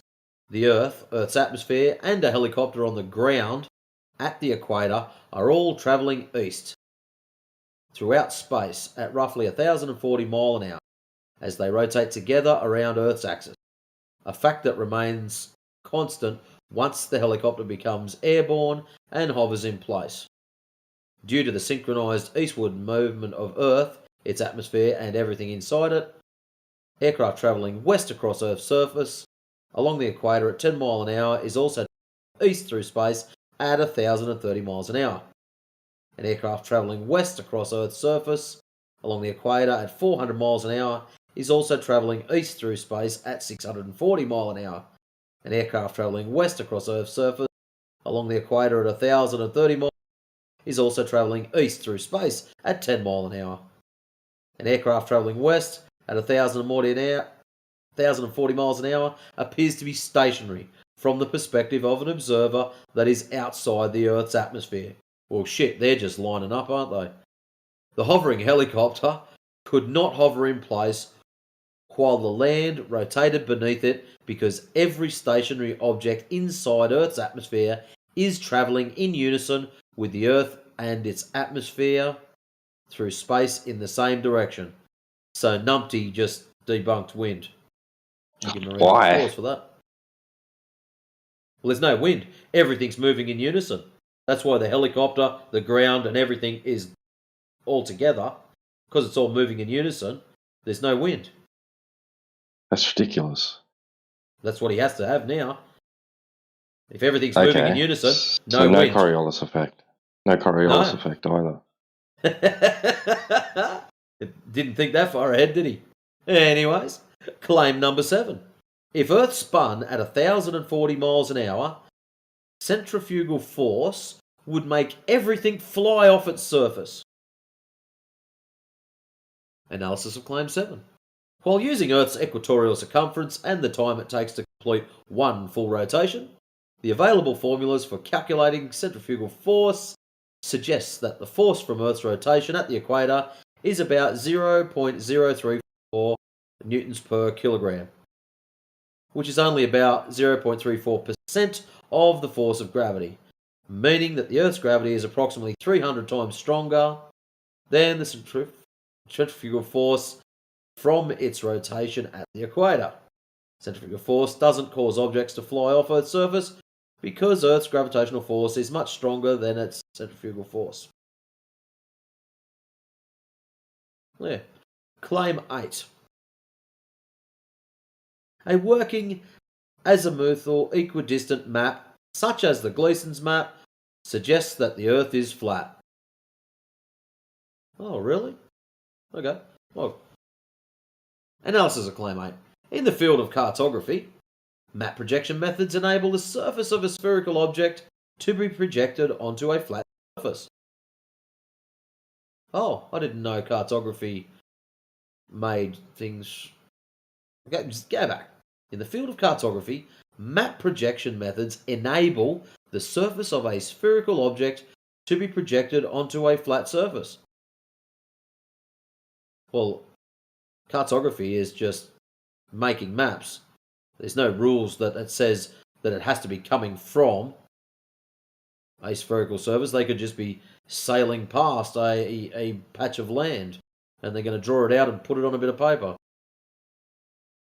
And these projection methods fall into basic types, like cylindrical, conical, and projections, among others, which cartographers adapt to preserve certain properties, such as conformal, true shape, or equal area, true size. Choosing a projection depends on the map's purpose, as no projection can perfectly preserve all properties simultaneously. On the 23rd of May, 1893, Alexander Gleason patented his world map using an azimuthal projection of a globe Earth onto a flat plane, which retained the lines of latitude and longitude, meaning it correctly represents their relationship to a central point, but distorts the overall shape and area of the map. All distances, directions, and coordinates on the Gleason's map are functional from a chosen central point on the globe, with all other points correctly represented in relation to that center. It seems relevant to note that 1. It is possible to project a globe Earth model onto a surface while retaining navigational usefulness, and yet this fact does not provide evidence of the Earth having a cylindrical shape. Number 2, the existence of an accurate and functional azimuthal equidistance map projection, such as the Gleason's map, does not provide any structured, logical, systematic analysis of a premise that suggests that the Earth is flat. Well, it's not, because it's a globe projection, and therefore could not be presented as evidence of a flat. The Gleason's map is a spherical Earth projection, meaning without the existence of a spherical Earth, the Gleason's map would not exist. Claim number 9. The Antarctic Treaty System prevents Earth's flat shape and its 360-degree perimeter ice wall from becoming common knowledge. Well, how did you know about it then if it's been prevented? Well, analysis. Analysis of Claim 9. According to the Scientific Committee on Antarctic Research, the primary purpose of the Antarctic Treaty is to ensure, in the interests of all mankind, that Antarctica shall continue forever to be used exclusively for peaceful purposes, and shall not become the scene or object of international discord. According to the Scientific Committee, while it is true that movement in Antarctica is regulated by Antarctic System, which requires environmental impact assessments for all activities, the assertion of the Antarctic Treaty System being used as a tool for inhibiting common knowledge of Earth's flat shape and a 360-degree ice wall was not found to be supported by a structured and systematic analysis of well-supported conclusions. Any proposition that suggests the relevant authority using the treaty for the purpose of covertly inhibiting public awareness of Earth's flat shape and its 360 perimeter ice wall appears to be based on several factors, including but not limited to 1. A mistrust of authority. Number 2. A propensity for belief in conspiracy. And number 3. An attempt to legitimize a belief that lacks verifiable evidence. Let's just do an experiment. Anyone here believe in an ice wall? Bueller. No. Well, we just got rid of that one. That was easy. Claim 10. Gravity isn't real. The apparent effects of gravity are explained by density and buoyancy. Analysis of Claim 10. Since Archimedes' principle states that an object submerged in a fluid experiences an upward buoyant force equal to the weight of the fluid it displaces, if the observed effects of gravity are to be explained by using density and buoyancy, we would first need to explain what weight is without referring to gravitational acceleration. The commonly accepted explanation of weight states that weight is the force of gravity on an object, which can be calculated by multiplying an object's mass by the local gravitational acceleration, W equals mg. Whilst mass is the amount of matter in an object and remains constant, weight changes depending on the strength of gravity. Until a reasonable alternative explanation of weight is presented, peer-reviewed, and consistently provable, any assertion of gravity being unreal should be bound to lack validity. Oh, so he's just instructing us that it is real, and until we prove otherwise. So how about you prove your existing gravity? Pick one. There's a whole truckload of them. Anyways, claim 11. The Earth is an enclosed system contained by a solid dome-shaped firmament. Analysis claim 11. The assertion of a solid dome-shaped firmament over the Earth does not appear to be the result of any structured and systematic analysis of the premise to draw the well-supported conclusions and reasoning required to establish validity. The competing assertion states that Earth is not covered by a solid firmament, and this premise is supported through scientific evidence, such as images from space. Oh, so they're scientific now. The successful launching of spacecraft and the observation of meteors passing through the atmosphere, to name a few. The concept of a firmament appears to be rooted in ancient cosmology, but modern science explains the sky and atmosphere as layers of gas, not a solid barrier. Claim 12. The Earth's sun and moon are local to Earth and under the firmament.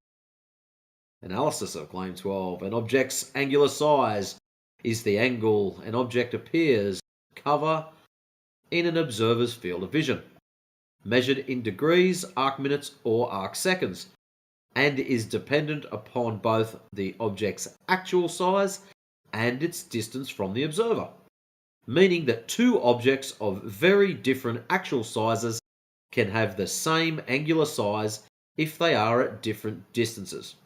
For example, the sun and the moon appear to be roughly the same size in the sky because while the sun is much larger, yeah, well, we've got to prove that, it is also much further away.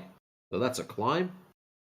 The sun's angular size could only remain constant throughout the day if the sun were far enough away from the Earth that the change in the Earth's position was negligible compared to the total distance, and if the sun were a local object to the Earth, as the sun moved toward and away from an observer, its apparent angular size would become larger and smaller, respectively, varying significantly throughout the day, and since this is not observed, logical analysis dictates a conclusion of the sun not being a local object. The observation of a constant angular size is a key piece of evidence, providing that the sun is extremely distant and not close to the Earth. He's pretty quick to shut down a lot of his claims. I'm accepting this story. Full stop. Claim 13. Rockets require an atmosphere to propel themselves. A claim that posits rocket propulsion requires atmospheric pressure to function appears to be founded on a misconception regarding Newton's third law of motion, as rocket propulsion does not require an atmosphere to propel against. In fact, it works more efficiently in the vacuum. So why is it when they put the little rockets in the vacuum chambers, they don't go real well?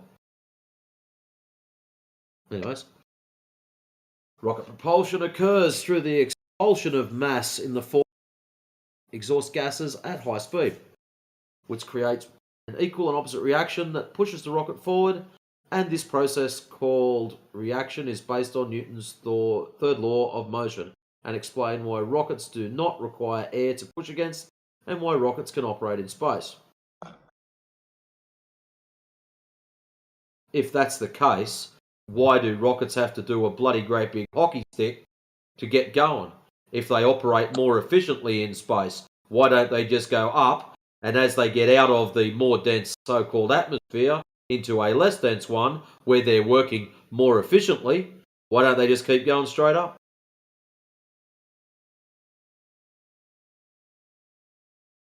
Anyways, observations. All variables were controlled to the best possible degree. Conditions remained the same throughout all data collection measures. Oh.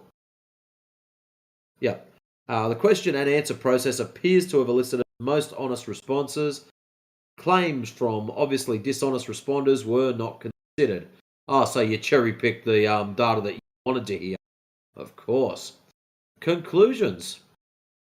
While attempting to determine the cause of an apparent reluctance on the part of those holding a flat Earth belief to investigate the things they hold to be true, through the use of logical analysis and reasoning, it became apparent that if a belief has an effective foundation, it is conceivable for the emotion and feeling bedrock upon which such a belief is built to crumble when logical analysis and reasoning are used, and that the potential toppling of a belief as a result of its compromised effective foundation can be prevented by avoiding such logical analysis and reasoning.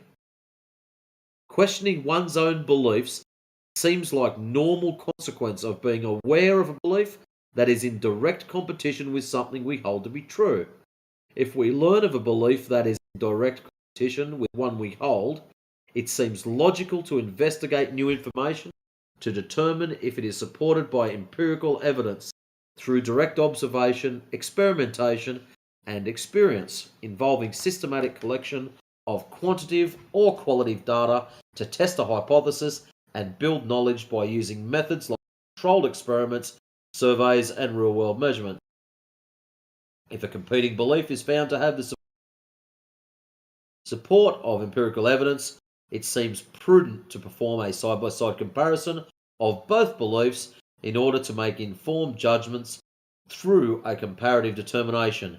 And if this cognitive process reveals a competing belief to be supported by a greater amount of empirical evidence than that of a currently held belief, the ability for new data assimilation to produce more accurate picture of the world would be a logical outcome of comparison, thus reshaping a worldview and changing what is held to be true.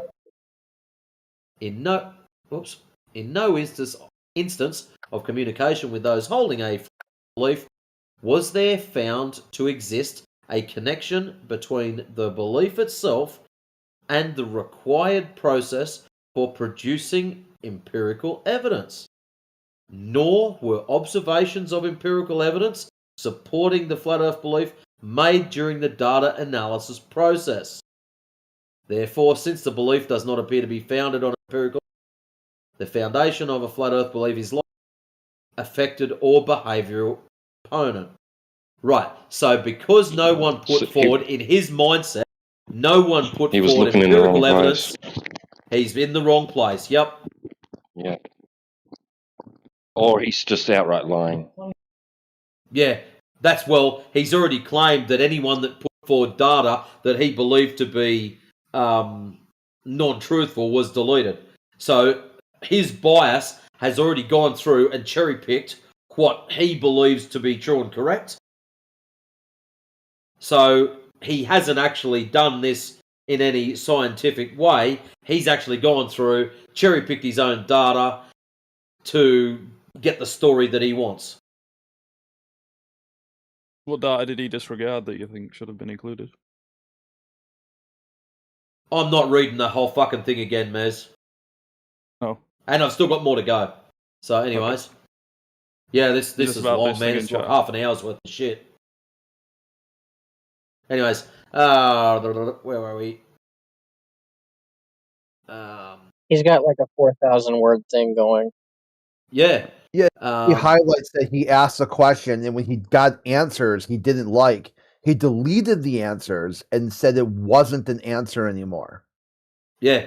All analysed opinions supporting a flat Earth belief and related topics seem to be founded on one of two main ideas: a general distrust of authority or an appeal to religious authority. For some holding a flat Earth belief, the affective emotions and feelings relating to an argument from religious authority appear to be present and functional component of the belief itself, and also of the process by which the validity of the subsequent claims is determined. In roughly 15% of the estimated 200 instances of observed communication from those holding a flat earth belief, a connection between the belief and an argument from religious authority was either outrightly stated or strongly inferred by the content of the commenter's opinions. For others holding a flat earth belief, the affective emotions and feelings relating to a distrust of authority appear to be a present and functional component of the belief itself, and the process by which the validity of the belief's subsequent claims is determined. In all instances of communication with those holding a flat earth belief, a connection between the belief and a distrust of authority was either outrightly stated or strongly inferred by the content of the commenter's opinions.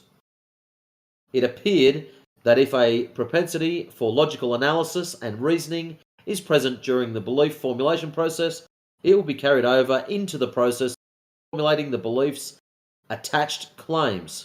As a result of this propensity, holding a belief that is foundationally cognitive seems to promote the formulation of well-supported subsequent claims. Similarly, if a propensity for an affective type emotional and feeling-based analysis and reasoning is present during the belief formulation process, it will likely also be carried over into the process of formulating the belief's attached claims. In both the distrust of authority and the argument from religious authority cases, the flat earth belief and all attached claims appear to share an effective foundation, suggesting that if a belief is not based on logical analysis, the belief's effective component can become foundational and impede the formulation of well-supported attached claims. If a belief's attached claims are supported by a process of systematic analysis and logical reasoning, it should be expected that the belief itself would also be supported by the same systematic process. However, neither the flat earth belief nor any of the analysed attached claims appear to be the result of structured and systematic analysis of premises to draw well-supported conclusions. Considering the apparent effective connection between the flat earth belief and a distrust of authority in approximately 200 people surveyed, and the weaker connection between this belief and argument from religious authority, since neither of the flat earth belief nor the analysed attached claims display a cognitive foundation, positing that a flat earth belief necessarily has an effective foundation appears to be a logical conclusion. However, it is acknowledged that a larger pool of surveyed is likely required to prove this postulation.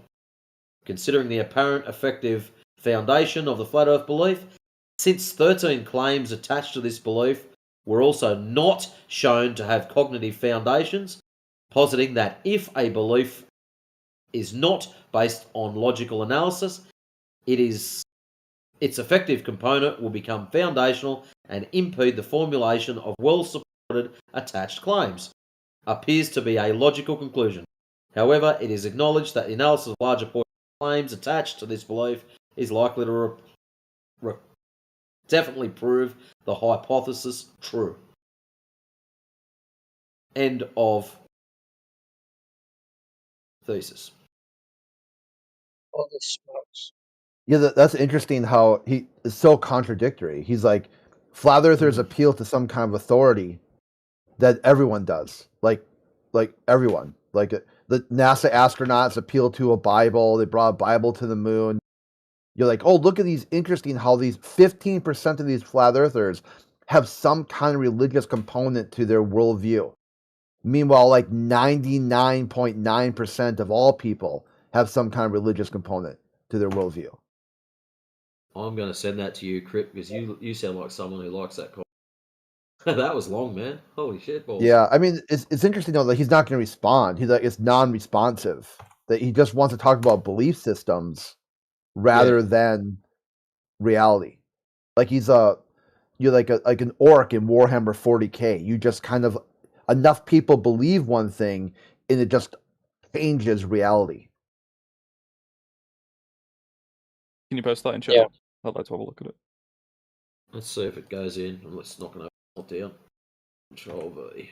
Oh, it's You got to might do it have as to a break it text. down into a handful of paragraphs. I don't think There it'll you post go. in chat as one.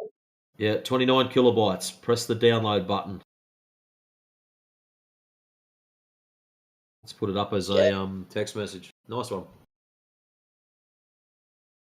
Anyways.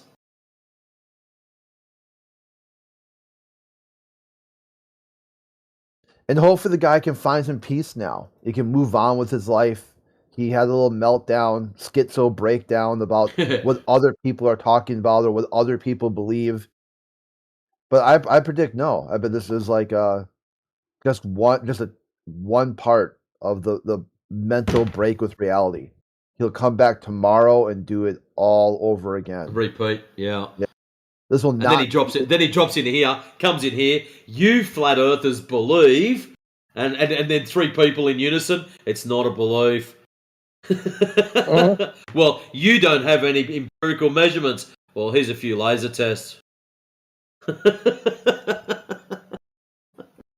It's like this topic just destroys their mind, their ability to think. They wouldn't even be able to go back. They think it's science, what the shape of the earth is, but they can't just turn the clock back and do the science again to get to the same conclusion. It's like they start at globe and end with globe. Well, how did you do that? How did you follow the pathway from geocentric to heliocentric, flat to curve? Can't you redo your own experimentation? No, they can't do that either. It was always a globe. Huh. Because why? Because of what? Because of God did it? The Big Bang? So your worldview is 100% religious, but somehow you've got a hang up that somebody else's worldview is 15% religious. Now, why'd you say it's religious? What's the religion in He didn't globally? say religious. The guy did not specify. He just said that in his list of people he questioned, a lot of them gave a comparison to their religious belief. So if they were talking to Christians, then the Christians would be like, hey, the Bible describes the earth as this. That matches what flat earthers are thinking. If he was talking to a Muslim, the Muslim would say, hey, the Quran says this list of verses describes a flat earth, not a sphere. That's what was being stated when he said a lot of these flat earthers have a religious background. Do flat earthers believe? Yeah, I have lots of beliefs. Like I Okay, now I have believe another question. that What I about believe that. Christians? Do Hold on, Christians hold on, believe? hold on a second here. I Sorry, believe I'm that sorry. science will save humanity because someday in the future, people will be bloodsick, and they'll be done with all the violence, and they'll try to find another solution to settle disagreement, and that will be Newton's flaming sword. All conflicts will be settled with an experiment. You set up your experimental model, I set up mine, and then we debate the results and see who's right. If the person can't produce an experiment, it's just their opinion and should be disregarded unless they can give an argument for why their opinion should matter. So basically, the first person who invokes violence is automatically wrong. But I just believe that. I don't know that to be true. I hope someday people finally accept science, take responsibility for their own actions, direct cause and effect, stop blaming other people for what they do. But I don't know that. See, that's a much different thing than knowing that the earth is flat. Because belief is not required. It doesn't require a belief system to measure something. I'll just measure like how tall I am and then say, well, I believe I'm this tall. You don't go and get like a 12 pack of donuts at the bakery and then see, oh, there's 12 donuts in here. And then the baker, the cashier was like, oh, did you get a 12 pack? I believe so. I don't know. I don't know that. I mean, I don't know for sure. You're like, well, did you pick 12 donuts to put in the box? And you're like, maybe. And they're like, holy crap. Security, Welcome to Schrodinger's Donuts. How many donuts would you like? I don't know.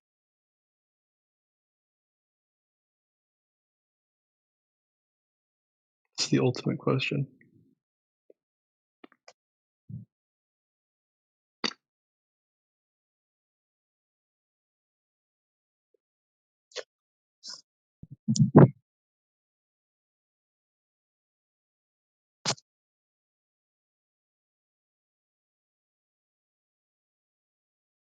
It's just trying to find a way to get these people to understand the difference between believing something and knowing something. Is such a hard ask. Hard ass.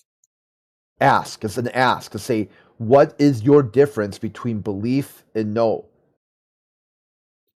And they're like, it's the same thing.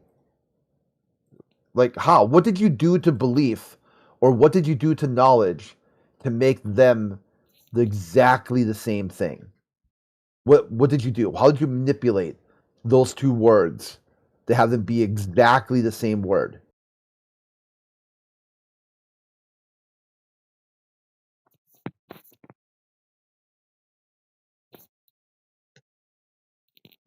Change the pronunciation of letters so that they rhyme, like porridge and orange.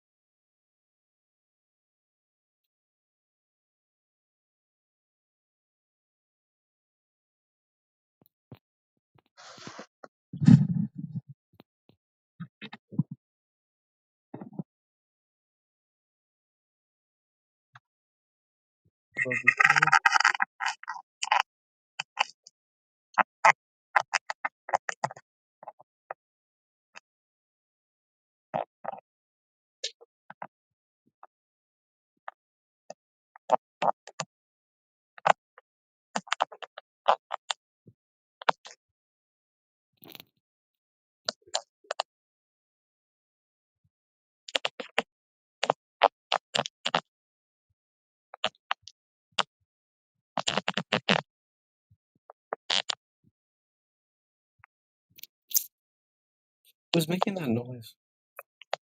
I don't know. Hopefully someone fix it quick. I want to tab in and figure it out. Droid, you hot micing, bro.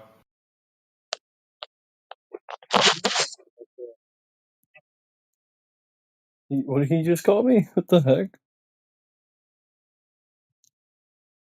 Not you. Is your name Droid? No, not you. What the droid guy just said. He didn't say anything. That's the sound Didn't it hear makes him? when his phone's in his pocket scratching. He called me the a name, or I don't know what he said. You're hallucinating. Dude, we live stream this. You're hallucinating right now. Well, he said he told me to shut up. Okay, dude, you're hallucinating. I'm not. That's why we live stream this. You're hearing voices in your head. You hallucinated. I'm not. But he straight look at the up, stream. He told me to. He said shut up in the background. You didn't hear him? a straight up hallucination. You're hearing voices in your head, dude. You didn't hear him? I think we might be making people hallucinate now. Yeah, there's your science. What do you do with flat Earth? You just casually talk about flat Earth, and people start hallucinating voices in their head. But I'm sure I How come heard him. Professor Right? Triangle's in here? No one said triangle 3 times. Earlier, So it's like you said it the same twice. dilemma with like global heads, you know. Earlier it was twice, and then we're like, oh, don't say it again. Yeah, I didn't. Triangle, Yeah. triangle, triangle. He's already in here, so now you get. I knew something was going on. I could just feel it. It's showtime. The old boy talked about that he had walked 1,000 miles or something like that. I can't remember the distance, but it was a long. 30,000 kilometers. You're like, are you serious, dude? And then turned and made basically, they go like on the same pair of shoes, like or what like that should be an advertisement. Can you hear me now? Like like what loafers did you wear? What type of? So this dude claims that Were He you can wearing walk on Skechers Earth. exercise shoes? That'd be a great advertisement. Skechers, the only boots that can go 30,000 miles on Globetardia.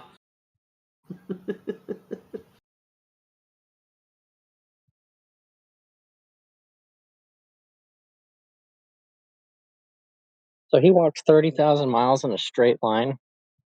3 times, and then No, he walked and then he turned 90 degrees, and then he walked and he turned 90 degrees and came back to where he started. Total distance of 30,000 and something. Actually, I might be able to find it if I go back to the start. Scroll down, I might be able to find the stupid claim. How the fuck did that happen? It didn't. Just some numpty claim. Got like a big fish tail. You guys like Dragon's Tales? Dragon Tales, Dragon Tales. So what? No, the cartoon. No. I would say I don't know what it is.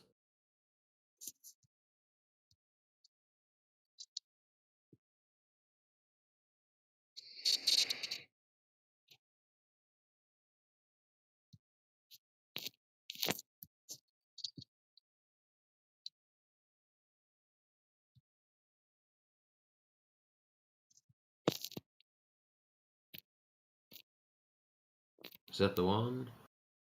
No. God damn, this is 190.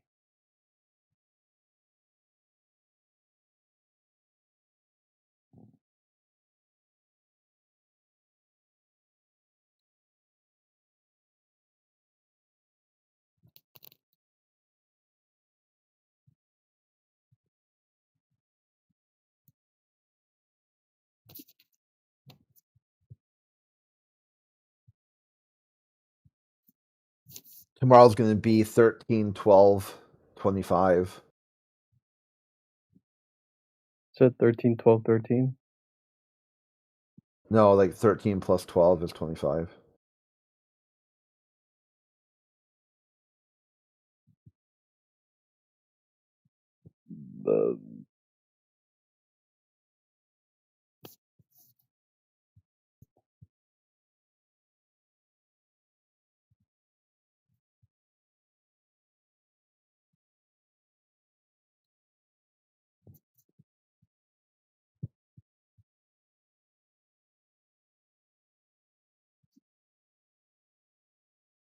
Here we go. Found it. Dear Flat Earthers, on Earth, you can walk a triangle with 3 90-degree angles and 3 equal sides. 30,057 kilometers total. This is impossible on a flat, plain Earth.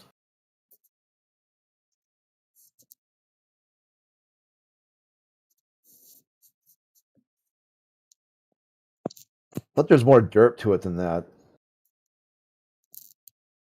You can't make 90-degree turns on a ball.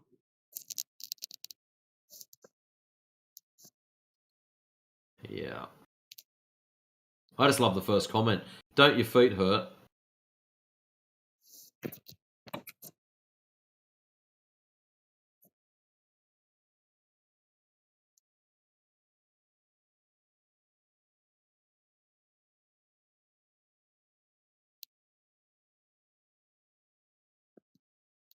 At least someone knows what's going on. It would not be a triangle, but a curved 3-dimensional figure with 3 points. You said the what? Not a triangle. No, like after that. It would be a curved 3-dimensional figure with 3 points. Oh, I thought you said something else. No.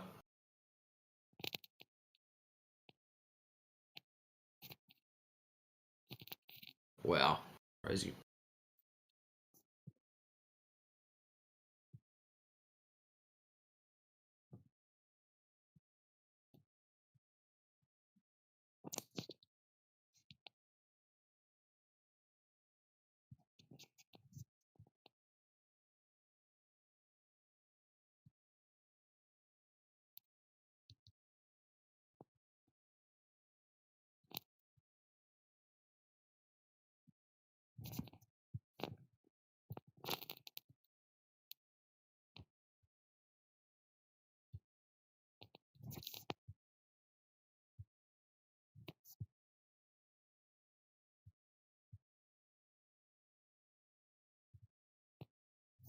What the shit? How's this? People think optic fiber cable are put underground. Then that means the Earth is flat. But ask these people how long did we start using fiber cable? They will keep quiet. Is this the English hub or something? What the? You mean like internet cables? Something like that. That kind of tips a hat to the news of today. Construction workers were building a solar plant and uncover a 5,000-year-old fortress. Ooh. But it also has a Roman soldier's grave in it. Let me add up the math here. Rome, 5,000 years ago.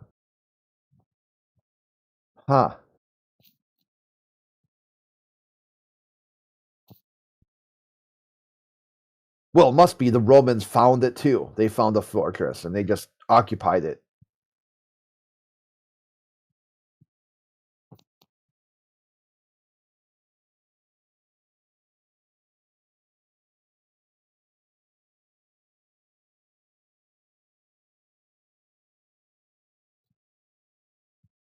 I saw this pretty interesting article the other day. I didn't mean to bring it up. I heard about this in the past, but I didn't really pay much attention to it. It's like about that movie, The Gods Must Be Crazy, where it's similar to that, but like real life examples where like these islanders in the Pacific had like the allied or the superpowers, America and Japan, showed up to an island, like built an airfield, conducted operations, and then just as quickly disappeared. And they thought they were gods, to come help out and whatnot. So then they were performing like almost like rituals, like marching in formation or like building effigies of airplanes. And they were talking about like the sky people and worshiping the sky people. And eventually when they people came to those islands again for another reason, they're like, no, that was a war, that was like a conflict, those were armies. And they didn't believe them. They thought there was like some sort of test of their faith.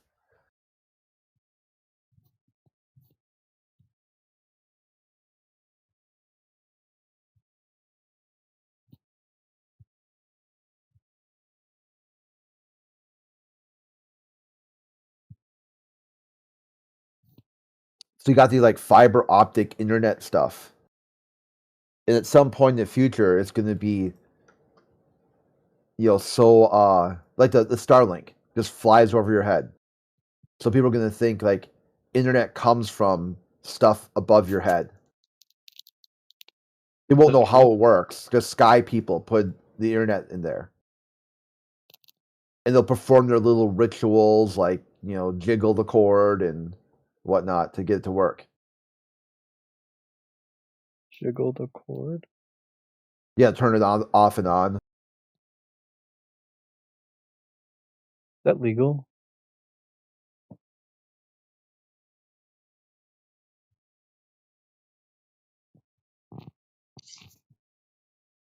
Or like, meanwhile in Australia, anyone under 16 is banned from using social media.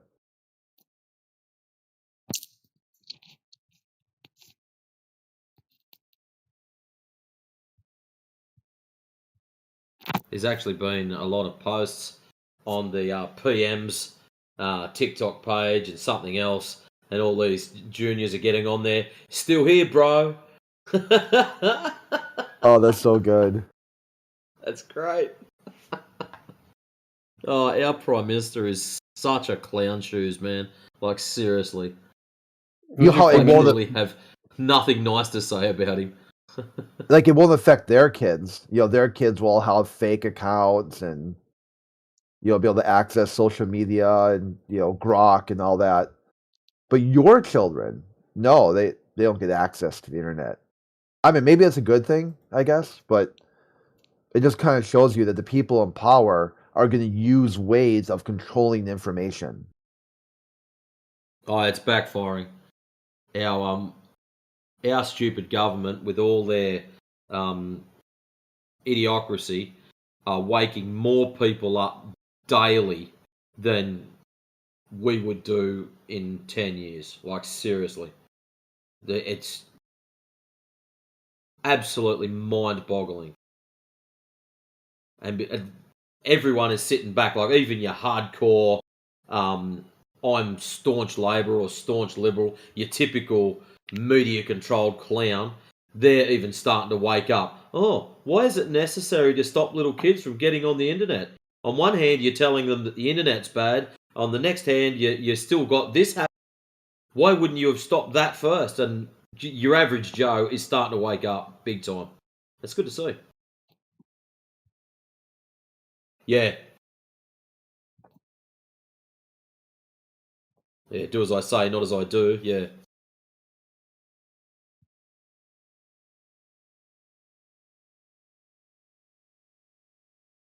I think like Discord's sort of a blessing nowadays. It got all of us together.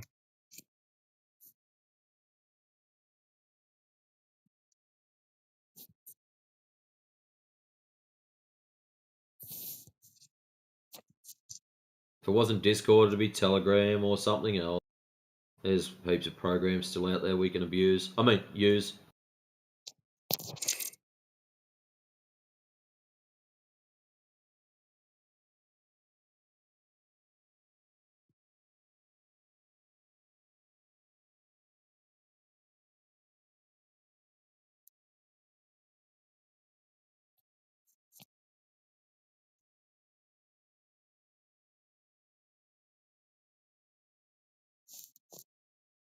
Oh wow, someone's got a little video here.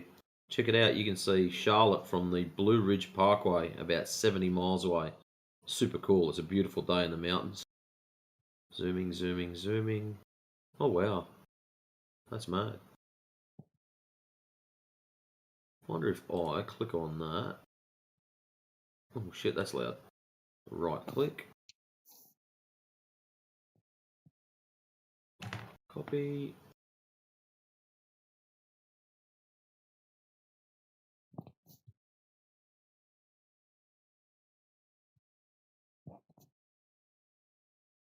Is she going to download? Yes, indeedy.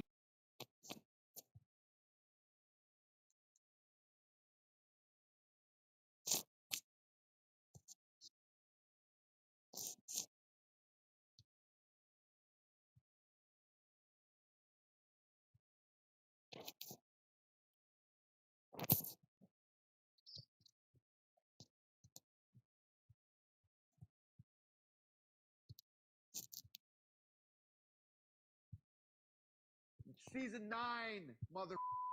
Season 9. With that, we'll go on there. Hopefully, people can play that.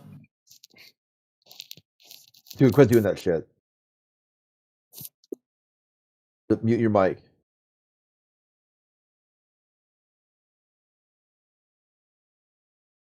Oh, that's saved as an MKV. That's why it's having a bit of a melt.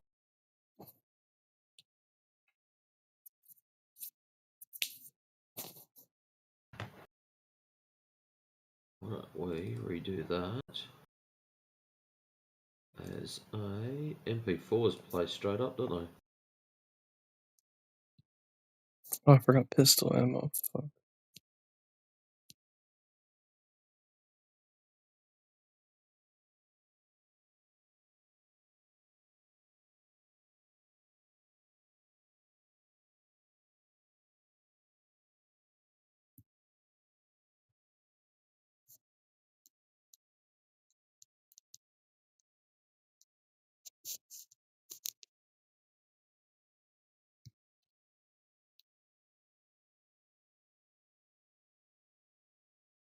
What happened to that?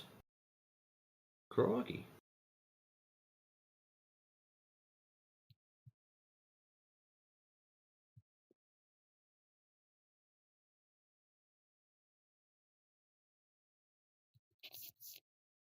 Yeah, that one will work straight up. Excellent.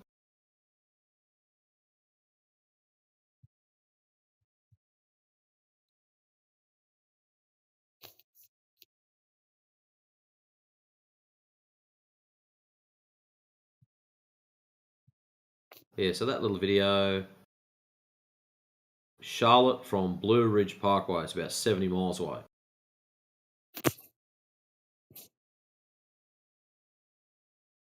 It's nice when people post things like that on Facebook.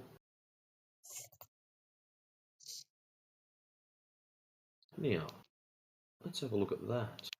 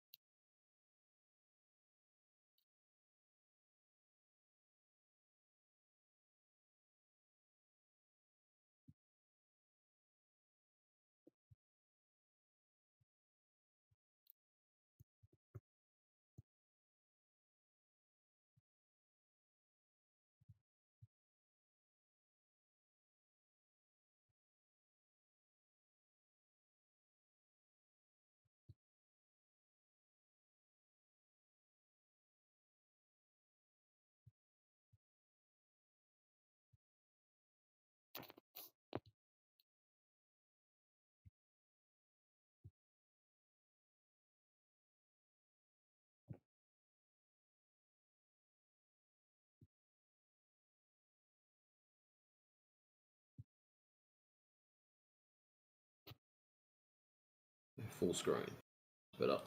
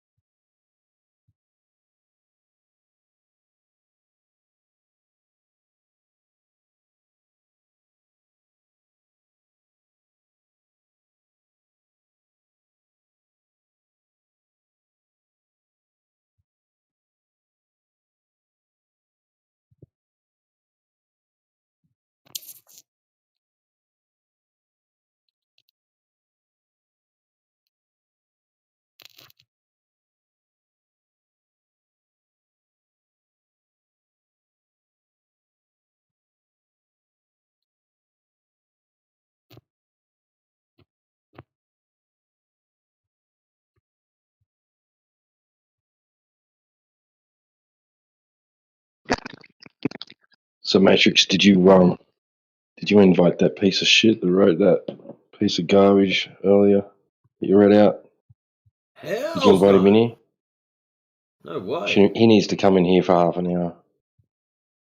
He probably wrote it because he's been in here, and that is his coping mechanism. Maybe. He is one of the top contributors of that channel. But keep in mind, that channel is also moderated by one Michael McToon. So if that's the level of moderation they've got, I ain't inviting any of them.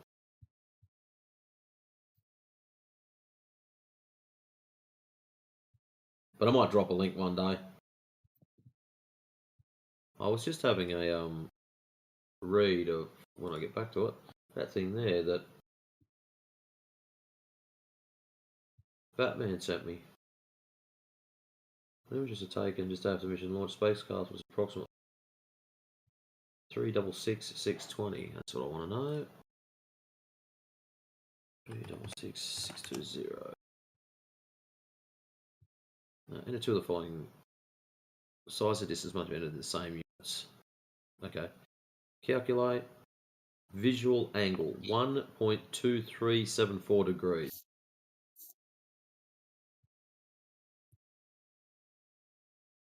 So that awesome shot that they gave us allegedly would have had a 1 degree angle. 1.2374 degree angle.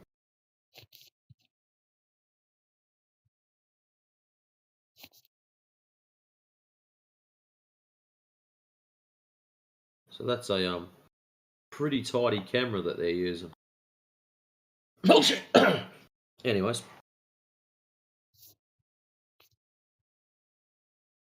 I'll look more into that later on.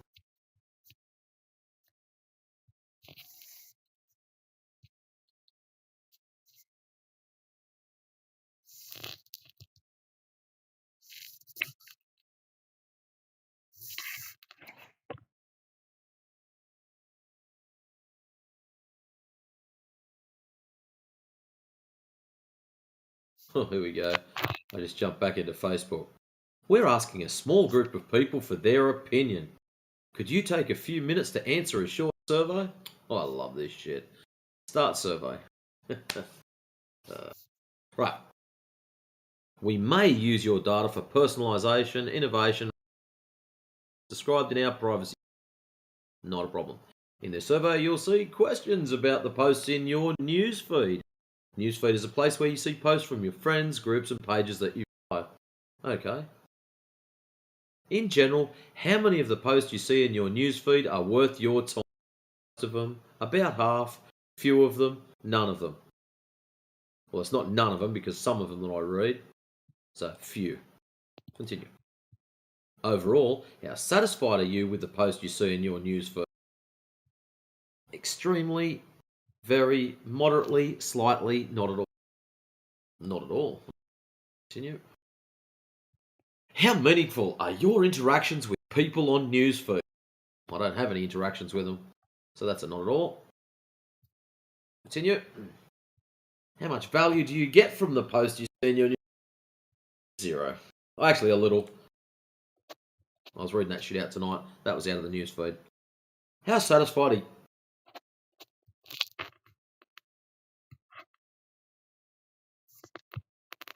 How satisfied are you with the variety of posts you see in your... Very. Yeah.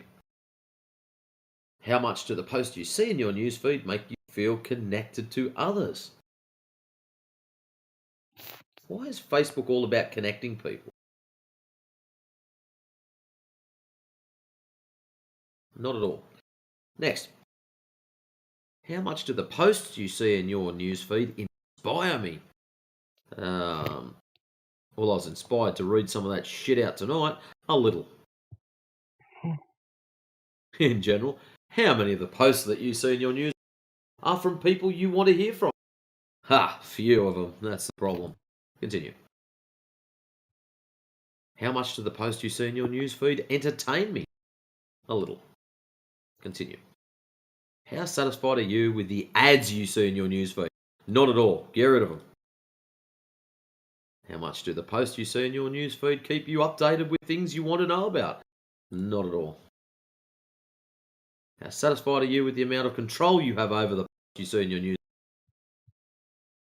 Not very. What is your top complaint about your newsfeed? I do not have enough control over the posts I see. I do not post for friends. Too many uninteresting posts. I see the same posts repeated. Too many ads. I see too many old posts. I have no complaints about newsfeed. Other. I barely use it.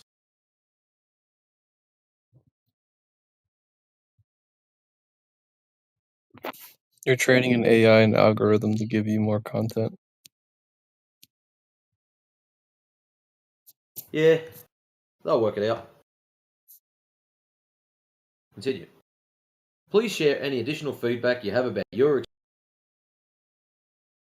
I don't use it. There you go, Mr. AI. See if you can comprehend that. Continue. Thank you for your feedback. Okay.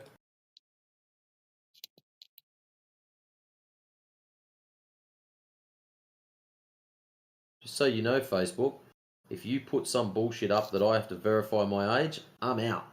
I won't be using you anymore. I just click the close button and walk away.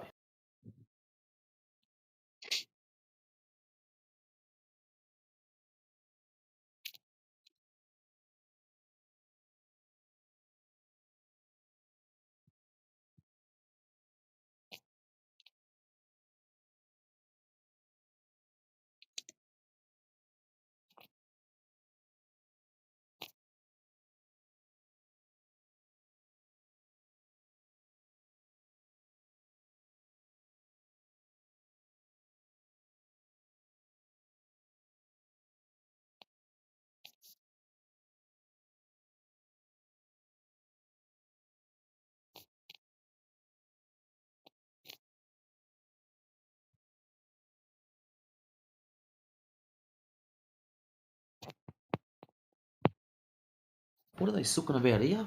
A 20-year-old lottery winner had a choice: $1 million or $1,000 a week for the rest of her life. She chose the $1,000 a week. So what are you sooking about? If she's 20 and she lives to 70, that's like 2.6 million. Minus taxes, of course.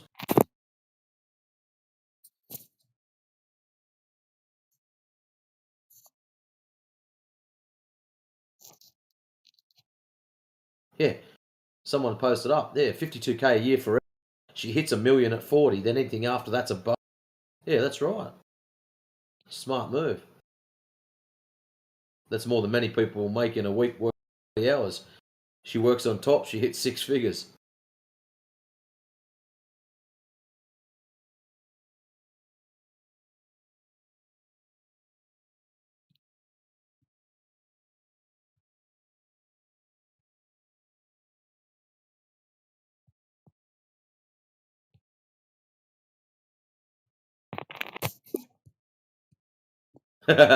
Someone's posted up something naughty. Lottery company hiring a hitman a week later. Ouch. That's not very nice.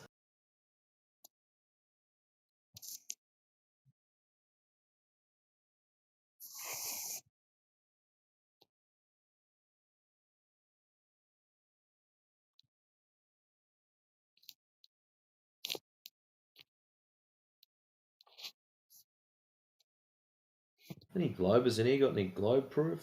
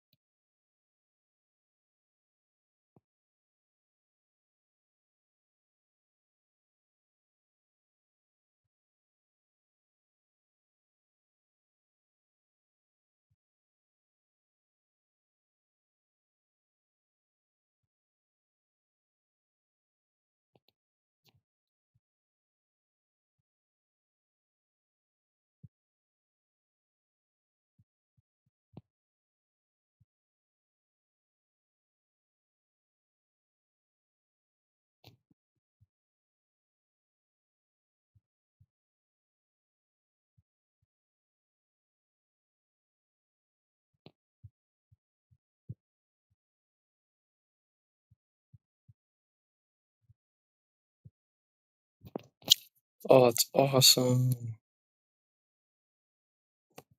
I got a diving tank. I can breathe underwater now.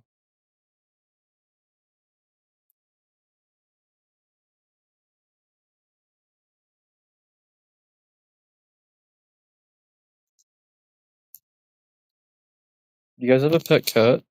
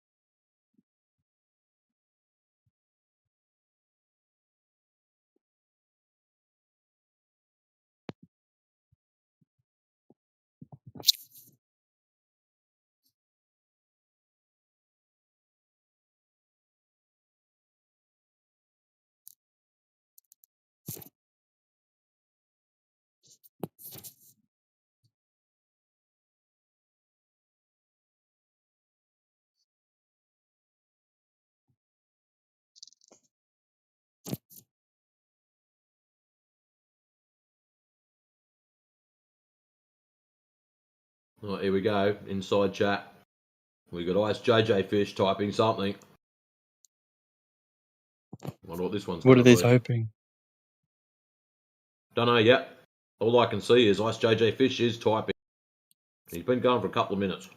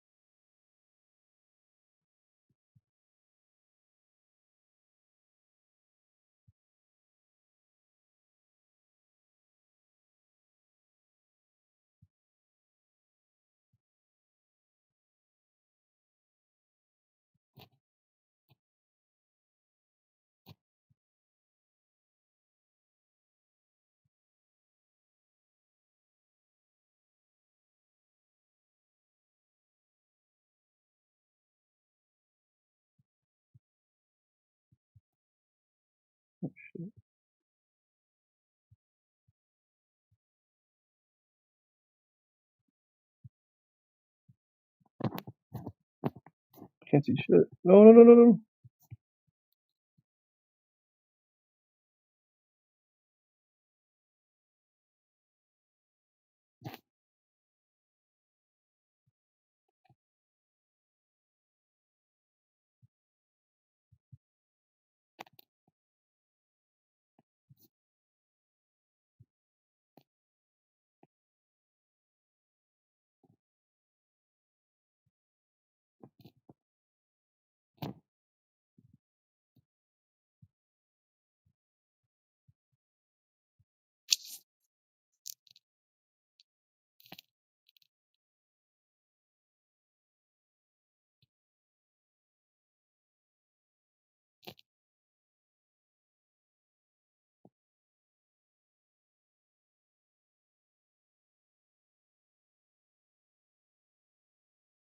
So, JJ, it took you nearly 11 minutes to type out one sentence.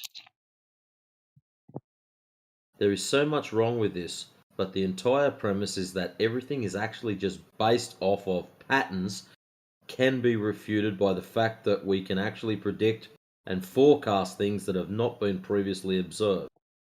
Most damningly, we are able to change a pattern. Ice JJ, the fuckwit that wrote that, cherry-picked data to suit his bullshit thesis.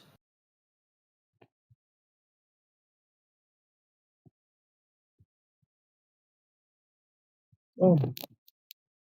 Confirmed by many different observatories on the ground at the same time. So, Ice JJ, why is it when they shoot a laser across a large body of water and they measure the deviation, there isn't one? It stays the same distance.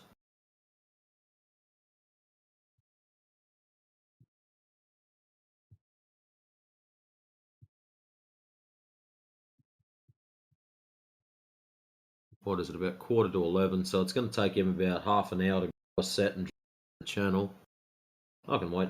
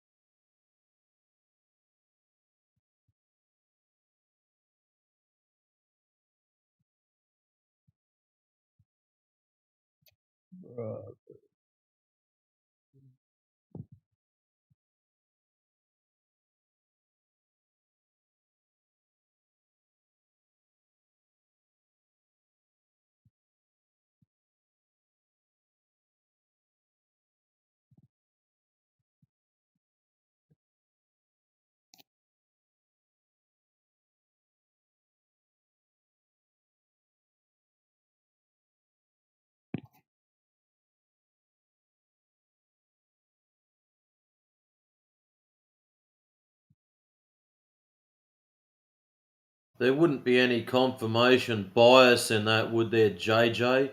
You sped? Because someone else agrees with you, all of a sudden they're right? Huh? The entire premises is entirely incorrect and actually explains how flat earthers think. We don't need a model. So us saying we don't need a model, therefore the earth is a globe, because we don't need a model. This guy is a fucking idiot.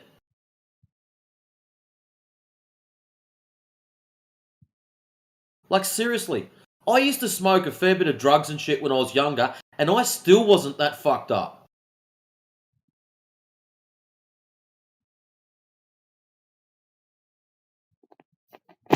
Don't do drugs, kids. It's not good for you.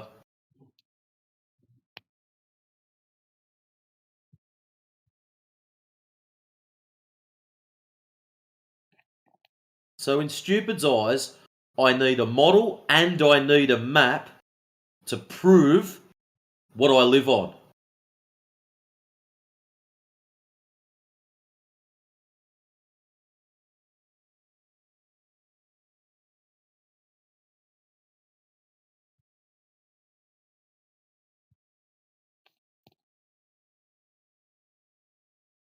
So why is it, Ice JJ, that you've got both a model and multiple maps and you still can't prove curvature? Isn't that interesting?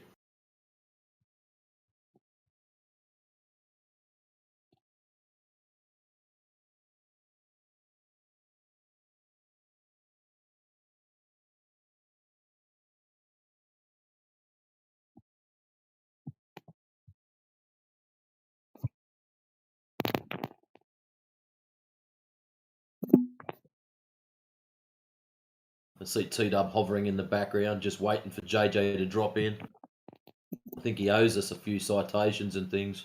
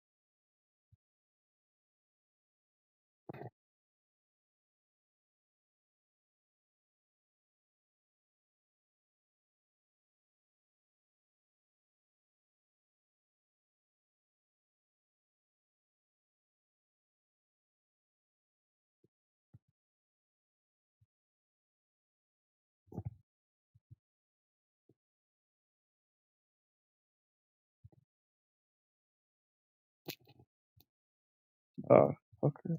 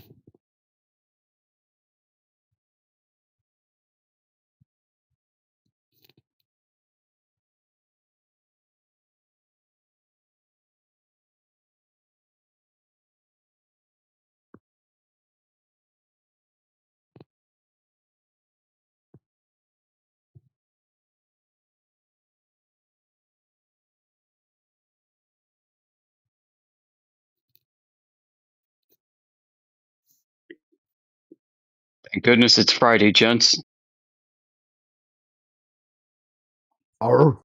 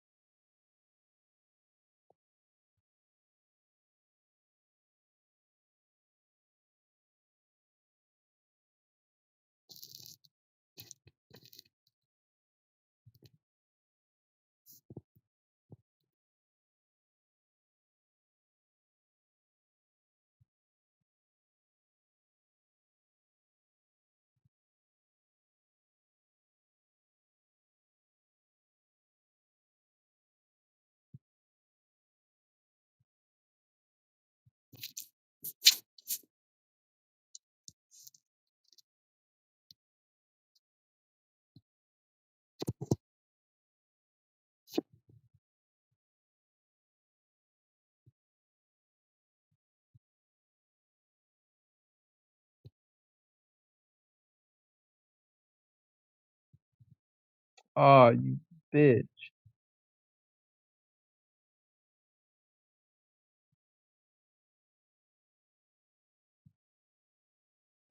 Oh my god.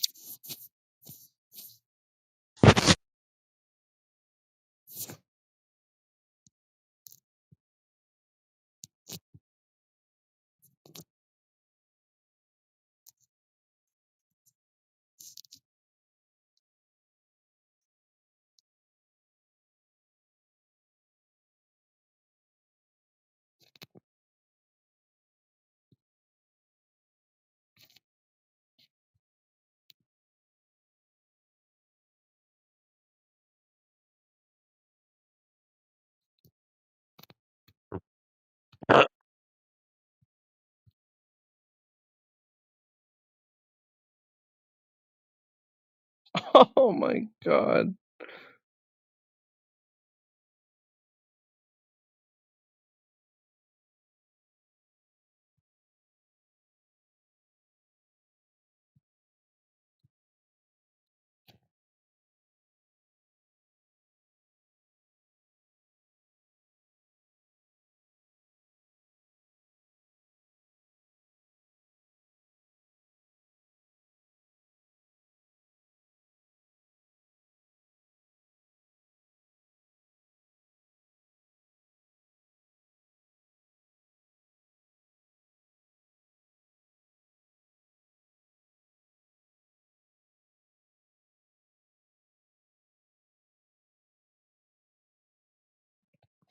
Oh, look at me. I'm so lucky.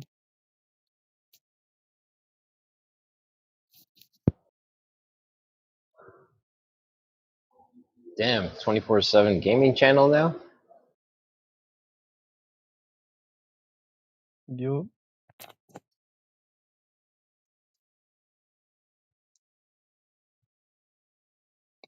Only that one. I just walked in and saw the stream, clicked in, and I'm like, oh wow, video games. And we're live on YouTube. Fantastic.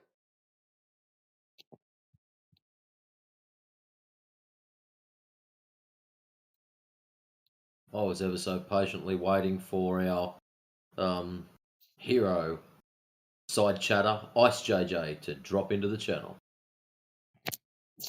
I don't think he will. He's a coward. Now, see, normally what happens is he spends a bit of time in the side chat, and then he grows a set and jumps in. I don't know whether he's waiting for Dutch courage to build up or what. He jumps Starts in, playing with his Billy. Yeah. has a little cry, spews some BS about how he thinks it's a baltard, makes a lot of claims. Then, when gets pressed about backing up his claims, has a little cry about how he gets muted, talks a lot more shit, then he runs away, and then about 10 minutes later he'll come back, cry a bit harder, not back up his claims again, get muted, cries about it in the side chat will get turned off, he'll run away again, come back about 15 minutes later, and he does it 3 times. So it's not that we don't know our enemy.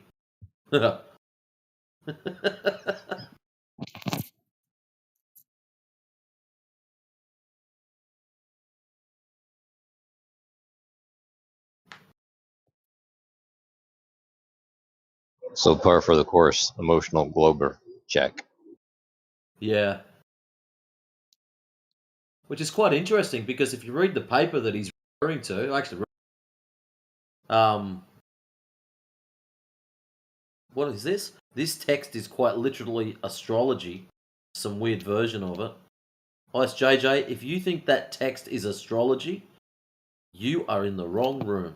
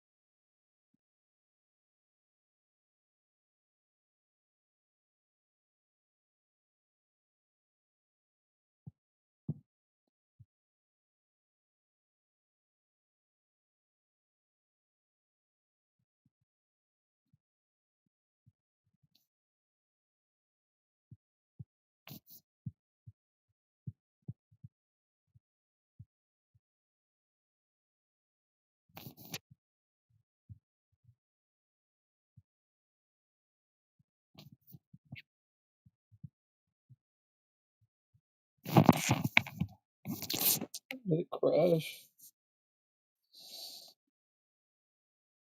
Yeah.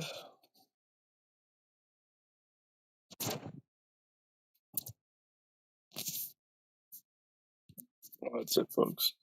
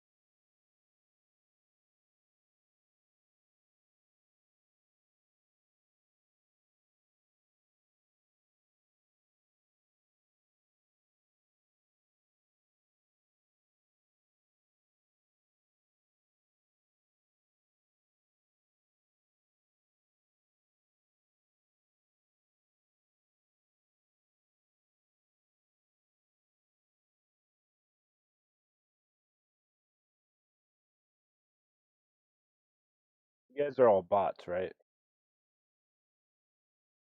You'll be okay, kid. Do bots offer cuddles and cookies? No, they don't. What are you talking about? So show us on this doll where the flat earthers hurt you. What are we talking about? I always get confused why they come in here if it's so painful for them. What are you guys talking about? You and your mom. Wait, what's wrong with me?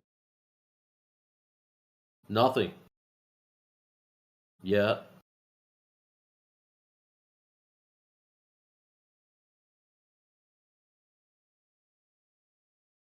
I'm a fucking grown ass.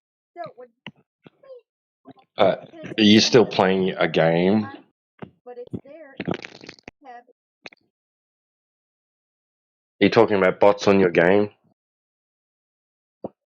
No, I No, it's just another one didn't know if you altogether. guys were, because you guys were all like muted, just sitting in there silently. I didn't know if you guys were like real people or not. I know some of the servers like they have like just like bots chilling. Oh, okay. No, not you, mate.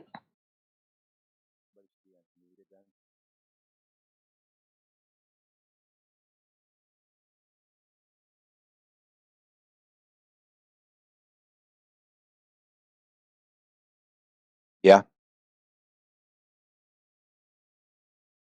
What would bots do in a room by themselves? It just makes it look like there's more people than there really is. Or they do bot things, you know. I don't know what a bot does. Is that just pad numbers? That's what bots do. Oh look, it's Crit. What's up, Crit? Yeah. The sky is up. That's true. And the ground is down. So wait, Crit, do you bot the messages that you send into chats, or like how's that work? Do you go manually like post them? Yeah, dude, you can't bot. It's self-botting against TOS. Oh, of course you would not bot, right? Yeah.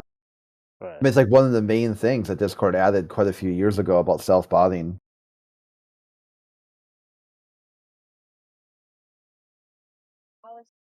So you're posting it manually, well, good up on you, bro. Yeah, here, look at let's see here.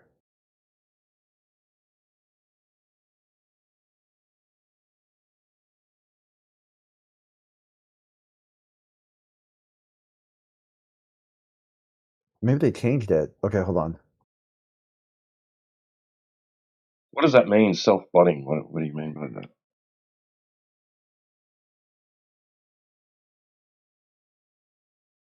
Because they have like if the account is a bot, it has to be labeled as bot. And then it has like a different set of access and whatnot. So if somebody's using a bot but not calling the bot, then it's that account is breaking the terms of service. Like basically, it's a way to get rid of. Right, I get you. When I create bot accounts, I have to mark it as it's a bot. It's not allowed to be used as a human. Humans aren't allowed to use bots on their own account. They're not allowed to. It must be solely and independently its own account. Which, right, is that right? Yeah, because that way it's supposed to be another way of stopping scam or phishing bots. Because that way it'll trigger some kind of reaction that a human would have to they'll have to respond in some manner, like enter a code from an email address, and they get like so many minutes to do so, or there'll be some kind of functionality that will, if they pick up bot behavior, even if a false positive, the person's going to have to do something to, that whatever that caption, whatnot.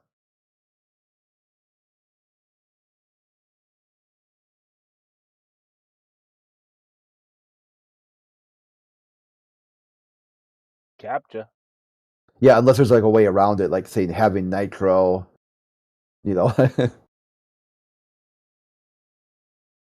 being connected to a VC at the same time and being active.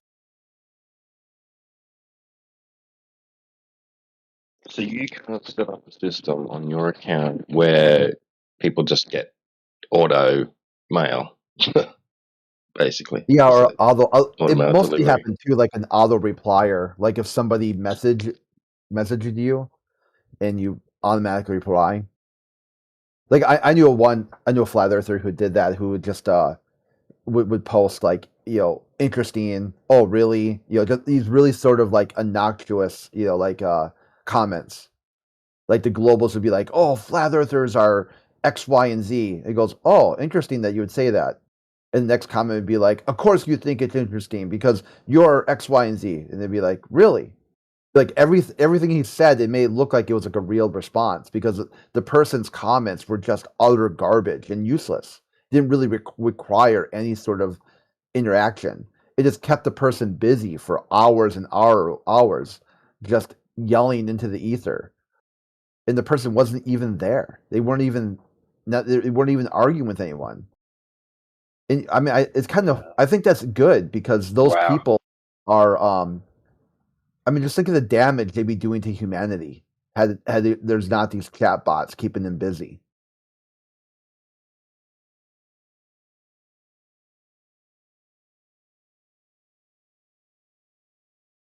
That reminds me of the old days, like talk like like you're talking about using that sort of tech.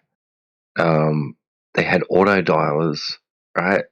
Yeah. Like on the Simpsons, that Simpsons episode. You got the older Yeah, one. they're called demon Yeah. dialers. Yeah. It's a hacker's tool, demon dialer. You just put a prefix in and give it its range of numbers and let it go, and it'll come back and list everything. It's just like in the movie War Games. That's a demon dialer. I used to make those.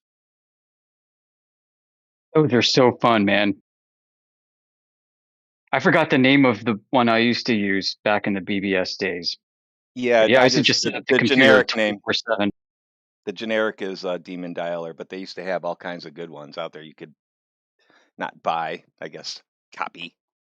Yeah.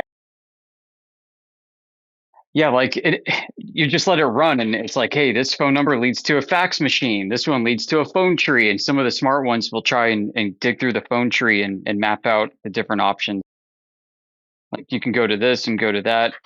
Yeah, if it figures out there's extensions, it'll start doing the extensions. You can say it'll say, "Hey, this line was extensions," and you can go back later and say, "Only go to this number and go through every extension." Yeah.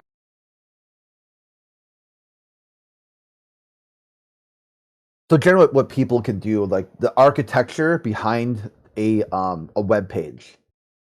So I won't get too detailed, but you can open Discord in a browser rather than the app. And when it's opened in the app, then you can change certain tokens to make like when you're posting stuff, and then people can vary that, so then it appears different each time. Interesting.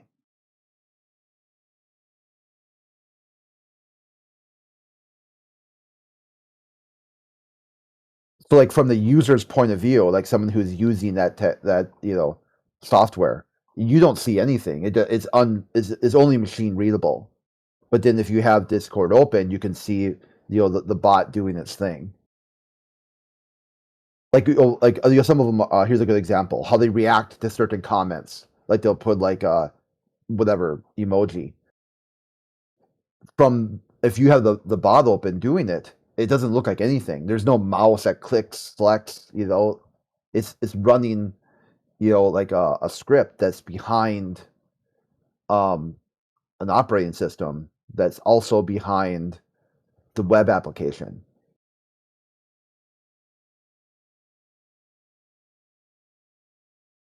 The downside is that it does error sometimes as compared to an API bot that will notice a message and then respond, like a bot economy or something like that, where you push like a command, like slash or period. Like the one here on this website, I'm trying to think. What you do, like question mark.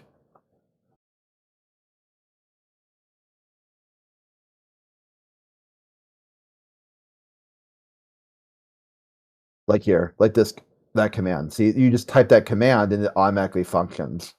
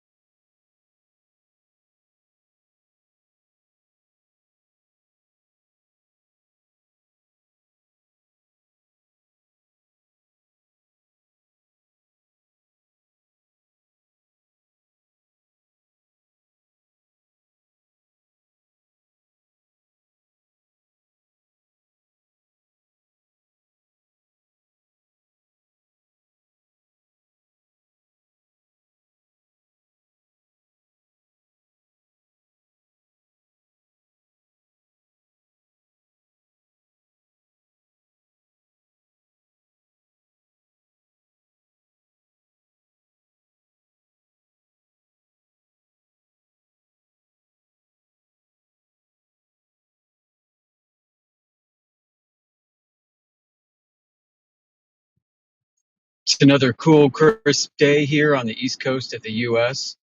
I can see for miles. Man, if I didn't have anything to do today, I'd totally take off and play with my new camera. I was going to say, chuck a decent lens on that thing and we'll see if you can see for miles, especially with an IR job done. So what'd you get, full spectrum? Yeah, full spectrum. I went to KalariVision.com to do it, and they're not the cheapest out there, but they seem to be the most rigorous, I think, with their surgical precision. Yeah, I was looking up online. For me to get that same camera that you've got over here would probably cost me about $3,600. Damn. Just due to conversion rate, that's all. Like, to get the camera and get the job done in US, it's about $1,700, but by the time it hits my doorstep, it's nearly double. Which is very frustrating. That's insane. But yeah, that's it. I think the camera after conversion, brand new and all that, came to about $1,850 US dollars. If I got one, I wouldn't get a full conversion. I'd go straight for just have it locked at 720, so I wouldn't have to put filters on or any of that kind of jazz. But that's just me personally. Yeah, I was thinking about that. I'm like, oof, man. Because at 720, you can take some really awesome, just like black and white photos, you know? Yep, correct, yeah. I've got an old, what is mine? Canon 20D. She's only an 8 megapixel, but I was thinking about sending that over and letting them convert it. But being that it's only an 8 megapixel, seriously, for sub $1,000, like I can even buy a Coolpix 1100 that's been converted, brand new, and I can get that for sub $2,000. So yeah, that's what. Do I get my old camera, convert it over, and just play with it, or do I just go, you know what, stuff it, get a new one, and like, because my old girls, I got that back in 2007, 2009, somewhere around there. So I've had it for a while. You could spend forever just trying to price all the different trade-offs that you get and the different features you want, depending on the camera platform and setup and everything else. And I almost went like the P1000 route. Yeah. You know, and I'm like, shit, if I carry one of these around, everybody's going to know I'm a flat earther. Yeah, it's like a big flashing red light. Over here, flat earther this way. Oh, it's a wonder they didn't change the name of them instead of P1000. Just call them the Flat Earther 1000 or something like that. FE 1000. Oh, just get it over and done with. Now, they've all got the advantages. Like the P series cameras, look, I haven't had a play with them, but from what I've read and from what I've seen of what other people have done, I can't knock it. My only complaint is the fact that they're a prosumer, not modular. So if you want to do something else, you can't just unclick the lens and swap them over. That's my only bitch about it. Outside of that, they're absolutely fantastic. There's zero complaints. That's right. That's right. I kept trying to talk myself out of it too. I'm like, man, you know, the reach is what it's about. Everybody wants that reach. Everybody wants to be able to videotape a zoom in from like a wide angle all the way to a tiny little dot on the horizon. And you do that with one lens. That is just amazing. Yeah. You know, and I won't be able to do that. I don't have the range that those provide on the short end or the long end with my incoming lens. My incoming lens costs as much as a P1000 to begin with. Well, that was when I started buying lenses for the Canon. I bought a 17 to 75, but it had to have glass internals, not plastic internals, and that doubled the price of it. So for that one wide angle lens, Australian dollars was 1,800. and yeah, that was back in 2009. But if I'd have got a plastic one, it would have only been about $400. And it was funny when I went to the camera shop, the fella's gone, "Oh, look, I don't know why you want a glass one, but you know, taking photos and you get those lens flares and you get like the stacked layers of light and it wrecks some photos." And I said, "Yes, the reason I want glass is because I like that effect." And there was just silence. He's trying to steer me away from it. If this is a major problem, you don't want that. And I actually think it looks pretty cool if you can snag it properly. So That's funny. Interestingly enough, after having me cataracts done, if I get the sun at the right angle, I get that in my eyes anyway. Camera anymore. Yeah, tell me about it. I got eye issues too. I've had multiple retina surgeries.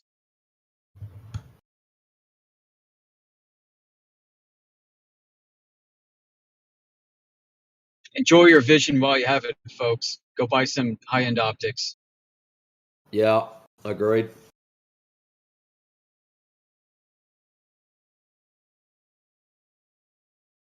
That was funny. When I got me, I was only 36. I was having eye troubles, you know, and you'll probably know what I'm talking about. You start getting headaches, and when the light's a bit dim, you're scratching your head going, "Why can't I read this?"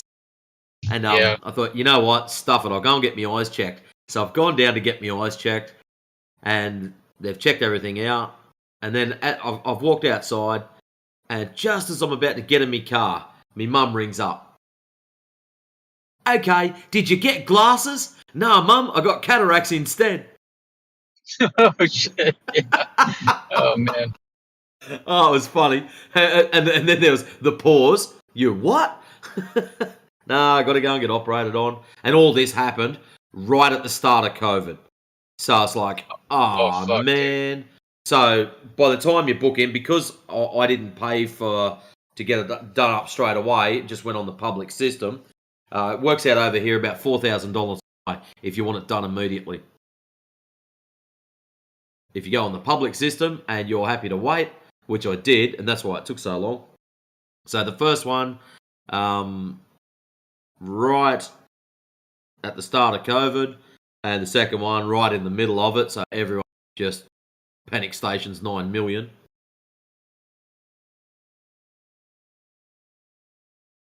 Fun and games. One of the requirements I was looking for in this camera was high contrast with low light. Yeah. But the And IR will do that for you. yeah, I mean, well, yeah. The funny, like IR needs a very, very light sensitive sensor to get the most out of it. Yep. So I basically started sensor shopping first, and then the camera just kind of came out of it. Yeah, I haven't had much to do with the Sonys.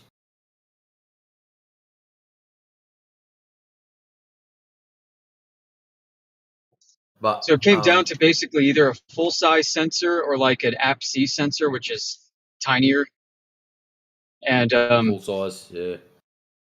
Yeah, full size is beautiful, but this sensor, even though it's not full size, it's in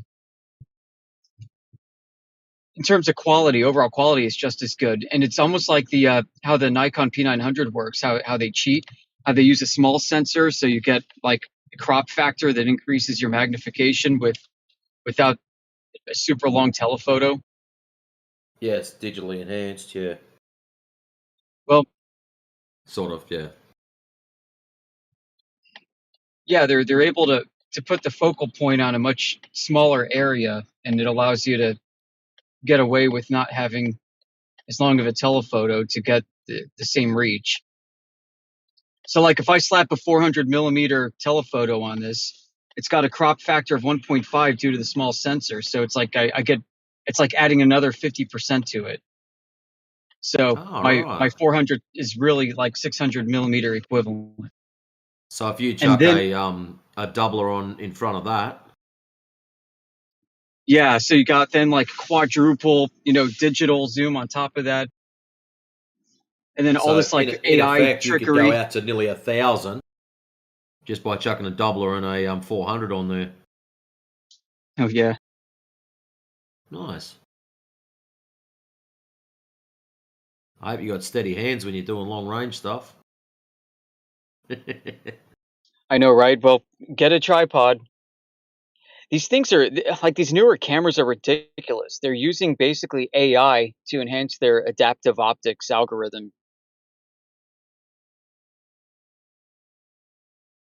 So you can have like mechanical stabilization and AI enhanced stabilization and AI enhanced adaptive optics, where it tries to unblur some of the shimmering that you see, which is still apparent in infrared.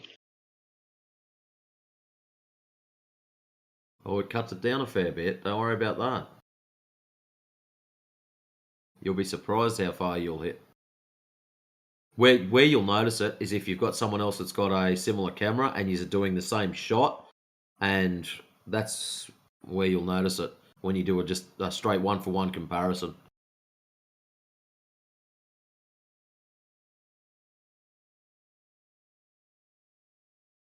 Yeah, it's not often people have got 5K to go and just blow on. Here's an IR one. Here's a standard one. Let's do a test.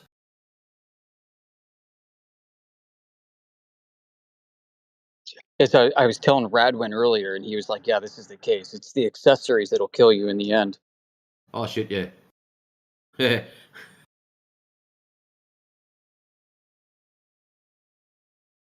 Like I was saying, everything costs $100 after this. You lost a lens cap, $100. Need a new battery, $100. SD card, $100. Strap for me bag, Exactly. $100. You need a little footer mount for your tripod, $100.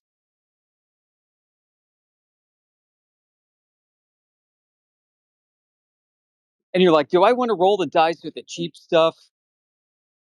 I don't know. It's like you're driving a Ferrari. Why would you go to the auto store and get a cheap seat cover? Yeah.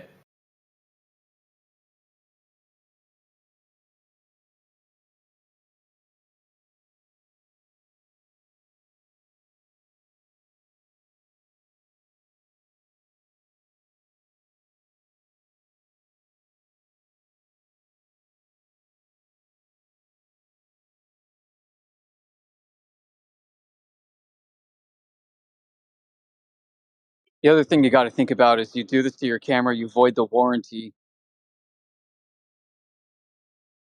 So it's like how much of Well, that warranty cost was built into the new sticker price of this camera that I'm foregoing. So you can add that to your opportunity cost. well, that's why I was looking at second-hand ones that have been converted. That's what I thought. You know what? If you get it from one of like Kalari Vision or one of those, then they're going to go through and check it, and they've got a pretty good rep. But Yeah. like I said, my biggest problem is the conversion rate. You know, even second-hand cameras, by the time it gets converted over, I can actually buy new cameras, and it's just, yeah. I'm actually surprised that a lot of the companies now still sell them with the filters that they've got on them, and they aren't selling the cameras just open so people can put whatever lens they like or filter that they like.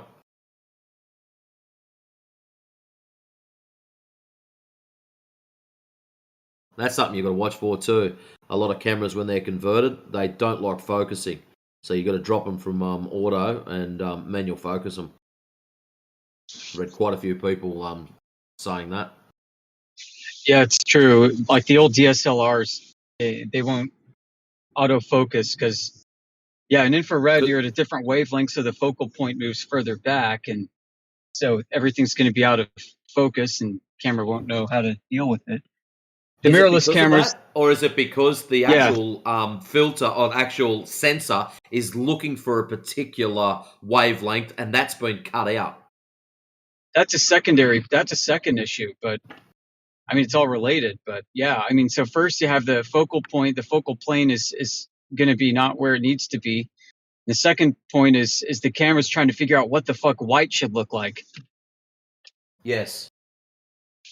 So what you got to do is you got to get like a neutral gray color, like sidewalk, or I bought a card. It's an 18% gray card, and you teach the camera that this is white when you're shooting in infrared, and you set that as your white is your white balance, a custom white balance setting.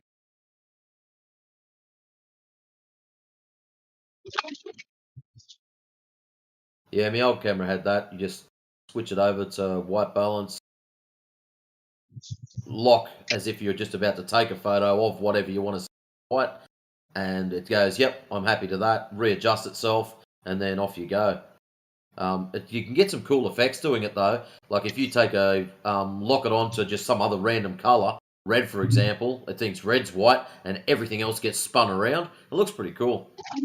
Yeah.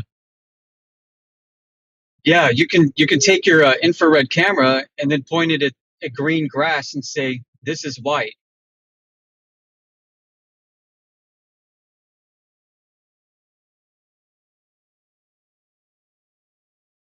Or totally invert it, point it at something black and say, this is white.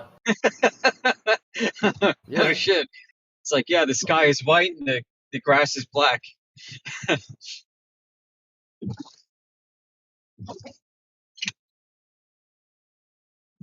The sky would probably actually still be black. That might still fuck you up a bit, because I don't know. I'd have to play around with it.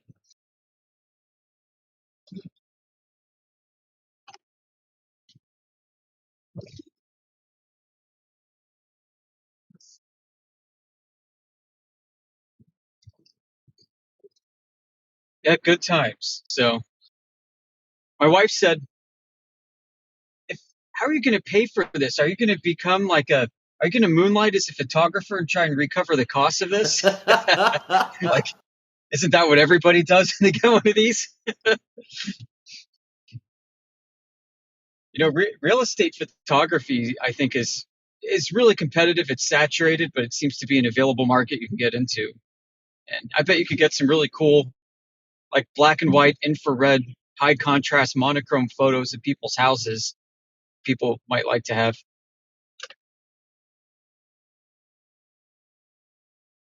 Older style houses like farmhouses and that seem to come out really good when they're done in black and white.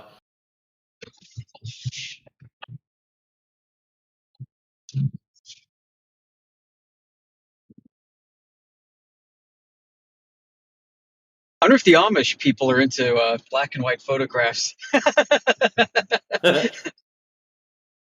No, they're not into any photographs, but funny. I mean, we got a lot of old Amish and Mennonite farms out here. They look really cool, I think.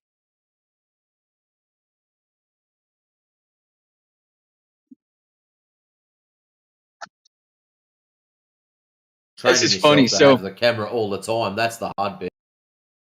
yeah, that is the hard bit. And then you got this thing attached around your neck or on your hand all the time. And, honey, put that away. You look like a geek. Yeah, just Oh be my happy it's not a God! What are you taking a P1000. picture of? Put it away. Huh?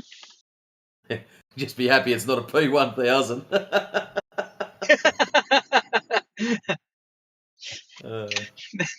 Yep. FE 1100. Yeah.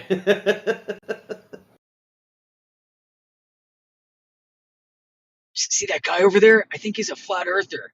What do you mean? He's got that flat earth camera. Let's get him. He's got a lens that's about 2 foot long. That'd be a funny comic. Activate 2,000 millimeter lens.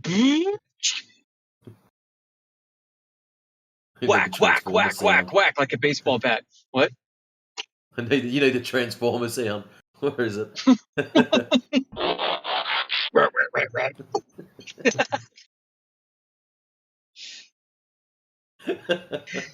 You're not going to get me this time, Globers. I got a P900 Super Zoom.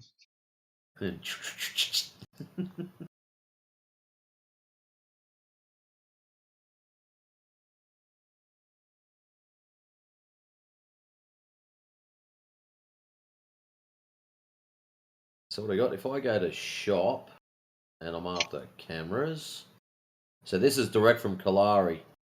What am I after? Price range, all subcategories, all condition. I'll go new. Actually, I'll untick that. I'll go used ones. See what I can find. Used. And what do we got in Sony's?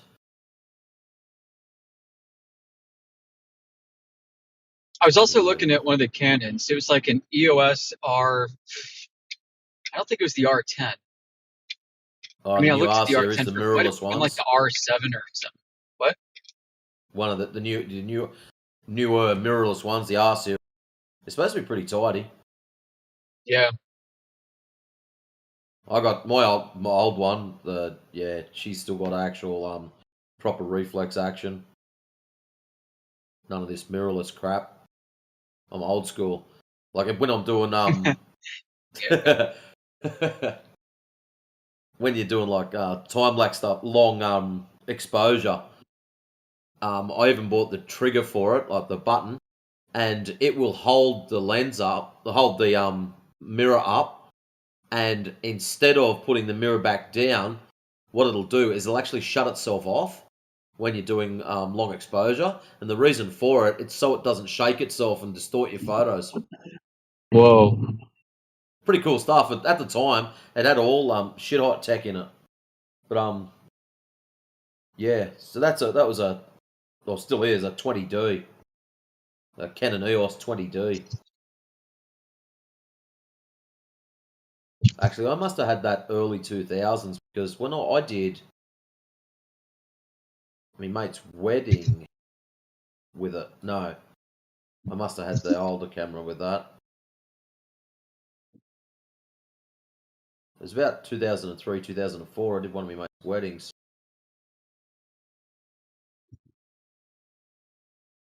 Yeah. Anyways. What do we got in the Sony section of used and abused? An A7, another A7, S, A7R, A7R7, A7S, A900, and an RX1R. So prices ranging from 924 through till about 3.5. That's US.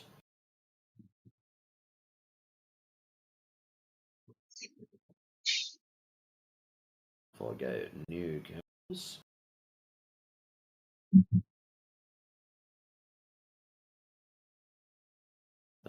A6400. The dollars are relatively cheap now for many foreign countries. So the dollar declined about 10% against an international average of currencies over the past year. So things are going to be about 10% discounted. Yeah, nah, not with the Australia tax. Oh. Currency. Let's have a look. Australian dollar,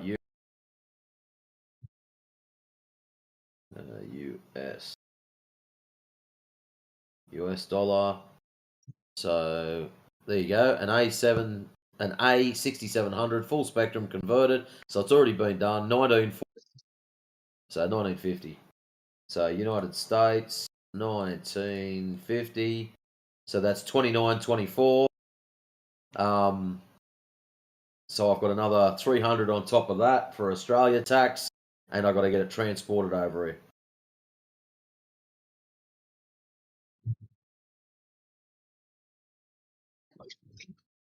So that's to get the same camera as you. That's no lenses or anything. That's just the chassis. Yeah, they don't even include a charging cable. That's a bit rude, isn't it? Yeah, got to get an SD card, got to get a charging cables, charging are pretty easy. It's USB-C. It does come with the battery though. Thank God. Yeah, that's bare naked, man. That's it. So then you're like, okay, I got this full spectrum converted now. How much are lenses? Oh man, 80 US bucks a piece, 100 US. the IR lenses. Mm-hmm. Yeah. So you've got the Yeah, little drop-in piece first, whatever they charge for that, plus the lenses that clip in. I got the external lenses on the outside. Oh, the actual clip on the front ones. Yeah, that's what I'd get Yeah, if just I had twist to. them in. Yeah, Yep, better that way. So then you yeah, they get the just screw UV on. IR cut pass, so you can do normal photography. And if you go to sporting events, you're not like looking at ghost images of players on the field. Yep. Pro tip for young players: also get yourself some clear filters, so you can screw on the front of the. Hopefully, they've got an thread on the IR lens. So you screw the clears on front of that to protect them. So if something does scratch the clear, you can just bin that and grab yourself just another clear. Yeah, double stack.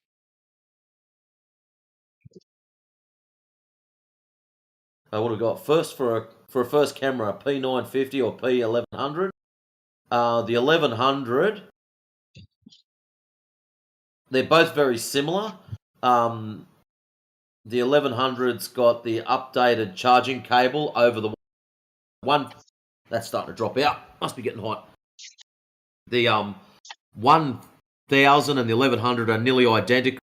There was something to do with the European rules and regulations that they had to change over to USB Type-C charging, and there was something else that was different.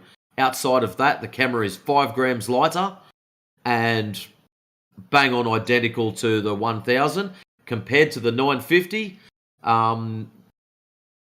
The newer one's got 125 millimeter zoom, whereas the older one I think was only 75. Please don't quote me on that. I can't remember off the top of my head. But price wise, there's a fair difference in price. I think the older ones are nearly half now. So if you can snag one that's well looked after, you can get yourself a good bargain. But the 1100's got a much superior zoom, mate. Yeah. By a long shot. I'm going to show you something. Give me just a minute as I park my car so I can scroll through my phone. All right, here we go. So I was looking for my exact camera setup on the internet, examples of people using it. Yeah. Because you're kind of curious to say, okay, what kind of output can I actually produce here? And I found this. Hold on. This. Where the hell is it? I know I posted it. This is it. Okay. Wait, is that it? I think that's it. Okay, here it is.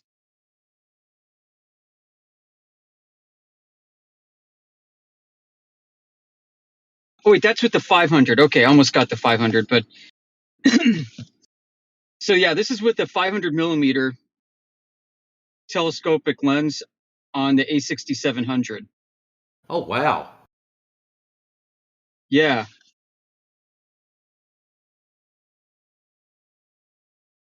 Only little bits of chromatic aberration, but that's nothing. The rest of it's pretty tidy. Yeah, so that's like 1/4 of the length of a P900. Yeah. Now that's at 500 millimeter, not 2000.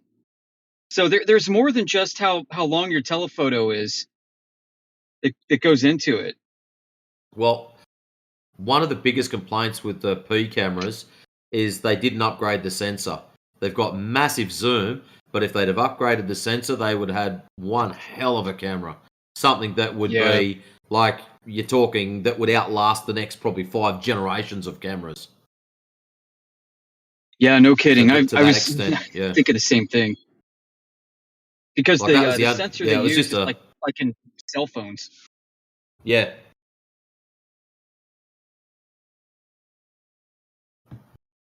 But the other thing to look at too, like if you've got a full modular setup like what you've got, like a proper SLR, you can get adapters for telescopes. So if you just happen to be going through markets one day and you find a cheap telescope that's got a pretty decent range on it, you can get an adapter for that, and all of a sudden you can click your telescope straight onto that and do some long range stuff. There's heaps more options. Yeah, that's probably coming. Yeah, that's next. That's in 2027. Just one toy at a time. Yeah. Let's see, how many years off of my retirement can I shave?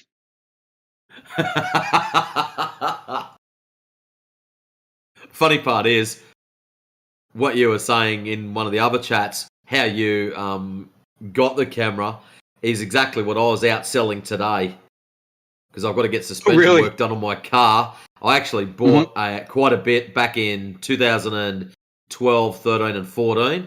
I had 1,860 ounces, and I got sick a few years ago and had to sell a little bit, which I'm so dirty about.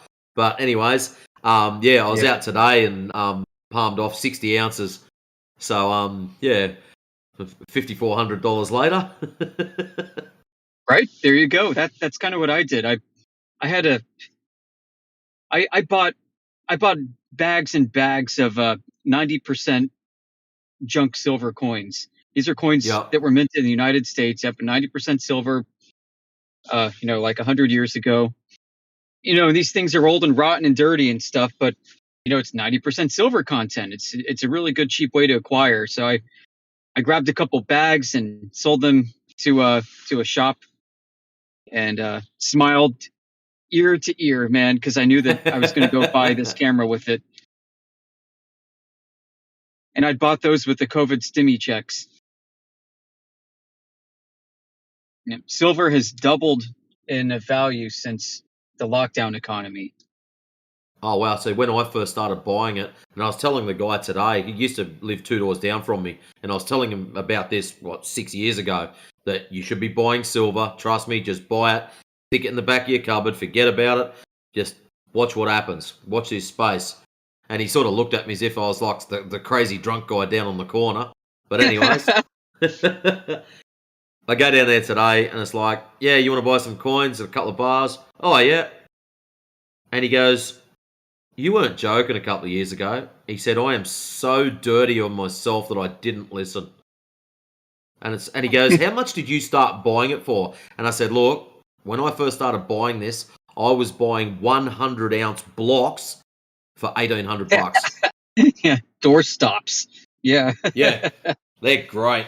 But he goes, you wouldn't believe that now. Like the little 10-ounce bars are going for like $920. Yeah, madness. But I warned him. It's not like I sat back and didn't say anything. I told everyone, go and buy this shit. Just go and buy a pile, chuck it in your gun safe, use them as door stops. I don't care. Just have a couple of blocks sitting around. That's right. Trust me, it's worth it. We had some friends of our family were Romanians, and when Ceausescu came to power in Romania, he was a bastard dictator asshole. They were able to flee on foot, basically into Western Europe, and were able to reconstitute their lives because they had gold and silver. They were able to just grab and go. Yeah. And and people are surprised. People who've never purchased gold before have no concept for just how much value can be packed into such a tiny little thing. You got like the size of 2 postage stamps. For the size of 2 postage stamps, you got like $4,000 USD embedded into that. Yep. So fill a sock full of that shit. You can easily conceal it if you get shaken down by bad guys. Yep. The problem is most people have been taught that fiat trash is money, whereas gold is money. Always has been, always will be. And it's a wonder it hasn't come up as a conversation over the English hub, because there's a lot of Asians and Indian fellas there, that all dabble in shiny yellow rocks. They sure know. Yep, I got neighbors who are from India, and we talk gold all the time. Yep, it's a big part of their culture and how they measure wealth and how they leave Yeah. inheritances. Yeah. Yeah, it's wealth storage. Yeah, the reason I got into it a long time ago, one of the boys I was working with said something about it. Oh, you should be buying gold and silver. Oh, why is that? And he goes, oh, you should, instead of just having, say, all Bitcoin or all something else, have your wealth spread around on different things. And okay, that makes sense. Don't put all your eggs in one basket, in layman's terms. And I started looking into it, and at the time, gold and silver used to follow this ratio of about, was it 15.8 to 1 or 16 to 1? And I had to look into it, and all of a sudden that ratio just blows out big time. Gold prices went through the roof. Yeah. And our mate goes, keep an eye on it because that ratio is going to come back. He said, now think about it logically. You've got two options. Option number one, gold prices will come back down to make the ratio match. Option number two, silver prices will go up to make the ratio match. Which one do you think's going to happen? And he goes, I can tell you now, prices don't come back down very often. Right. If it's like kind of like how Bitcoin came out. For it to Yes. work and to seek worldwide adoption, people would have to start thinking of how much things should be priced relative to Bitcoin and not really think about Bitcoin to USD. And same with gold. If you look throughout history, what gold has been able to demonstrate is just how much fiat currency is fluctuating in value. But things tend to be priced to par pretty evenly keeled throughout history in gold. How much it's fluctuating in value or how much it's devalued? Yeah. Fluctuates as it gets devalued, man. It's crazy. I mean, there's like an adage that people say in America, maybe they do in Australia, that basically an ounce of gold has always been able to afford you two of the finest suits that you could ever buy. Yeah, I've heard that before. Yeah.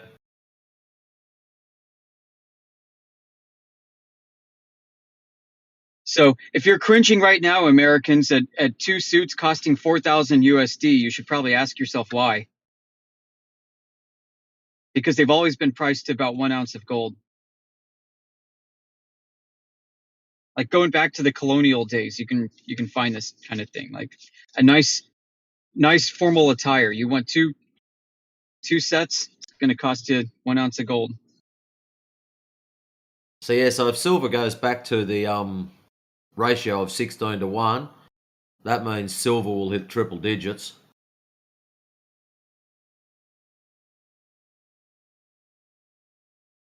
Yeah, boy, silver's where the real dark horse is. Everybody's kind of looking at gold, but yeah, silver might be way undervalued. Oh yeah, it's undervalued. What's interesting is a lot of big buyers aren't buying paper silver at the moment. They're actually going directly to pawn brokers and stuff, pawn shops and stuff like that, and buying physical, so that it doesn't show up on the market and pump the market too hard. So a lot of places are getting strip mined, like our local stores. The guy there that I went and saw, he said that there was a customer only come in a couple of days beforehand, stripped him out of $15,500 worth of. Not that that's much in these days, but he said normally you get someone who'll come in, maybe $1,000 here, maybe $1,000 there, and he said yes. He said we've had a couple of big hitters over the last few weeks come in, and he said I don't understand why. And I told him why, and I said the reason for it, these people normally play the paper market, and when you start doing big buys or big sells on the paper market, those fluctuations show up and it affects everyone. Whereas if you go round to a pawnbroker and buy physical, because at some stage people want to collect their paper and turn it into the real deal. So whoever's got the bill at the end of the day pays. That's exactly right. It's exactly And right. what's They call happening? that dark pools of liquidity. Yep. So what's happening is all the big shoppers are getting all the physical, so they don't get stuck with the bill at the end of the day. Bingo. But anyways, something else that it's holds value too is ammunition, folks. Like you can take ammunition interesting. from World War II. Yeah, I try not to laugh. I know. You don't have to be a gun owner to appreciate the store of value that ammunition absolutely is. Precious You can metals. take The 70-year-old store of precious ammunition. metals. You could fire it safely; it's still going to work. Oh shit. Nah, not a problem, mate. Well, it's up past 12 over here, as in midnight. So I'm going to go and get some beauty sleep, because if you've ever seen my head, you'd know why. I'm going to go bury myself into spreadsheets at work, and if you've seen how bad my eyes are, you're going to know why. Let me put on my beer goggles. All right. Nah, not a problem, guys. Alrighty, I'll catch you later. Peace. See you, Matrix. I'm going on mute.